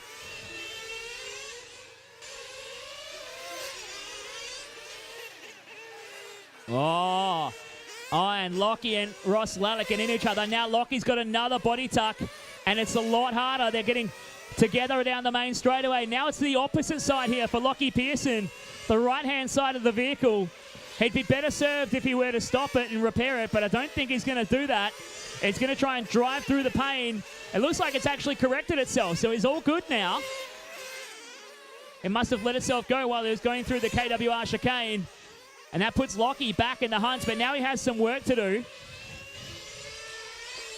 if he wants to catch up to the back of Ross Lalic. Meanwhile, that has allowed Cameron Kendall to close the gap again. Steve Valletta right behind him, but they are 41 seconds apart. Time as Kendall needed that extra stop, so Cam Kendall now comes into pit lane. So he did need to get the extra stop to keep going in this race.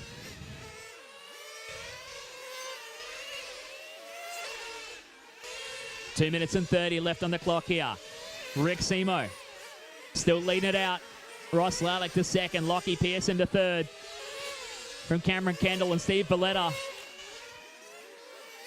Ross Malice still circulating in P6, but I think that crash broke something in the car because he is just tiptoeing around at the moment. Lapping into 22 is a fair way off the pace of your race leaders and the pace that he was doing earlier.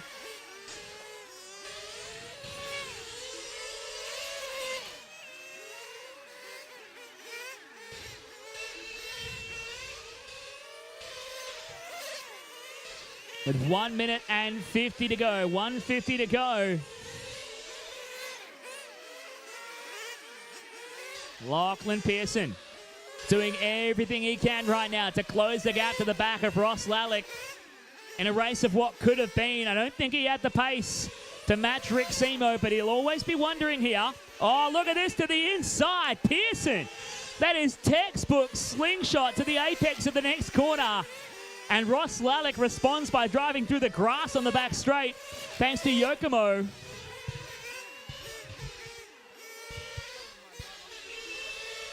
with 1 minute and 10 to go. 1:10 left here in this race for your 1/8 GT A main. Into the KWR chicane comes your race leader, Rick Seymonsbergen. Rick Semo, we call him. Stretching this one out in a dominant performance. He has a 28.5-second lead over the rest of the field right now, with 45 seconds left on the clock. Pretty soon he'll actually be able to stop, and he'll still be able to win. He is going to go for a splash here. I thought he might have been, because he pitted for his second stop a little bit earlier. Quick fill up from Michael Turner, and he rejoins nicely. Oh, he finds the exit rope on the barrier, and now he joins Lockie Pearson on the racetrack. This is first and second together. However, there is a lap between them.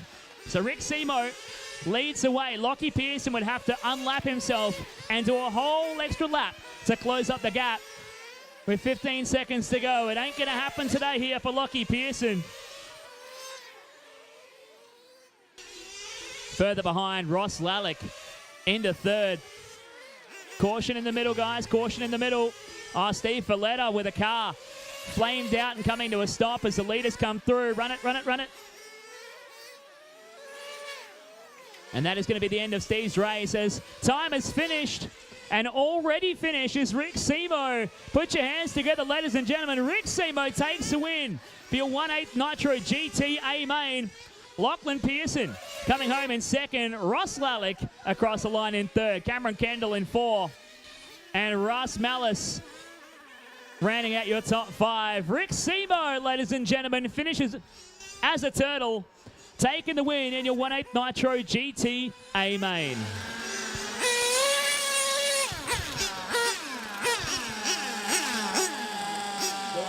Short course truck is up next, ladies and gentlemen. Short course is up next.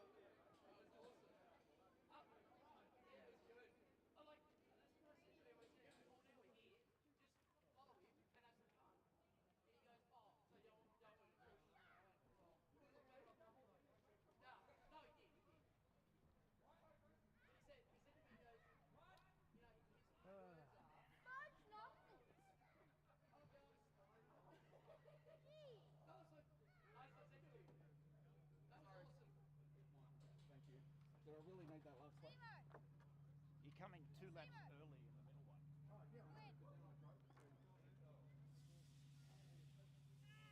in the middle one. Red deal. Rick Semo, massive congratulations, taking the win in GT in the 20-minute final here at the 2023 Winter Champs. Yeah, sum that up for us. Wow, that was a good, clean run, straight from start to finish. The good old SRX Serpent, he's was just on fire, you know, the whole time. A big shout out to Tim, because like this is his motor, and it didn't skip a beat. It was powerful. It was great, you know, and it was a really good field. Everyone was very courteous, gave plenty of room for when we needed to pass. So yeah, it was a lot of fun. It was great, and so happy to bank it. Give us a score out of 10 for the pit duties. You've got Michael Turner helping you out now. The campaign starting towards the GT Worlds in October. Yeah, what would you give Michael's score? Oh, I'd give that a solid 9 out of 10. They were good, clean. He's just very calm. So it's exactly what I need. So yeah, it's good. And I saw you're actually physically shaking really bad in the last 30 seconds. Why were you so nervous? You had a lap up? No, look, the whole day I've been nervous. I don't know why, and I just couldn't calm down. But I just sort of, it was probably good to run the F1 because that you need to be very smooth, and I was able to sort of put the car, put it on point around the track. So it was really good. I loved it. It's good. Any thank yous or shout outs you want to give? Yeah, look, thanks to PDNR and all of our sponsors. Like, it's just been such a great day. My sponsor, I want to thank my family and my wife. Walter Hobbies, you know, Samwar Serpent especially, and PDNR, you know, because, woo, let's go. Congratulations, mate. Go celebrate, and yeah, good luck in the Worlds. No worries. Thank you very much, Tony. All the best.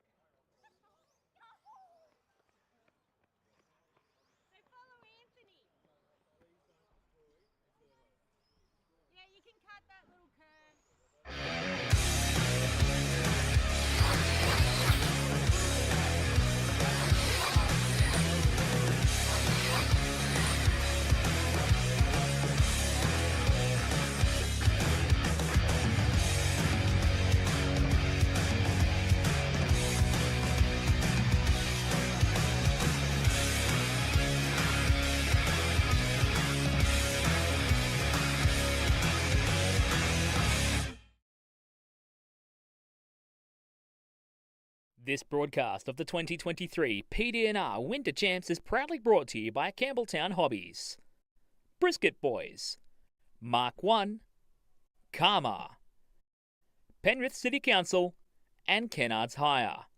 And a special thanks also to Psychology Services New South Wales for their support in getting me here for this event.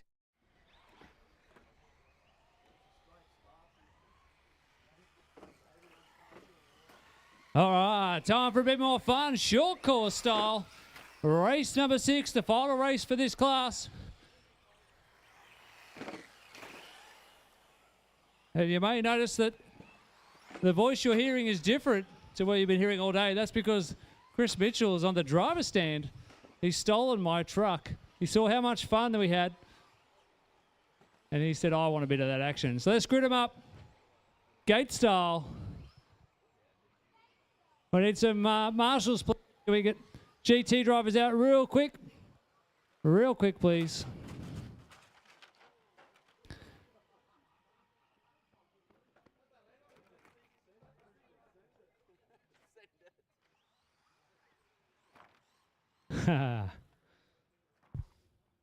All right, quickly, marshals, please. We need a couple of marshals in the center.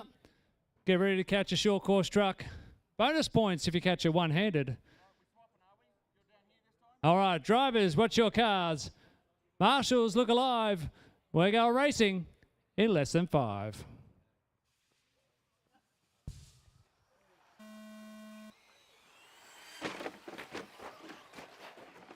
All sorts of carnage. Oh, Chris Mitchell, the Karma, the driver's stand sponsor, has put him back in his place. He took a bit of a head start and put it in a turtle position. Oh, Clint McKenzie bowling out front. Oh, well, that'll leave a mark. Get one upside down. Careful, Tim. Careful. Easy, easy, easy. Easy, guys. Just take it easy, marshalling. Caution in the centre chicane area. Nice work, Mia. Don't know where to look. There's too much action everywhere. One thing we're looking forward to here. Chris Mitchell in the yellow truck. Trying to keep it on all 4 wheels. It's got a real tendency to tip over. You just look at it the wrong way and it flips. Like that. Nice save. Up on 2 wheels. No respect being given to our guest from the WA. Oh, caution bridge. Pile up at the bridge. Scott Marks at the top of the timesheets. Clint McKenzie 2. Ian Lewis 3. That's going to be the battle. Oh, Kurt, caution back straight. Turtle back straight. Right there.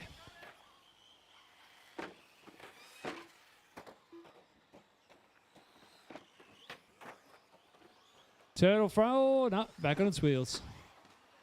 Spectacular barrel roll there.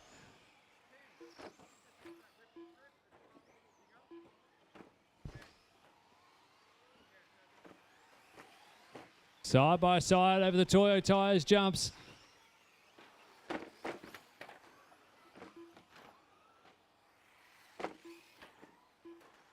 Pick up our leaders. Oh. So under the bridge goes Clinton. Scott, 0.4 the margin between our top two. Through the K2R chicane. Marshall near the bridge. That's Ian upside down from third. Oh, caution in, caution in. Scott Marks upside down. So Clinton getting lucky, running away with this one. We're halfway through, 2.5 down, 2.5 to go. Oh, someone in the fence into the Herds Racing banner. Need a Marshall to the back straight on the Herds Racing banner. Thanks, Cam. These Marshals getting a workout. Oh, Chris has pushed it too hard. He's thermal, that poor little Kyosho. Bow. Caution on the jump in the middle. Got one stuck.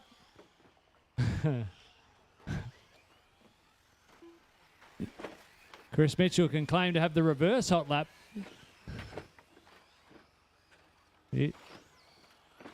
One thing we're going to look forward to here is going to be some big air come the end of this race. We're going to have all eyes on Clinton McKenzie.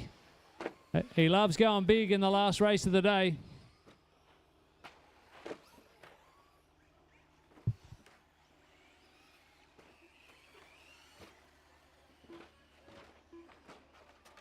First bit of taking big air. I think that was Rochelle. She's ended up in turtle.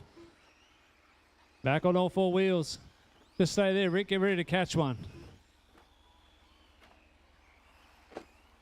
Ian carefully over. Bounces it off the nose. Oh, 1 minute to go. 1 minute to go. Our leader, race leader, Clinton McKenzie. He's coming around the sweeper under the Speedy RC timing bridge.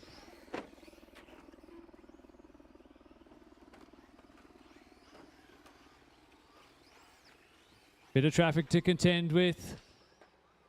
Gets through clean. He's still a battle there with Scott Marks. Only 1.6 behind. That's closed right up now.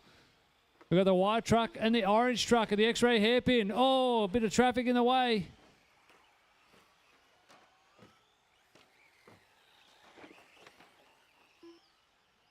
Oh, mistake from Clinton. Near to Marshall near the bridge. That's our leader upside down.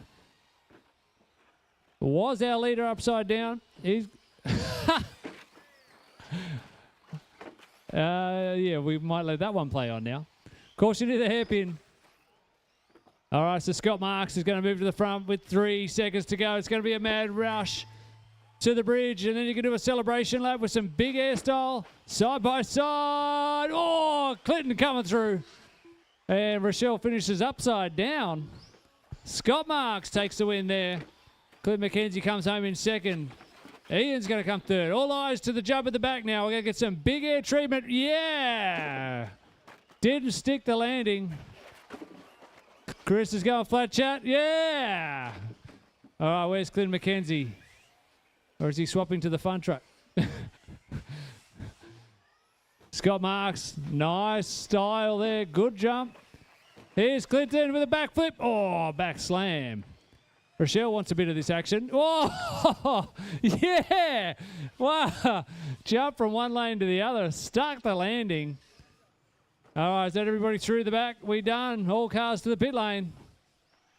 No, Scott wants a bit more fun. Oh, front flip. Oh, nice one from Clinton and marshaled the truck. All right, that's short course truck done. Coming up next, 2 races to go. We got 3 races to go. We've got TLAB, 12 scale, and then another GTE. Roger that.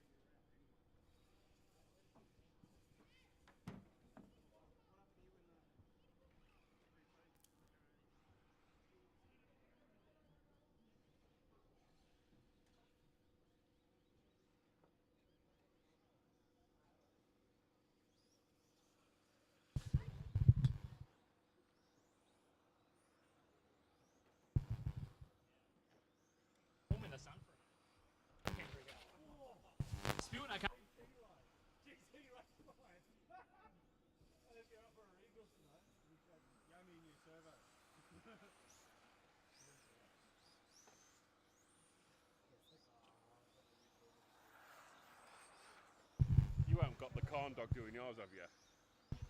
You fecking nutcase. Have you seen how he's been driving? All right, on track next with TLAB, Dash TLAB for the 6th and final round. We've got car for tomorrow. You thought we'd got car for tomorrow.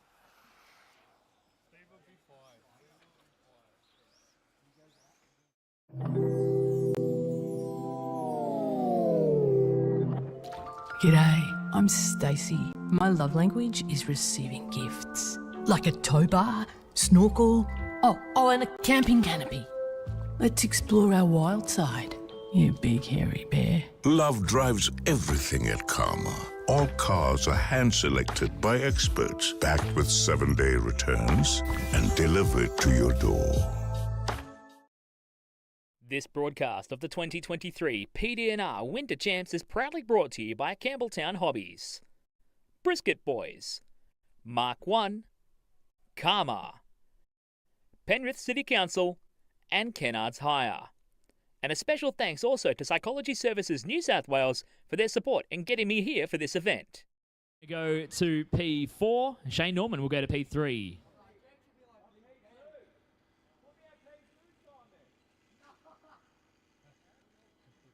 Oh, and Cornell's driving Brett's car.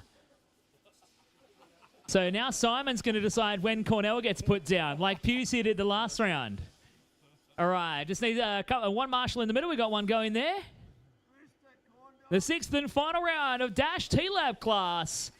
Getting ready to rock and roll in less than 5.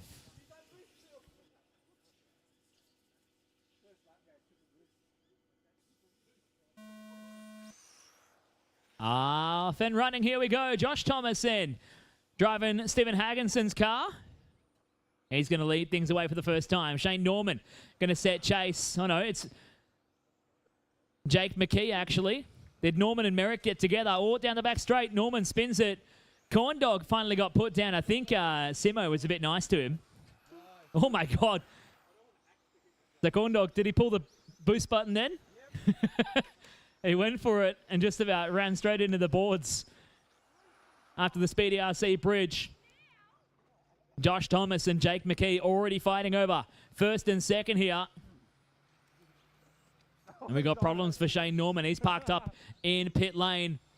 Phil Merrick wobbling his way around the circuit as well as Cornell. Oh, Cornell trying to take his way through him. There's a bit of a brutal move there from Corn Dog. As your leaders, Josh Thomas and Jake McKee fighting it out up front of the field here. Thomas still has the lead at the moment as they bring it on to the smoke and front straight. McKee cutting the wider line to smooth things out.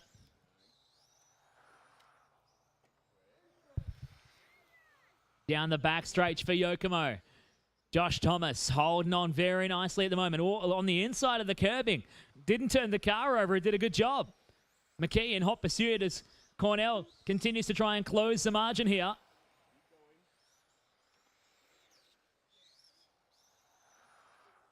And Cornell last time by a 22-4. The leaders are doing 23-4s and is 6 seconds off the back. So Cornell doing what he can to try and close the margin as Jake McKee goes through for the race lead. Got the push to pass button activated and got the job done here. Now it's Josh Thomas's turn to have a look. Walk goes door to door with him at the X-ray hairpin onto the Yokomo back straight. McKee pulls the trigger once again and opens up the gap.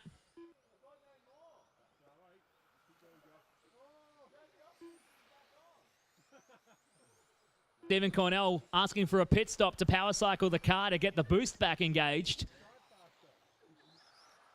Go on, Simo, humour him. Give him a chance. Give him a quick switch off and on. Get him sent around. Oh no, Jake McKee and Josh Thomas. Now Cornell doesn't need the boost again because these two have taken each other out. And Steve Cornell in the fight. This is what we needed in TLAB all along. Just bring modified drivers on a rotating roster to come and play. As they hit the Yokomo back straight. Thomas, McKee, and Steve Cornell. Now trying to close the gap here. Cornell doesn't have any more push to punt left in the tank. So he's got to do it the honest way. Or mostly honest way, at least. Oh, as Jake McKee jumps to the curbing at the X-ray hairpin. The draw right onto the rear bumper of Josh Thomas. 1 minute 30 left on the clock here. Phil Merrick further behind in P4. Having a good time here with the TLAB control motor, control speed control, and a third channel time limit activated boost function. And I think all your top three have exhausted their boosting options here. Whoa, Jake McKee gets a wheel stand on, heading into the infield.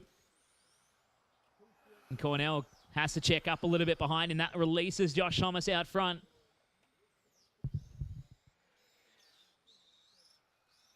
Inside the final minute here, 55 seconds to go in the 6th and final round of Dash TLAB class.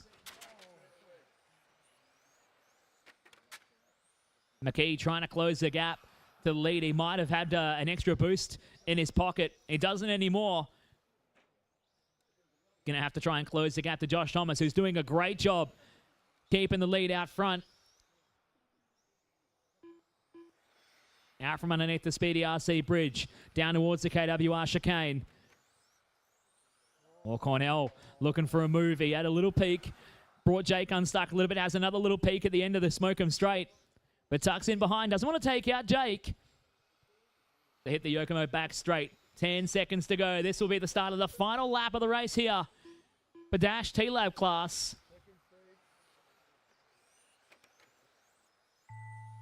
And that is time.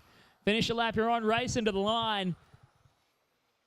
Getting the Rent-A-Wreck ride here for the 6th and final round and holding on to get the job done. How about it for Josh Thomas across the line, taking the win. Jake McKee home in second, and Stephen Cornell rolls it across the line to take third here. We are going to do a quick blow of the track before 12th scale. So Brayden Stanley is going to blow himself into the weeds with the leaf blower.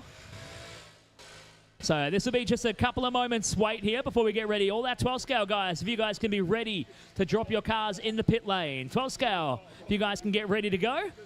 We're going for 12th scale A-Main leg 3 coming up next.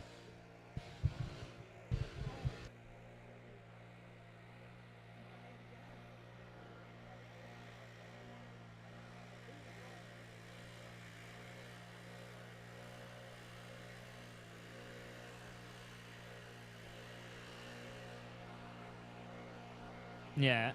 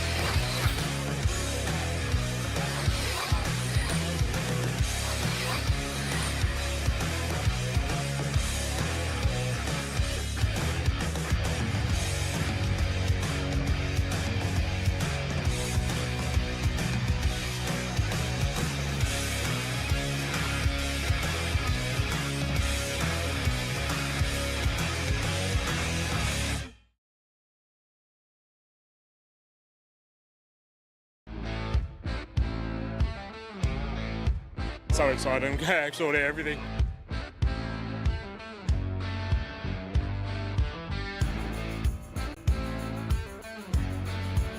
Devouring it, we're about to go back for a second.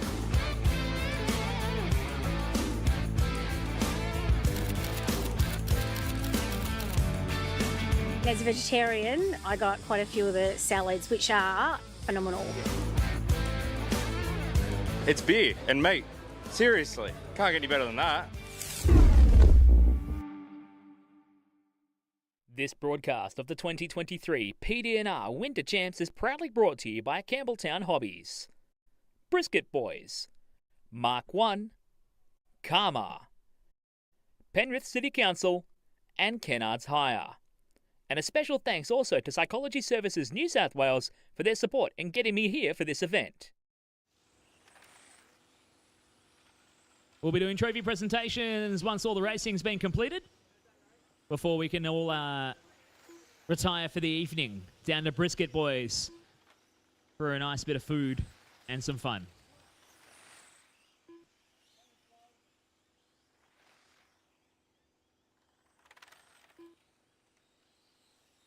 All right, everybody's checked in. Let's get cars to the starting grid. Second last. This weekend for the PDNR Winter Champs is proudly brought to you by Campbelltown Hobbies, Psychology Services New South Wales, Brisket Boys, and Mark 1 for our premier broadcasting partners. Special thanks to Karma, proud supporters of our driver stand, plus Penrith City Council and Kennard's Hire. Good all our track sponsors as well. Special thanks to Speedy RC for the timing loop and bridge. Plague Bearings, bringing us Plague Bearings race control where I've been hanging out all day. J-Spec Stickers for the sticker station. Smokem for the pit straight. Yokomo for the back straight. X-Ray for the hairpin. And KWR Engineering bringing us the chicane. Without all of their support and sponsorship, events like this for the Winter Champs would not be possible. As I'm looking for some more marshals real quick. I need about 3 more marshals to help out, guys. This one is wide open for the overall top spot here in 112th. Still looking for a couple of marshals before I'm going to send us racing.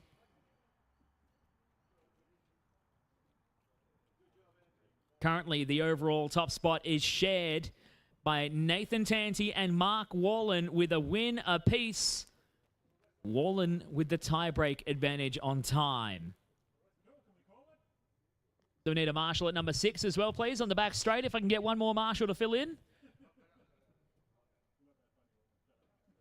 Brett, thank you, mate. He's skipping even. Did you boys want to grab that Yokomo sign that had come off the back, or are you happy with it there? All right, just real quick, Tony Firth's going to run out and remove a dislocated sign. There we go. A 12th would get caught on that. All right. Here we go, ladies and gentlemen. The last of the classes that is wide open for the win. 112 scale, 13.5. A3 main in less than 5.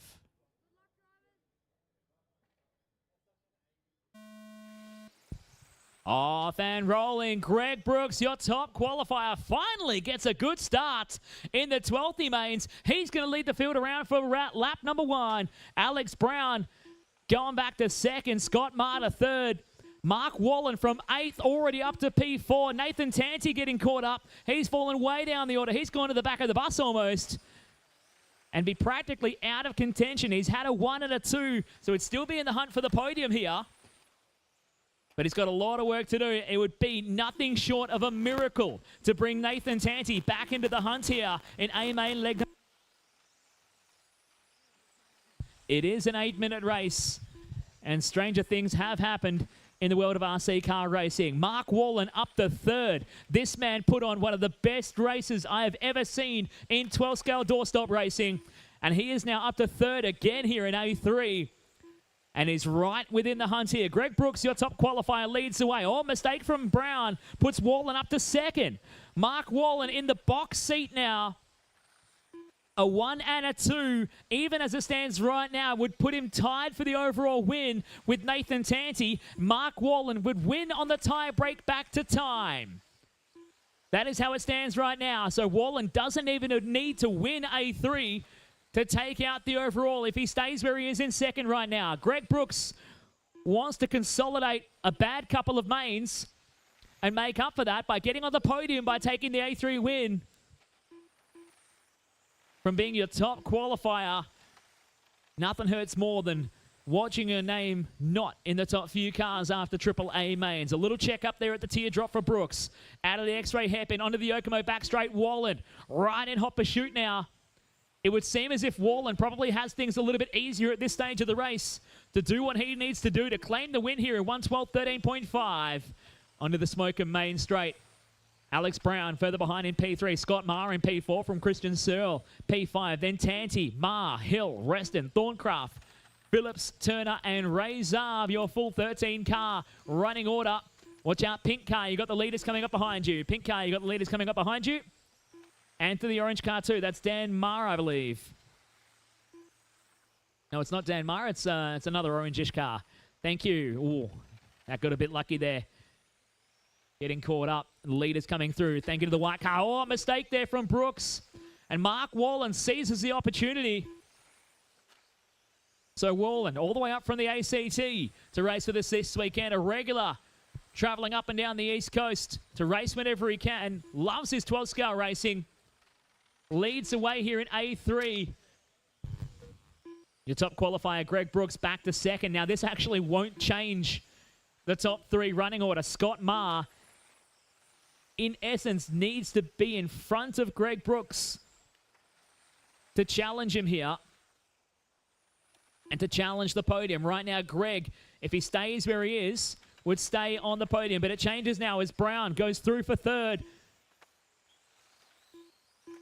And Brooks would drop to fifth overall as they stand. So a couple of laps and it can all change very quickly as we approach the halfway point very soon. Go. 4:30 to go here. Mark Wallin continues to lead this one out. Alex Brown up to second now. Greg Brooks trying to close the gap and see what he can get done. But at the moment, Nathan Tanti back there in P5 as well, just thinking of what could have been if he had had a better start and would have gotten away clean. But he's starting to close the gap as well. Realistically, Tanti would need to get to the front and win, or he would need Mark Wallin to have trouble to change the way the standings look at the moment. 4 minutes down, 4 minutes to go. In A3 of 1:12.13.5. Wallin from Alex Brown underneath the Speedy RC timing loop. Mark is driving an incredible race from 8th on the grid. He almost won A-main leg 2. Well, almost lost it, actually. He ended up winning it at the line. He's driven it all the way from 8th again here for the third main. And by some fortune of nature, he is flying through the field here, making up for a slightly poor qualifying. As Nathan Tanti is driving his way back into the race. He's closed up within half a tenth of a second on the back of Scott Maher. He knows the way these kinds of shows will go. Oh, Dan Maher. Caution after the loop. Clear. Getting caught up on the leader there, one of the orange cars. It wasn't Dan Maher, it was somebody else. Getting caught up on the race leader, Mark Wallin, who was trying to put a lap on him. Now, I've got a white car that's caught up here, and I'm looking for where Alex Brown is. I think it's not Alex. Caught up as they come down the Yokomo back straight. Brown across the line. He's 1.8 seconds off the back of Mark Wallin and lapping almost identical lap speed at the moment. Greg Brooks to third. Nathan Tanti to P4 now. Been a very solid comeback drive for Nathan, but it's not going to be enough to change the order with Mark Wallin out front. It's all but signed, sealed, and delivered right now. 2 minutes and 15 left to go. Following Mark Wallin around the teardrop, down towards the X-ray hairpin, gets on the power and opens up the taps, trying to open the steering as early as possible to get the car to pick up speed and maintain circulation speed here. Just trying to be as smooth as possible with these cars. Trying not to bog the motor down. Just let it run nice and free.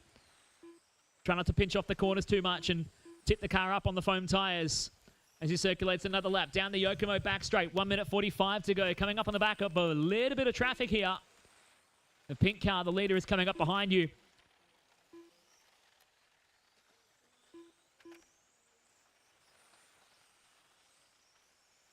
As Wallin continues to lead this race, we descend under the night lights here at PDNR for the Winter Champs. One race to go after this. GTE A-Main leg number 3 is up next. GTE A-Main leg 3 on deck next for the last race of the day.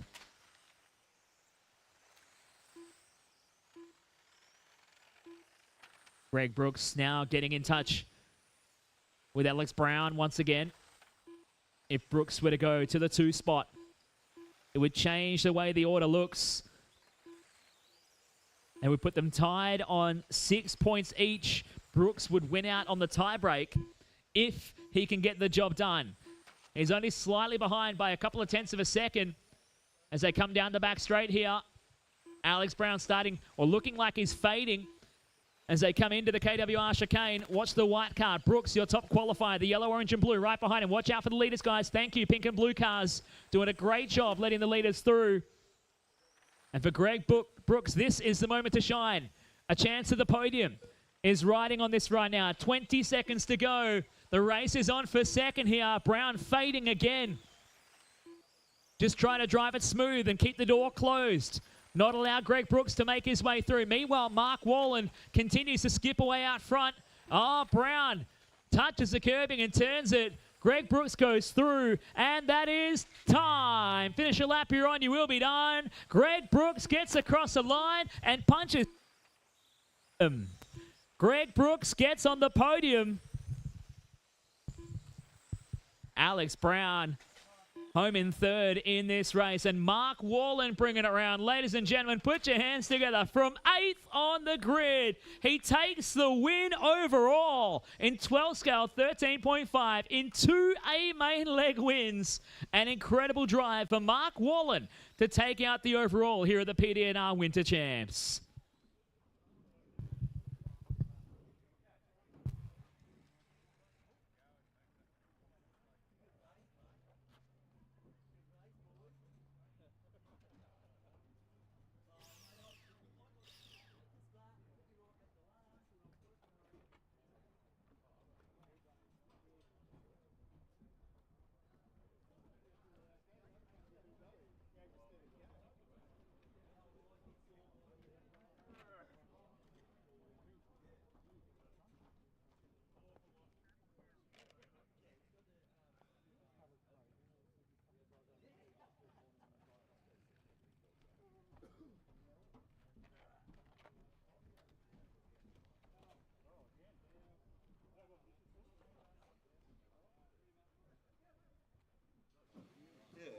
Mark Wallin, what a fight back once again for 8th on the grid to the top spot. Seal the deal for 12 scale. Congratulations. Tell us about that win. Thanks, mate. Yeah, I did not expect the opportunities to present themselves, but they opened up, so I took them and got the win. So, yeah, been signing autographs in my head for about most of that race, so I'm pretty happy. The fans are waiting just behind me here, so yeah, who would you like to thank? Let's see, Essential RC for the 73 RC 12 scale. That's Warren Buttress in Canberra. PDNR for hosting the event. My wife for tolerating my hobby. My friends for coming racing, as I said before. And yeah, I think I'm there. Can't think of too many others. They know who they are. Thank you. Time for a brisket burger and a beer, I think. So congratulations and go celebrate. Definitely, man. Thank you. See you later.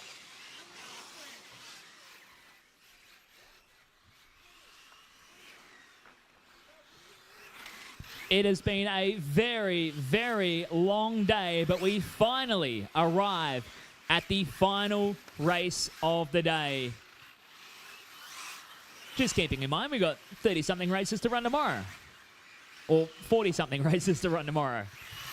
GTE A-Main leg number 3 on deck. Now, the overall has been decided, but the podium still up for grabs. A third and a second so far for Anthony Wasson. A second and a fourth for Ross Lalic. A 6 and a 3 for Tim Rodden keeps him in the hunt. Steve Cornell with a 4 and a 5. Mathematically still possible, especially as it looks like Cameron Kendall not on the racetrack. So the Lucky Dog win is up for grabs here.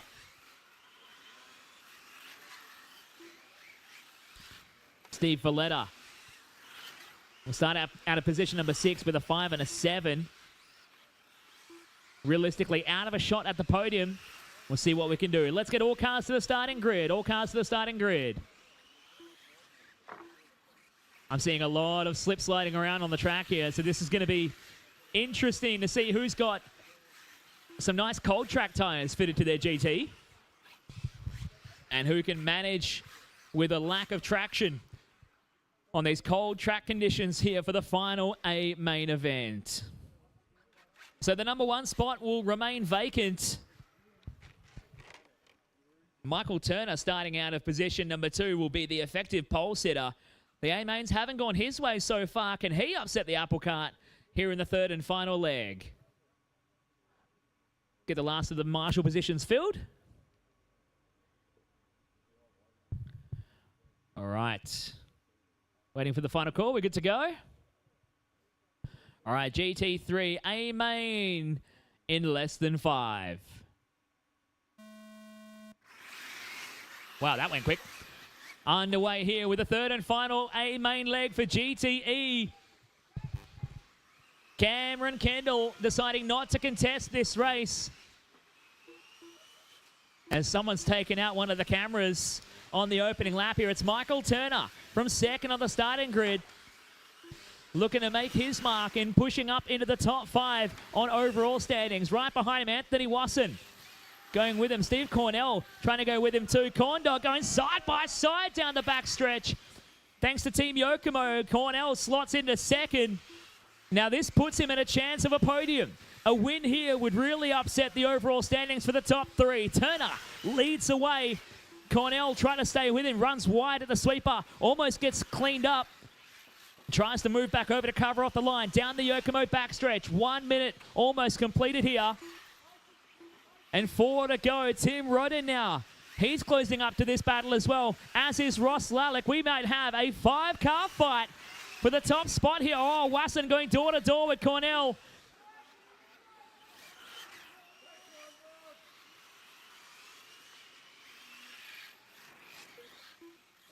What happened?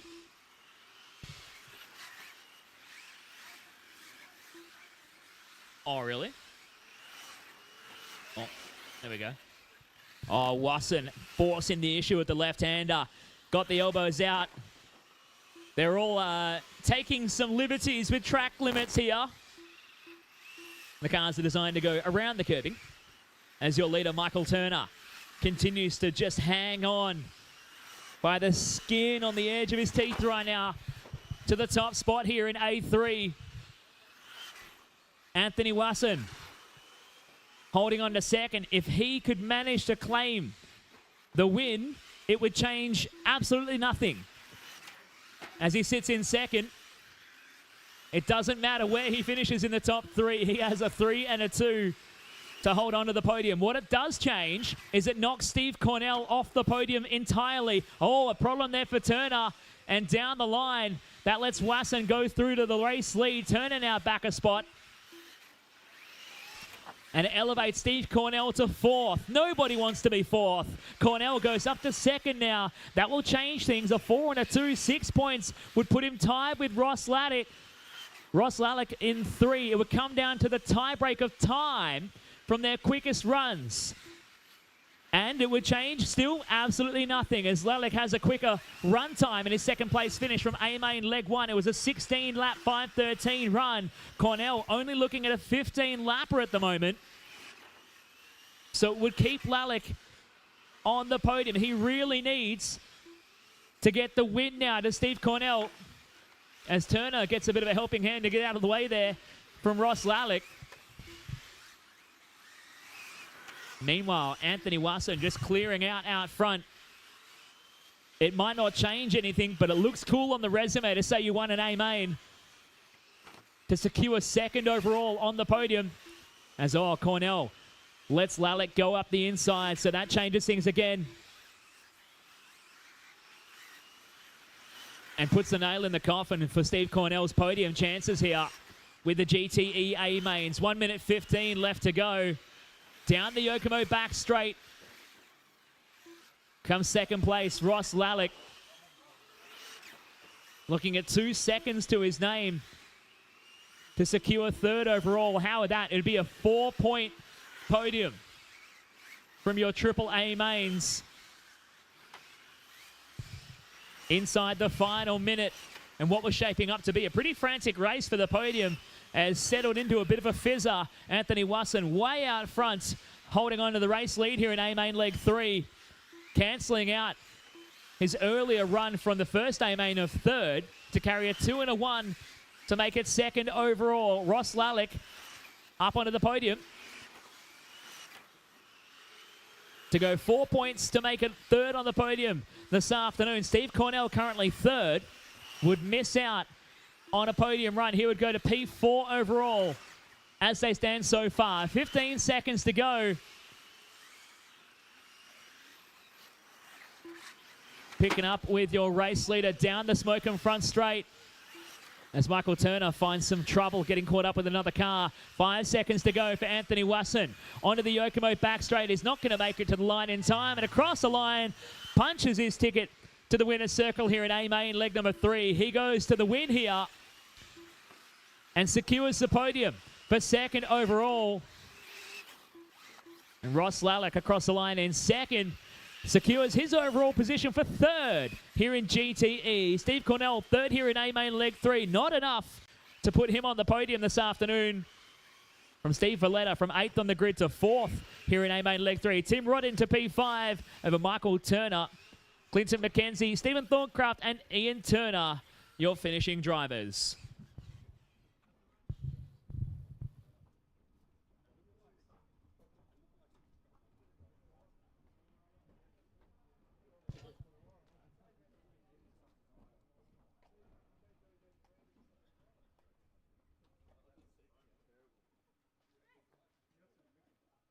Just sliding.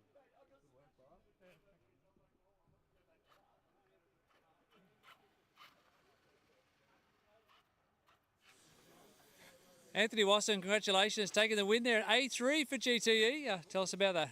Yeah, not bad. The car was really, really great. I was very happy with it, for sure. Do you think running under lights a bit more what you're used to compared to Tuesday night championships? Did that give you any help? Yeah, I felt like I probably had a lot more grip compared to a lot of other cars out there. So, yeah, once I cleared a couple of cars, got through some battles, I thought, yeah, that was pretty much it. See you later. So I saw a pretty frantic celebration lap too. You were trying to light them up, Shane Van Gisbergen style. Yeah, trying to. Just maybe, I think the rear was a bit too gripped up to do any burnouts, but just put in one of the barriers, which I probably need to go fix up. But anyway, that was good. Any other thanks or shout-outs? Yeah, thanks to Alyssa for helping out in the pits, the Thomas family for marshalling, as well as like Rick, Ross, all the other Serpent guys, Tim, that have helped out through my RC career so far. Thank you. Congratulations again. We'll let you go celebrate. Cheers. Thanks.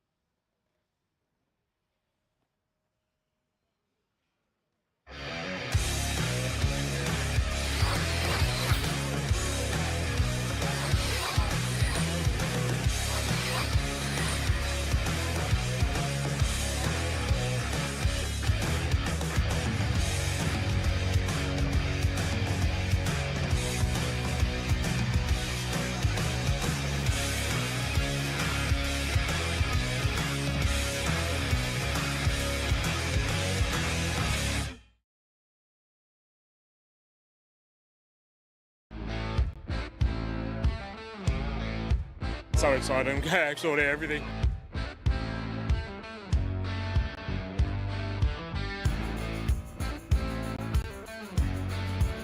Devouring it, we're about to go back for a second.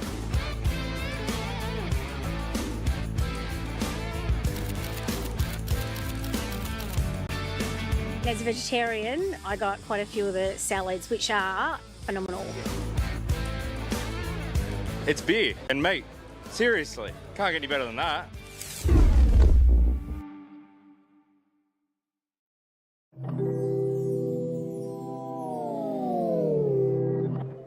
G'day, I'm Stacey. My love language is receiving gifts. Like a tow bar, snorkel, and a camping canopy. Let's explore our wild side, you big hairy bear. Love drives everything at Karma. All cars are hand-selected by experts, backed with 7-day returns, and delivered to your door.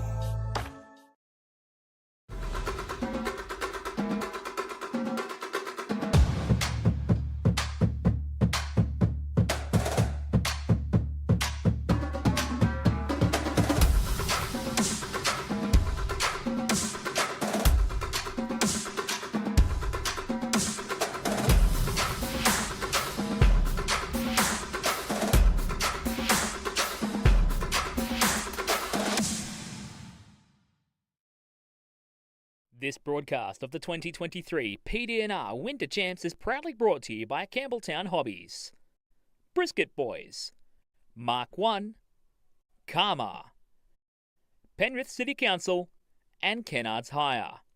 And a special thanks also to Psychology Services New South Wales for their support in getting me here for this event.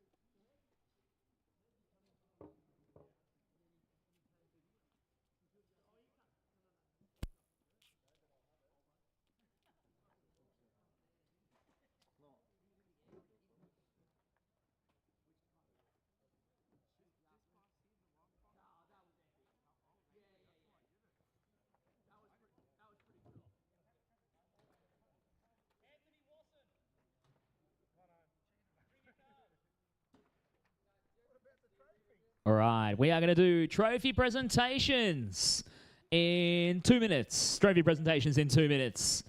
So shake a leg, get a move on. And if you know you've made the podium, bring your car. It always looks weird when there's like 2 people holding their cars and 1 person not. So let's not do that. Let's make it look cool. And let's do trophy presentations in 2 minutes.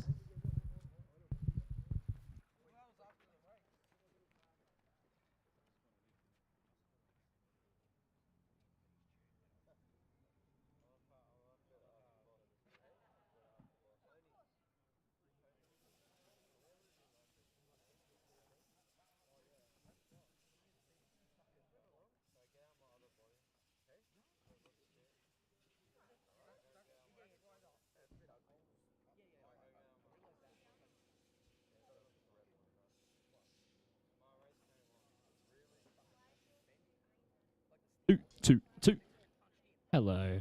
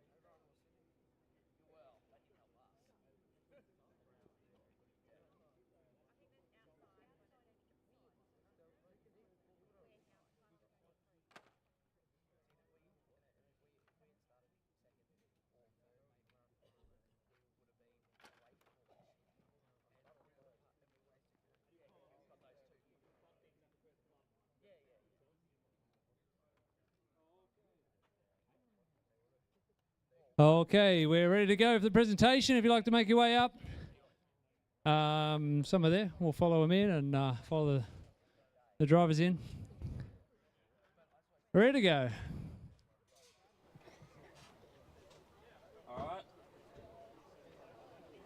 Oh, welcome to the presentation. Oh, welcome to the presentation. 2023 PDNR Winter Champs. It's been a magnificent day. First of all, I want to give a massive shout out. Big thank you to Chris Mitchell for all his efforts on the microphone.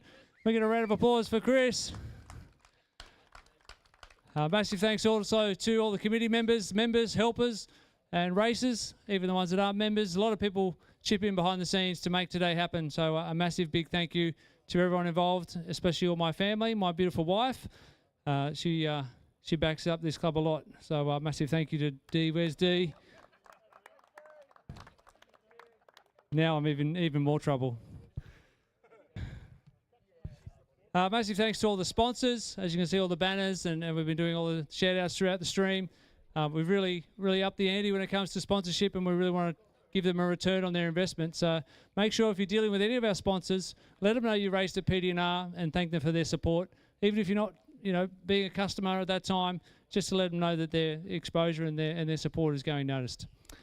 And massive thanks to everyone for coming. Blown away by the supporters, I've said a number of times. All right, we'll kick it off with Nitro Tourer. So we've got someone ready to grab the trophies. Rick and Steve, do you want to come and grab the trophies and shake hands?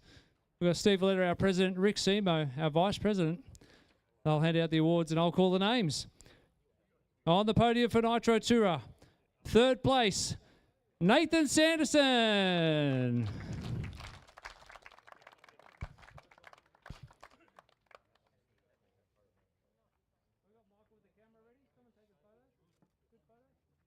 Second place in Nitro Tourer, NTQ, Tate Firth.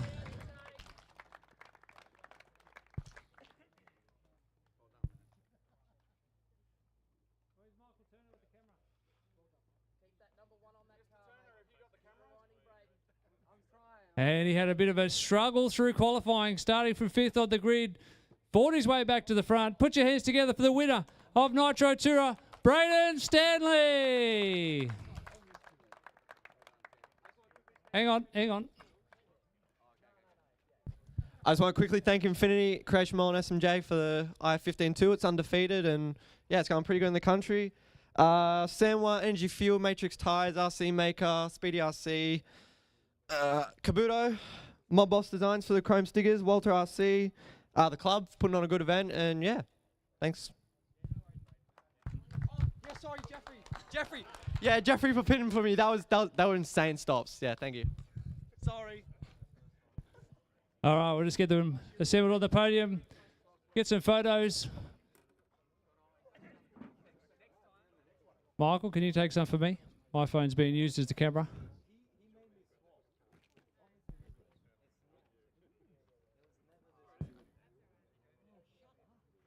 All right, everyone, look at this way. Say winners.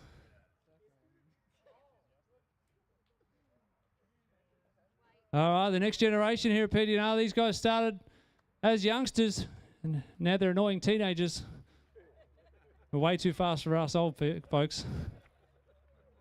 All right, put your hands together for Nitro Tourer podium. All right, moving on to 12th scale. In third place, NTQ, Greg Brooks.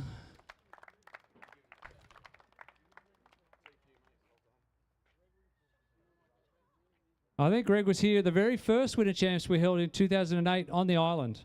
So this is our 15th time holding the event. It is 16 years since the first one. We lost one due to COVID. But we thank you very much for coming, Greg, and your support of PDNR over the years. Second place in 12th scale, Nathan Tanti.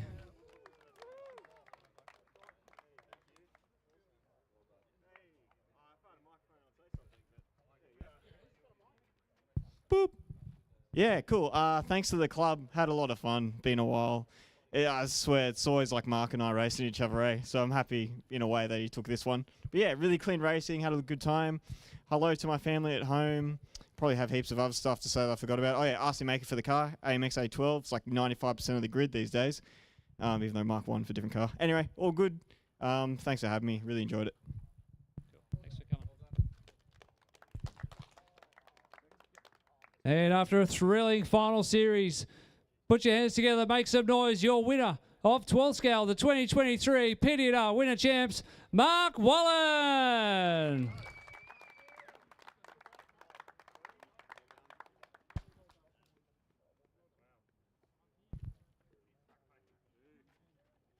What a build-up, gosh. Just real quick, thank you to PDNR and Essential RC. Without you guys running events, clubs existing and so forth, we wouldn't have places to race. So look after your local clubs. And Essential RC for their support, getting my car on the track. Really appreciate that. And, yeah, Christian and Alex for the pit banter. Yeah, Nathan for being Nathan. All right, let's get some photos of our 12th scale podium.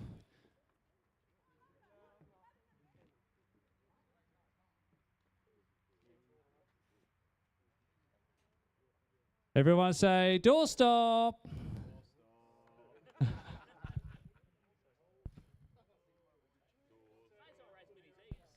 All right, round of applause for our 12th scale podium. Moving on to 1/8 GT, third place on the podium in GT, Ross Lalic.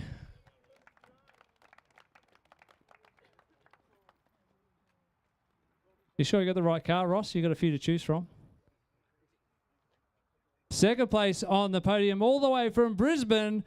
Put your hands together for Lachlan Pearson.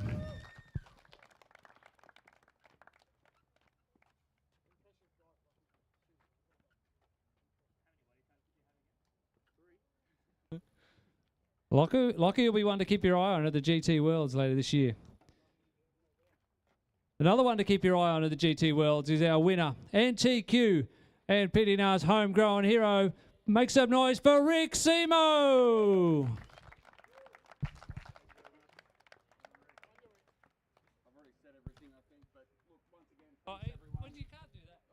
Okay, sorry. Look, thanks everyone for coming out and making this a great event.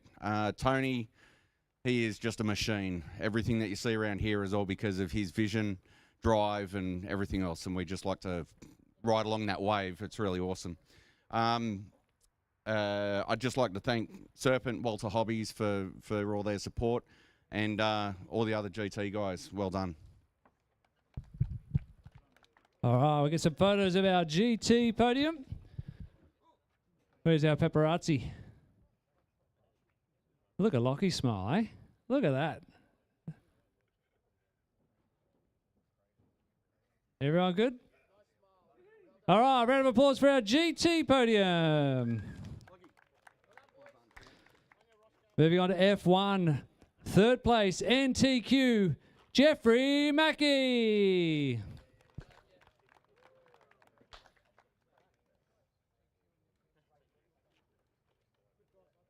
Second place in F1.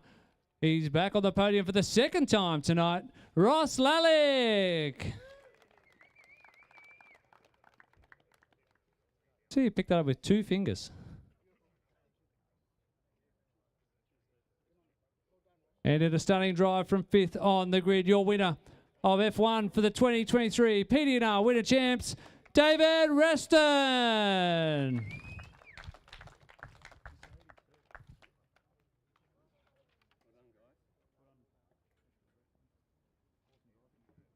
All right, we'll get our photos of our podium.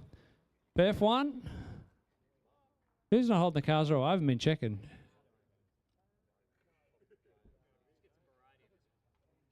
Everyone good? All right, round of applause for our F1 podium. Moving on to GTE. Third place in GTE, Ross Lalic. Yeah, we could have just brought it up to you and swapped the cars. Okay. Yeah, I just want to say thanks to the Thomas family. They marshalled for me all day today. I had knee surgery a couple of weeks ago, so families like you guys are just awesome. We need them in RC. Tony, the whole club here, thanks, guys. And, yeah, awesome event all round. Thank you. Second place in GTE, Anthony Wasson.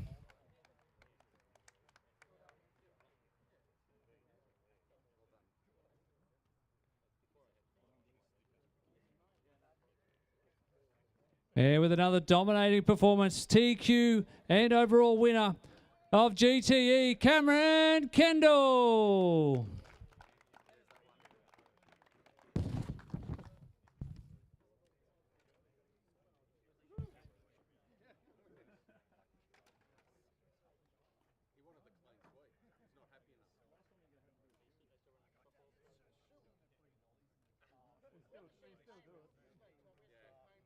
Do the shivvy at Brisket Boys. All right, get our photos of the podium. Everyone good? All right, that's our GTE podium. Last but not least, short course truck, and what a laugh we had today in this class. It's definitely a big favourite here at PDNR. It's sort of a showcase of what we're all about, RC being fun at the core. And there was plenty of laughs on the stand today. Third place in short course truck, Ian Lewis.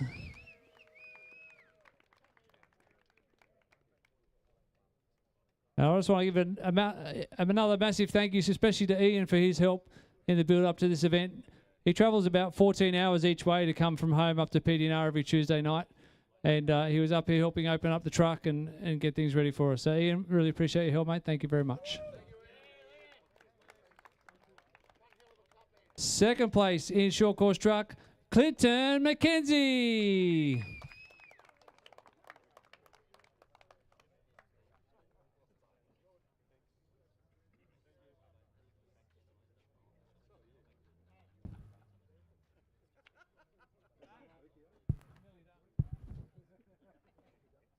And the winner of short course truck at the 2023 PDNR Winter Champs. This man is no stranger to the top step of a short course truck podium. Make some noise for Scott Marks. Scoot Marks, that's right. Scoot Marks. Not Skid Marks, Scoot Marks.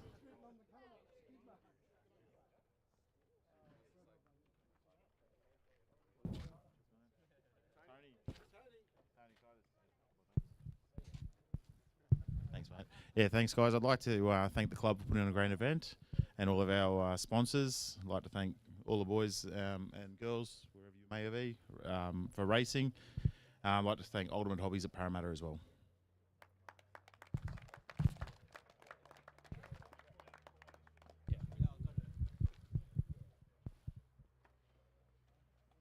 All right, we'll get a photo of our short course podium. Big smiles. Everyone say, chaos.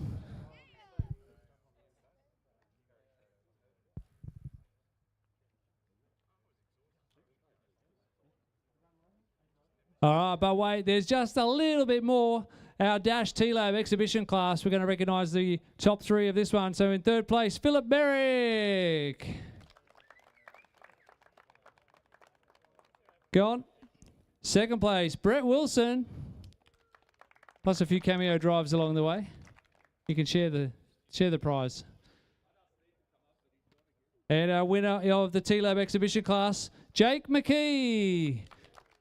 And he's won a little prize of a PDNR membership, thanks to the supporters there, Hearns Hobbies, Yokomo, and the Yoko Bros. Hi everyone, just want to say a big thank you to the club and Tony for allowing us to run TLAB this year. Just to let everyone know, of course, we've seen TLAB this club meet. Would love to run it at other clubs and at other events. Come in contact with myself and Simon on behalf of Dash Australia through Hearns Hobbies, Yokomo, and these guys. Thank you so much for all of the support so far. So we're putting up two prizes for the winner today, which is a PDNR membership. So congratulations to Jake for the PDNR membership, and also a $50 Hearns voucher to go back to him and allow him to use his car in TLAB more often. So yeah, thank you very much. All right, quick photo. And welcome, Jake, our latest PDNR member.